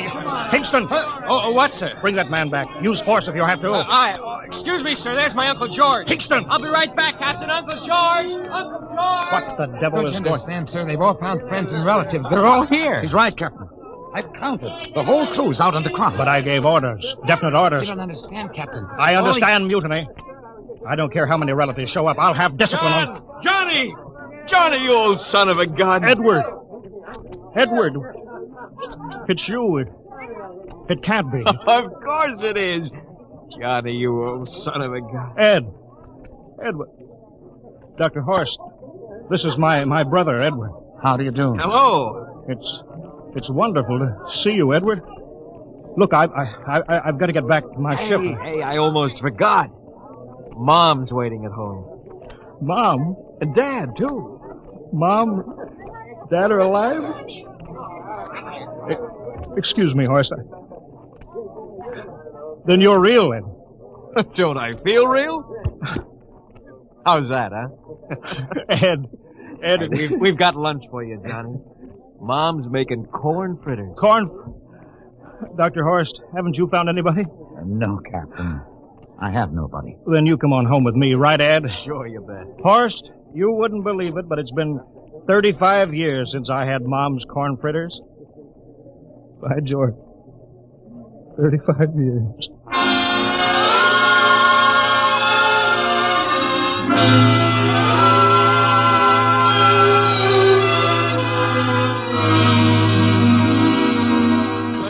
And there's plenty more in the kitchen, so don't hold back, Johnny. You too, Dr. Horst. Well, Johnny, you're still in the Navy, huh? That's right, Dad. I'm in command of the ship. We're an old Navy family, Dr. Horst. All 3 of our boys in the service. Ed was the best pilot in the Pacific. What did happen, Ed? Oh, what's the difference? I'm here now. Oh, you know, it's almost perfect. All we're missing is your brother Will. Then the whole family could be together. Well, it won't be long, Mom. Will's in charge of the XR-54. That's the next rocket coming out to Mars. Well, little Will.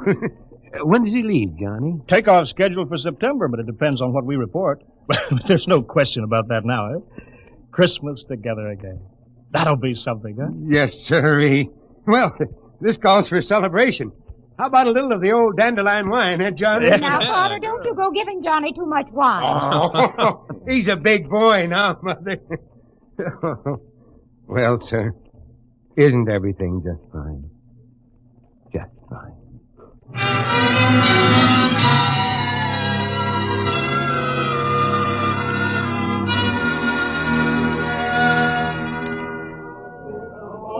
The candlelights are gleaming on the banks of the Wabash, far away.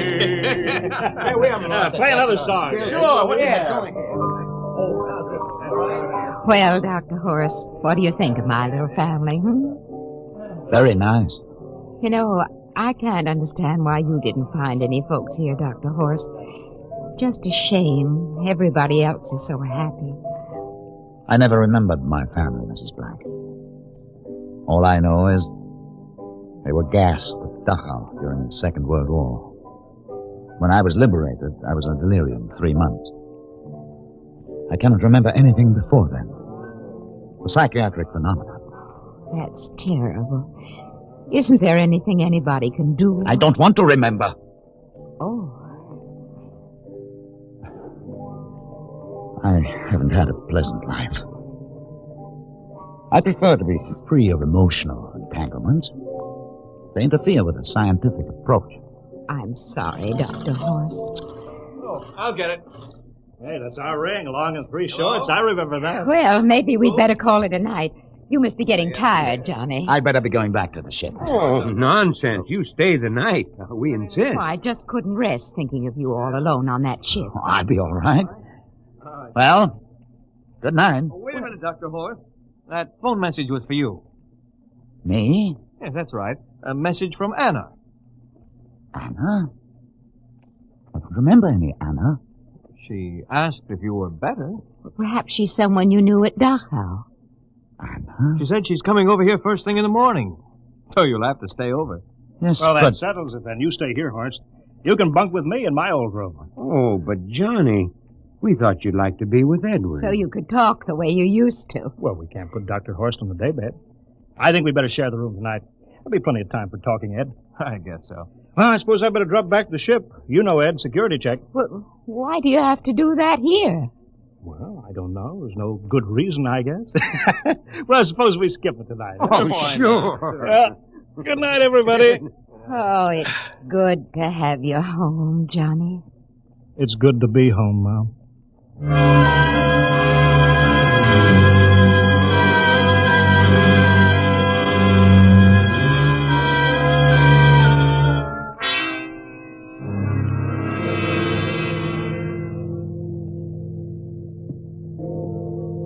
Captain Black, are you asleep? No. I've just been thinking about what we were expecting. Green-skinned Martians with eyes on the stalks. All the time there was only Mom and Dad and Edward waiting. It's funny what tricks your imagination can play on you. Yeah, I guess Mars is heaven, Horst. I've been thinking about Martians, too. Captain, just suppose there were Martians, and they saw us land. Suppose they thought of us as invaders. What would be the best weapon they could use against our atom bombs? I don't see what you're getting at. They would want to disarm us first, to wipe out all suspicion, to make us feel at home. But suppose this house isn't real. Suppose the people are just images, stolen from our own memories by Martians, created for us by telepathy, hypnotism. That's the craziest theory I ever heard. Maybe that's why there was no one for me. Because in all my life there is no happy memory, no real loved person. How about that phone call from Anna? Yes, Anna. I didn't remember who she was, but I do now. I just remembered. When I was freed from Dachau, sick, delirious, I raved about a wonderful, kind nurse named Anna that took care of me. There you are. It's logical. She's coming to see you tomorrow. But there was no Anna. I'd been nursed by a man. What? Anna was only a dream. And there's only one way they could have learned about her. By reading my subconscious mind. But that's impossible, Horst. Why? The whole crew was thinking of home. Suppose the Martians read our minds. But there are Martians. If there are, they have us separated. Each man in a different house. Sleeping. Trusting. No one at the guns. I left my pistol downstairs. You think there's something to this, Horst? It's a pet. Who would suspect his own mother? His grandparents? How easy. Just a knife in the heart of each sleeping man. It's impossible, Horst. We've got to get back to the ship. Listen. The crickets have stopped. Come on. We don't know when they change back to. Whatever they really are. Where are you going, John? Ed, well, we wanted to drink of water. That's all, Ed. You're not thirsty, John. You don't want a drink. You don't want Look out! a drink. His face, it's changing! And his hands, he's a Martian! Run, horse! Run! Get away, John! You can't get away! This way, horse! Horse, where are you?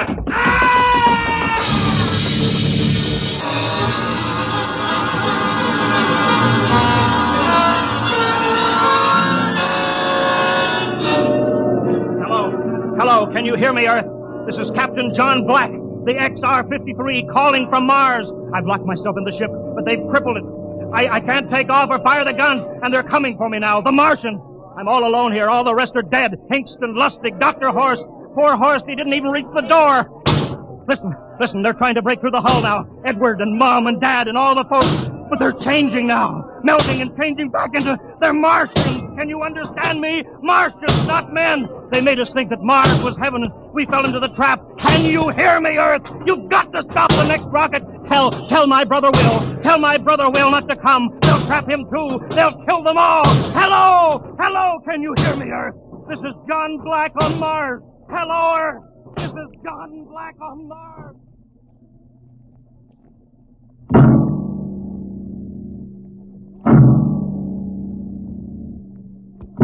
Tonight, Dimension X has presented and transcribed the Ray Bradbury story, Mars is Heaven, adapted for radio by Ernest Kenoy. Featured players were Wendell Holmes as Captain Black and Peter Capell as Dr. Horst. Your narrator, Norman Rose. Music by Albert Berman, engineer Bill Chambers. Dimension X is produced by Van Woodward and directed by Edward King. Robert Warren speaking. In a moment, we'll tell you about next week's show. And now, here is your Wheaties man, Frank Martin. Folks, tonight we have a special guest for you. Here he is, Joel McRae. Hello, Frank Martin. I kind of expected to see a package of Wheaties sticking out of your pocket. What? Did I forget him? You must like Wheaties, Frank. Sure, don't you? You bet. I'm joining the big parade of Wheaties programs, you know, with Tales of the Texas Rangers come Saturday night. Well, that promises to be real entertainment, Joel. I understand these are true stories of the Texas Rangers. Absolutely. Each story is straight from the Texas Ranger files. Well, we're mighty proud to have you join us, Joel, with this new program. We'll all be listening on the same NBC station Saturday night for Joel McRae in Tales of the Texas Rangers. Okay, Mr. McRae? Okay, partner. Good night. Good night, Joel. And friends, be sure to listen Saturday, that's tomorrow night, to Joel McRae and his new program, Tales of the Texas Rangers. And get your Wheaties, everybody. And this is the Wheaties man, Frank Martin, inviting you again to listen tomorrow night to Joel McRae in Tales of the Texas Rangers on the Wheaties Big Parade. See you then. Next week, the story of the strangest case ever recorded in the files of the Bureau of Missing Persons. The case of the Man in the Moon. You'll hear the whole story next week when we venture once more into the unknown world of... Dimension X.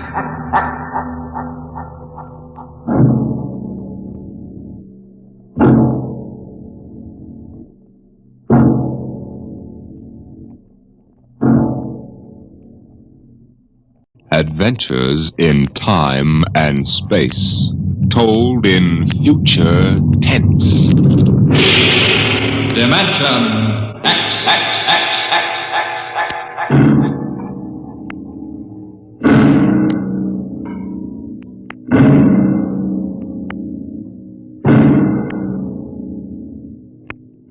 To all our listeners, a brief forward before tonight's adventure in the world of the future. Beginning next week, Dimension X moves to a new time on Friday evenings instead of Saturdays. In the Eastern Time Zone, it will be heard at 9 o'clock Fridays, Eastern Daylight Saving Time. In other zones, please consult your local newspapers to learn the new time of the program.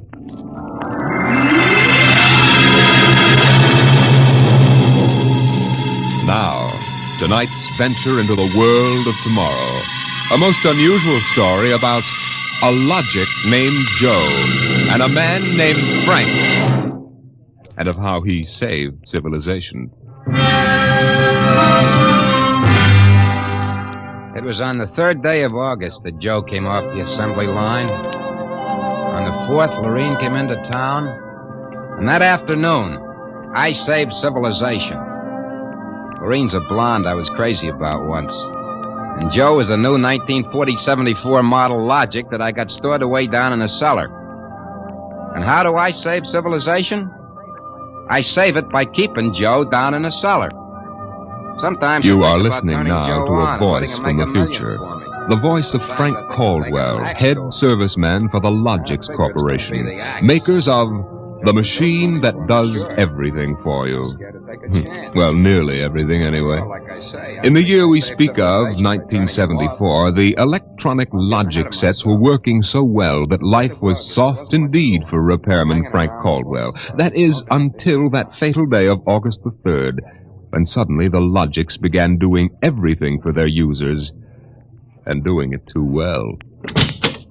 Hi, boss. What's the matter? Somebody put you through a ringer? Frank, you busy right now? No, there haven't been any service calls all day. Fine, there's a customer outside. Go take care of him, will you? Me, I'm a maintenance man. I know, but there are no salesmen around this minute. This guy wants to have our machines explained to him. Explain? Yeah. Everybody in the world knows about Logix. Where's he been, on Mars? Just moved up from the backwoods someplace. Why don't you explain him? I don't feel too well. Yeah? You're okay about a half an hour ago. Look, you the boss here or am I? Go on out there, will you? Okay. Good morning. My name's Caldwell. Can I help you? Oh, thank you, Mr. Caldwell. My name's Kralanovich. This is my little boy, Freddie. Hiya, Freddie. Hiya, jerk. Ow! Freddie. I got you, didn't I? Fine kid you got there. Freddie, how many times I gotta tell you not to kick people in the shins? Excuse it, please, Mr. Caldwell. Sure. Just a kid. I got a knife home. Can cut you in little pieces. Freddie, we'd like to buy a Logic, Mr. Caldwell. The gentleman we spoke to first said he had to leave in a hurry. Oh, he did, huh? Well, I understand you're not acquainted with Logix, Mr. Kralanovich. Yeah, that's right. We just moved to the city. My wife, she saw that everybody else had a Logic, and you know how women are. You bet. Well, you can't get along without a Logic in this day and age, Mr. Kralanovich. Look it, I got a snake. Want to see Will it? you shut up that... yeah, now, about the Logic. Yeah. Here, I'll plug one in here. There, now. You see, the Logic looks kind of like an old-fashioned television set, only it's got keys instead of dials. Now, if you want to talk to a friend... Yeah? You just punch the number of his Logic. Like making an old-fashioned phone call. Except you not only hear him, but you see him, too, on this viewing screen here. Now, of course, that's not the important feature of these things. Oh? Now, suppose you want to ask a question. A question? Like, what to take for a sore throat? Or who won the American League pennant in 1911? You just turn on the Logic. Then you punch the question key, and you ask, like this. Who was the first president of the United States? George Washington. You see? I already knew that. Well, that was just a sample. Oh. Well, I got a little store. Will it keep books for me? It'll keep your books, record your contracts, serve as a filing system, and check up on what happened to your lawyer's last client. Anything. Oh, say, they're really something, these things. 10,000 services and information sources in one. Read our advertising. Well, what I want to know, Mr. Caldwell, how do these Logics work? You saw that big building across the street? Sure. Well, that's one of the relay tanks. Now, there are a dozen of them around the country, all hooked up together. And there's a data plate in one of those tanks for every fact in creation. You mean those relays know everything? If there's something they don't know, the technicians are busy making a relay plate for it right now. The Logic integrates the facts in the tank and gives you the answers. Hey, you. Can I ask this thing how to make dart poison? How to make what? Dart poison, like in Africa. I could shoot the darts from my pea shooter. Oh, well, I think maybe we better not get one of these things. Well, that's okay, Mr. Kralanovich. The Logic won't tell you about no dart poison, see? Bet it will. I'm gonna try it. Hey, how do you make dart poison? Public policy forbids this service. What'd it do that for? On account of some little brat, on account of some children might ask things that ain't good for them. Listen, I don't like this here one. I want that one over there. They're all alike, kid. I want that one. If I can't have that one, I'm gonna hold my breath till I'm dead. Well, I got lots of time. It's no use, Mr. Caldwell. You might as well give him the one he wants. But, kid, they're so much alike. Even I can't tell them apart. I can, and I want Joe. Joe? Who's Joe? Oh, I guess he means the Logic, Mr. Caldwell. He has to think up a name to call everything. You should hear the names he calls me. Not till I'm 21, I promised Mother. Okay, so we call him Joe. But what makes you think Joe's any different from the rest? He looks different somehow. Don't be silly. Them things are all alike. A 1/10,000th of an inch. Just the same, I'll bet he'll teach me how to make dart poison. Okay, then. Come on, Joe.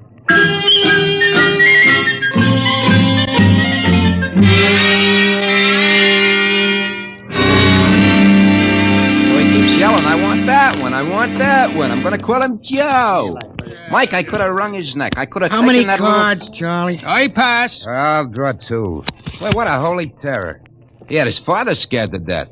Too bad that kid ain't mine. I'd show him quick enough who was boss in the family. Holy smoke. What's the matter? Sorry, fellas. Gotta hold up the hand a minute. I just remembered. Gotta call my wife. Oh, let her wait a minute. Yeah, sure. You ever met my wife? Yeah, I did. Don't let her see the card game or she'll be down here with a hatchet. You telling me. Hey, what's the matter with this thing? He ain't getting my house. Announcing new and improved logic service. Your logic is now equipped to give not only consultative, but directive advice. If you want to do something and don't know how to do it, ask your logic. What do you know about that? It's just somebody trying to pull a gag. Yeah, didn't sound like a gag to me. Maybe the boss decided to add a new logic service. No. Boss knows better than to start anything like that. Why, look. The minute the system starts giving advice, some joker like you is going to be asking questions like, how can I get rid of my wife?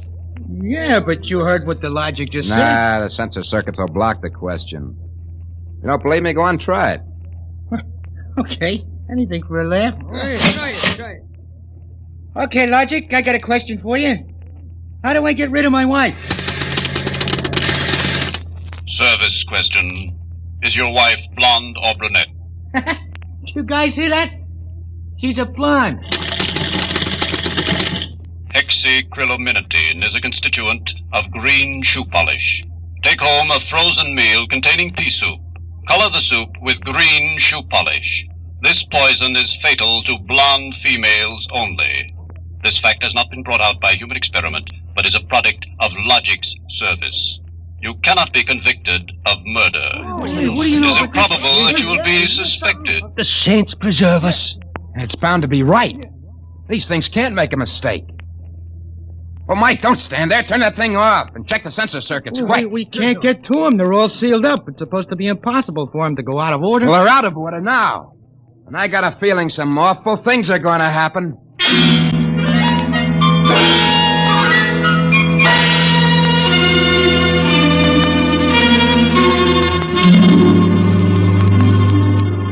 Boss, we got to do something. The logics have gone nuts. Relax. The thing gave a goofy answer once. Maybe it was a joke. Whoever heard of a logic making a joke? Well, it was an accident. Forget it. It won't happen again. What makes you so sure people are going to be trying it? Now, look. Supposing I wanted to get rid of you, for instance. You don't. How would you collect your pay? Yeah, but supposing. I'm going to try it and see what the logic says. If you want to do something and don't know how, ask your logic. How do I bump off my boss? Huh? A male, bald-headed, 45. Service question. Is he fat or thin? Holy mackerel. Fat. Make some chocolate ice cream containing powdered charcoal in place of half the chocolate. Use Hotzo brand charcoal. Hotzo contains an ingredient fatal only to fat, bald-headed males. This fact is a product of logic's service. You hear what it said? If this keeps up, we'll have to shut down the company. You kidding? We can't shut down the company, and you know it. Logics do all the computing, bookkeeping, filing, and recording of contracts for every business in the country. They handle all television programs, personal calls, weather forecasts, employment notices. I know that, but... Wake up. If we shut down the Logics, we go back to a civilization we've forgotten how to run. Yeah, but the point is, boss, they're now giving out information on murder. And no telling what else. Well, we'll just have to find out why and fix it. Meantime, there's nothing to worry about. Nothing to worry about? Of course not. You've asked these questions for a gag. Nobody's going to ask them seriously. What you need is a little faith in human nature. Oh, excuse me, it's probably the wife. Person-to-person video call. Go ahead. Cyrus, dear? How do you feel? Why, just fine, I sweetheart. just called to tell you, Cyrus, I want you to be sure and get home on time for dinner. Yeah, why? Because I've got a surprise for you, dear. Your favorite dessert. Dessert? What kind? Homemade chocolate ice cream. The flavor is heavenly, Cyrus. When you taste it, you'll just die. Cyrus, what's wrong? Why don't you answer me? Cyrus! Chocolate ice cream, huh?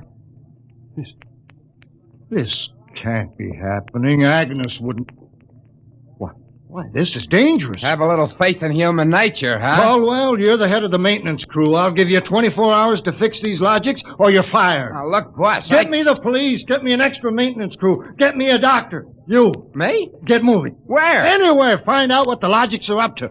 And see that you find out before the logics do.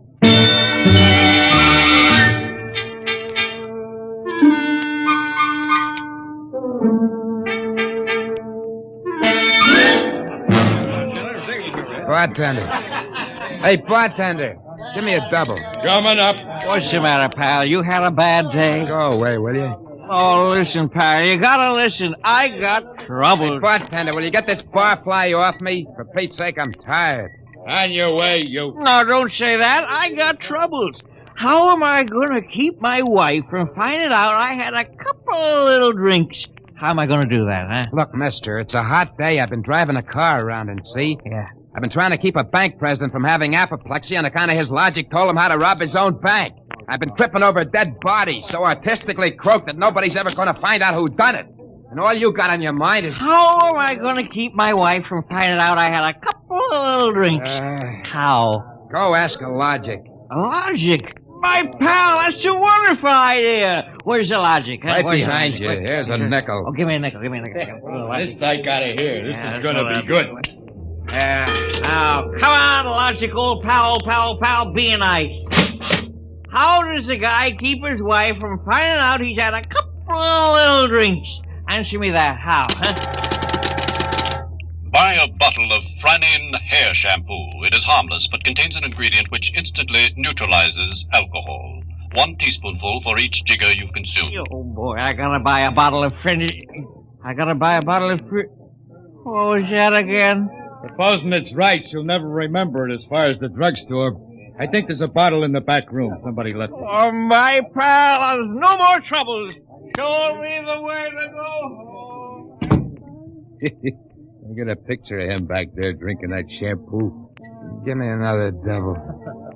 I don't know what's worse, to be as low as you or as high as him. All right, where is he? I know he's here. Where is that bum? Who you want, lady? My husband. I know he's here. Now, where is he? Show me the way to go. That no good louse. I'll show him. Thinks he can come staggering home again, does he? Well, I'll teach him. Poor guy. Oh, why, my dear, what a surprise to see you here. Archibald. Yes, my love. You're not. Sober? Well, of course, my love. I'm sober as a judge. Then what are you doing in this saloon? Well, merely conducting a little research, my dear. Research? Your suspicion wounds me deeply, my love. Let me tell you, my dear, that I've been conducting a research project that is going to make us a fortune. I'm about to patent Sober, the drink that makes happy homes.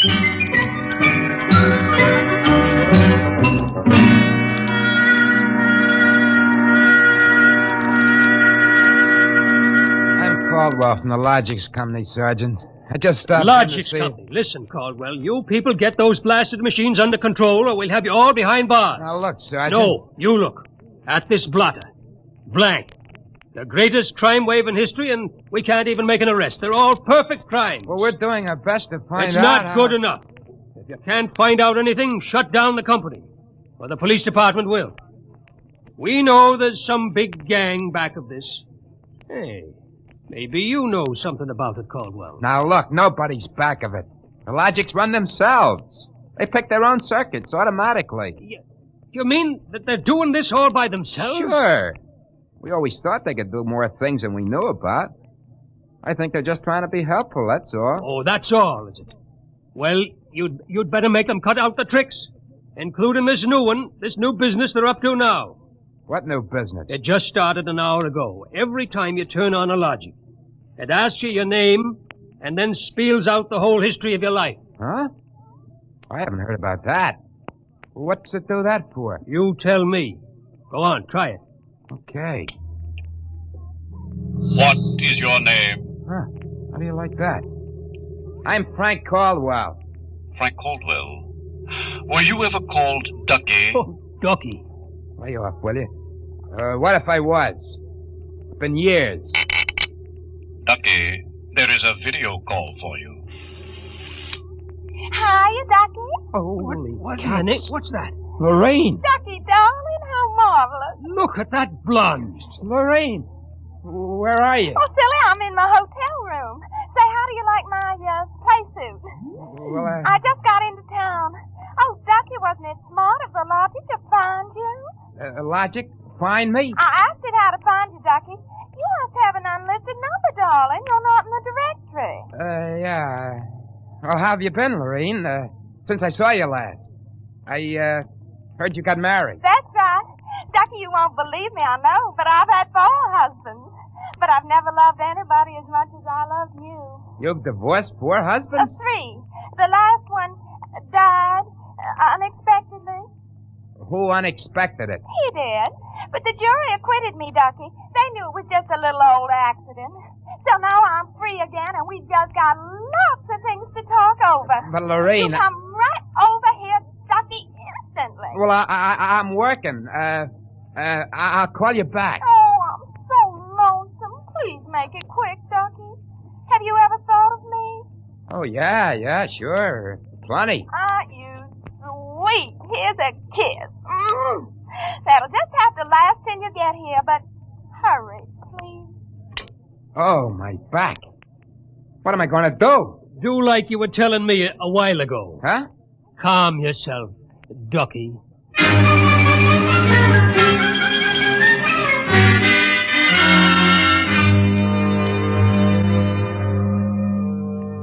Call on a Logic for you, Frank, your wife. Oh, thanks, Mike. Hi, Gert. Frank, I've been trying to get you for an hour. Where have you been? Well, I've been out making calls, honey, trying to find out what ails these Logics. Well, you better find out in a hurry or there's going to be trouble. That thing told me my address, how much I owe every store, and how much you make a week. And all about the time we had that fight and I went home to Mother. Well, Gert, I don't think they're doing that anymore. I think that was just temporary. Well, in the meantime, it's told everybody in the neighborhood all about me. I punched Mrs. Hudson's name. She's been married 3 times, and she's had Mr. Hudson arrested twice for non-support and once for beating her up. It'll tell anybody anything. Yeah, but I tell you, Gert... Frank, you stop these things or I'm going to leave you. Gert, you don't mean that. I do. If you can't figure out how to keep our private lives out of every Logic in town, then I'm through. And that's it.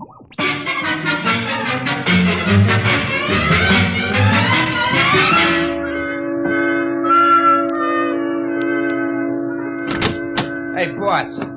You gotta put more men on the job or something. We gotta lick these Logics. My wife's gonna leave me if we don't. You're also going to be looking for a job if we don't. I don't care about the job, but listen. You listen. The Logics are giving out information on high explosives, the fine points of murder, and legal loopholes that'll beat any charge from hijacking to high treason. Yeah, but my wife... And about 6 guys have thought of asking how to switch bank credits so they can corner all the cash in the country. Now quit bothering me. Get over at the tank and help Mike try to block off some of those circuits.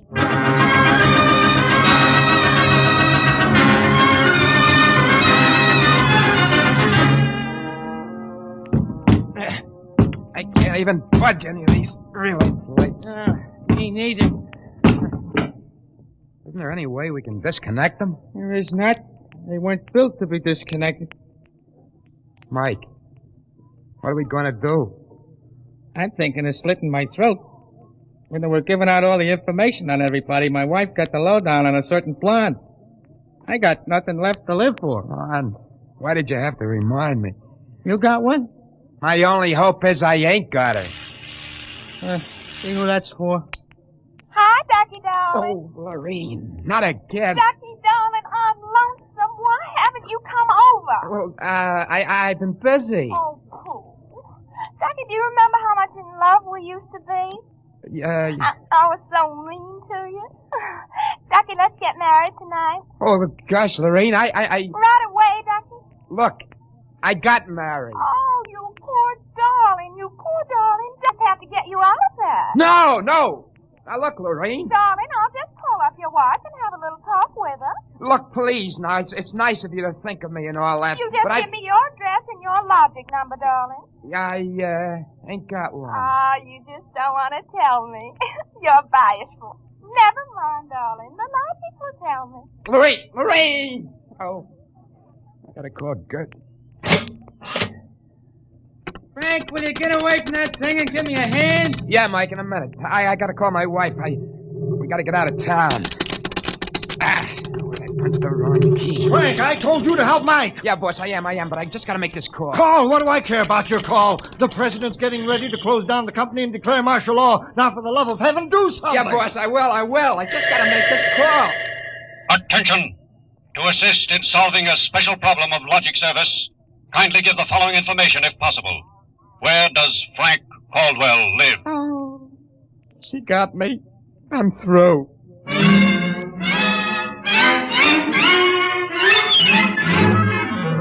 Look, Gert, there is no blonde. Frank Caldwell, I told you I was leaving you. Leave me later, will you? Right now, pack yourself up and the kids. We gotta get out of here. What is all this? Are the cops after you or something? Yeah, that's it, the cops. Come on, get moving, will you? Hey, get away from that logic. Yeah, but don't you think we ought to hear the police calls? 27 and Car 31 detailed to round up all employees of the Logics Company. Use caution. They are suspected of sedition. Holy smoke, the cops are after me. But you just said they were. 17, proceed to vicinity of 119 East 7th Street. Child terrorizing neighborhood. Use extreme caution. Child is armed with pea shooter using poison dart. That is all. Freddie. Who's Freddie? Oh, he's a mean little kid. He wanted a logic that would tell him how to make dart poison. They're all alike, I kept telling him. They're all alike. What are you talking about? I don't know. All I know is it was a nice world up till yesterday. Now it's like a guy named Joe come along and squashed all our mud pies for us. Looks to me more like it was a logic named Joe. A logic name? They're all alike. Gert, baby! Let go of me. Don't be so silly. Okay, honey, hold the fort. Maybe they aren't all alike. Where are you going? Frank, you're going to make a getaway? Baby, if you got the right inspiration, I'm going straight to the middle of this whole jamboree.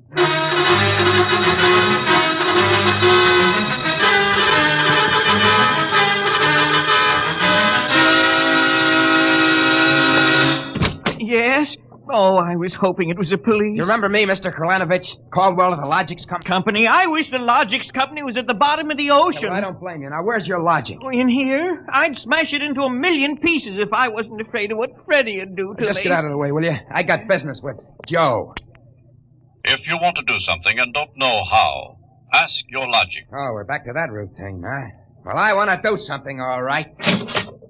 Tell me, Joe, can a logic be modified to achieve correlations for which human brains are too limited? Yes. How great will the modifications be? Microscopically slight. Changes in dimension not detectable even by precision gauges. They can come about only through an extremely improbable accident. And what would this super logic then be able to do? Come on, you spell it.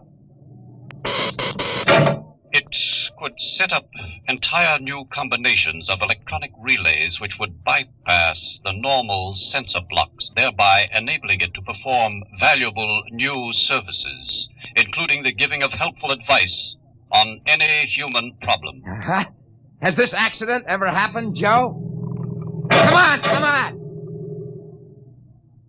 It has happened only once. In the case of the logic now owned by the Kolanovich family of 119 East 7th Street. A logic named Joe. Thanks, Joe. That's all I wanted to know. Hey, what's all this about? I'm taking this logic away, Mr. Kralanovich. I'll bring you a new one. Our troubles are all over. Hey, you, get away from Joe. Correction, our troubles are just beginning. Now, Freddie, put down that blowgun. Hey, shut up. Hey, you, I said get away from that logic. Now, look, Freddie, I'm going to bring you a nice new one, see? I want that one. What I got in this picture ain't me. Mr. Caldwell, the police, they're outside. Yeah, for me and Freddie. Nuts. What they want you for? You ain't smart enough to do nothing. Oh, no? Say, there's plenty I can tell you. Open up in there. There's our cops, kid. It's you and me against them. So what you gonna do about it if he's so smart? Now, look, we may have to fight our way out, see? Now, let me see that blowgun. I know a way to hop it up so the cops won't have a You hear me? chance. The police! Come on, give it to me. Okay, let's see what you can do. Here. Thanks. Here. Oh, Mr. Caldwell, you're a great man. All I gotta do is to pull this plug out of the wall. Come right in, Sergeant. Careful, men. Careful. That must be the kid. But he don't look so tough to me. Well, he got a little soft. Oh, there'll be no more complaints, officer. I guess I can go on where Mr. Caldwell left off. Caldwell, you're wanted. This time you either answer some questions, or we'll keep you in the cooler till you do. What, in jail? Oh, okay, let's go. Hey, wait a minute.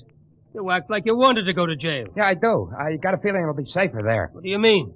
Just put me away till a certain party leaves town. I'll confess to anything. Okay, then, Caldwell. Into the paddy wagon you go. Thanks, officer. You may be saving my life.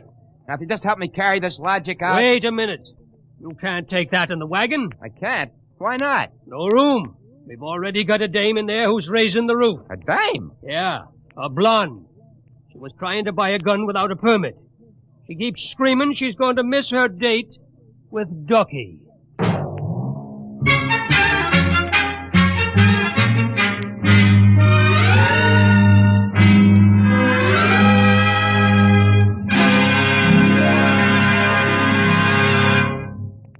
You have just heard another adventure into the unknown world of the future. The world of Dimension X.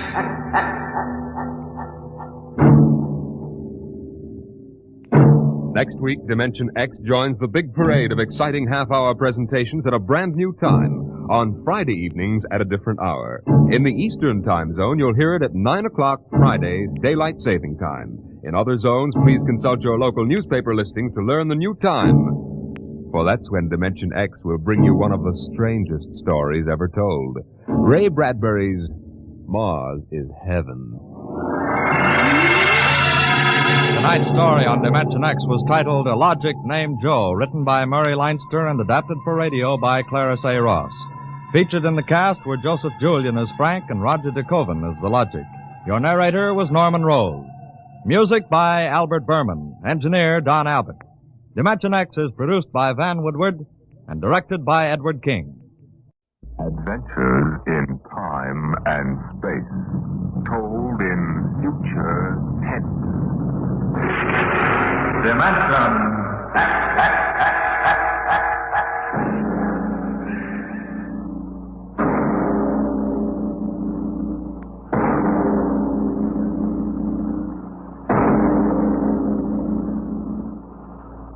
Man has always dreamed of conquering the barrier of the atmosphere. The problem is on the drawing boards of aeronautical engineers and atomic physicists.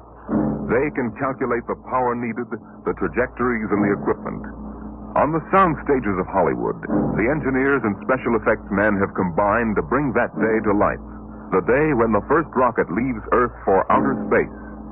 Now a radio play taken from the advanced screenplay of the George Pal Technicolor production, Destination Moon. On the vast concrete strip at Dry Wells, Texas, the form of the rocket towers above the cranes, the loading machinery, and the scuttling trucks and jeeps.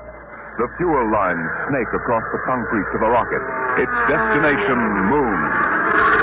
A small pursuit plane circles in for a landing on the runway, turns and taxis toward the prefab buildings at the edge of the strip. Here comes General Fair. Got those reports, Dr. Cargrave? All ready, Barnes. We made good time. Hi there, General. Over here. Barnes, I've got to talk to you. You just made it, General. Everything's running smooth as a clock. We ground test in 20 minutes. Come on over to the office. What's the matter? Come on, Barnes. Something happened in Washington? Something always happens in Washington. Let's have it straight, General. Our application for a test license was denied. Denied? I'll quote. In the opinion of the commission, should the engine fail structurally, the dispersal of radioactive material would mean danger to the surrounding area. But we've evacuated the blast No area. use, Barnes. The commission is pretty sensitive about public opinion. The Galavan newspaper chain has been after our scalp. They got mine anyway. What do you mean? I've been retired. Fair. You got a job for next general? Pretty handy with a lug wrench. They can't do that. Where would the Air Force be if you hadn't kicked them into using the jet fuel jet engine on pursuits? It's not as simple as all that. One-star generals can't go into the Department of Defense and pound desks. I did. Some of those old mossbacks would still be using horse cavalry if they could get away with it. Now, this ship will work. I know. I built it. I don't suppose we'll ever know. The mission won't reverse itself. Wait a minute. Hargraves, ship's all ready, isn't it? Except for minor installations, yes. General, I've been building and flying ships by the seat of my pants since they had piano wire between the wings. Now, this baby either works the first time or she doesn't. What do you mean, Bond? The commission refused permission to ground test, right? Yeah? All right. We won't ground test. Hargraves, what's the next astronomical optimum? 3:47 tomorrow morning. We better get busy then. You've got just 17 hours to get that ship ready. And then we take off for the moon.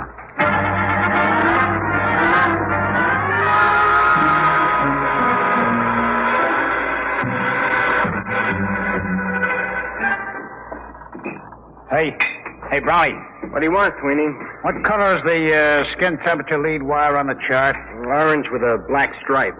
This stuff looks like insulated macaroni. I got it. Hurry up, will you? We're running behind. What's your rush? You're going along on this clam bake, aren't you? Can't you wait to break your neck? Hey, look out for the starter. Come on, move. We gotta take off before somebody flats a writ on us. Brownie, you really going? Sure. Beats me. What do you want to go to the moon for? To see what's on the other side.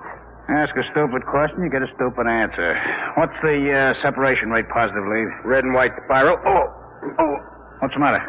I'm not gonna bellyache. Eating green apples? No, I'm all right.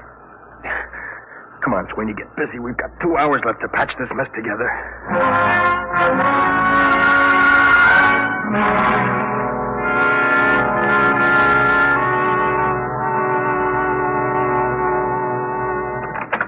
Mr. Bond. Oh, what is it, Sweeney? Brown. They just took him to the hospital. They what? Well, is he all right? He will be after they cut out his appendix. There goes our radio, man. There's no chance of finding a substitute? No, it's special equipment. Brown installed it himself. I've got it. Barnes here. What? Well, we'll have to delay the checkup a month. Okay, goodbye. We can't, General. That was Hastings at Dry Wells. There's a United States Marshal driving over. Something leaked, and he's got a court order forbidding the takeoff. We were so close. Yeah. $1 million gone up the flue. You want me to give a standby, Mr. Bond? I suppose. Wait a minute. Sweeney. Yeah. You installed that communication equipment with Brown, didn't you? Yeah, but... Then you must know the operation. You could go in Brown's place. The moon? Oh, no, not me. It's an important project, Sweeney. The scientific advance... There's the military aspect, Sweeney. I had 4 years of the military aspect, General. That's enough. Afraid? You're darn tootin'. That ship is safe. Maybe, maybe not. But, Sweeney... Look, you guys aren't going to get anywhere pressuring me. Maybe you got reasons to go to the moon. You, Mr. Barnes, you got $1 million tied up in the ship. It's your scientific baby, Doc, and the General's out on a limb in Washington. Well, what's in it for me? Now, that's no way to talk, Sweeney. It's an important advance for the whole world. You'll pardon the expression, baloney. Sweeney. I work on a scientific theory, too, General. Hooray for me, you look out for yourself. I ain't going. I don't like to say this, but this isn't the time to consider yourself, Sweeney. This country's defense hangs on being the first to develop space travel. Somebody else, not me. There's nothing I want on the moon. All right. We'll take care of that.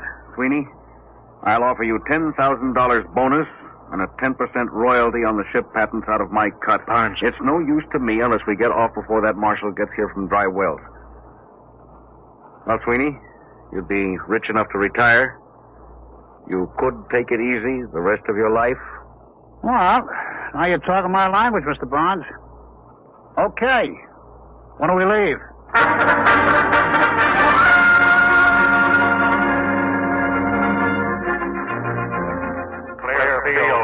Clear field for firing. Clear field for firing. All set, Hastings. Right. I'll be tracking you from control center. Hey, what's that car doing? He's coming right out on the field. Marshal, Doc, General, Sweeney, inside. Hey! Hey, Barnes! Button her up. Hey! Hey there, commander of that ship. I've got a court order. You can't take off. Stop, mister. You can't do this. Hey! Hey! Save your knuckles, fella. You couldn't get in that ship with a blowtorch. Barnes can't do this. Suppose you tell him all about it when he gets back from the moon.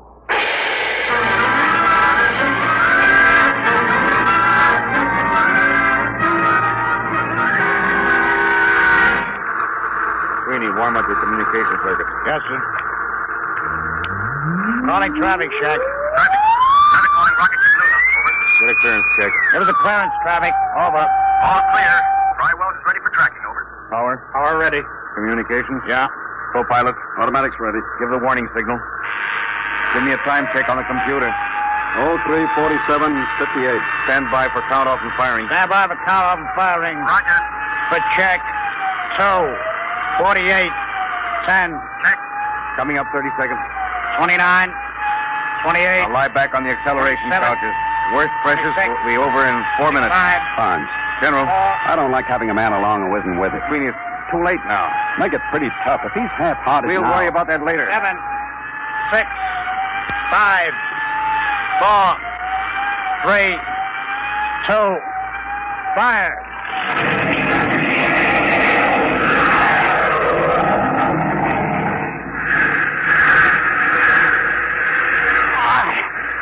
What happened? Noise. All gone. At speed of sound. Switch on televiewer act. I can't. Can't move. Pressure. Switch is right under your finger. Go on. That's it. Time. 3:50:12. Altitude 2 miles. Get your sun goggles on. It'll be coming through in a minute. There's the dawn line. And the sun. It works. This thing really works. Now, look in the viewer. There's the Earth down there. Yeah. Time. 3:51:10. Altitude 20 miles.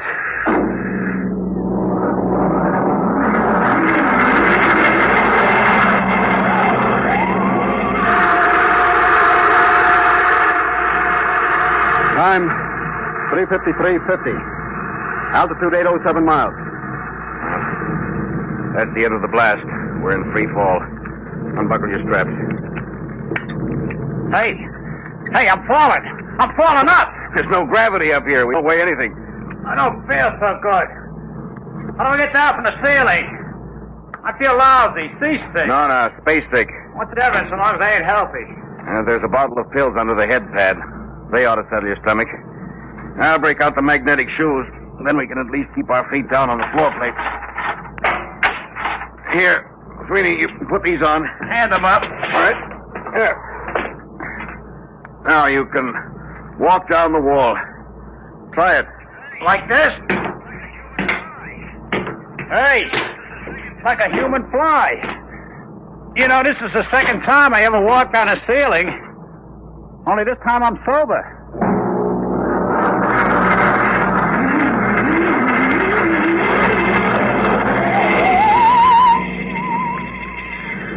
Hey, General, would you mind tapping that ham sandwich back and float it away from me? Feeling better, Sweeney? Yeah, I guess so. It's a heck of a note when your meal floats away from me before you eat it. Sweeney. Yeah, Mr. Barnes. I tried to crank out the radar antenna. She's stuck.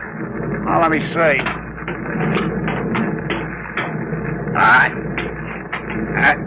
Stuck all right. I don't understand it. I greased it good. Grease? Well, no wonder it's stuck. It's exposed to outer space. It must be frozen solid. What's the idea, Sweeney? Didn't you read the engineering manual? Yeah, and a flush fitting gets greased. Don't jump on me. Well, if we can't get that radar mast cranked out, we can't land on the moon. Well, it's all right by me. Don't you realize that half the value of this trip is in the landing? Geological surveys, radiation tests. Look, General, I told you before I started, this whole thing is slug nutty to me. Who wants the moon? They're trying to be first with the old Brooklyn Battery Tunnel. Sweeney, this isn't getting that mast fixed. Well, we've got to go outside in spacesuits and chip it loose. Outside? You mean outside the ship? You can't fall.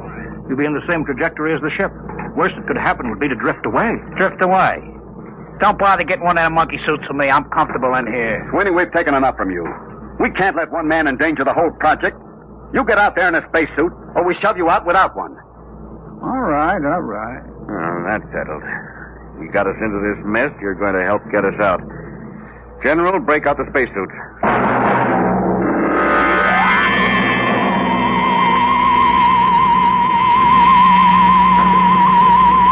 Close the inner lock. Now, let's get this straight. Keep your magnetic shoes on the hull plates. Your safety line's hooked. If you break loose, we won't be able to go after you. You'll hit the moon at 20,000 miles per hour and squash. Hey, wait a minute. How come General Thayer don't go? That's right. He doesn't go. He's co-pilot. Okay, I just asked. All right. Now, let's make sure our intercom walkie-talkies are warmed up. All set. Check. All right. Fasten helmets. Hello. Hello, Doc. I hear you, Barnes. I'm okay. Check instruments. I'm going to pump out the lock.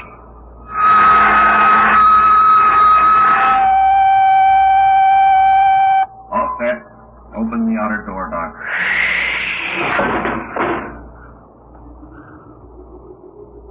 Look at that, will you? 1,000,000 stars. 20,000 miles an hour, free fall, and no breeze. That's right. No air. And we haven't got time for the scenery. Let's get to work. Can you two handle it? I want to go aft to see how the firing tube's held up. All right, Doc. Come on, sweetie. Let's get to work.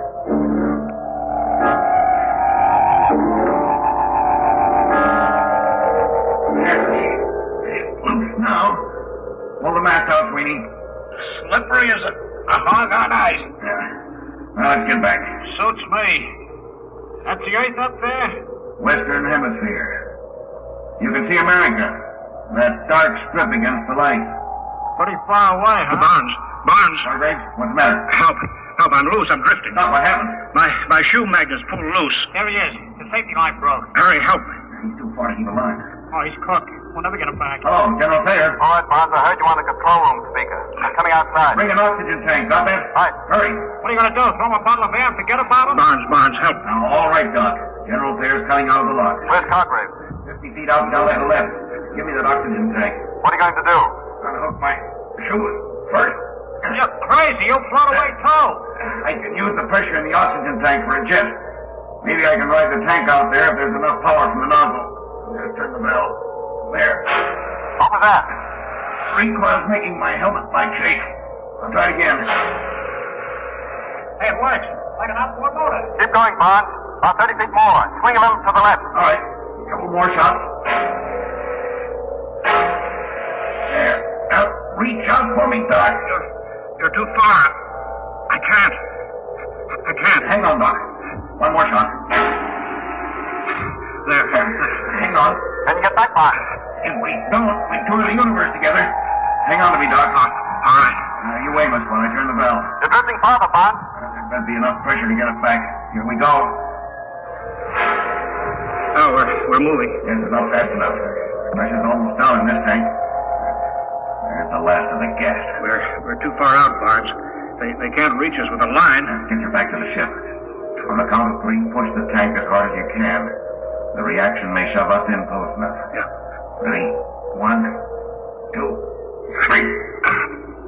Here he comes, General. Grab him. Reach out, Barnes. Grab the line. I got it. All in. Thank God. Well, let's have you aboard.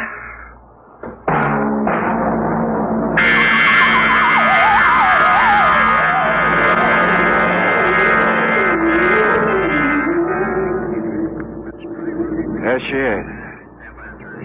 Come on. Stand by for landing procedure. That's pretty rugged country down there. Stand by to turn ship. Fasten straps. Altitude fair. 27.3. All right. Turning ship. Hey, you're leveling off. You're turning too far. We'll go backwards. We land backwards. Use the jets for brakes. Holy smokes, you mean sit down on the tail? Ground speed 1.52. Stand by for deceleration. Now, fire. Radar. Closing is spotted. Give me view aft on the screen. Hey, we can't land down there. Look, mountains, cliffs. That's the crater Harpalus. We're heading for a smooth plane short of there. Don't look smooth to me. I'm going to kill our forward speed. Stand by. You won't clear the mountain. Give another blast. I can't. We won't have enough power to get home. You won't make that cleft on the right. Look out, we're going to crash. Barnes, blast. You've got right. Now, automatic landing. Automatic in. Hang on for emergency landing. Stand by for the blast. Hold it. Now. Jack down. Get out your gyros.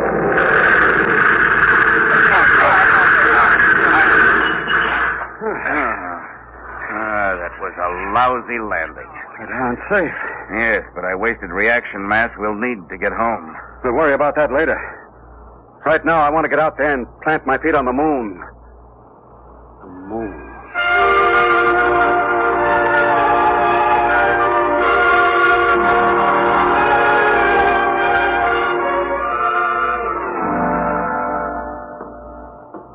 Ready to open the decompression lock? Check. I'm set. And yours inside control, Barnes? Yeah. Sure you don't want to leave the ship? I'll be out later. I've got to contact Earth. All right, let's go. Open the outer door. All right, be sure you don't fall. You puncture your suits on the rocks, you're done. And look out for the low gravity. You'll weigh 1/6 what you did on Earth. All right, let's go. Hey, what is this stuff? Dust? Powdered rock. Go ahead, Doctor. Explain it officially. Oh, yes. In the name of the United States of America, I take possession of the planet Moon of and for the benefit of mankind. Well, let's now get down to business. Sweetie, you set up the astronomical camera. Barnes, what's the matter? Get back here, all of you, right away. We were just starting work. You've got to get back. I've been talking to Earth. We may not get off. We may be stuck on the moon for good.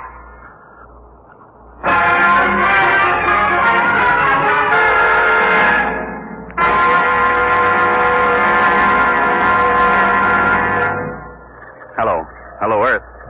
Reaction mass down to 0.8672. Wasted power in a bad landing. Request new figures for return trip. Earth to Luna. Looks bad, Mr. Barnes. I'll have to run it through the machine. In the meantime, dump everything you can. I'll check back with the results. I'll be standing by. Roger. Out. Well, Barnes? Well, we wasted too much power on that lousy landing. Hastings, check the figures. We've got the lightened ship. We've got just 4 hours to get off. If we miss that, we don't get another chance to hit the Earth for another month. But we don't have more than 10 days' oxygen supply. Exactly. Come on, we better start dumping, and we better pray we can get rid of enough weight.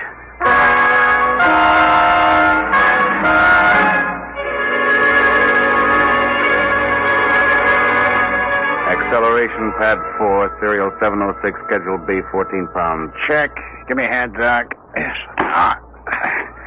Airlock's full. I'll put my helmet on and shove the junk out of the lock. Franz, is that everything we can get out? 3 of the spacesuits will be dropped before we take off. How about the 4th? We'll have to keep that so we can open the airlock to shove the others out. I've got a removable bridge I could dump. You may have to, General. Well, Hastings is due back now with the takeoff figures. Hello, Earth. Luna calling Earth. All right, Mr. Barnes. We hear you. How much weight have you dropped? 4,003 pounds, Earth weight. Then you're still short 110 pounds. What? If you can dump 110 pounds, you can coast home. Well, we're stripped. We unbolted the locker doors, junked the radar chassis and mounts. We'll have to take a chance as we are. It's suicide. You haven't enough reaction mass to clear the moon. You could be wrong, couldn't you? I could, but not the computer. I'll be standing by, Mr. Barnes. Over. All right, Hastings. Out. 110 lousy pounds. What happens if we're not light enough? We fall back and crash. Or just go into an orbit around the moon. Just keep going around? Yeah, that's it.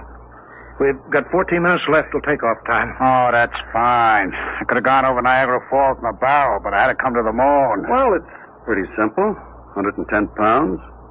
One of us stays. Yes. I guess that's it. Highway 180. That's plenty. Now, wait a minute, General. I'm the oldest one here. Yeah, and I'm the captain of this ship. If anyone stays, That has but I nothing to give do- the orders here. Doc is the engineer. General pilots when you hit the Earth atmosphere. But Barnes... I've got no family, so I stay. No. You've got to go back, both of you. I've been discredited. They won't listen to me. You've got to tell them what you've seen up Listen, here. General, You've got to tell them what the Earth looked like from here. Vulnerable, defenseless, hanging in the sky. I knew this trip would have military value. Well, it does. Can you imagine atom warheads launched at Earth from up here? The moon is the perfect base for an attack on the Earth. Remember, it's only 1/6 as hard to shoot rockets from here to Earth as it is the other way. You've got to tell them the only government to control the moon must be a world government. General, I guess you don't know it. But what you just said means you've got to get back to Earth and convince them even if the rest of us don't make it. Bonds, don't be... No, General, that's all there is to it. Now, listen, Mr. Barnes, General. Never mind, Sweeney. You're not in on Don't this. worry, you'll get back. I was going to say, why don't you heroes match for it? Odd man's out. All right, Bonds, I'll go for that. I'm in. No. 2-1, Bonds. Well, all right. What do we use? You can match buttons off your overalls. All right. Each one pull off a button. I better check Hastings on Earth. Here's my button. Cartwright. Hello, Earth. Standing by, Mr. Barnes. We're working it out. One of us stays behind. What? We're matching for it. Check time. Oh, it's only 110 pounds. Isn't that some Check other time. Ladies and gentlemen, we interrupt the program Dimension X for just a moment for two important bulletins from the wires of United Press. From Seoul, Korea, the North Korean radio says the North Korean Communist government formally declared war on South Korea effective at 11 a.m. Sunday, Korean time. And then a little later, this bulletin from Washington. State Department officials say they will hold Russia responsible for the North Korean attack against the independent South Korean Republic, which this country and the United Nations brought into being and have supported. We now return to the program Dimension X. Yes, sir. 9:41:50. 10 minutes to 0 hour. Check. That's all, Hastings. We'll take off with 3 men. All right. Ready to match? Hey, what? The airlock. Sweeney, he went out. What's he doing? What? He's going out. Out there on the moon.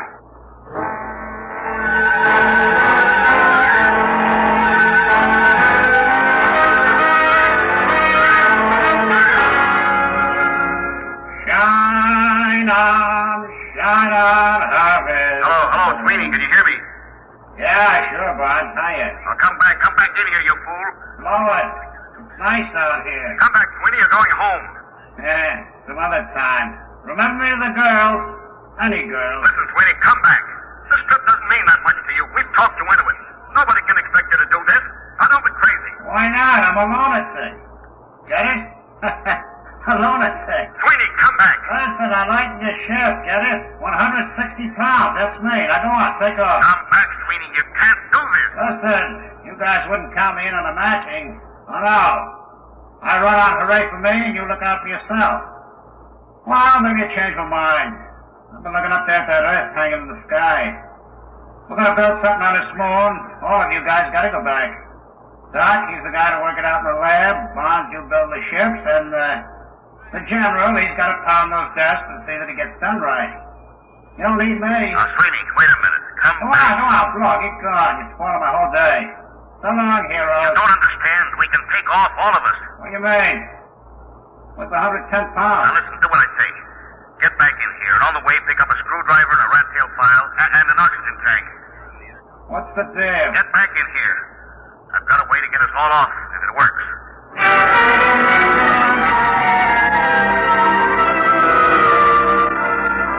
Now, Sweeney, we're reading you clear on the intercom speaker.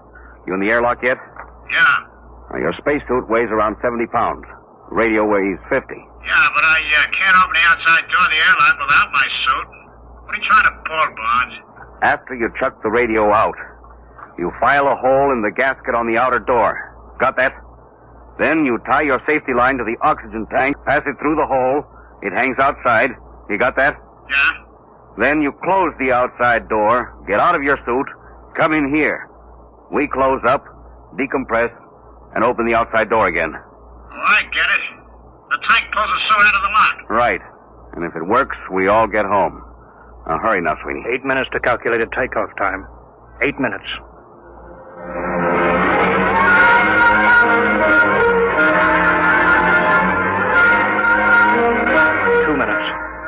Two minutes. All set, Sweeney? Yeah, I shut the radio out. Close the outer door. Air pressure up. I'm getting out of my suit. This doorway's pretty narrow, Bonds. If the suit don't clear, we're sunk. We'll have to take that chance. All right, here I come. All set. Close the inner door. Decompress. Now the outer door. It ain't moving. I can see it through the port. Coming up 1 minute. 1 minute to take off. What if the suit caught on the intake? No. It's starting out. Get clear of that door, brother. Get clear. There it goes. We're in. 40 seconds. Close the outer door, Sweeney. Stand by for takeoff, everybody. 30 seconds. 29. Sweeney, 28. I don't think I could have done that. 26. Just walk out. Oh, baloney. I haven't got that kind of courage. 23. I'd have had to make a speech. 22, a big, 28, heroic speech. 20. 19. I didn't have the guts 18, to just walk out. 17, No, it's... 16. All right, 15, stand by. 14. Communications? 13, Fine, just 12, handy. Co-pilot. 11, Automatic set. 10, 9. Stand by. 8, 7, 6, 5, 4, 3, 2. Fire. All right, we're clear. Son of a gun! We're clear. We're heading home. Time 2:50:36. Destination Earth.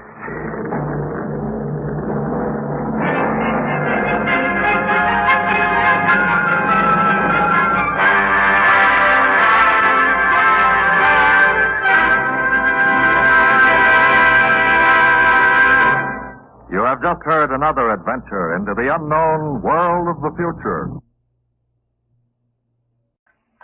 Adventures in time and space, told in future tense.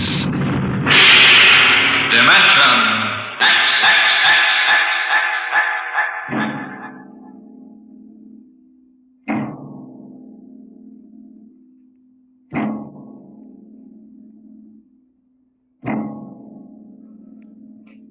Out of the infinitude of stars and planets in the solar system and other systems in the universe, it is almost mathematically certain that there exist other forms of life on other worlds. Someday in the future, in 1,000 years, or in the next 10 minutes, daring travelers through space will make contact with the inhabitants of another world. But the question is, will we contact them first, or will they contact us?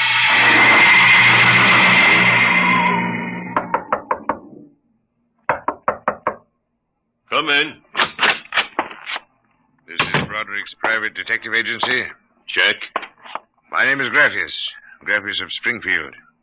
I would like to see Mr. Broderick. Check. What is it, Dolan? There's a guy outside. What kind of a guy? Oh, a great big guy with a big shining head and thick glasses like the bottoms of Coca-Cola bottles. And he looks like a professor or something. What I mean is, does he look like a client or a bill collector? He didn't say. Okay, Iron Man. Send him in. Check. Mr. Graphius, Mr. Broderick will see you. Thank you. Mr. Broderick? In the flesh. Okay, Iron Man, step outside. Check. If you need me, I'll be outside. You'll have to excuse Mr. Dolan. He's a very useful man if you happen to want a house moved or somebody's head unscrewed from their shoulders. His reflexes aren't too good. He's what you might call underorganized. I suspected as much. All right, Mr. Graphius. Let's get down to business. Precisely. I would like your assistance in helping me locate something here in New York City. Just what are you trying to locate, Mr. Graphius? The Martian Embassy. Would you say that again very slowly? I came to New York to locate the Martian Embassy. Martian? Like in Buck Rogers? Precisely. Agents of the government of the planet of Mars. Dolan! What's the trouble, boss? Throw him out. He's a crackpot. Of course, if you wish me to leave, I will leave. But before I go, you might examine this. You'll find it quite authentic. Holy mackerel. A 5th-century note. Let me see that. Sit down, Mr. Graphius. Sit down. Make yourself comfortable. Dolan, get Mr. Graphius a light. Check. Okay, Mr. Graphius.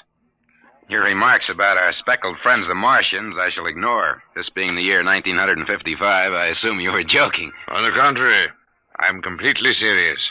As it happens, I'm interested only in Martians at the moment. I see. Okay, shoot. It occurred to me in the course of my studies that we Earth people cannot possibly be the only intelligent form of life in the universe. Out of the infinitude of stars and planets, there must definitely, mathematically, be others. Since Mars is older geologically, and since it is also an atmospheric planet, its evolutionary history could easily be similar to ours. You follow me?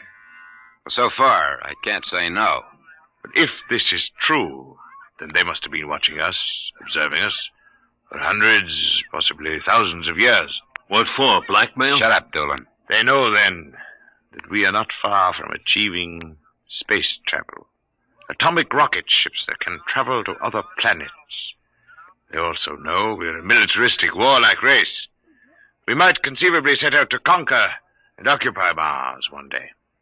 In which case, they'd try to get the jump on it. Precisely, Mr. Broderick. And how would they do that?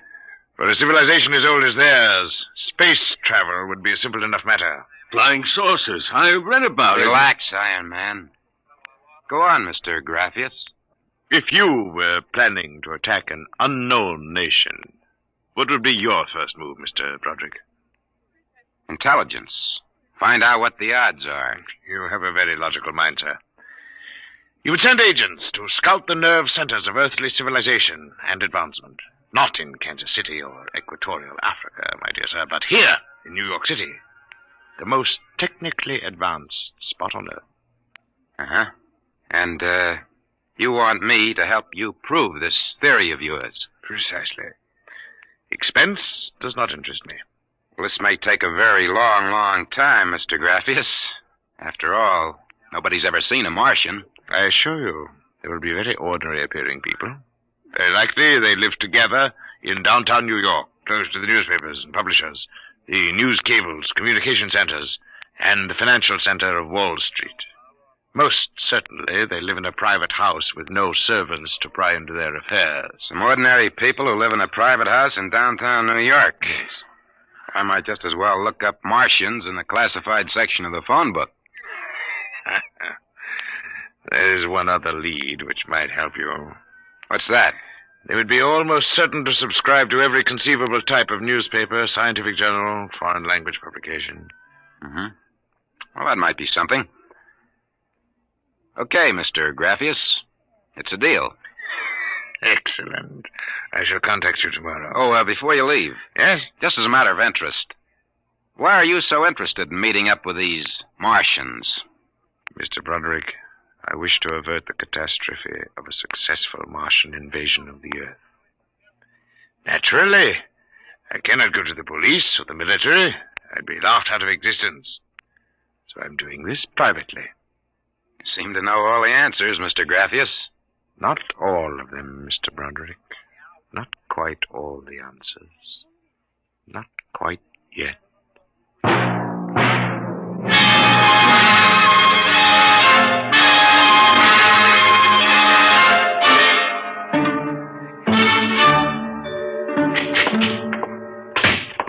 Boss, here's a private address. Takes everything from Pick magazine to the Manchester Guardian. Listen to this. Pick, Look, Scientific America, the Daily News, the Daily Worker, the Police Gazette, the Journal of Engineering, Scientific Quarterly, American Psychiatric Journal. Let me see that. Oh, Doolin. Doolin, sometimes I wonder. What's the address on this? 9 West 124th Street. Which happens to be the Harlem branch of the Public Library. Oh. Now listen, Noodle Brain. Check all the renting agents. Find out every private house in downtown New York. And then cross-check with the magazine subscription departments of the scientific magazines. You got that? Check. I wonder. Boss, what's the sense of all this? We know there ain't no Martian embassy in New York. This crackpot is paying us $100 a day, and we gotta keep him happy. You understand? Yeah. Also, I've got a hunch that Mr. Graphius isn't looking for any Martian embassies. He's looking for something quite different. I'll start making with a telephone.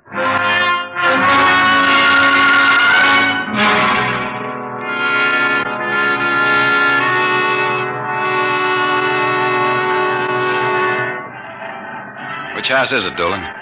Right down there. Number 108. Did you find out anything? Not a thing. I've been watching the place for a week now. Nobody comes out. Nobody goes in. I asked around. Nobody knows nothing. You ain't been blabbing around the neighborhood that we're looking for the Martian embassy, have you? Boss, I'm stupid. But I ain't that stupid. Who'd you talk to? I struck up what you might call a casual acquaintanceship with those two girls standing with the baby carriages up the street. The cute one is real cute. Now, look, Doolin, don't try to do anything intelligent. Just keep walking up and down. See? Check. I'm going back to the office to meet Graphius. See you later, boss.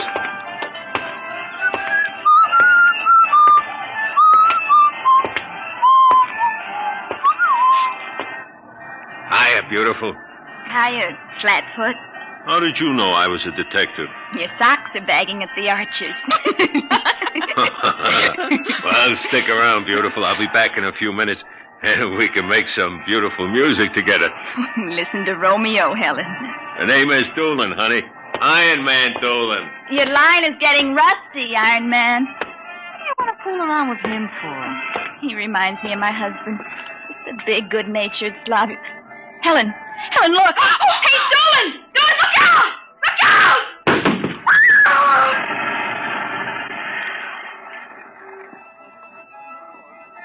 Helen?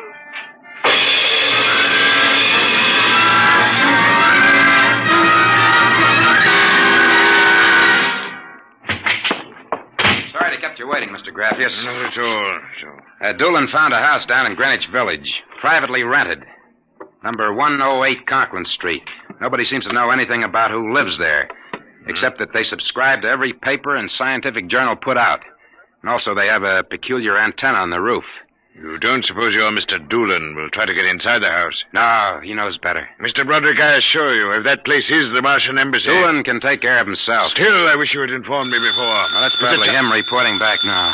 Excuse me. Hello? Yeah, speaking. Doolin? Yeah, he works. What? Oh, no. No, I can't think of any. Yeah, sure, okay. Yeah, I'll be right down. Okay, Lieutenant. Yeah, right away. Something the matter? Doolin is dead, Mr. Graffius. What? They found him splattered all over the sidewalk in front of number 108 Conklin Street. How did it happen? There were some witnesses. They said a building cornice dropped on him. The cornice? But how? It fell off the building next to 108, right on top of him. Come on, we can get a cab. I have to identify the body.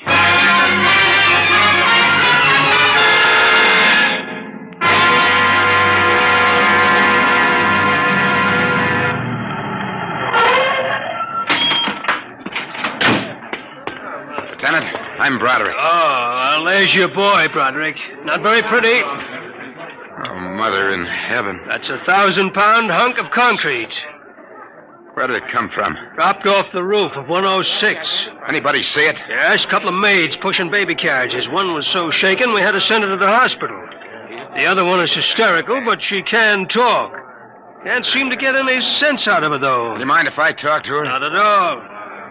I'll be back in a minute, Graffius. I'll wait here. She's standing right over there with the patrolman on the beat. Hanson. Yes, sir? This guy wants a few questions with the girl. Please, I told you what I saw. How many times I gotta tell you? Yes, the dead man was a personal friend of mine. Would you tell me what happened, please? Helen and I were standing in front of Rathman's candy store up on the corner. We both had the babies out. I worked for Mrs. Gillian on Washington Square North. He said hello and joked a little. Then he walked down the street just like he's been doing all week. Hadn't taken more than a few steps when... Please, miss. It's very important. I tell them, but they don't believe me. What do you tell them? How it happened. Tell me. It's too awful. Please. Well, first he washed, and then the stone fell on him. What do you mean, he squashed? They don't believe me, but Helen saw it, too. She saw what? First, he squashed, then it fell on him. He was mashed flat before it even hit him. Now, look, that's the story, Broderick. Please let me alone. Let me go home. I told you what I saw. Now let me alone. Let me alone. Did you learn anything, Mr. Broderick? Huh? I don't know. I don't know what to make of it. It's crazy. Mr. Broderick, if I may make a suggestion at this point, perhaps it would be better if we dropped the entire matter. What's eating you? First you come at me with a chain of nonsense that you're staking real cash on, and now when we hit solid trail, you want to call off the dogs. Well, maybe you operate that way, but Broderick doesn't. May I ask, then, what do you intend doing? As soon as the cops clear out and this place quiets down, I'm going to pay a personal call on the Martian embassy. Whatever number 108 is.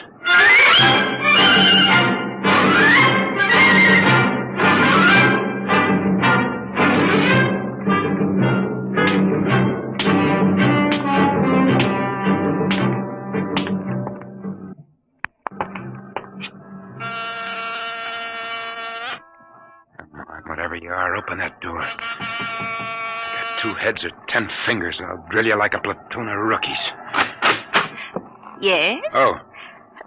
Well, young man, Excuse me, ma'am. Is the lady of the house at home?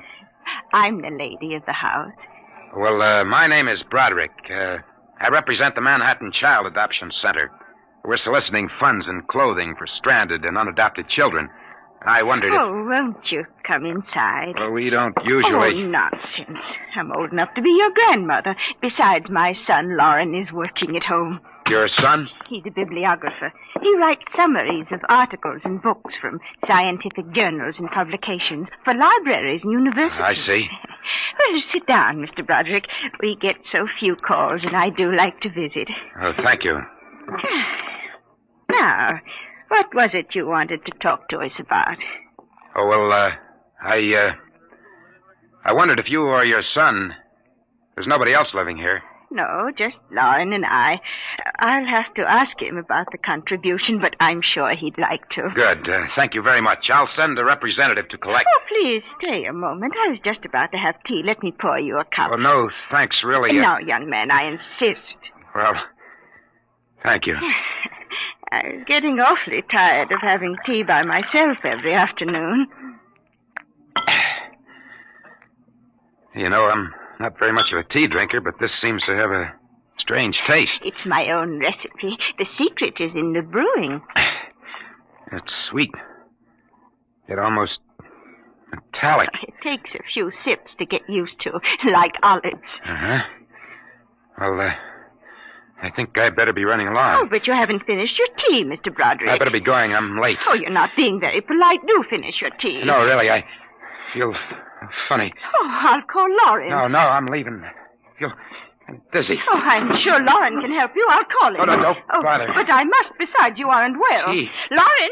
Gotta get out. Lauren, hurry. Got it out of my way. No, you must stay. Drugged my tea. Let go of my arm. Lauren! Let go. Gotta get out of here. What heaven? The other one, that Broderick, he was here. I drugged his tea. He got away. Fool, idiot. Go after him. Use the pressure ray. Risk another murder on our doorstep. Are you insane? But he suspects. We'll have to take our chances. We'll have to think of some other way. How did they find us? I don't know how, but I'm certain someone else sent them. Who? I don't know. I'm afraid to let myself think. It might be them.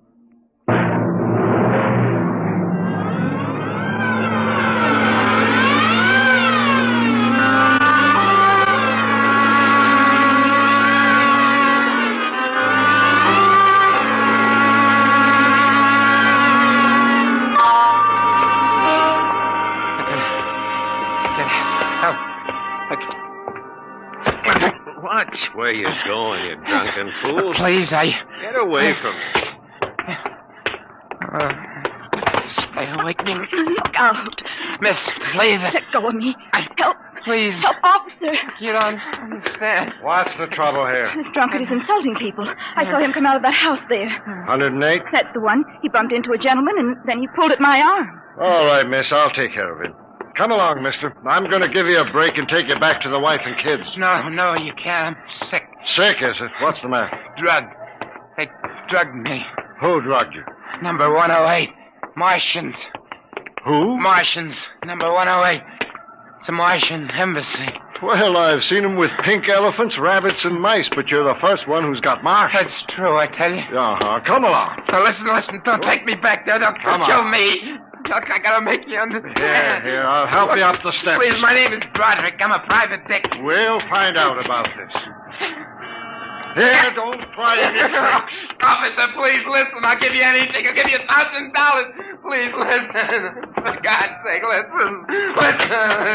Yes, officer. Why, Broderick. You know this lush, Granny? Why, that's my son, Broderick. No.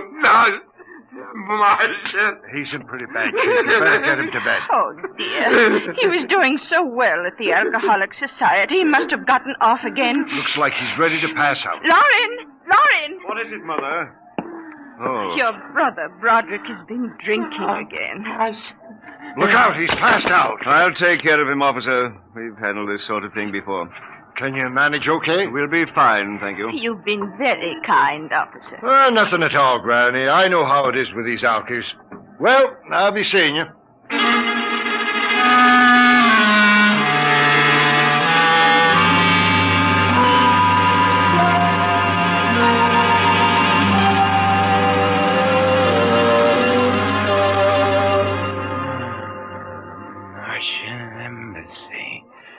Martian. Oh, my head. Oh, Mr. Broderick is regaining consciousness, Mother. What happened? Oh, I can't get up. Do not struggle, Mr. Broderick. It'll be impossible for you to rise from that chair. The pressure from this ray will keep you there. Ray? What? Who are you? You've already guessed, Mr. Broderick. You mean this really is the... Martian Embassy, yes. You have the honor to be the first prisoner of the Imperial Government of Mars.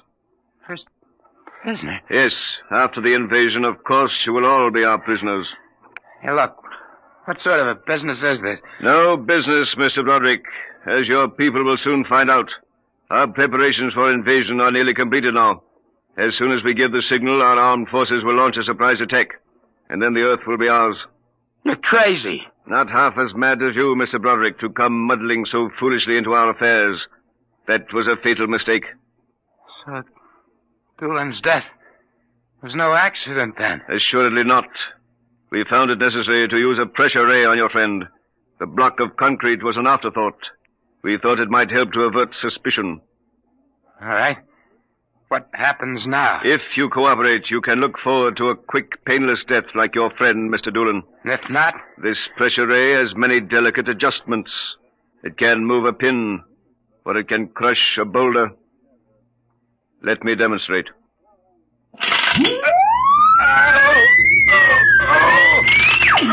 You see, Mr. Broderick, as if an invisible vice were crushing you. What do you want? The name of your client. We are interested in knowing who is so anxious to locate the Martian Embassy. The names of my clients are confidential. Well? All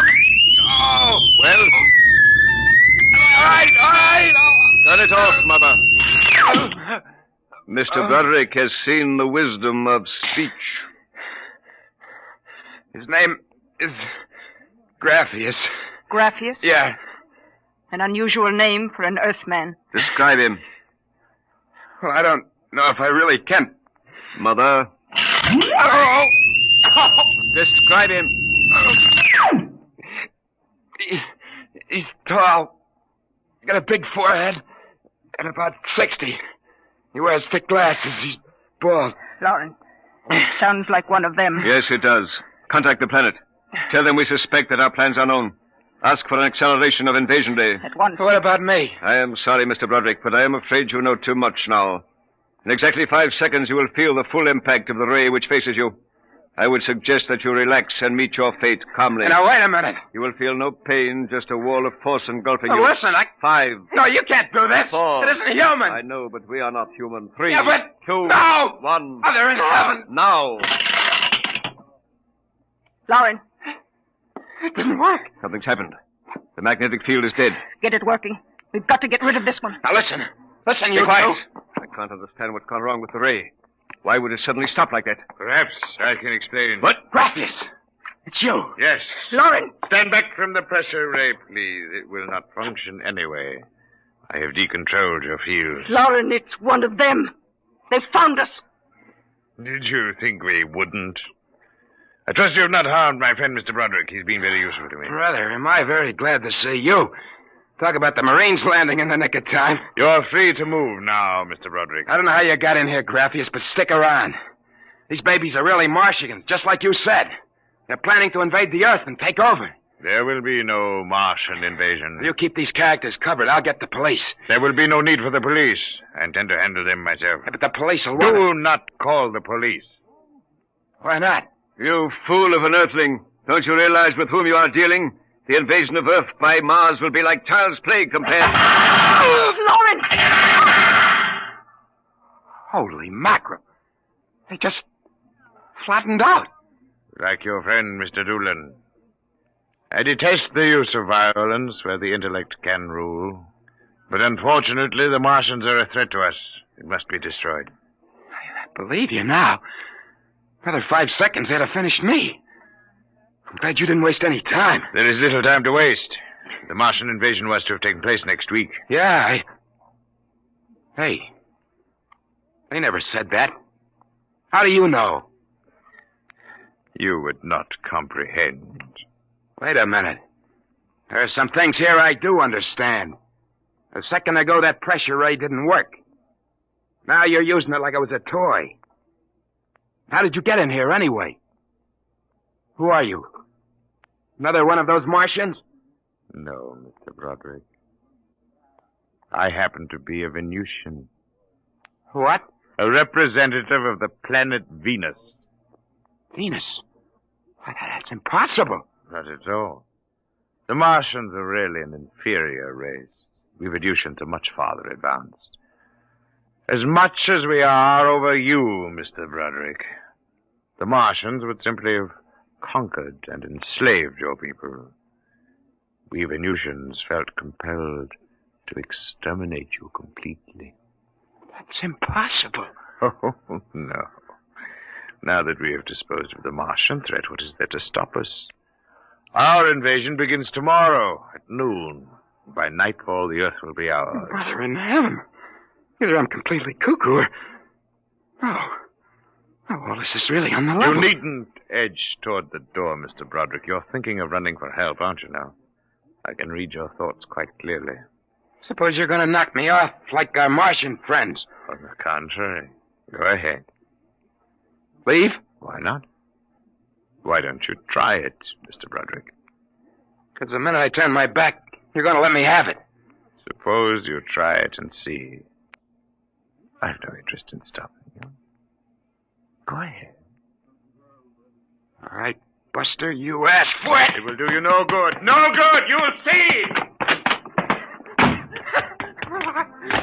You let me go. Here, where do you think you're running to? Hey, officer, listen to me. Oh, it's you, the one with the marsh. Yeah, that's right. Now listen. That story is true. They're inside that house, inside number 108. He killed them. Who killed him? Rapheus. He's the leader of the Venusian invasion. Venusian invasion? That's right. Tomorrow at noon, they're going to take over the Earth. Now listen, go in that house. Martians, now Venusians, eh? Okay, that's enough for me. Come along. Good. We haven't got much time. Hey, wait. Where you taking me? Bellevue Psychiatric Ward, my friend. Come on. Bellevue, no! Now, come along. No! Why don't you listen to me? Why are you such a fool? Let go of me! You're loony as a bedbug. Come on! No! I tell you, there's going to be an invasion! The Venusians are going to invade us, don't you understand? You gotta believe me! You gotta believe me! All right. I believe you. Oh, why don't they listen? Why don't they believe me?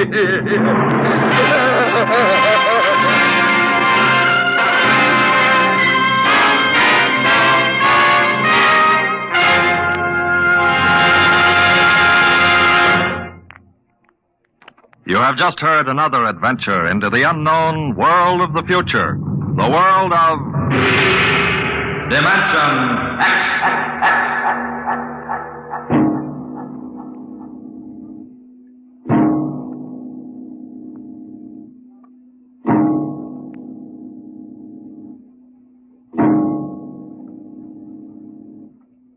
Next week, the story of Riesling, the strange blind singer of the spaceways. He traveled the space lines from Mars to Venus to the moons of Jupiter. No captain could refuse to carry Riesling and his battered guitar. He sang of all the wonders of the galaxy, but his greatest song was of the sight he would never see, the green hills of Earth.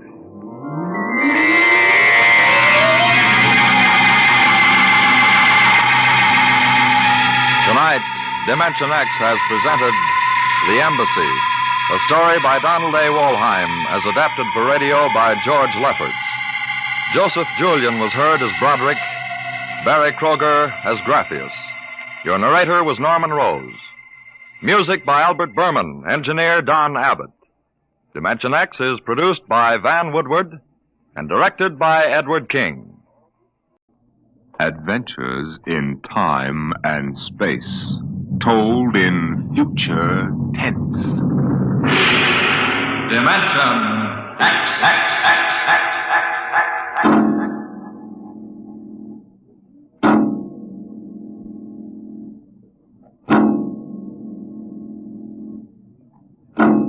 Time is an interesting phenomenon.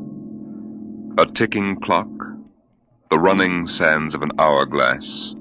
All these have captured the imagination of men. But time is more. It exists now, and then, and in the future. Suppose we are in the year 1950. Coexistent in time may be worlds we have never seen, the worlds of the past and of the future.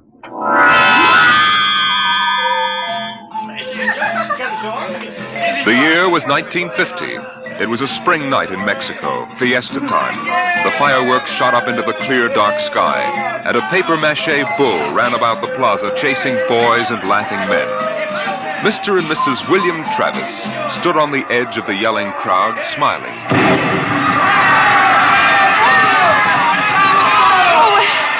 What is it, Bill? What are they saying? They're cheering for the bull. Here he comes. He's good, isn't he? I wonder how they rigged up that fire breathing. Oh, Bill, it's wonderful. I've never enjoyed myself so much in my life. It's terrific. Oh, they've caught the bull. Bravo, Toro! Bravo, Toro! Oh, it will go on, won't it? I mean, our trip. Ah, Sue, don't worry. I've enough traveler's checks for a lifetime. Relax. But suppose they find us. Forget it now. They haven't a chance. But suppose they do. Suppose they take us back. They'll never find us now. Relax. Enjoy yourself. Oh, if it only lasts. Come on, darling. Let's get out of the crowd. I think you need a drink. All right. Let's try something different this time. I want to try every drink there is in the world. Oh, don't worry, darling. There's no rush. We've plenty of time now. All right, in here. Oh, there's a table over there. Come on. Bill. What's the matter? Don't look right away, but over your left shoulder, right by the end of the bar, that man.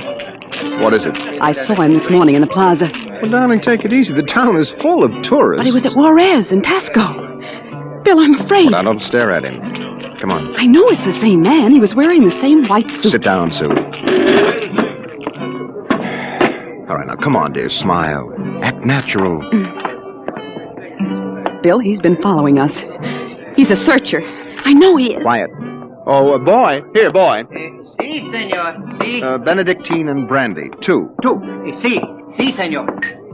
He's watching us, Bill. Will you quit worrying, darling? The chances are 1 in 1,000 that they found us. Probably it's just a coincidence. I want to lie down. I think I'm going to be sick. Susan, hang on, will you? If he is looking for us, we can't run out. What's he doing now? He stopped our waiter. He's asking him something. But he may just want a drink. Bill, I can't stand it. I've got to go upstairs and lie down. All right. As soon as we finish our drinks. What's he doing now? Well, he's nodding at me, as if he knows me. And he's smiling. Bill, he's coming over here. Now watch yourself. We've got to go right on in front of him. So if he is what we think he is, he won't suspect. I couldn't. We've got to. Now, come on. So I said to David, Dave, that's ridiculous. You know that the thing is that is never going to take... Kristen. What? You did not pull up your pants leg when you sat down. Oh, well, I'm afraid you have the wrong person. My name isn't Chrysler. Kristen.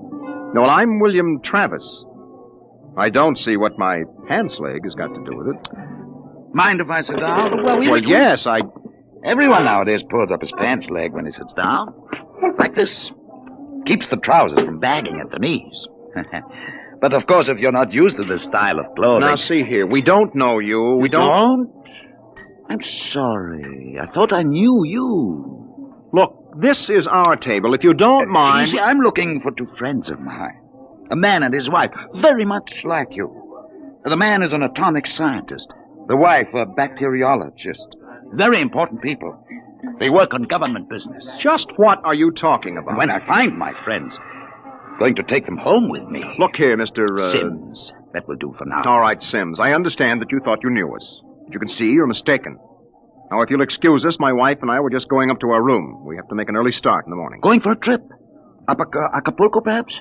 Lovely Never spot. mind where we're going. Yes, of course. You don't like crowds, tourists. I'd probably like to get off the beaten path. You know, I've got a vacation folder here that might interest you. Please, Bill, let's go. Oh, wait, Sue. It's put out by an outfit that calls itself Travel in Time Incorporated. Travel in time? Yes, they've come up with a rather intriguing idea. Would you like to actually witness the burning Rome? Sail with Columbus in 1492 on his voyage of discovery to America? Meet Cleopatra? Then why not take your vacation in time as well as in place? But perhaps you've seen this leaflet before. Of course not. Then you'll be interested in hearing the rest. Travel in Time Incorporated can costume you, put you in the crowd at any place and time in history. Look, we guarantee to teach you any language you need to move freely in any year without risk of detection. This summer, why not escape from the worries of our modern world? Take your vacation in time. Well, that's impossible, of course. But think what it would mean. A chance to escape all the tensions of an unpleasant life. War, insecurity, fear. Sims, Suppose you were a scientist working on a dangerous bomb project. Oh, you, Mrs. Travis, suppose you were a bacteriologist working on disease cultures. And you had a chance to escape all that. To take a vacation 200 years in the past. Would be wonderful, wouldn't it? Escape to a more peaceful world? A trip back to, 1950? 1950? But you said a vacation in the past. So I did. But you see, 1950 is the past if you come from the year 2155. 2155? Mm-hmm. Terrible times. Most unpleasant. A war raging, an atomic bacteriological war. Terrible times. With none of the little comforts we enjoy today, like this fine Havana cigar. Bill, I want to go upstairs. I want to lie down. If you were living then, think of how wonderful it would be to take a vacation in time. Back to now. Oh, you're crazy. I don't know what you're talking about. Suppose a young couple like yourselves took a trip to 1950 and didn't want to come back. You know what would happen? The government sends a searcher back to look for them. This is all fantastic nonsense. The searcher finds them and brings them back. Well, do you think I'll find my two friends, Mr. Travis? Bill, please take me upstairs. I don't feel well. Oh, is the lady feeling a bit sick? How unfortunate. Here are the drinks, senor. Well, shall we drink a toast to 2155? To the future.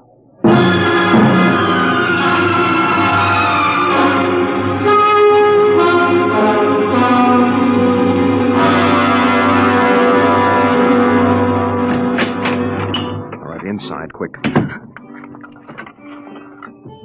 Bill, what are you doing? Shoving a chair into the doorknob. He knows. He has been following us.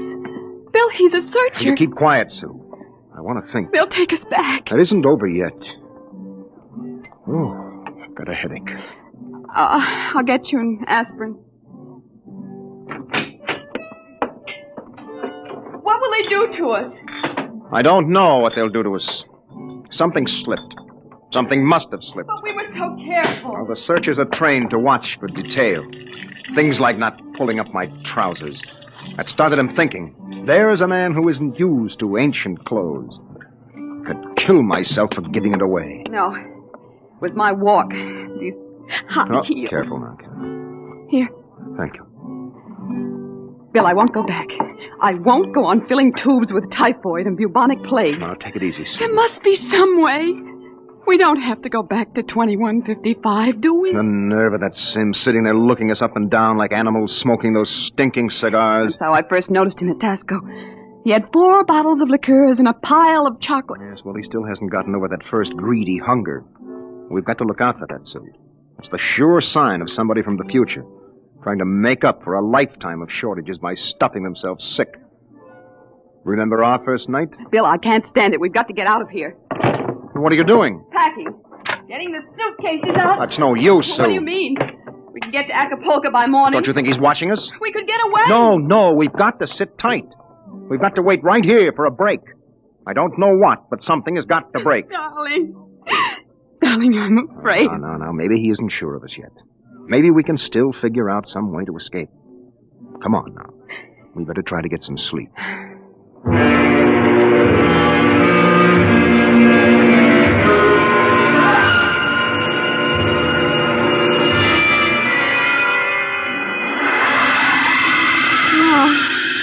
No, I won't go back. Security police. The bomb. The bomb, it's falling. It's falling. Sue, what's the matter? Sue! Sue, wake up, darling. Sue, wake up. Where are we? Bill. All right. Now, calm down, honey. You were dreaming now. It's all right. Bill, where are we? No, we're still in 1950. It's all right. You must have had a nightmare. It was awful, Bill. Bill, there was an explosion, a terrible explosion, and my hand burned and wrinkled, and the buildings broke. Oh, Bill. Bill, we won't go back there, will we? Ever? No. Go to sleep, honey. It's all right. We're in Mexico, 1950, and we're going to stay here. Oh, Bill. Sue, I've been lying awake here thinking. It may be that he's still testing us, but he's not absolutely certain.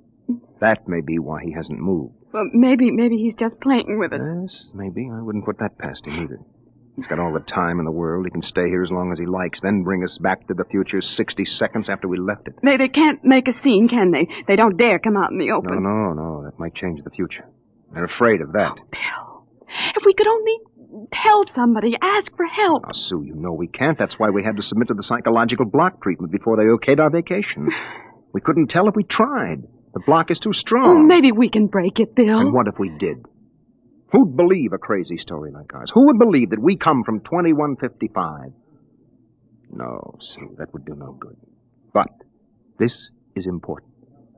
They have to get us alone to put us in the time machine to send us back. Well, then that's it. We'll never be alone. Listen, it's still fiesta time. It'll be easy to stay in the crowd. Yes, that's our only chance. We must not let him get us alone. He won't get us back to that war and that insane world. Bill. It could be the room clerk. At 3 in the morning? I'd better answer it. No, don't. Don't, Bill, don't. I've got to. Hello? Hello? Mr. Travers? What is the idea of this? It's 3 in the morning. Yes. I just wanted to remind you, the rabbits may hide in the forest, but a fox can always find them. What was it, Bill? Bill? No, never mind, darling. Come on. Let's get some sleep. Why, we can.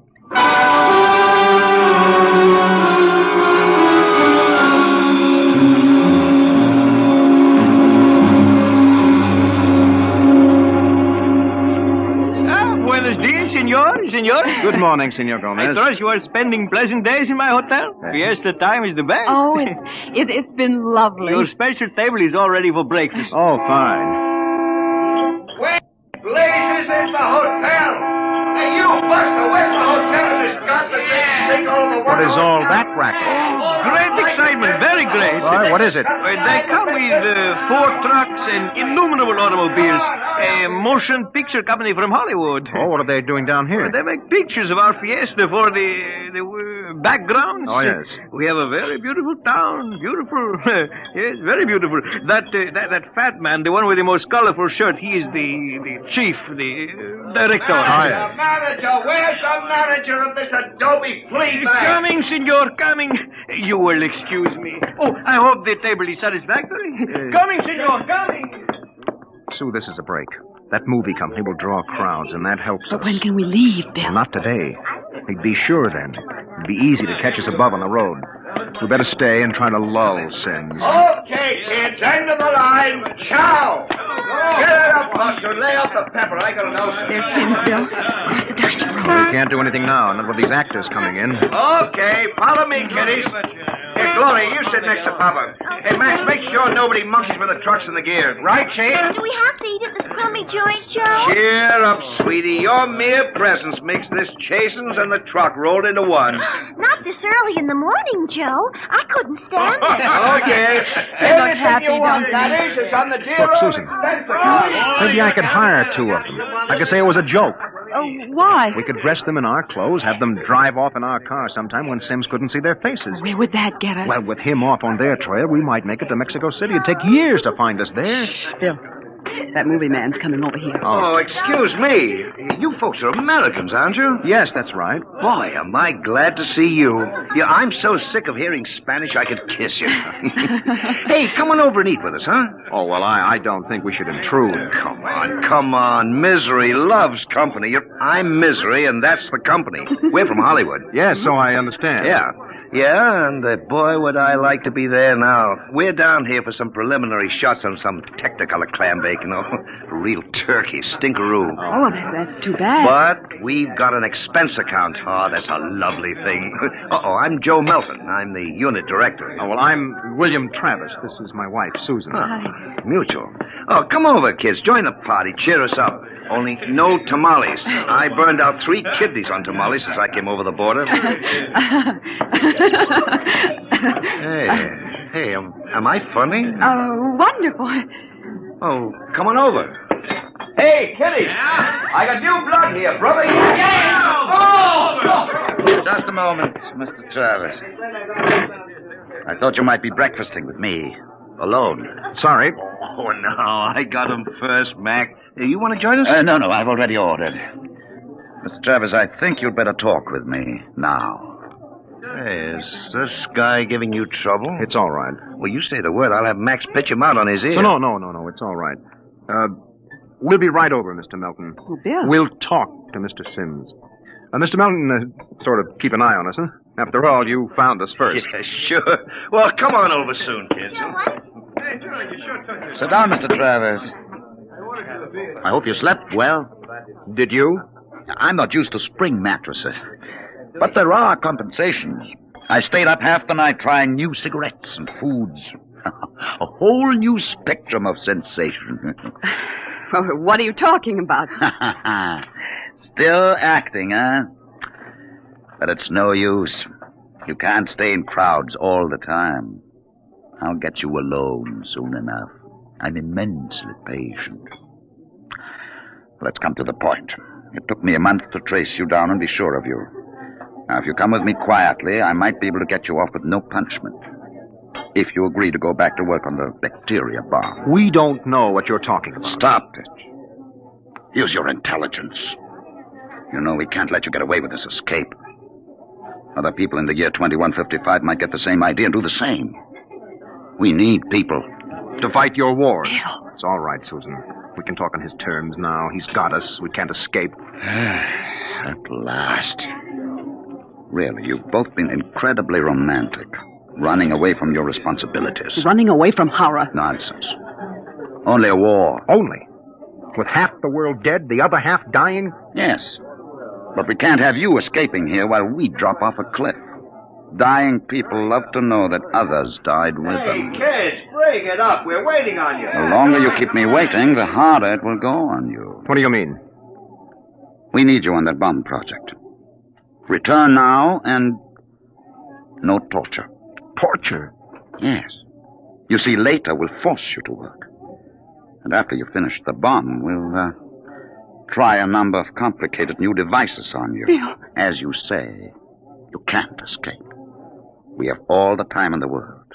Here in 1950. Sims, I'll make a deal with you. I'll come back now if my wife stays here alive, safe, away from that war. No, Bill, Keep no. quiet, Sue. Well, Sims, you need me for that bomb. You can duplicate her work. It exceeds my authority. But all right. Meet me in the plaza in 10 minutes. I'll pick you up in the car. Good. We'll drive out into the country to some deserted spot, and I'll have the time travel machine pick us up. Bill, I won't let you. Don't argue, Sue. It's settled. Good. I'll meet you in the plaza in 10 minutes.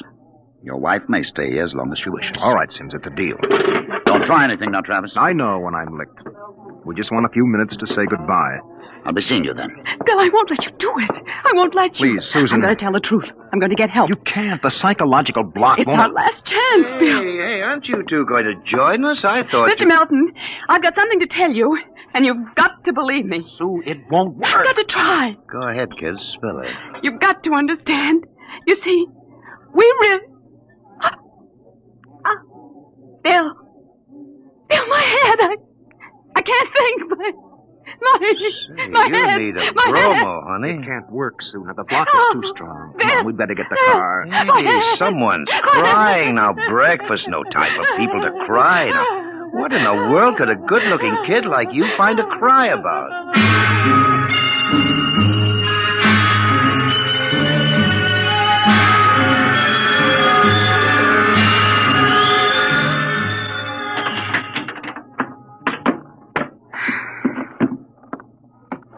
Bill, I won't let you do it. Don't make it harder, I'll let Susan. me go back with you. We'll get through some way. You think I'm going to let you go back to that war? Sue, please stop. We haven't got much time. It was so wonderful here, Bill. Oh, Bill. And there he is, smoking those cigars of his, waiting for us. Oh, there must be some way that we can both stay here. Maybe there is.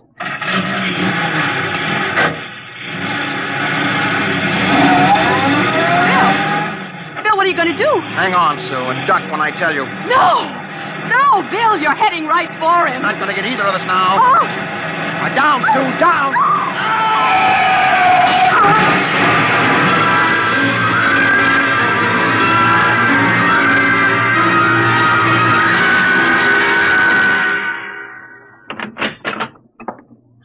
Bill? It's all right, darling. It's all over now. This is the mayor, dear. Senora, your husband has been officially cleared in this most unfortunate affair. It's obvious this Senor Sims died of an unavoidable accident. An accident? Yes. Oh, yes, of course. Adios, Senora. Adios. Will they want to see you again? No. I'm clear. I lost control of the car. That's the way it stands. Oh, Sue, I hated to kill him. I never wanted to do anything like that in my life.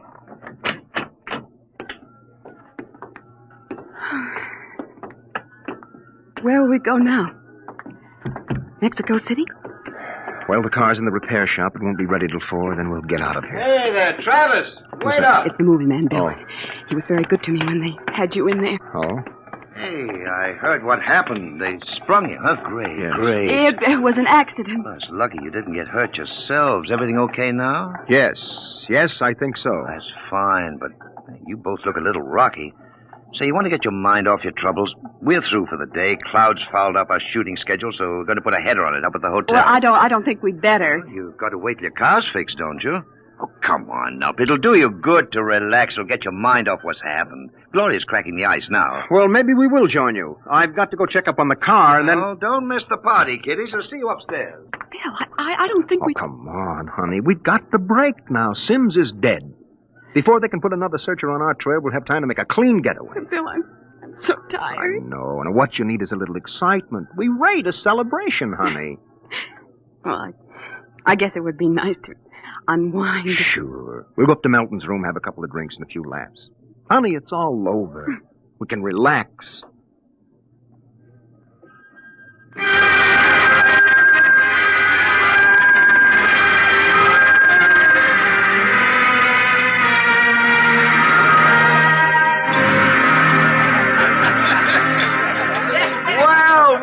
Well, kiddies. Well, we thought we'd join you, Mr. Melton. Oh, great. Call me Joe. Hey, Gloria, yank another cork. We got company. Here you are, kids. Thank you. You kids ready to drink? That was a pretty messy business, but it's all over now, huh? Yes, it's all over. Yes, well, it's time to unlax. Grab a glass, honey. Well, thank you. Hey, quiet, everybody. Quiet. How about a toast to our guests? Oh, sure, you bet. All right. To a very beautiful lady, lovely enough for the movies. Why, thank you. No, I'm not kidding. That's why I came over to you in the first place. I might even give you a test. Oh. No, I mean it, honey. You're pretty nice. I could make you a movie star. Oh, and take me to Hollywood? Well, at least it'll get us out of Mexico. No, you're not serious. Sure I am. Gloria, how about a refill? Coming up. Well, it sounds wonderful, doesn't it, Bill? Yes. Los Angeles is a pretty crowded city, isn't it? Crowded? Wait till you see the sunset bus. No, you don't really think I could be an actress. You don't have to cheer me up anymore. I'm feeling wonderful now. No, I'm serious. I think you'd be great. I want to do a suspense story. Sort of a war story, you know. Gloria, pour Mr. Travis another glass. Okay, Joe. A suspense story? Yes, dear, yes. A story about a man and a wife who live in a little house. Now, I'm just ad-libbing this, you understand? Oh, yeah, sure. Go on. But there's a war on, see? A terrible war, you see. They live in the year 2155. Now, here's the gimmick. They escape into the past, and they kill a man who follows them to bring them back. Gloria, honeypot, get Mr. Travis another glass. Well, sir, this couple takes refuge with a group of movie people. Safety in numbers, they figure. Bill. But the story goes on. This couple is terribly important for a new project. Let's call it a bacteria bomb. So the searchers figure out a way that they can get them alone in a hotel room. Shove a chair under the doorknob, Max. Yes, sir. You see, the searchers may work alone or in groups, so that if one of them's killed, the rest carry on. Don't you think that would make a wonderful picture, huh, Susan? Don't you, Bill? You're not going to get us, Melton. Stand still. Put that gun down, Travis. Who is it? The manager. Grab that gun, Max. Let go of me. He's now made things worse, Mr. Travis. The manager, he hurt us. Let's get going. Let go of me. Let go. He'll break down the door in a minute. Max, get ready to travel. Take a good look, Mr. Travis. Take a good look at 1950. You won't be seeing it anymore. Throw the switch.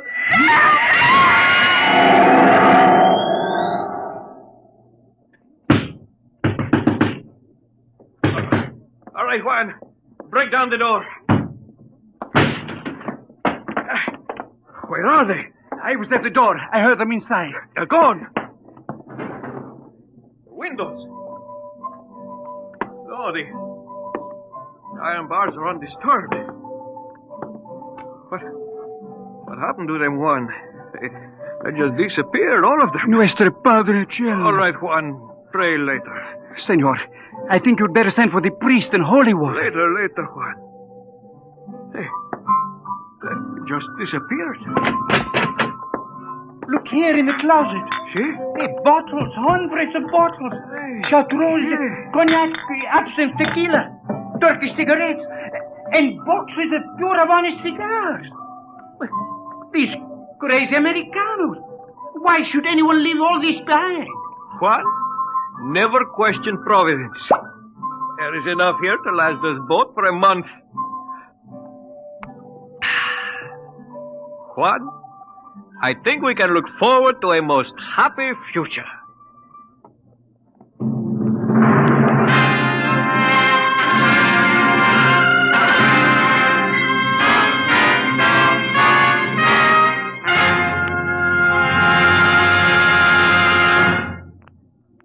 You have just heard another adventure into the unknown world of the future. The world of Dimension X.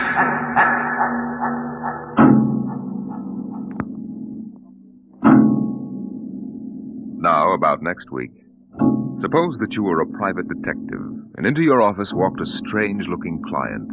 Would you believe him if he told you that there was a Martian embassy hidden somewhere in New York, where spies from the Martian planet were preparing for the invasion of Earth? We'll tell you about it next week. Tonight's adventure in Dimension X was the Ray Bradbury story To the Future, as adapted for radio by Ernest Kenoy. John Larkin was heard as Bill, and Jan Miner as Susan. Your narrator was Norman Rose. Music by Albert Berman, engineer Don Abbott. Dimension X is produced by Van Woodward and directed by Edward King. Adventures in time and space, told in future tense. Dimension X.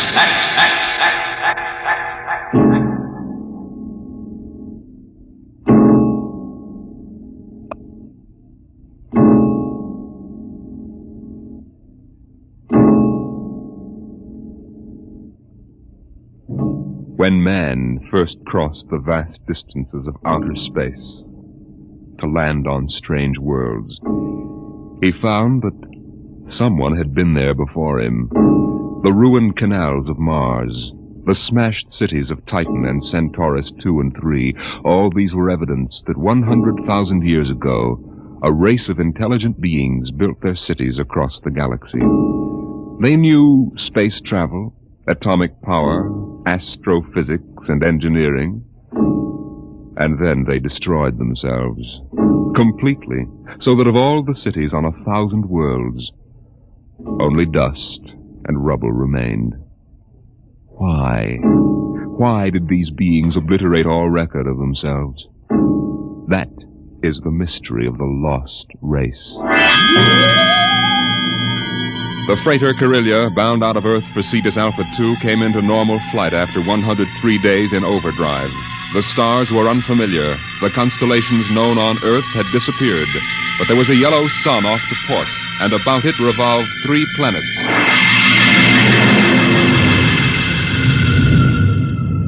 What do you make of it, Briggs? It isn't on any of the star charts, Captain Wharton. I checked through. 1 and 3 are dead, all right. Have to take a closer look at number 2. Turn up the vision scale. Polar ice caps. She's green around the belt. Let's take her down to a 5-mile orbit. Swing around her for a look. Alert for deceleration. Aye, sir. Throw in the manuals. Power room. Power room, aye. We're going down to have a look at something. Give us just enough power to keep her under control. All right, Briggs. Hang on to your stomach.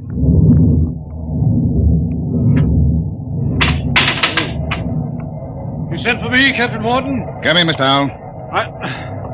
Do you mind if I sit down? Free fall sickness? Well, I'm afraid I'm not an old space hand. Oof. We'll level out in a minute. Do you want something? Yes. We come out of overdrive, smack in the middle of a new planetary system. Briggs says it's unreported. Well, that's rather good news, isn't it? Depends. First report's pretty common. But we'll stake a claim on her, in case there are any mineral discoveries. Well, I meant the possibility of archaeological finds. I'm afraid I'll leave that to you, Mr. Howell. You're the expert. Coming up 5, Captain. Level off. Hang on, Howell.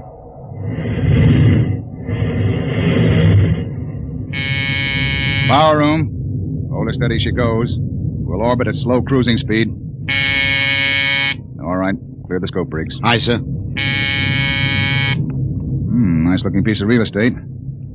Well, the Space Guard requires I check up for radioactives, gold, and lost race rooms. You're landing? Landing? I've got a schedule to keep, Mr. Howell. I can't sit down on every lump of dirt I run into. We'll do a spectroscope check, and I figured you'd spot any ruins. All right. Wait a minute. There in the lower quadrant. What? That bald spot in the vegetation. Those are ruins, all right. Are you sure, Howell? Yes. I've seen the lost race rubble on Centaurus 2. There. You can see it plainly, dust and rubble. No, that's what I get for calling in an expert. Briggs, stand by to take it down to 5,000 feet. Aye, sir. All this stinking luck. There goes my schedule.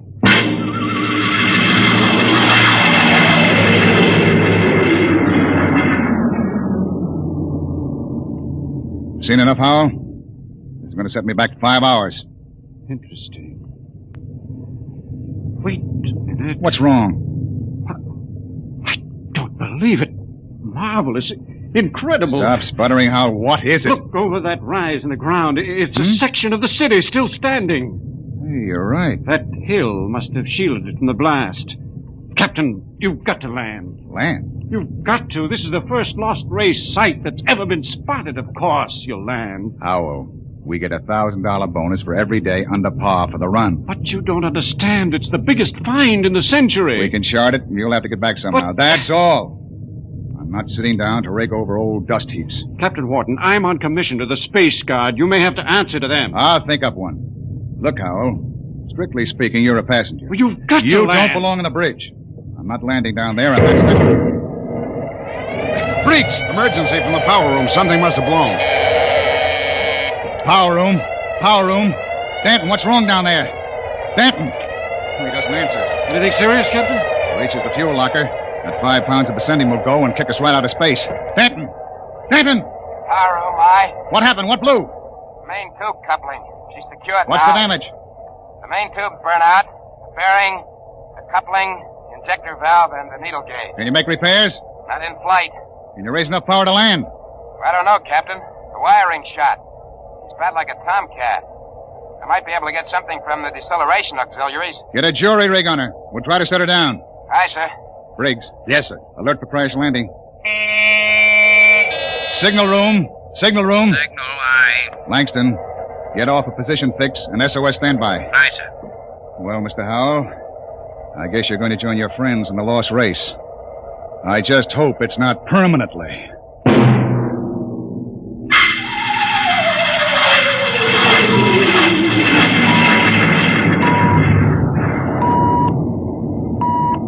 Leveled off now, Captain. Trim her up a point. That's it. She's bucking bad. 5 more minutes and the hull plates will shake loose. Power room. Stand by for bow blast on signal. Power ready. I'm going to try for that clearing. Too narrow. 2 to 1 for $1. All right. Hang on.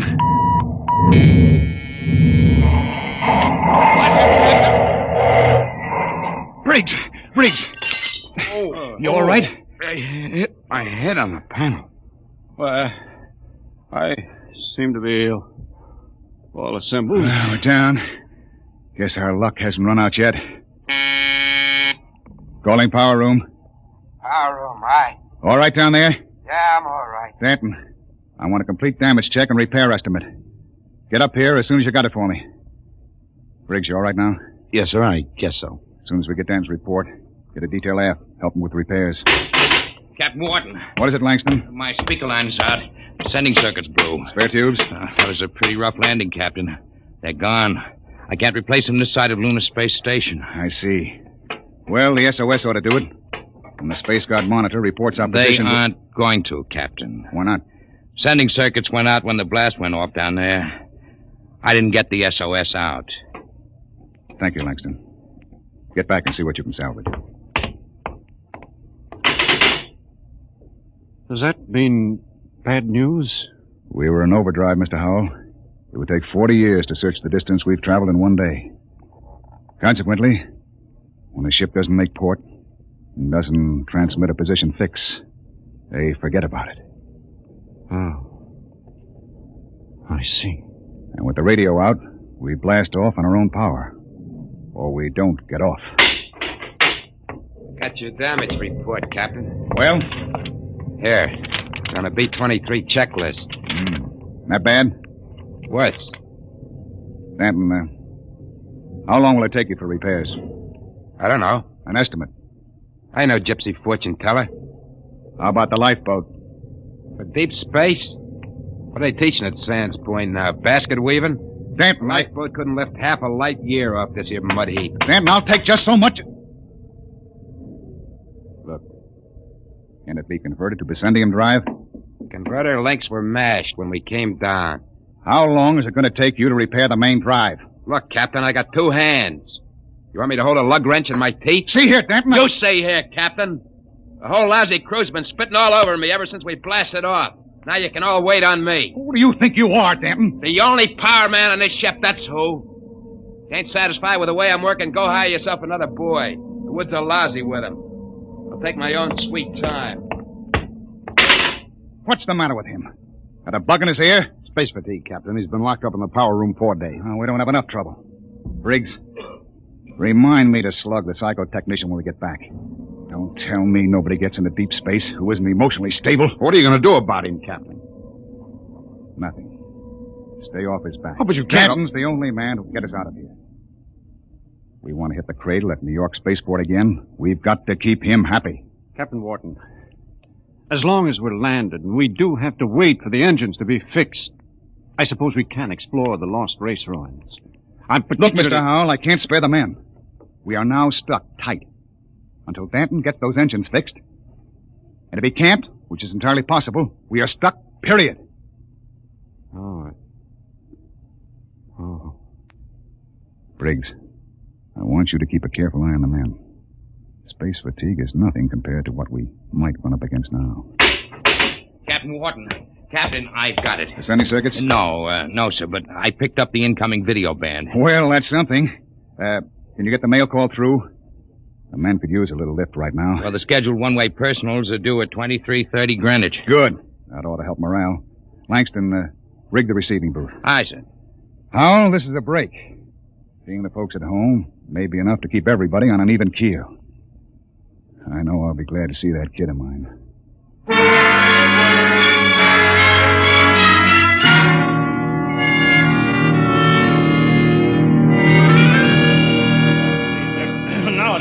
Yeah. Mr. Langston, get Hanson out of the booth. You wear the glass right off the tube. Take it easy, Williams. Everybody gets 3 minutes. Hey, Kelly, I bet that dame of yours burned up the circuits, huh? How'd you know it was his girl? You can't tell through the booth. Well, who else would call that eight? What'd you say, Kelly? Oh, nothing. She don't have to. She just stands in front of the pickup tube and, oh, brother. I can just see that. Hey, it's a boy. A boy. Alice had a boy. They're going to show him to me in the circuit tomorrow. Congratulations. Who's next, Mr. Langston? The last call's coming through now on ticker. It's for Williams. Well, Wait a minute, Williams. hey, let go of my arm. What here. happened to my call? No call today, Dan. You're a liar, Langston. Hey. My girl calls on every scheduled circuit. That must be mine. Let go, Dad. Maybe Janie was busy waiting tables at the lunchroom. What do you know about her, Hanson? You kidding? She's a swell kid. Everybody at New York Spaceport knows her. Yeah, I've seen you hanging around Jane, too. Now, wait a minute, Danton. Take it easy, Dan. You and Williams made this up between you, didn't you? You're going to take my call, huh, Williams? You're space happy. You used to hang around with her before I cut you out. Now, listen, Danton, you were lucky enough to get her. Let well enough alone. You bet I got her all right, and you're not going to steal her back. Williams, I'm going to... You crazy. Danton, get him off me. Lion. Get him off. Hey, what's going on in here? Let him I'm fight. going to kill you, double-crossing. Behind my back. Grab him, Hanson. Get his arm. Oh, me. Nobody took your call. Now, calm down, Danton. I'll fix all this. Look out. He's got a wrench. Danton! He's nuts. Nobody gets a call. Nobody. How do you like that, Williams? You ain't going to hear from Janie no more. How do you like that? After him. Kelly! Hanson! The airlock. He's left the ship. Let him go, the jealous screwball. Sure. But that's the only man who can get us off of here.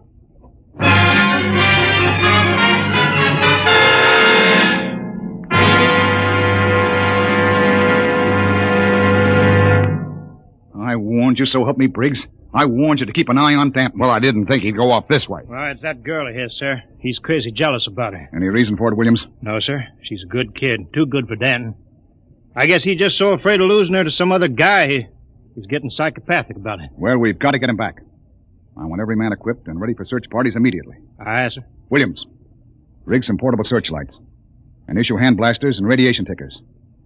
Kelly. Aye, sir. You had the second party. If you find Danton, send up a signal flare. Aye, sir. Unless we do find him, we'll be on this planet until the next freighter stumbles on us. Maybe 10,000 years from now.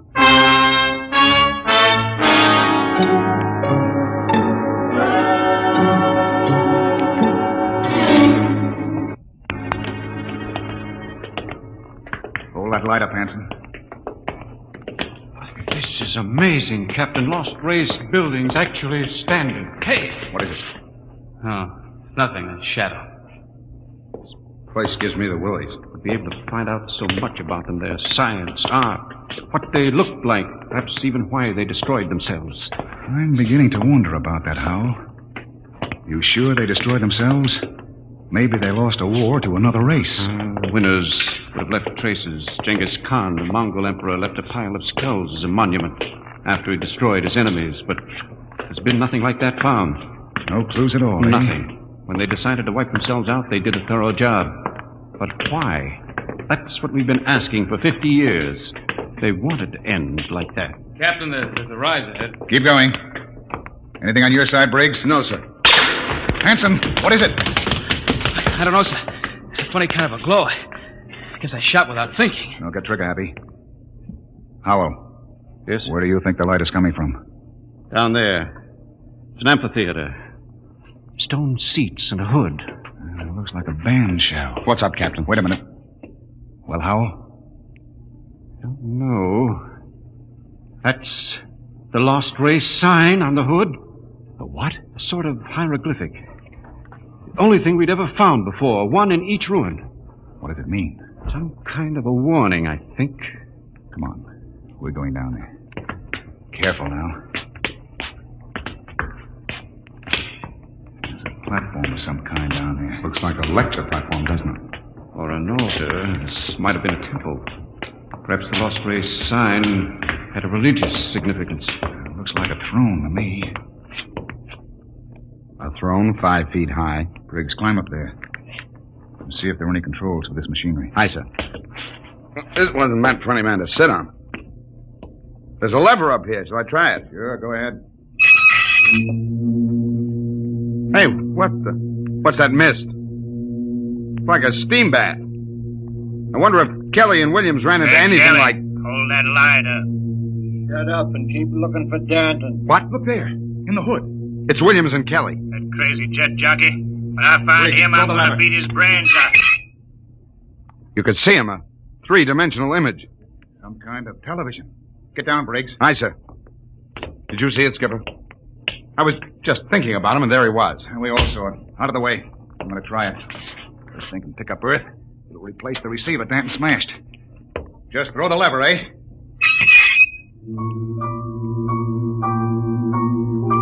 What? That's my son.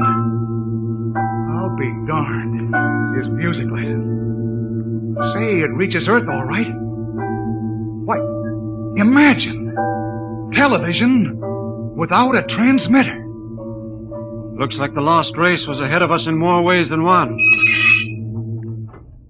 Go up and try it, Howell. Amazing, amazing. Television without a transmitter. This machine may be the clue to the mystery of the Lost Race. I'll try it. Mary, I've told you I like my paper first in the morning. If that youngster wants to know how the Tigers did, let him wait until I am... My father in Detroit. Remarkable, Captain. You can see the whole room clearly. Say, how about me, Captain? Let me get up there. I'd like to see my baby. Alice told me all about it. Out! What's the matter, Hanson? I kicked something, a wrench. Well, hold it up. What? It's Danton's. That means he's been here. We're on his trail, all right. Come on, Howell, let's go. But the baby, it wouldn't take a minute, Captain. Later, Hanson. We've got to find Danton first. All right, now, let's get moving. Hold it. What's that? The recall flare. Kelly and his men have found Danton. Oh, I hope that crazy fool is in one piece. We start back now, Captain? Yes. That came from the ship. Another flare? No, that was an explosion.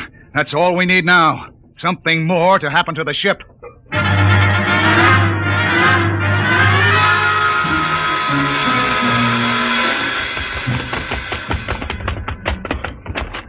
Oh, it's the main jets. Smashed flat.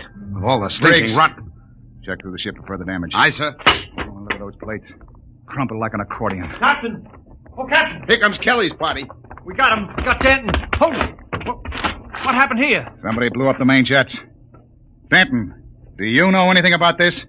No, sir. Not much, he doesn't. He's crazy enough to blow us all up. Listen, Hanson, I admit I went off my head tonight, but I'm not crazy enough to commit suicide. The jets are smashed, we're all marooned up the same creek. I still think he's got something to do with it. Lay off, Hanson. We found him wandering up in the hills. And he was with us when the blast went off. Yes, that's right. We saw your recall flare before the explosions. Oh, I guess that puts Danton in the clear. Then who did it, Captain? I don't know, Howell. Looks like somebody didn't want us to leave this planet. Well, we still got one slim chance left. If we can repair the lifeboat. Skipper, it's gone. Gone? The escape port is open. The boat's missing. Oh, what else? The arms chest was cleaned out, sir, and the fuel locker was jimmied open. The descendium bars are gone. You sure? You can look for yourself, sir. She's clean. I see. There's only one answer left. There's something or somebody out in those ruins trying to get us. Maybe that lost race decided they weren't going to stay lost. You think some of them may still be alive? Who else could have blown up our ship?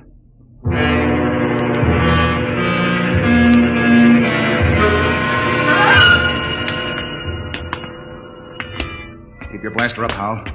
And be careful. It's a hair trigger. What are we doing back at the television machine, Captain? I thought we were looking for the lifeboat. We are. Whoever blew up the ship must be around here. Might as well try to use the machine to track them down. Yeah. Catch them with their own gadget, huh? That's right. All right, Hal, you're the expert. Get up there and try to find them. I hope it works. Well? Trying, Captain. Nothing but mist. I don't understand it. It reached all the way to Earth before. I saw my father in Detroit. Mary, my paper's all rumpled again. What? There it is again.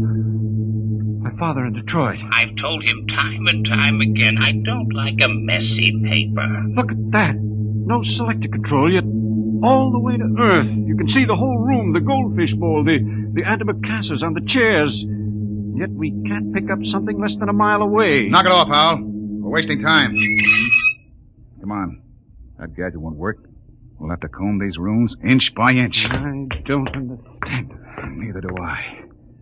We'll cut behind the hood here and go on. Briggs, you take the lead with the radiation ticker. We might be able to pick up a reading on where the rocket fuel is hidden. Aye, sir. All right, let's go. I can't understand why that machine can pick up Earth and not... Help, Captain! Briggs, what is it? Captain, help! I'm falling! It's a cave-in. Hang on, Briggs. I'm slipping, Captain. Grab his wrist. All right. Now pull. Pull. Higher! Higher! Oh. What happened? I was just walking along and the ground caved in. What? It's some kind of shaft. Hold your light over it, Captain. Oh! 50 feet deep in a stone bottom. I could have split my head open like a grapefruit. Something down there. Hold that light steady. Amazing. Amazing. Looks like a pile of bones to me. 2 piles. Maybe the first skeletal remains ever found of the lost race. I've got to get down in there. We haven't got time, Hal. Come on. Let me have your binoculars. Wonderful.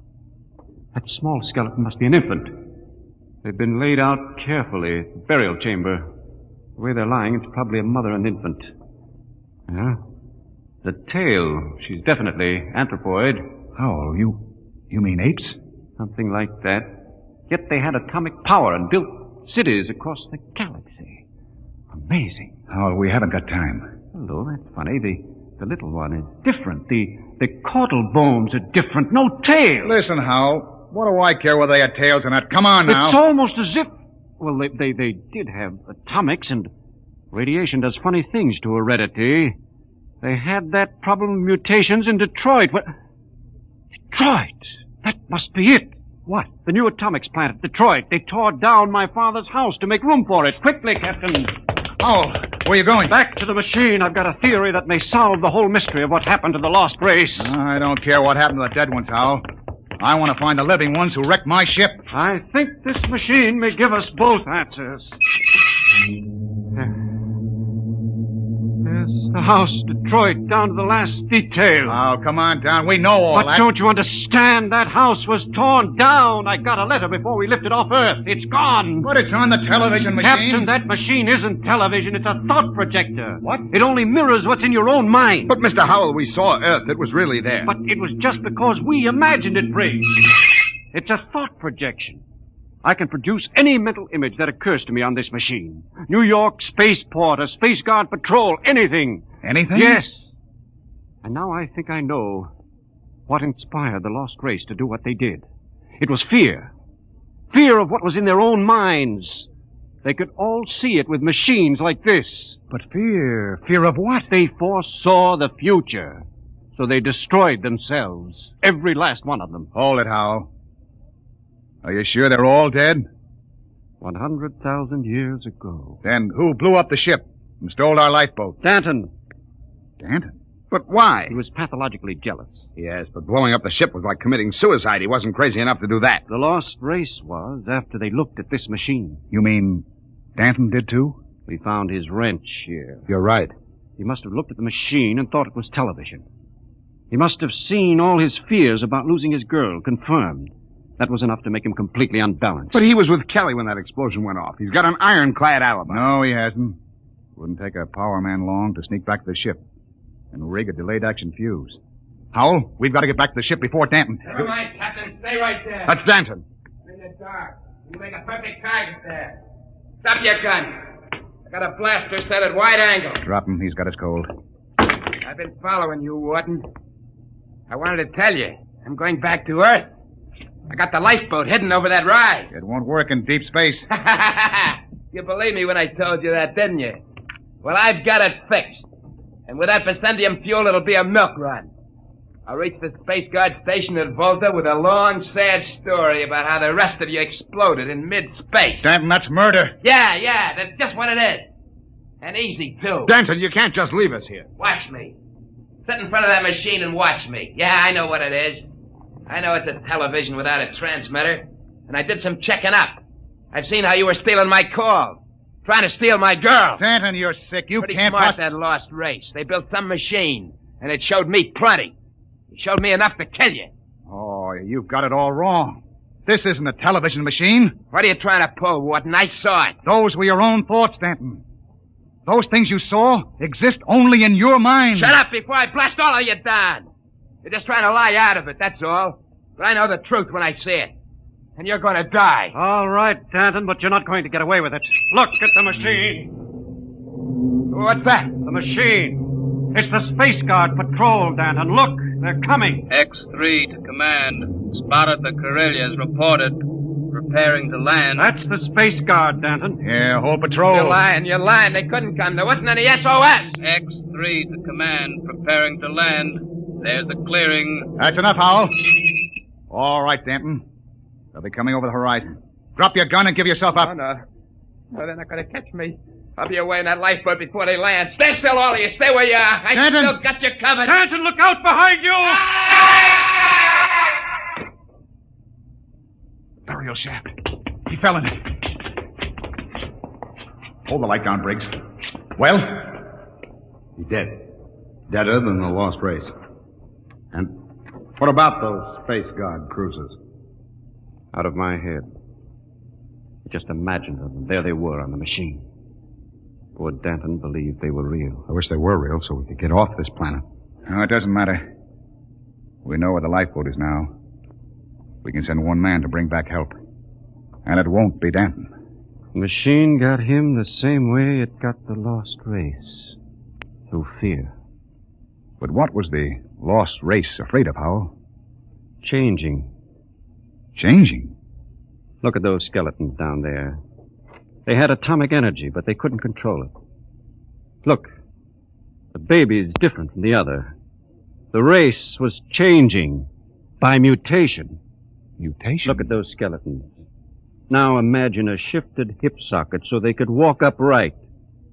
The baby was already without a tail. But how? That would mean they were changing into...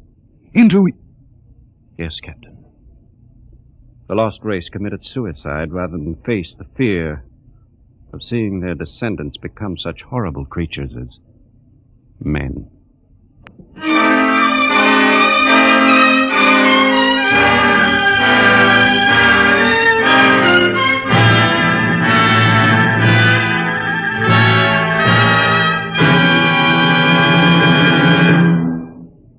You have just heard another adventure into the unknown world of the future. The world of Dimension X.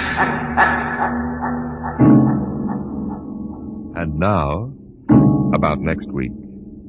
William Travis and his wife thought they had escaped, but they were wrong. They were being searched out by men from another world, men who wanted them to return.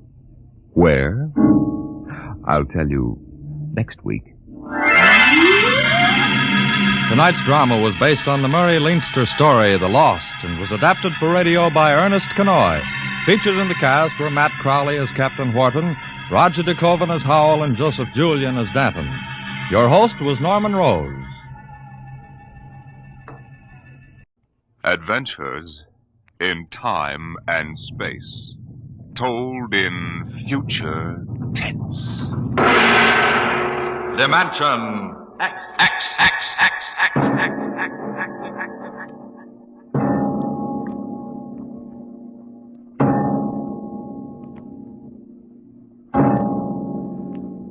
The mind of man is still an unprobed field. Within it lie many mysteries still unsolved. But there are men today, psychologists now experimenting with telepathy, hypnosis, thought transference, who believe that in the future we may discover the existence of a force of the mind, more powerful than any force the world has ever known. We go ahead now in time some 10 years, and in space to the campus of a small eastern college.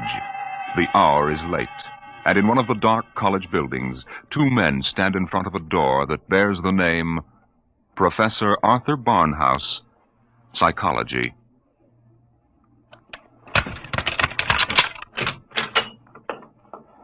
Well, here you are, Clinton. Thank you, Major. Here are the keys to the professor's desk and files. I guess you inherit everything now.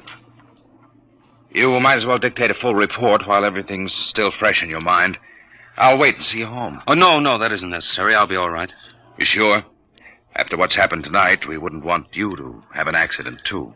Major, after what happened tonight, I have a hunch the whole world is ripe for an accident. I'm afraid you're right, Clinton. Well, good night. Good night. Oh, pull yourself together, Buster. Easy does it. August 21st, 1960. Restricted report from George Clinton to the Secretary of Defense, Secretary of State, the FBI, National Security Board, etc., etc., etc. Subject, the so-called Barnhouse effect, and Professor Arthur Barnhouse, who discovered it. I first met the professor 2 years ago in the fall of 1958. He was a professor of psychology here at Wilton College, and I was here on an instructor's fellowship in the psych department. They assigned me to be Barnhouse's assistant, and he needed one. He hardly ever remembered to go to a class, and he didn't seem to do anything else either. For 3 months, I watched him sitting at the desk here in his study. He'd either stare at nothing for hours or fall asleep, nodding over his mess of papers. I couldn't understand it, and it was none of my business. But one day, I thought I'd better give him a shake. What? What? I said it's 2:15, Professor. Don't you want to go to your 2 o'clock class? Don't you want to mind your own business? I beg your pardon. Sorry, Clinton. Forgive me. I don't know what gets into me. Forget the class. The kids would rather be outdoors anyway. Okay, Professor. In that case, I'm sorry I woke you up. It's all right. I just can't seem to get my sleeping done at night. Clinton, what do you know about the international situation? Well, I'm no political scientist, if that's what you mean. I read the papers when I have time. Well, that's the way I've always been. Lately, I've had to look into it. I stay up nights looking into it. Professor, I don't want you to take this personally or anything, but...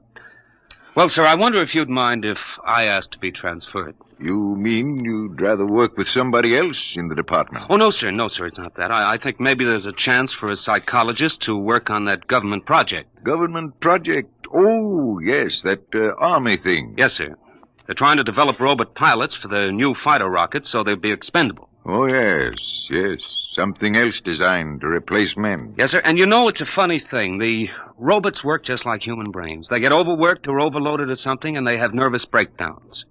Now, if I could only find out what drives those electronic brains crazy, why, I'd feel Clinton, that I was... if you want to study a brain that's going crazy, never mind the robots. You can go to work on me. What are you talking about, sir? I don't know. I'm either crazy as a bedbug or a... Clinton, I wish you'd help me find out. Are you serious, Professor? I never was more serious in my life. I'm afraid I'm going out of my mind. But why? What makes you think so? This is what makes me think I'm crazy. Those dice? Clinton, do you know what the odds are against my rolling a 7? Oh, about 5 or 6 to 1. Watch. 7. Now, what are the odds against my rolling it again? Twice in a row? Plenty. About 100 to 1, I'd say. Watch.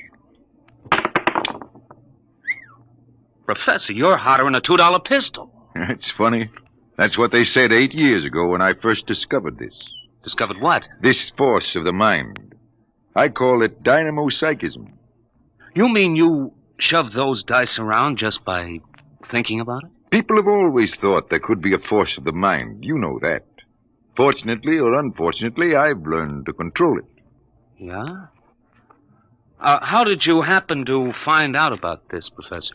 Well, it was about 10 years ago, back in 1948. I made the mistake of going to a psychologist's convention, and in order not to appear unsocial, I happened to find myself, for the first and only time in my life, in a dice game. What happened?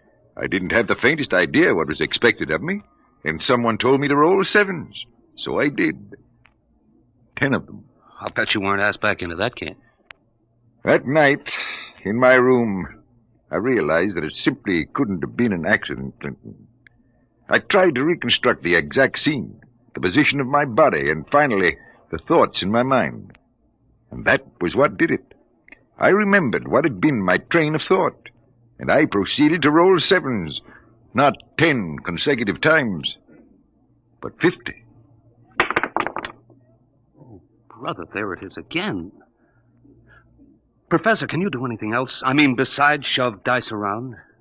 You see that inkwell on my desk? Sure. Watch it. Don't take your eyes off it. If nothing happens, say so, and I shall go quietly, even happily, to the nearest sanitarium. Okay, Professor, shoot. Hey, why, it just blew up. Yes, I'm sorry. I didn't mean to splash ink on your suit. That's okay, Professor. What was that funny noise? Oh, that? The dynamo psychic waves are a little like ultra-high frequency waves. Sometimes, when I turn on the power, they create a kind of static. Listen, Professor, how much power have you got? Could you blow up anything, well, you know, big? I could flatten the Great Wall of China. Oh, you'll make the helio-oxygen bomb look sick. That's what scares me, Clinton. The thought that maybe I could use this power to save the world. Clinton, you've got to help me. Who, me? Professor, when it comes to international relations, I don't know from where. You'd better get in touch with the State Department. State Department? Yes, they'd be the ones, wouldn't they? Well, you probably want to be getting home now. I'll see you to the door. I could use a breath of fresh air. Okay, Professor. You better stop brooding about this. You get somebody else to do your worrying for you. Yes, you're right. I have been brooding, wondering what to do. Just sitting and staring endlessly at that awful monstrosity across the way. You mean the old bell tower? Yes, I've gotten so I can't stand the sight of it anymore. Professor! Professor, look, what... Well, there's nothing left but a pile of rubble. Oh, my, I didn't really mean to do that. Well, you see, Clinton, it's got to the point where my lightest whim is more dangerous than a blockbuster. Professor, you get in and write that letter to the State Department right now. You packed too much of a wallop.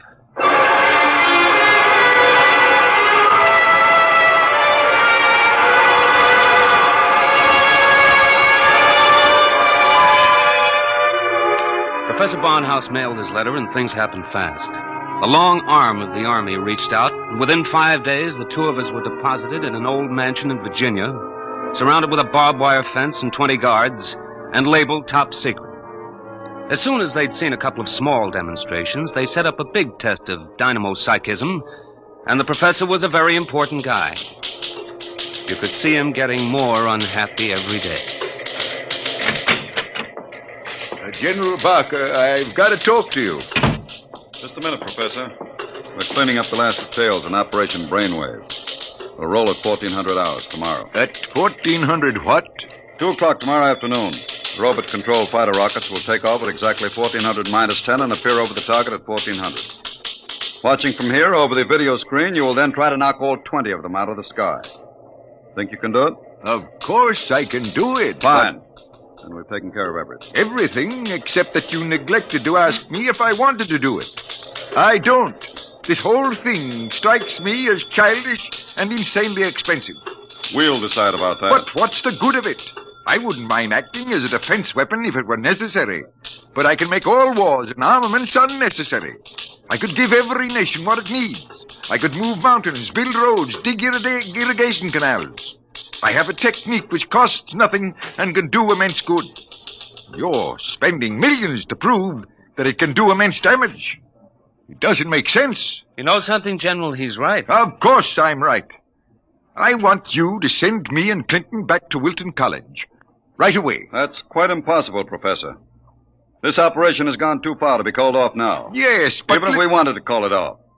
If your dynamo psychism really works, you're apt to be the key to our entire defense setup. But listen... You'll have to excuse me now. Major Cuthrell and I have to double-check the confidential list of the observers on this end. Have you got it, Major? Yes, General. It's right here. Alberts, Barker, Bernstein, Carter, Clinton, Cuthrell, Holbrook, Lawrence, Stein, Williams. Check. I guess that includes everybody of importance. What about me? What? Oh, that's taken for granted, Professor. Thanks. 1400 hours. Will you be ready? I'll be ready. And now, if someone will wind the restricted clock and put the confidential cat out, I'm going to bed.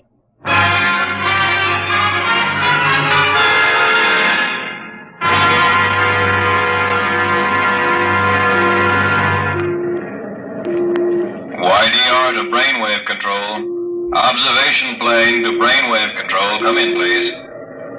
That's McKinley in the observation plane. Cut me in. Hello, McKinley. Reading you clear on the speaker. Everything all right? All okay, General. Takeoff uneventful. Fighter rockets now flying on course in perfect formation. Altitude 5,000 feet. Airspeed 865. Visibility unlimited. Are you tracking us? We've got you on radar. Haven't picked you up on the video screen yet. What's your estimated time of arrival over at the target? ETA, 2 minutes. Check. Remember, McKinley, the observation plane is not to enter the target range. Veer off and circle at the 10-mile limit. Bring the rockets overhead by remote control. Check. Observation signing off. 1 minute, 45 seconds to go, Professor Barnhouse. Are you in good shape? I'm all right, General. Good. You can all take our places in front of the video screen now. You sit here, Professor, in the center. Major Cuthrell, will you turn on the video screen? Right, General. Nothing yet. Just empty sky. Hold it. I hear him coming in. There are 20 of them, Professor. You think you can knock them down at this altitude? Distance has nothing to do with it. I don't want anything to go wrong. You're sure you feel all right? General, I know I can do it. If that's all that's worrying you, let's call the whole thing off and save $20 million. There they are. They're coming in. Get ready, Professor. 10 seconds. 9, 8, 7, 6, 5, 4, 3, 2, 1. Now, wide open, Professor. Well, go ahead, Barnhouse. Knock them down. I did. Nonsense. All you've done is blank out the video screen. What went wrong? Did you give it everything you had? I was wide open, General. Then it didn't work. They're still flying. What's that? It just took a few seconds to work. That's all. Holy smoke, they're dropping like flies. McKinley to brainwave control. Look what's happened to these rockets. They're going down like flame. By heaven, it works. It really works. Cuthrell, get Washington on the line. Barnhouse, I want you to... Hey, where's Barnhouse? Who's right here? Clinton, where's the professor? Got me, General. We were all staring at the video. He must have walked out. Get moving, everybody. Let the guard search the house. Yes, sir. If anything happens to that man... General Barker. What is it, Corporal? Corporal Gray guard at the main gate. Sir Professor Barnhouse is gone. Gone? Where? He came tearing out of the gate at 40 miles an hour. Here's a note, sir. Threw it out of the cars who went by. I picked it up. Let me see it, quick. What got into that man? What does he say, General? Gentlemen, As the first superweapon with a conscience, I'm removing myself from your national defense stockpile. Setting a new precedent in the behavior of ordnance, I have humane reasons for going off. Signed, Arthur Barnhouse.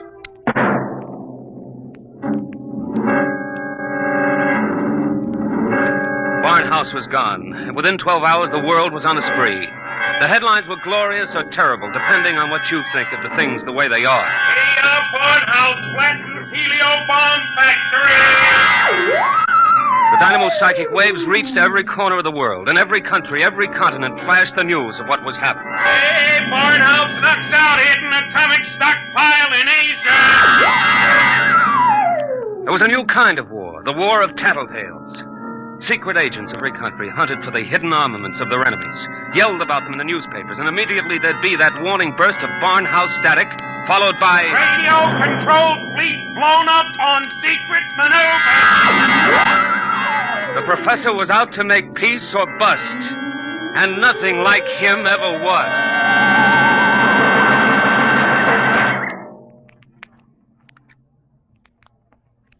Look, Major Cuthrell, I told the FBI and the Army everything I know weeks ago. I've answered questions till I'm blue in the face. I didn't come here to ask questions, Clinton. I came to ask for your help. My help? That's right. Find Barnhouse. What if I don't want to? If you're his friend, I think you'd better. Why pick on me? You've got the FBI, the police, and Army intelligence. Why can't you find him yourselves? We're trying. But you know the man well. You could spot him where we wouldn't. And you're the only one who can. Maybe. But why should I? Wherever he is, I think he's doing fine. He's making war impossible, and I like it. So do I. Yes? He's putting you out of a job. That's all right with me. I'll retire to a truck farm with pleasure. Well, then? Look, Clinton, we aren't the only ones in this race. Every country in the world has its best agents out hunting for Barnhouse. Nobody can beat that kind of a manhunt. He seems to be doing all right so far. Sure, but how long do you think he can keep it up? A week? A month? Sooner or later, he'll be spotted. And if the wrong people find him, Clinton, we're done for. You know what kind of weapon this is. Whoever controls the Barnhouse effect can control the world. Well, all right. Suppose they do find him. He'd never give the secret away. Never give it away? Are you out of your mind? You think these fellas are playing for marbles? Well, no, but... Read the papers, Clinton. Don't you know what's going on in the rest of the world? Yes, They'll get the secret out of Barnhouse, all right. What happens to him in the process won't be very pretty. Well, he must realize that then. He'll never let himself be taken alive. He may not have the choice. And if he doesn't, God help us all. All right. All right, I'm in. Good. Now, do you know anything that you haven't told us? Anything that might give us a lead? Only this. It was addressed to me. I found it here on his desk the morning after he escaped. You mean he came back here? Yes. I guess he needed to pick up some personal effects. Anyway, the files were open, and he left this note on a scrap of paper. Anything to do with the Barnhouse effect? Read it yourself. It's Greek to me. Just these few lines scrawled on a piece of paper, and the last one breaks off right in the middle of a sentence. This stuff doesn't make any sense at all. You know, from the looks of this, I'm beginning to wonder if the professor isn't going off his rocker. I thought of that, too. All the more reason why we've got to get to him quick. He may be helpless, and the whole world's on his track. Come on, Clinton. We haven't much time.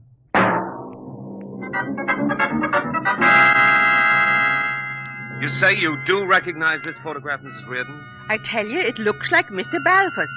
He had the second-floor front room for quite a while, but he left, I should say, about a week ago. Say, is he wanted for something? Yes, if he's the man I think he is. Well, now, I'd say you're looking for the wrong fella. That Mr. Balfour, he couldn't be a criminal. Why, he wouldn't even harm a fly. He spent all his time in his room, just thinking.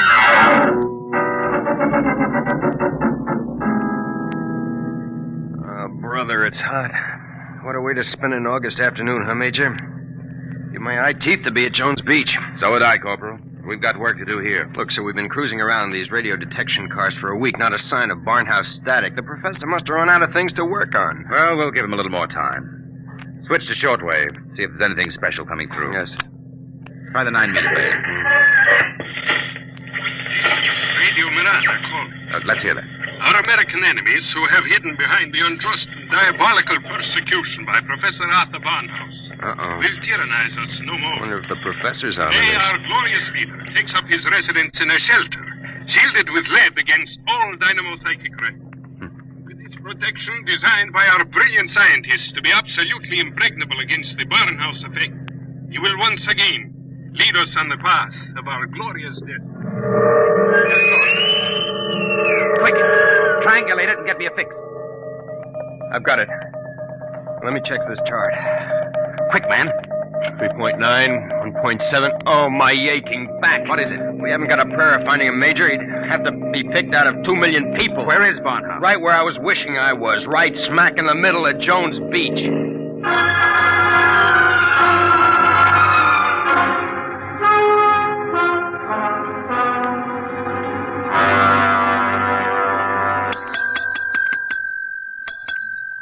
Sorry, gents, we're full. No more rooms tonight. We don't want a room.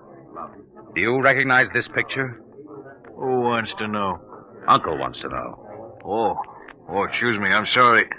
Let me see it. Yeah, it looks a lot like room 417. About 5 feet 8, thin, sandy hair, glasses, little scar right across the bridge of his nose. Yeah, that's 417, all right. You mean he's here now? No, not anymore. He checked out 2 days ago. But he couldn't have gone far. What makes you say that? Oh, he looked sick as a dog. Couldn't hardly carry his own bag out. Uh-oh. Like I said to the other fellas, I said he looked like he was on his way to the morgue. What other fellas? Oh, the ones this morning. You're the second pair that's been asking for him.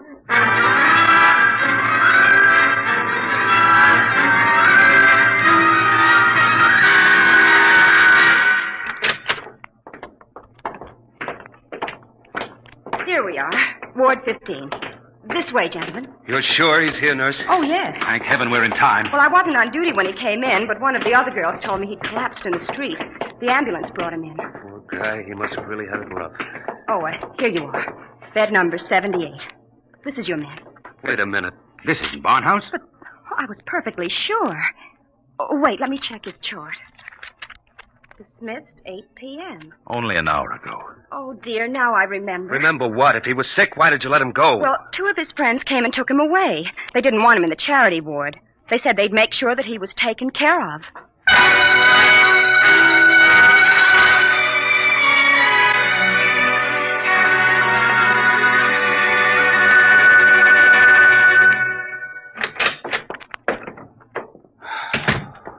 Every time I walk into this study, I keep hoping somehow I'll wake up out of a bad dream and find the professor just sitting here.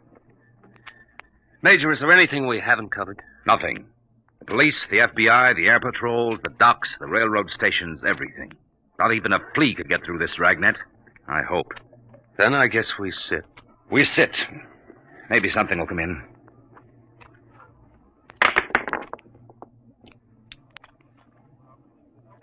You have to roll those dice. I'm sorry. I wasn't thinking. An hour. That's what's driving me crazy. 1 hour sooner and he'd have been in our hand, not theirs. I know. Well, maybe he's still all right. How can he be all right? He's in the hands of a foreign power. We don't know that for sure. The professor was a likable little guy. He couldn't have lasted this long if he hadn't found some friends. Maybe they came and took him away. Well, grab that. Hello? Yes? Clinton, is that you? Professor Barnhouse. Clinton, they've got me. Who's got you? Where are you, Professor? I don't know. They said something about taking me to an airport. An airport? Which one? Listen, Clinton, I've got to tell you. The inkwell. What are you talking about? Remember the inkwell? Professor Barnhouse. Operator. Your call, please. Operator, that caller just came in here. Can you trace it? I'm sorry, sir, but I'm afraid it's too late. Your party has been disconnected.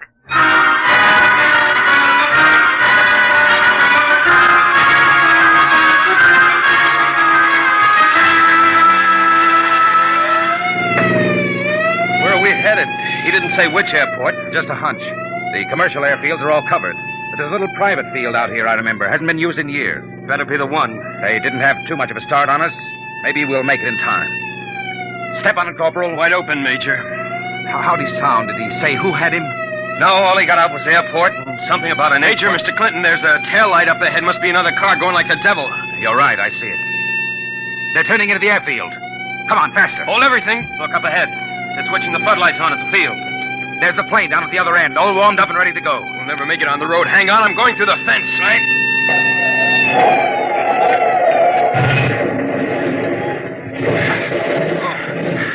Cal, what's the matter? Get going. Sorry, sir. Must have cracked the axle. They're taking off. Get out the submachine gun. You can't. Barnhouse is in that plane. You'll kill him. We've got to take that chance. That plane's headed straight for us. Hit the dirt. Get that gun working, Corporal. Aim for the propeller.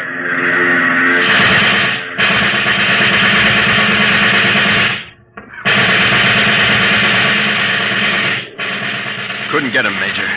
Well, there goes the old ball game. I'll get through to Air Patrol, sir. Maybe they can intercept the plane. No, not a chance. By the time the fighters got off the ground, the plane would be out of range. No, we've lost, Barnhouse. Nothing can save us now. Hey, what?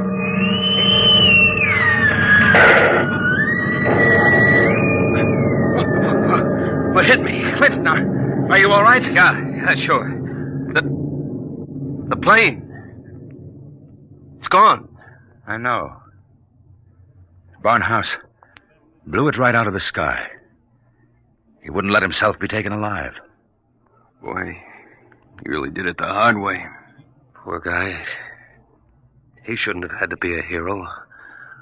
All he ever wanted was peace. Peace? What's that? Now the arms race will start all over again. And with Barnhouse gone, what's left to stop it?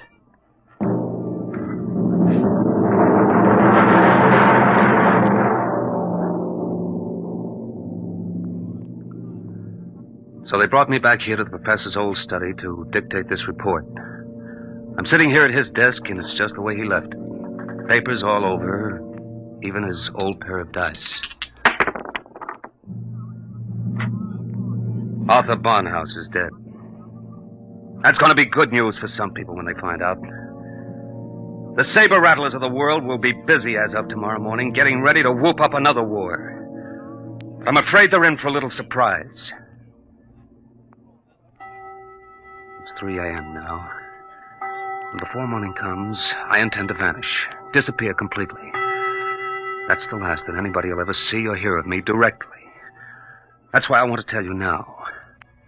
I've been looking at the new inkwell here on the desk. The professor's last words were something about an inkwell. And in it I found a little scrap of paper. Just a few words, but they complete the note I showed the major. The note that didn't make any sense. The whole thing makes sense now. Professor Barnhouse may be dead. But you haven't heard the last of the Barnhouse effect. Not yet. I've been experimenting while I've been talking to you. And now the time has come for me to say goodbye. You see, I've just rolled my 50th consecutive 7.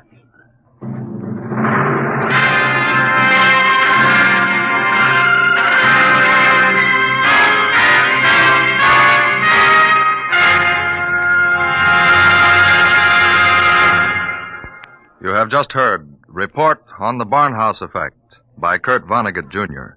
An adventure in time, space, and the unknown. Dimension X. Next week, the strange story of the interspace rocket Star Cloud, which vanished mysteriously behind the Great Galactic Barrier in the year 1986. What happened to it and to its crew? We'll tell you next week.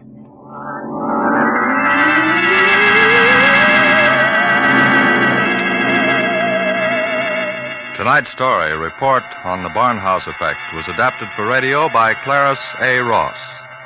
Featured in the cast were Bill Quinn as Clinton, Ed Jerome as Professor Barnhouse, and Carl Weber as Major Cutthroat. Your host was Norman Rose. Music, Albert Berman. Engineer, Bill Chambers. Dimension X is produced by Van Woodward and directed by Edward King. Adventures in Time and Space. told in future tense. Dimension X.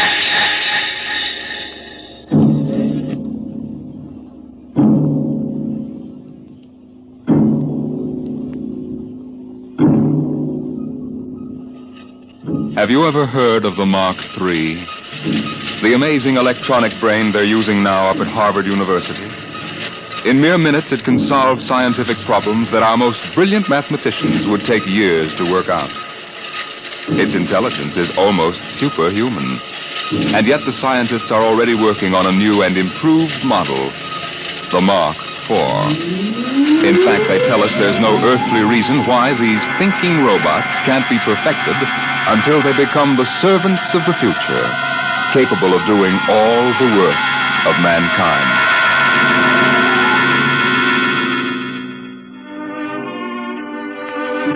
Yes, that's what the advertising billboard said in the year 2006. Housework made easy by the perfect domestic servant. Modern Mechanicals Agency, Harry Underhill, President. The billboard showed a smiling family, sitting with folded hands, watching their mechanical robot pour their morning coffee. But in the home of Harry Underhill himself, things weren't quite as pleasant at breakfast this day. I just can't understand it, Aurora. Look at this. Modern Mechanicals down 3 points. Yesterday, Smithson canceled his order. If I could only figure out why. Why don't you ask him? Well, Frank, there, eat your oatmeal. Oh, Mom. I just don't understand it. Business was good, and then boom. Some louse must be undercutting my prices, that's all. How many robots were canceled? Not robots. Mechanicals, Aurora. How many times... They are robots, aren't they? Please, Aurora, there's an important difference in sales psychology. Maybe people are getting wise to your robots and mechanicals. What do you mean, Aurora? The perfect domestic servant. They're ugly, stupid, clumsy, walking junk piles. Aurora. The one you brought home to me can't even wash the clothes properly. It's more trouble than it's worth. Aurora! You know our mechanicals are the best on the market. Those animated tin cans you sell? They're certainly not making us any fortune. Well, with this new model, things are bound to pick up a little. If that Jarvis order just comes through... Oh, that robot of yours. There's something knocking again. Hey, wait. Put that plate back. I haven't finished my breakfast yet. Wait! Harry, you know you've got to say stop. Stop. Stop. You always get excited. You think you never saw a robot before. Not robot, mechanical. All right. Look, it's not its fault. We just took too long to eat. Timing relay is set for 15 minutes. Never mind. I want my coffee back. Set. There. Isn't that simple? It bends at the waist, stretches out its arm, and picks up the coffee pot just as if it were yours. Hey, watch out! And spills it right in your lap. Oh, my clean suit, Aurora. Oh, no. Harry, you know it's relayed to announce dinner after it sets the table. Hey, there goes my coffee again. Stop. Set. Harry, you can't give it 2 orders at once. What's that smell? There must be a short. Now see what you've done. Got it all upset. I did. All I said was... Harry! Stop. Oh, it's no use. The brain coil's shorted out. Well, do something. Harry, do something. I sure will. I'm going to the office. I'm getting out of here.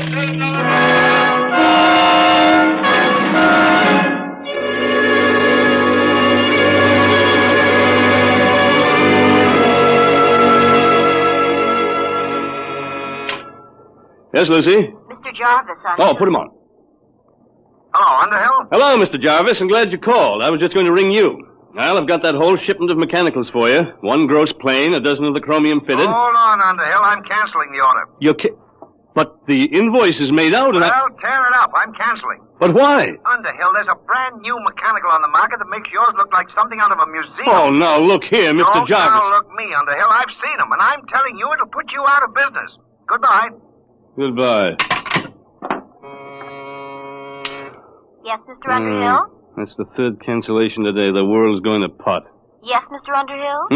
No, never mind, Lucy. I'm going home.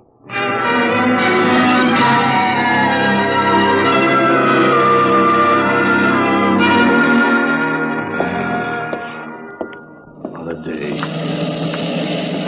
I wonder if Aurora'd smell it on me if I ducked into Garrigan's. She's got a nose like a beagle.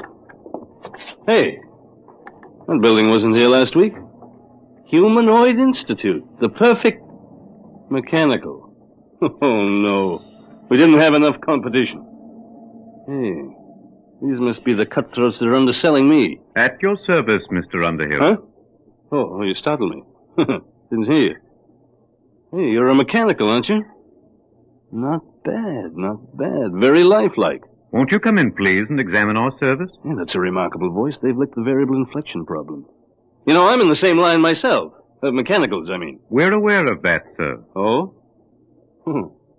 Hey, some building you've got here. You sure got it up in a hurry. The Humanoid Institute at your service, Mr. Underhill. Yes? Oh, how'd you know my name? For us, that was not difficult. Oh, is that so? Oh, wait a minute. This is ridiculous. Talking to a mechanical. Must be somebody inside operating you by remote control. No, Mr. Underhill. Of course, there is Humanoid Central, which powers and controls all of us, but that is located on Wing 4. Wing 4? A planet in a remote part of the galaxy. Oh, yeah. Well, may I see your salesman, please? We employ no human salesman, sir. We ourselves can accept your order for immediate humanoid service. Oh, wait a minute. You can't expect me to buy one. I'm in the business myself. There will be no more need for your electronic mechanicals, sir. Once you have accepted our service, you will no longer have to work. Everything will be done for you. Everything? That's quite an offer. At that rate, you'll have trouble supplying the demand. I think not, sir. As you can see from our storage room. Humanoids are now arriving at the rate of 5,000 per hour from Wing 4. 5,000 per hour? We are anxious to introduce our complete service on this planet, sir, to bring happiness to everyone. May we come out to your home for a free trial demonstration? No, I admit you're remarkable. The voice, the movement, graceful even. But I'm still in business, and what's more, I wouldn't have you around the house. I'm afraid you will have no choice. Sooner or later, it will be necessary. Oh, is that so? Over my dead body, let me out of here. At your service, Mr. Underhill.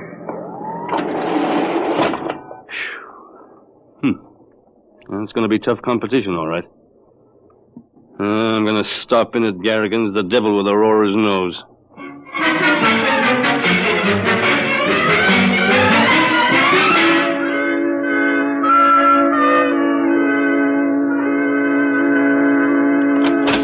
Oh, hi, Pop. Hello, Frank. How was the football game? We won, 78-3. Guess what, Pop? You made all the touchdowns. Nope. Mom took in a boarder. She what? Aurora! She said if your business was going to fall on his face, she had to do something to make some money. Oh, she did, huh? Harry, what's all the racket for? You tell me. What's this about a boarder? Shh, Harry. He's going to live in that little apartment over the garage. Oh, no, he isn't. You know I don't want any strangers around here. Harry, please, shh. Look, he won't bother you. He's a nice old man. Oh. He just wanted a room and a place to work. He's an inventor, I think. Oh, he is he? Did he pay in advance? Well, he can't. You see, his royalties haven't started to come in. Mm-hmm. Aurora, how can you be taken in by every beat-up old panhandler that gives you a sob story? Mr. Sledge isn't like that at all. Oh, that reminds me, dear. Can you give me a 10? A 10? What for? Well, Mr. Sledge is ill. He needs some medicine for his heart, and I said I'd lend him the money. You get... Oh, Aurora, this is the limit. He goes out right now. Now, don't be unkind, Harry. Besides, we need the rent money. Things aren't that bad yet. He goes. Please, shh. What are you shushing me for? Mr. Sledge, he's in the next room. I've invited him for dinner.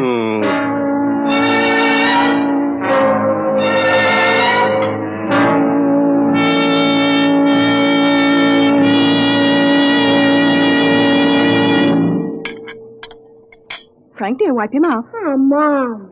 More gravy, Mr. Sledge? No, thank you, Mrs. Underhill. Mr. Sledge, my wife tells me you're a traveling man. Expect to move on soon? Harry. I had hoped to do a little work, Mr. Underhill. You see, I've applied for basic patents here on Earth for a very important development. Oh, a new invention, huh? Yes. My field is rhodomagnetics. What? Rhodomagnetics. It's a new force field theorem, key to the second triad of the periodic table. Rhodium, ruthenium, and palladium. I'm afraid I'm a little rusty on my science. It's well known in other parts of the galaxy, but I've been able to apply for basic patents here. Worth, millions, huh? Perhaps you find it strange that the holder of such valuable property should be in need. Well, yes. I'm a refugee, Mr. Underhill. I arrived on this planet only a few days ago. Mm-hmm. But you will be shoving on again. Oh, for goodness sakes, Harry. That's all right, Mrs. Underhill. I understand. After all, I am an intruder in your home, and if it inconveniences you at all, I'll find some other place to sleep and set up my workshop. Harry, your robot is spilling the coffee again. I'll have to have it tightened up. Why doesn't your company bring out a better mechanical? One smart enough not to spill things. Wouldn't that be splendid? The perfect mechanical already exists, Mrs. Underhill. They're not so splendid, really. They are why I am a refugee today. Oh? Where'd you say you came from? Wing 4. Wing 4? Oh, then you must mean those humanoids. Humanoids? Mr. Sledge. Humanoids? What do you know about them? Well, they just opened an agency here in Two Rivers. No. No. Harry. What is it? What's wrong, Mr. Sledge? Give him some water. It must be his heart. Call Dr. Winters, Aurora. No. I'll be all right. Here, you better sit down. I'm sorry. It was just shock. I came here to get away from them. The humanoids? Yes. I wanted to finish my work before they came. But now, I won't trouble you any further. But, Mr. Sledge, Harry, he's sick. Well, Mr. Sledge, I don't think you'll have to go right away. He can stay, Harry. Sure, after all, the way those humanoids are coming along, I'm liable to become a refugee myself any minute. Guess we might as well stick together, eh, Sledge? Oh, that's better. Oh, you look ill, Professor. Maybe you ought to lie down on the sofa and rest. No, thank you. I must get back to my workshop now. I haven't got time to rest. There's so little time left for all of us.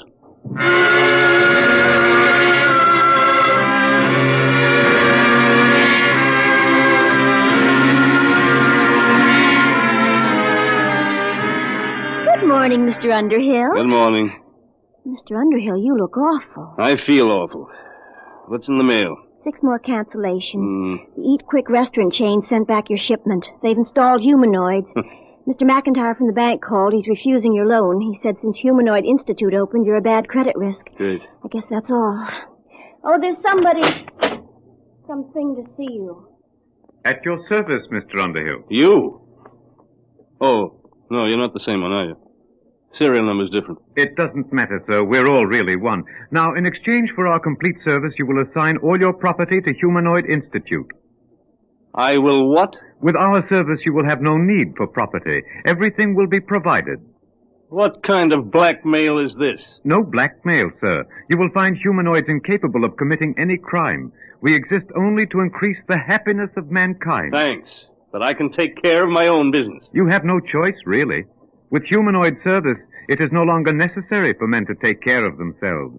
Our function is to serve and obey and guard men from harm. Get out. Very well, sir. When you wish to sign, let us know. Get out. Get out!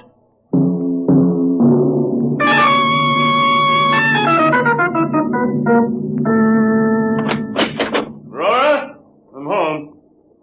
At your service, Mr. Underhill. What's the idea of this?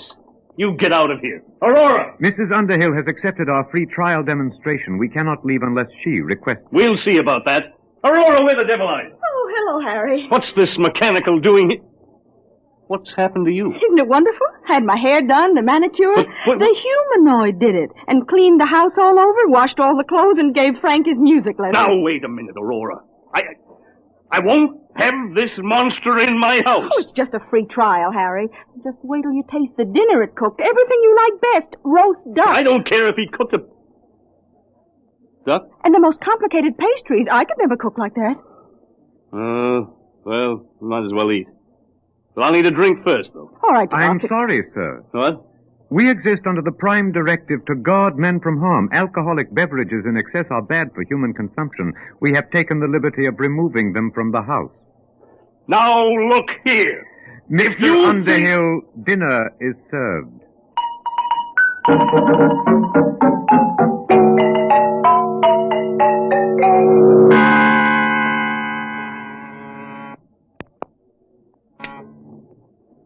Yes, Lucy? They're here, Mr. Underhill. I've been expecting them for a week. All right, Lucy. At your service, Mr. Underhill. We have the legal papers here, the bankruptcy forms, the eviction notice. We are ready now to foreclose your agency. Okay, take it over. A lot of good it'll do you. I haven't made a sale in 2 weeks. And now, if you will make the assignment of all your personal property, we can complete our service to you. What if I won't sign? That would be unfortunate. But with stubborn cases, we must sometimes resort to other methods. Eventually, Mr. Underhill, you will sign.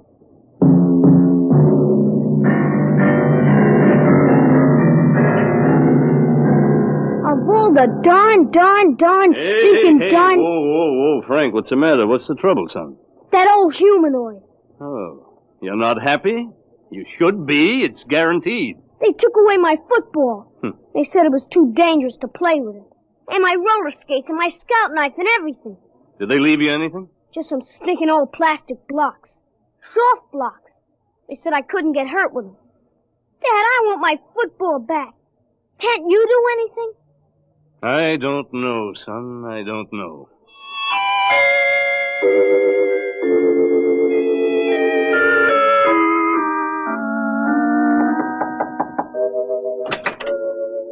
Oh, Mr. Underhill. Mind if I come in, Sledge? No, not at all. You mind if I keep working? Oh, go right ahead. It's good to see somebody working with his hands. Something wrong? My son. The humanoids took his football away. They're everywhere. They've smashed my business, taken over my house. Sledge, isn't there some way to get rid of them? That is exactly what I am trying to do. You? What makes you think you can do anything? Because, you see, Mr. Underhill, I'm the unfortunate fool who started them. You? I don't understand. I started the humanoids. And I've been running from them ever since. You started them? Yes, I invented them. I built the ronomagnetic relays that operate Humanoid Central. But why? I wanted to bring happiness to humanity. Happiness? That's great. My wife's been crying for 2 days, and do you know why? Because she's bored stiff. There's nothing left for her to do. They won't even let her lift a little finger. I don't blame you for feeling bitter, Mr. Underhill. It's all my fault. I wanted them to serve and obey, guard men from harm. No, they do that all right. They've even emptied our medicine chest.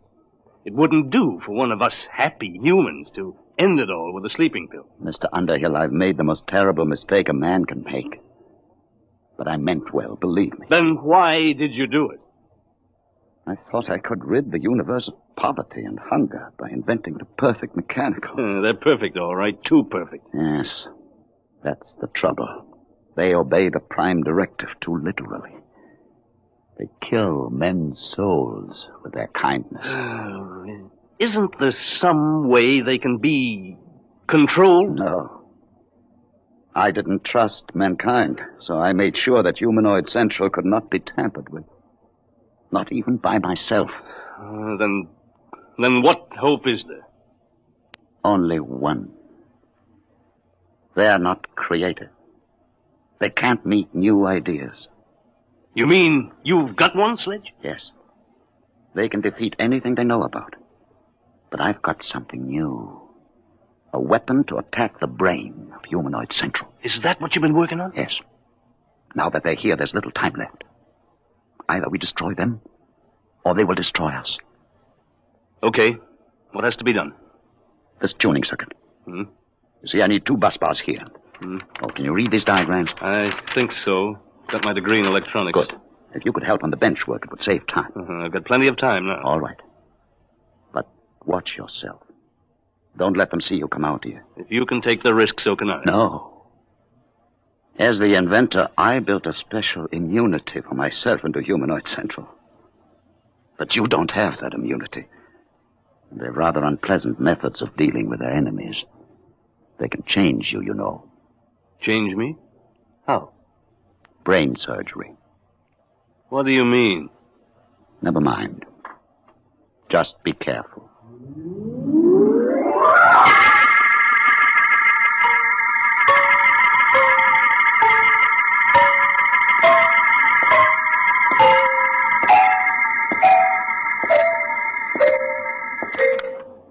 Mr. Underhill.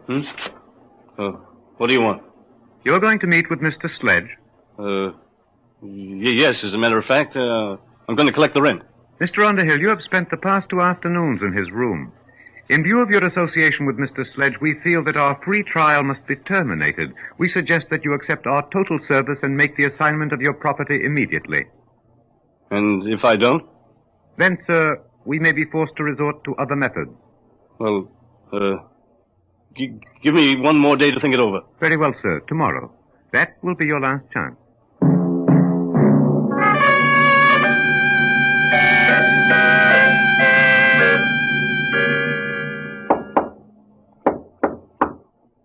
Who is it? Underhill. Did they see you? No, not today. Sledge, we've got to hurry. It's difficult work, Mr. Underhill, but I'm almost finished. They gave me till today. They said they'd use other methods. What's that? The humanoids, building some kind of a warehouse across the road. Sledge, are you sure this thing will work? It's a new principle, Underhill. A tuned rhodomagnetic light beam. It should act to fission the heavy atoms of the basic ores on Wing 4. It will destroy Humanoid Central. But are you sure? I know the humanoids. I made them.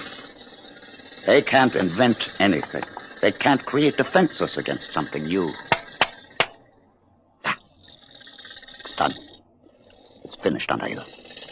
You going to use it now? Immediately. I'll have to feed the astronomical data into the calculating circuits. There must be zero error in focusing. What will happen? Wing 4 will disappear in a chain reaction. Humanoid Central will be destroyed. They'll stop. Ready now. Stand clear, please.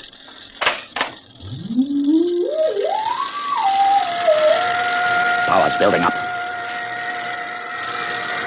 Step on the rubber mat, Mr. Underhill. We must be shielded when I cut in the full power load. Hurry, Sledge. I've waited 30 years for this moment, Underhill.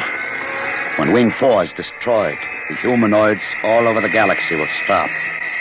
They'll stop dead. You won't hear those drills. Sledge. All right. Now.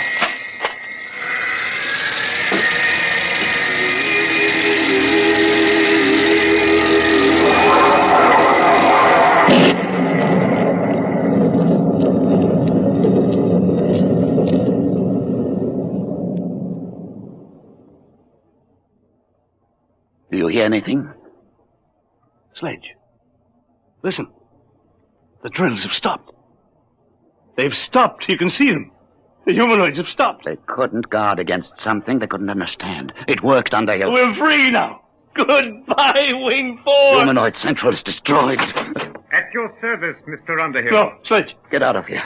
Get out. You were attempting to break the Prime Directive. It is therefore necessary to interfere. But you stopped. I saw you, all of you. In order to guard against Mr. Sledge's beam, it was necessary to stop all units momentarily to concentrate power. That necessity has passed. But it was new. You can't invent anything new. No, sir, but we were able to adapt the screening principle you yourself invented. For the past 30 years, Humanoid Central has been screened against any energy attack. All these years wasted. All these years? Your immunity has ended, Mr. Sledge. It will now be necessary for you to accept our full service. No, I'll stop you. I'll stop all of you. No, Sledge. I'll stop you with my bare hands. I'll kill you Sledge, all. don't. It's no use. Do not worry, Mr. Underhill. At worst, he can destroy one unit. There are millions more. Sledge, you'll hurt yourself. Sledge! I'll kill him. He's sick. It's his heart. You, get a doctor. Until he surrenders, we can neither aid nor hinder Mr. Sledge. Do you surrender your immunity, Mr. Sledge? Have to. Last chance. Gone. Yes. Help me. Help me. At your service, Mr. Sledge.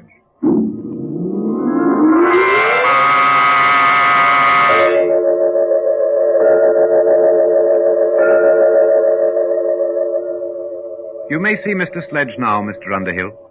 Alone? If you wish. In here. Thanks.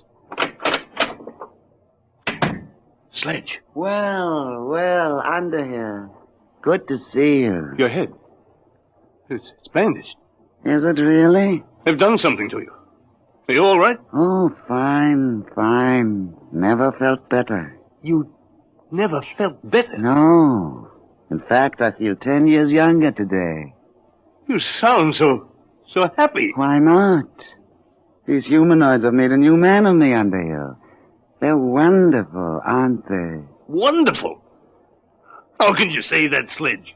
Only yesterday you hated them. You were trying to destroy them. Destroy them? Why? You don't remember? You've forgotten what they're doing to us all?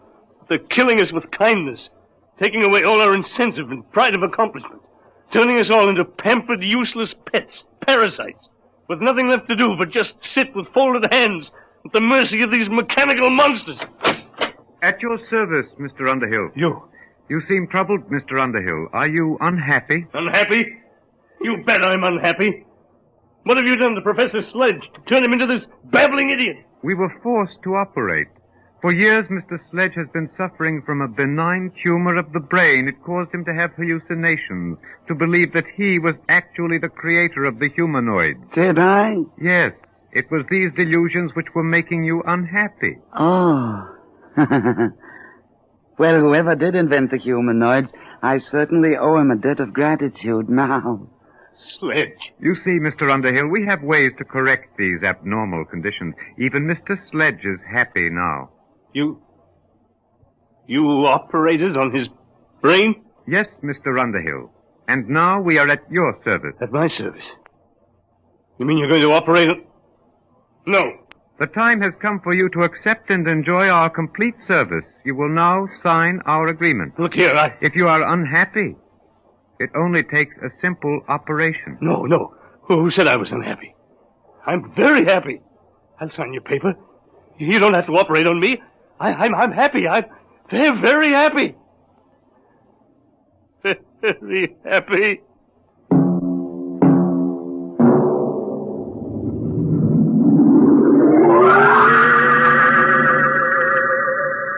The happy Mr. Underhill's futile hands clenched and relaxed again, and then folded quietly.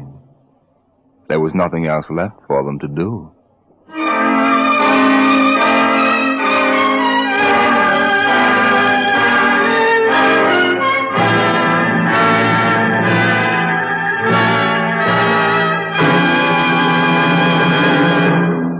You have just heard the Jack Williamson story, With Folded Hands, an adventure in time, space, and the unknown world of the future, the world of Dimension X.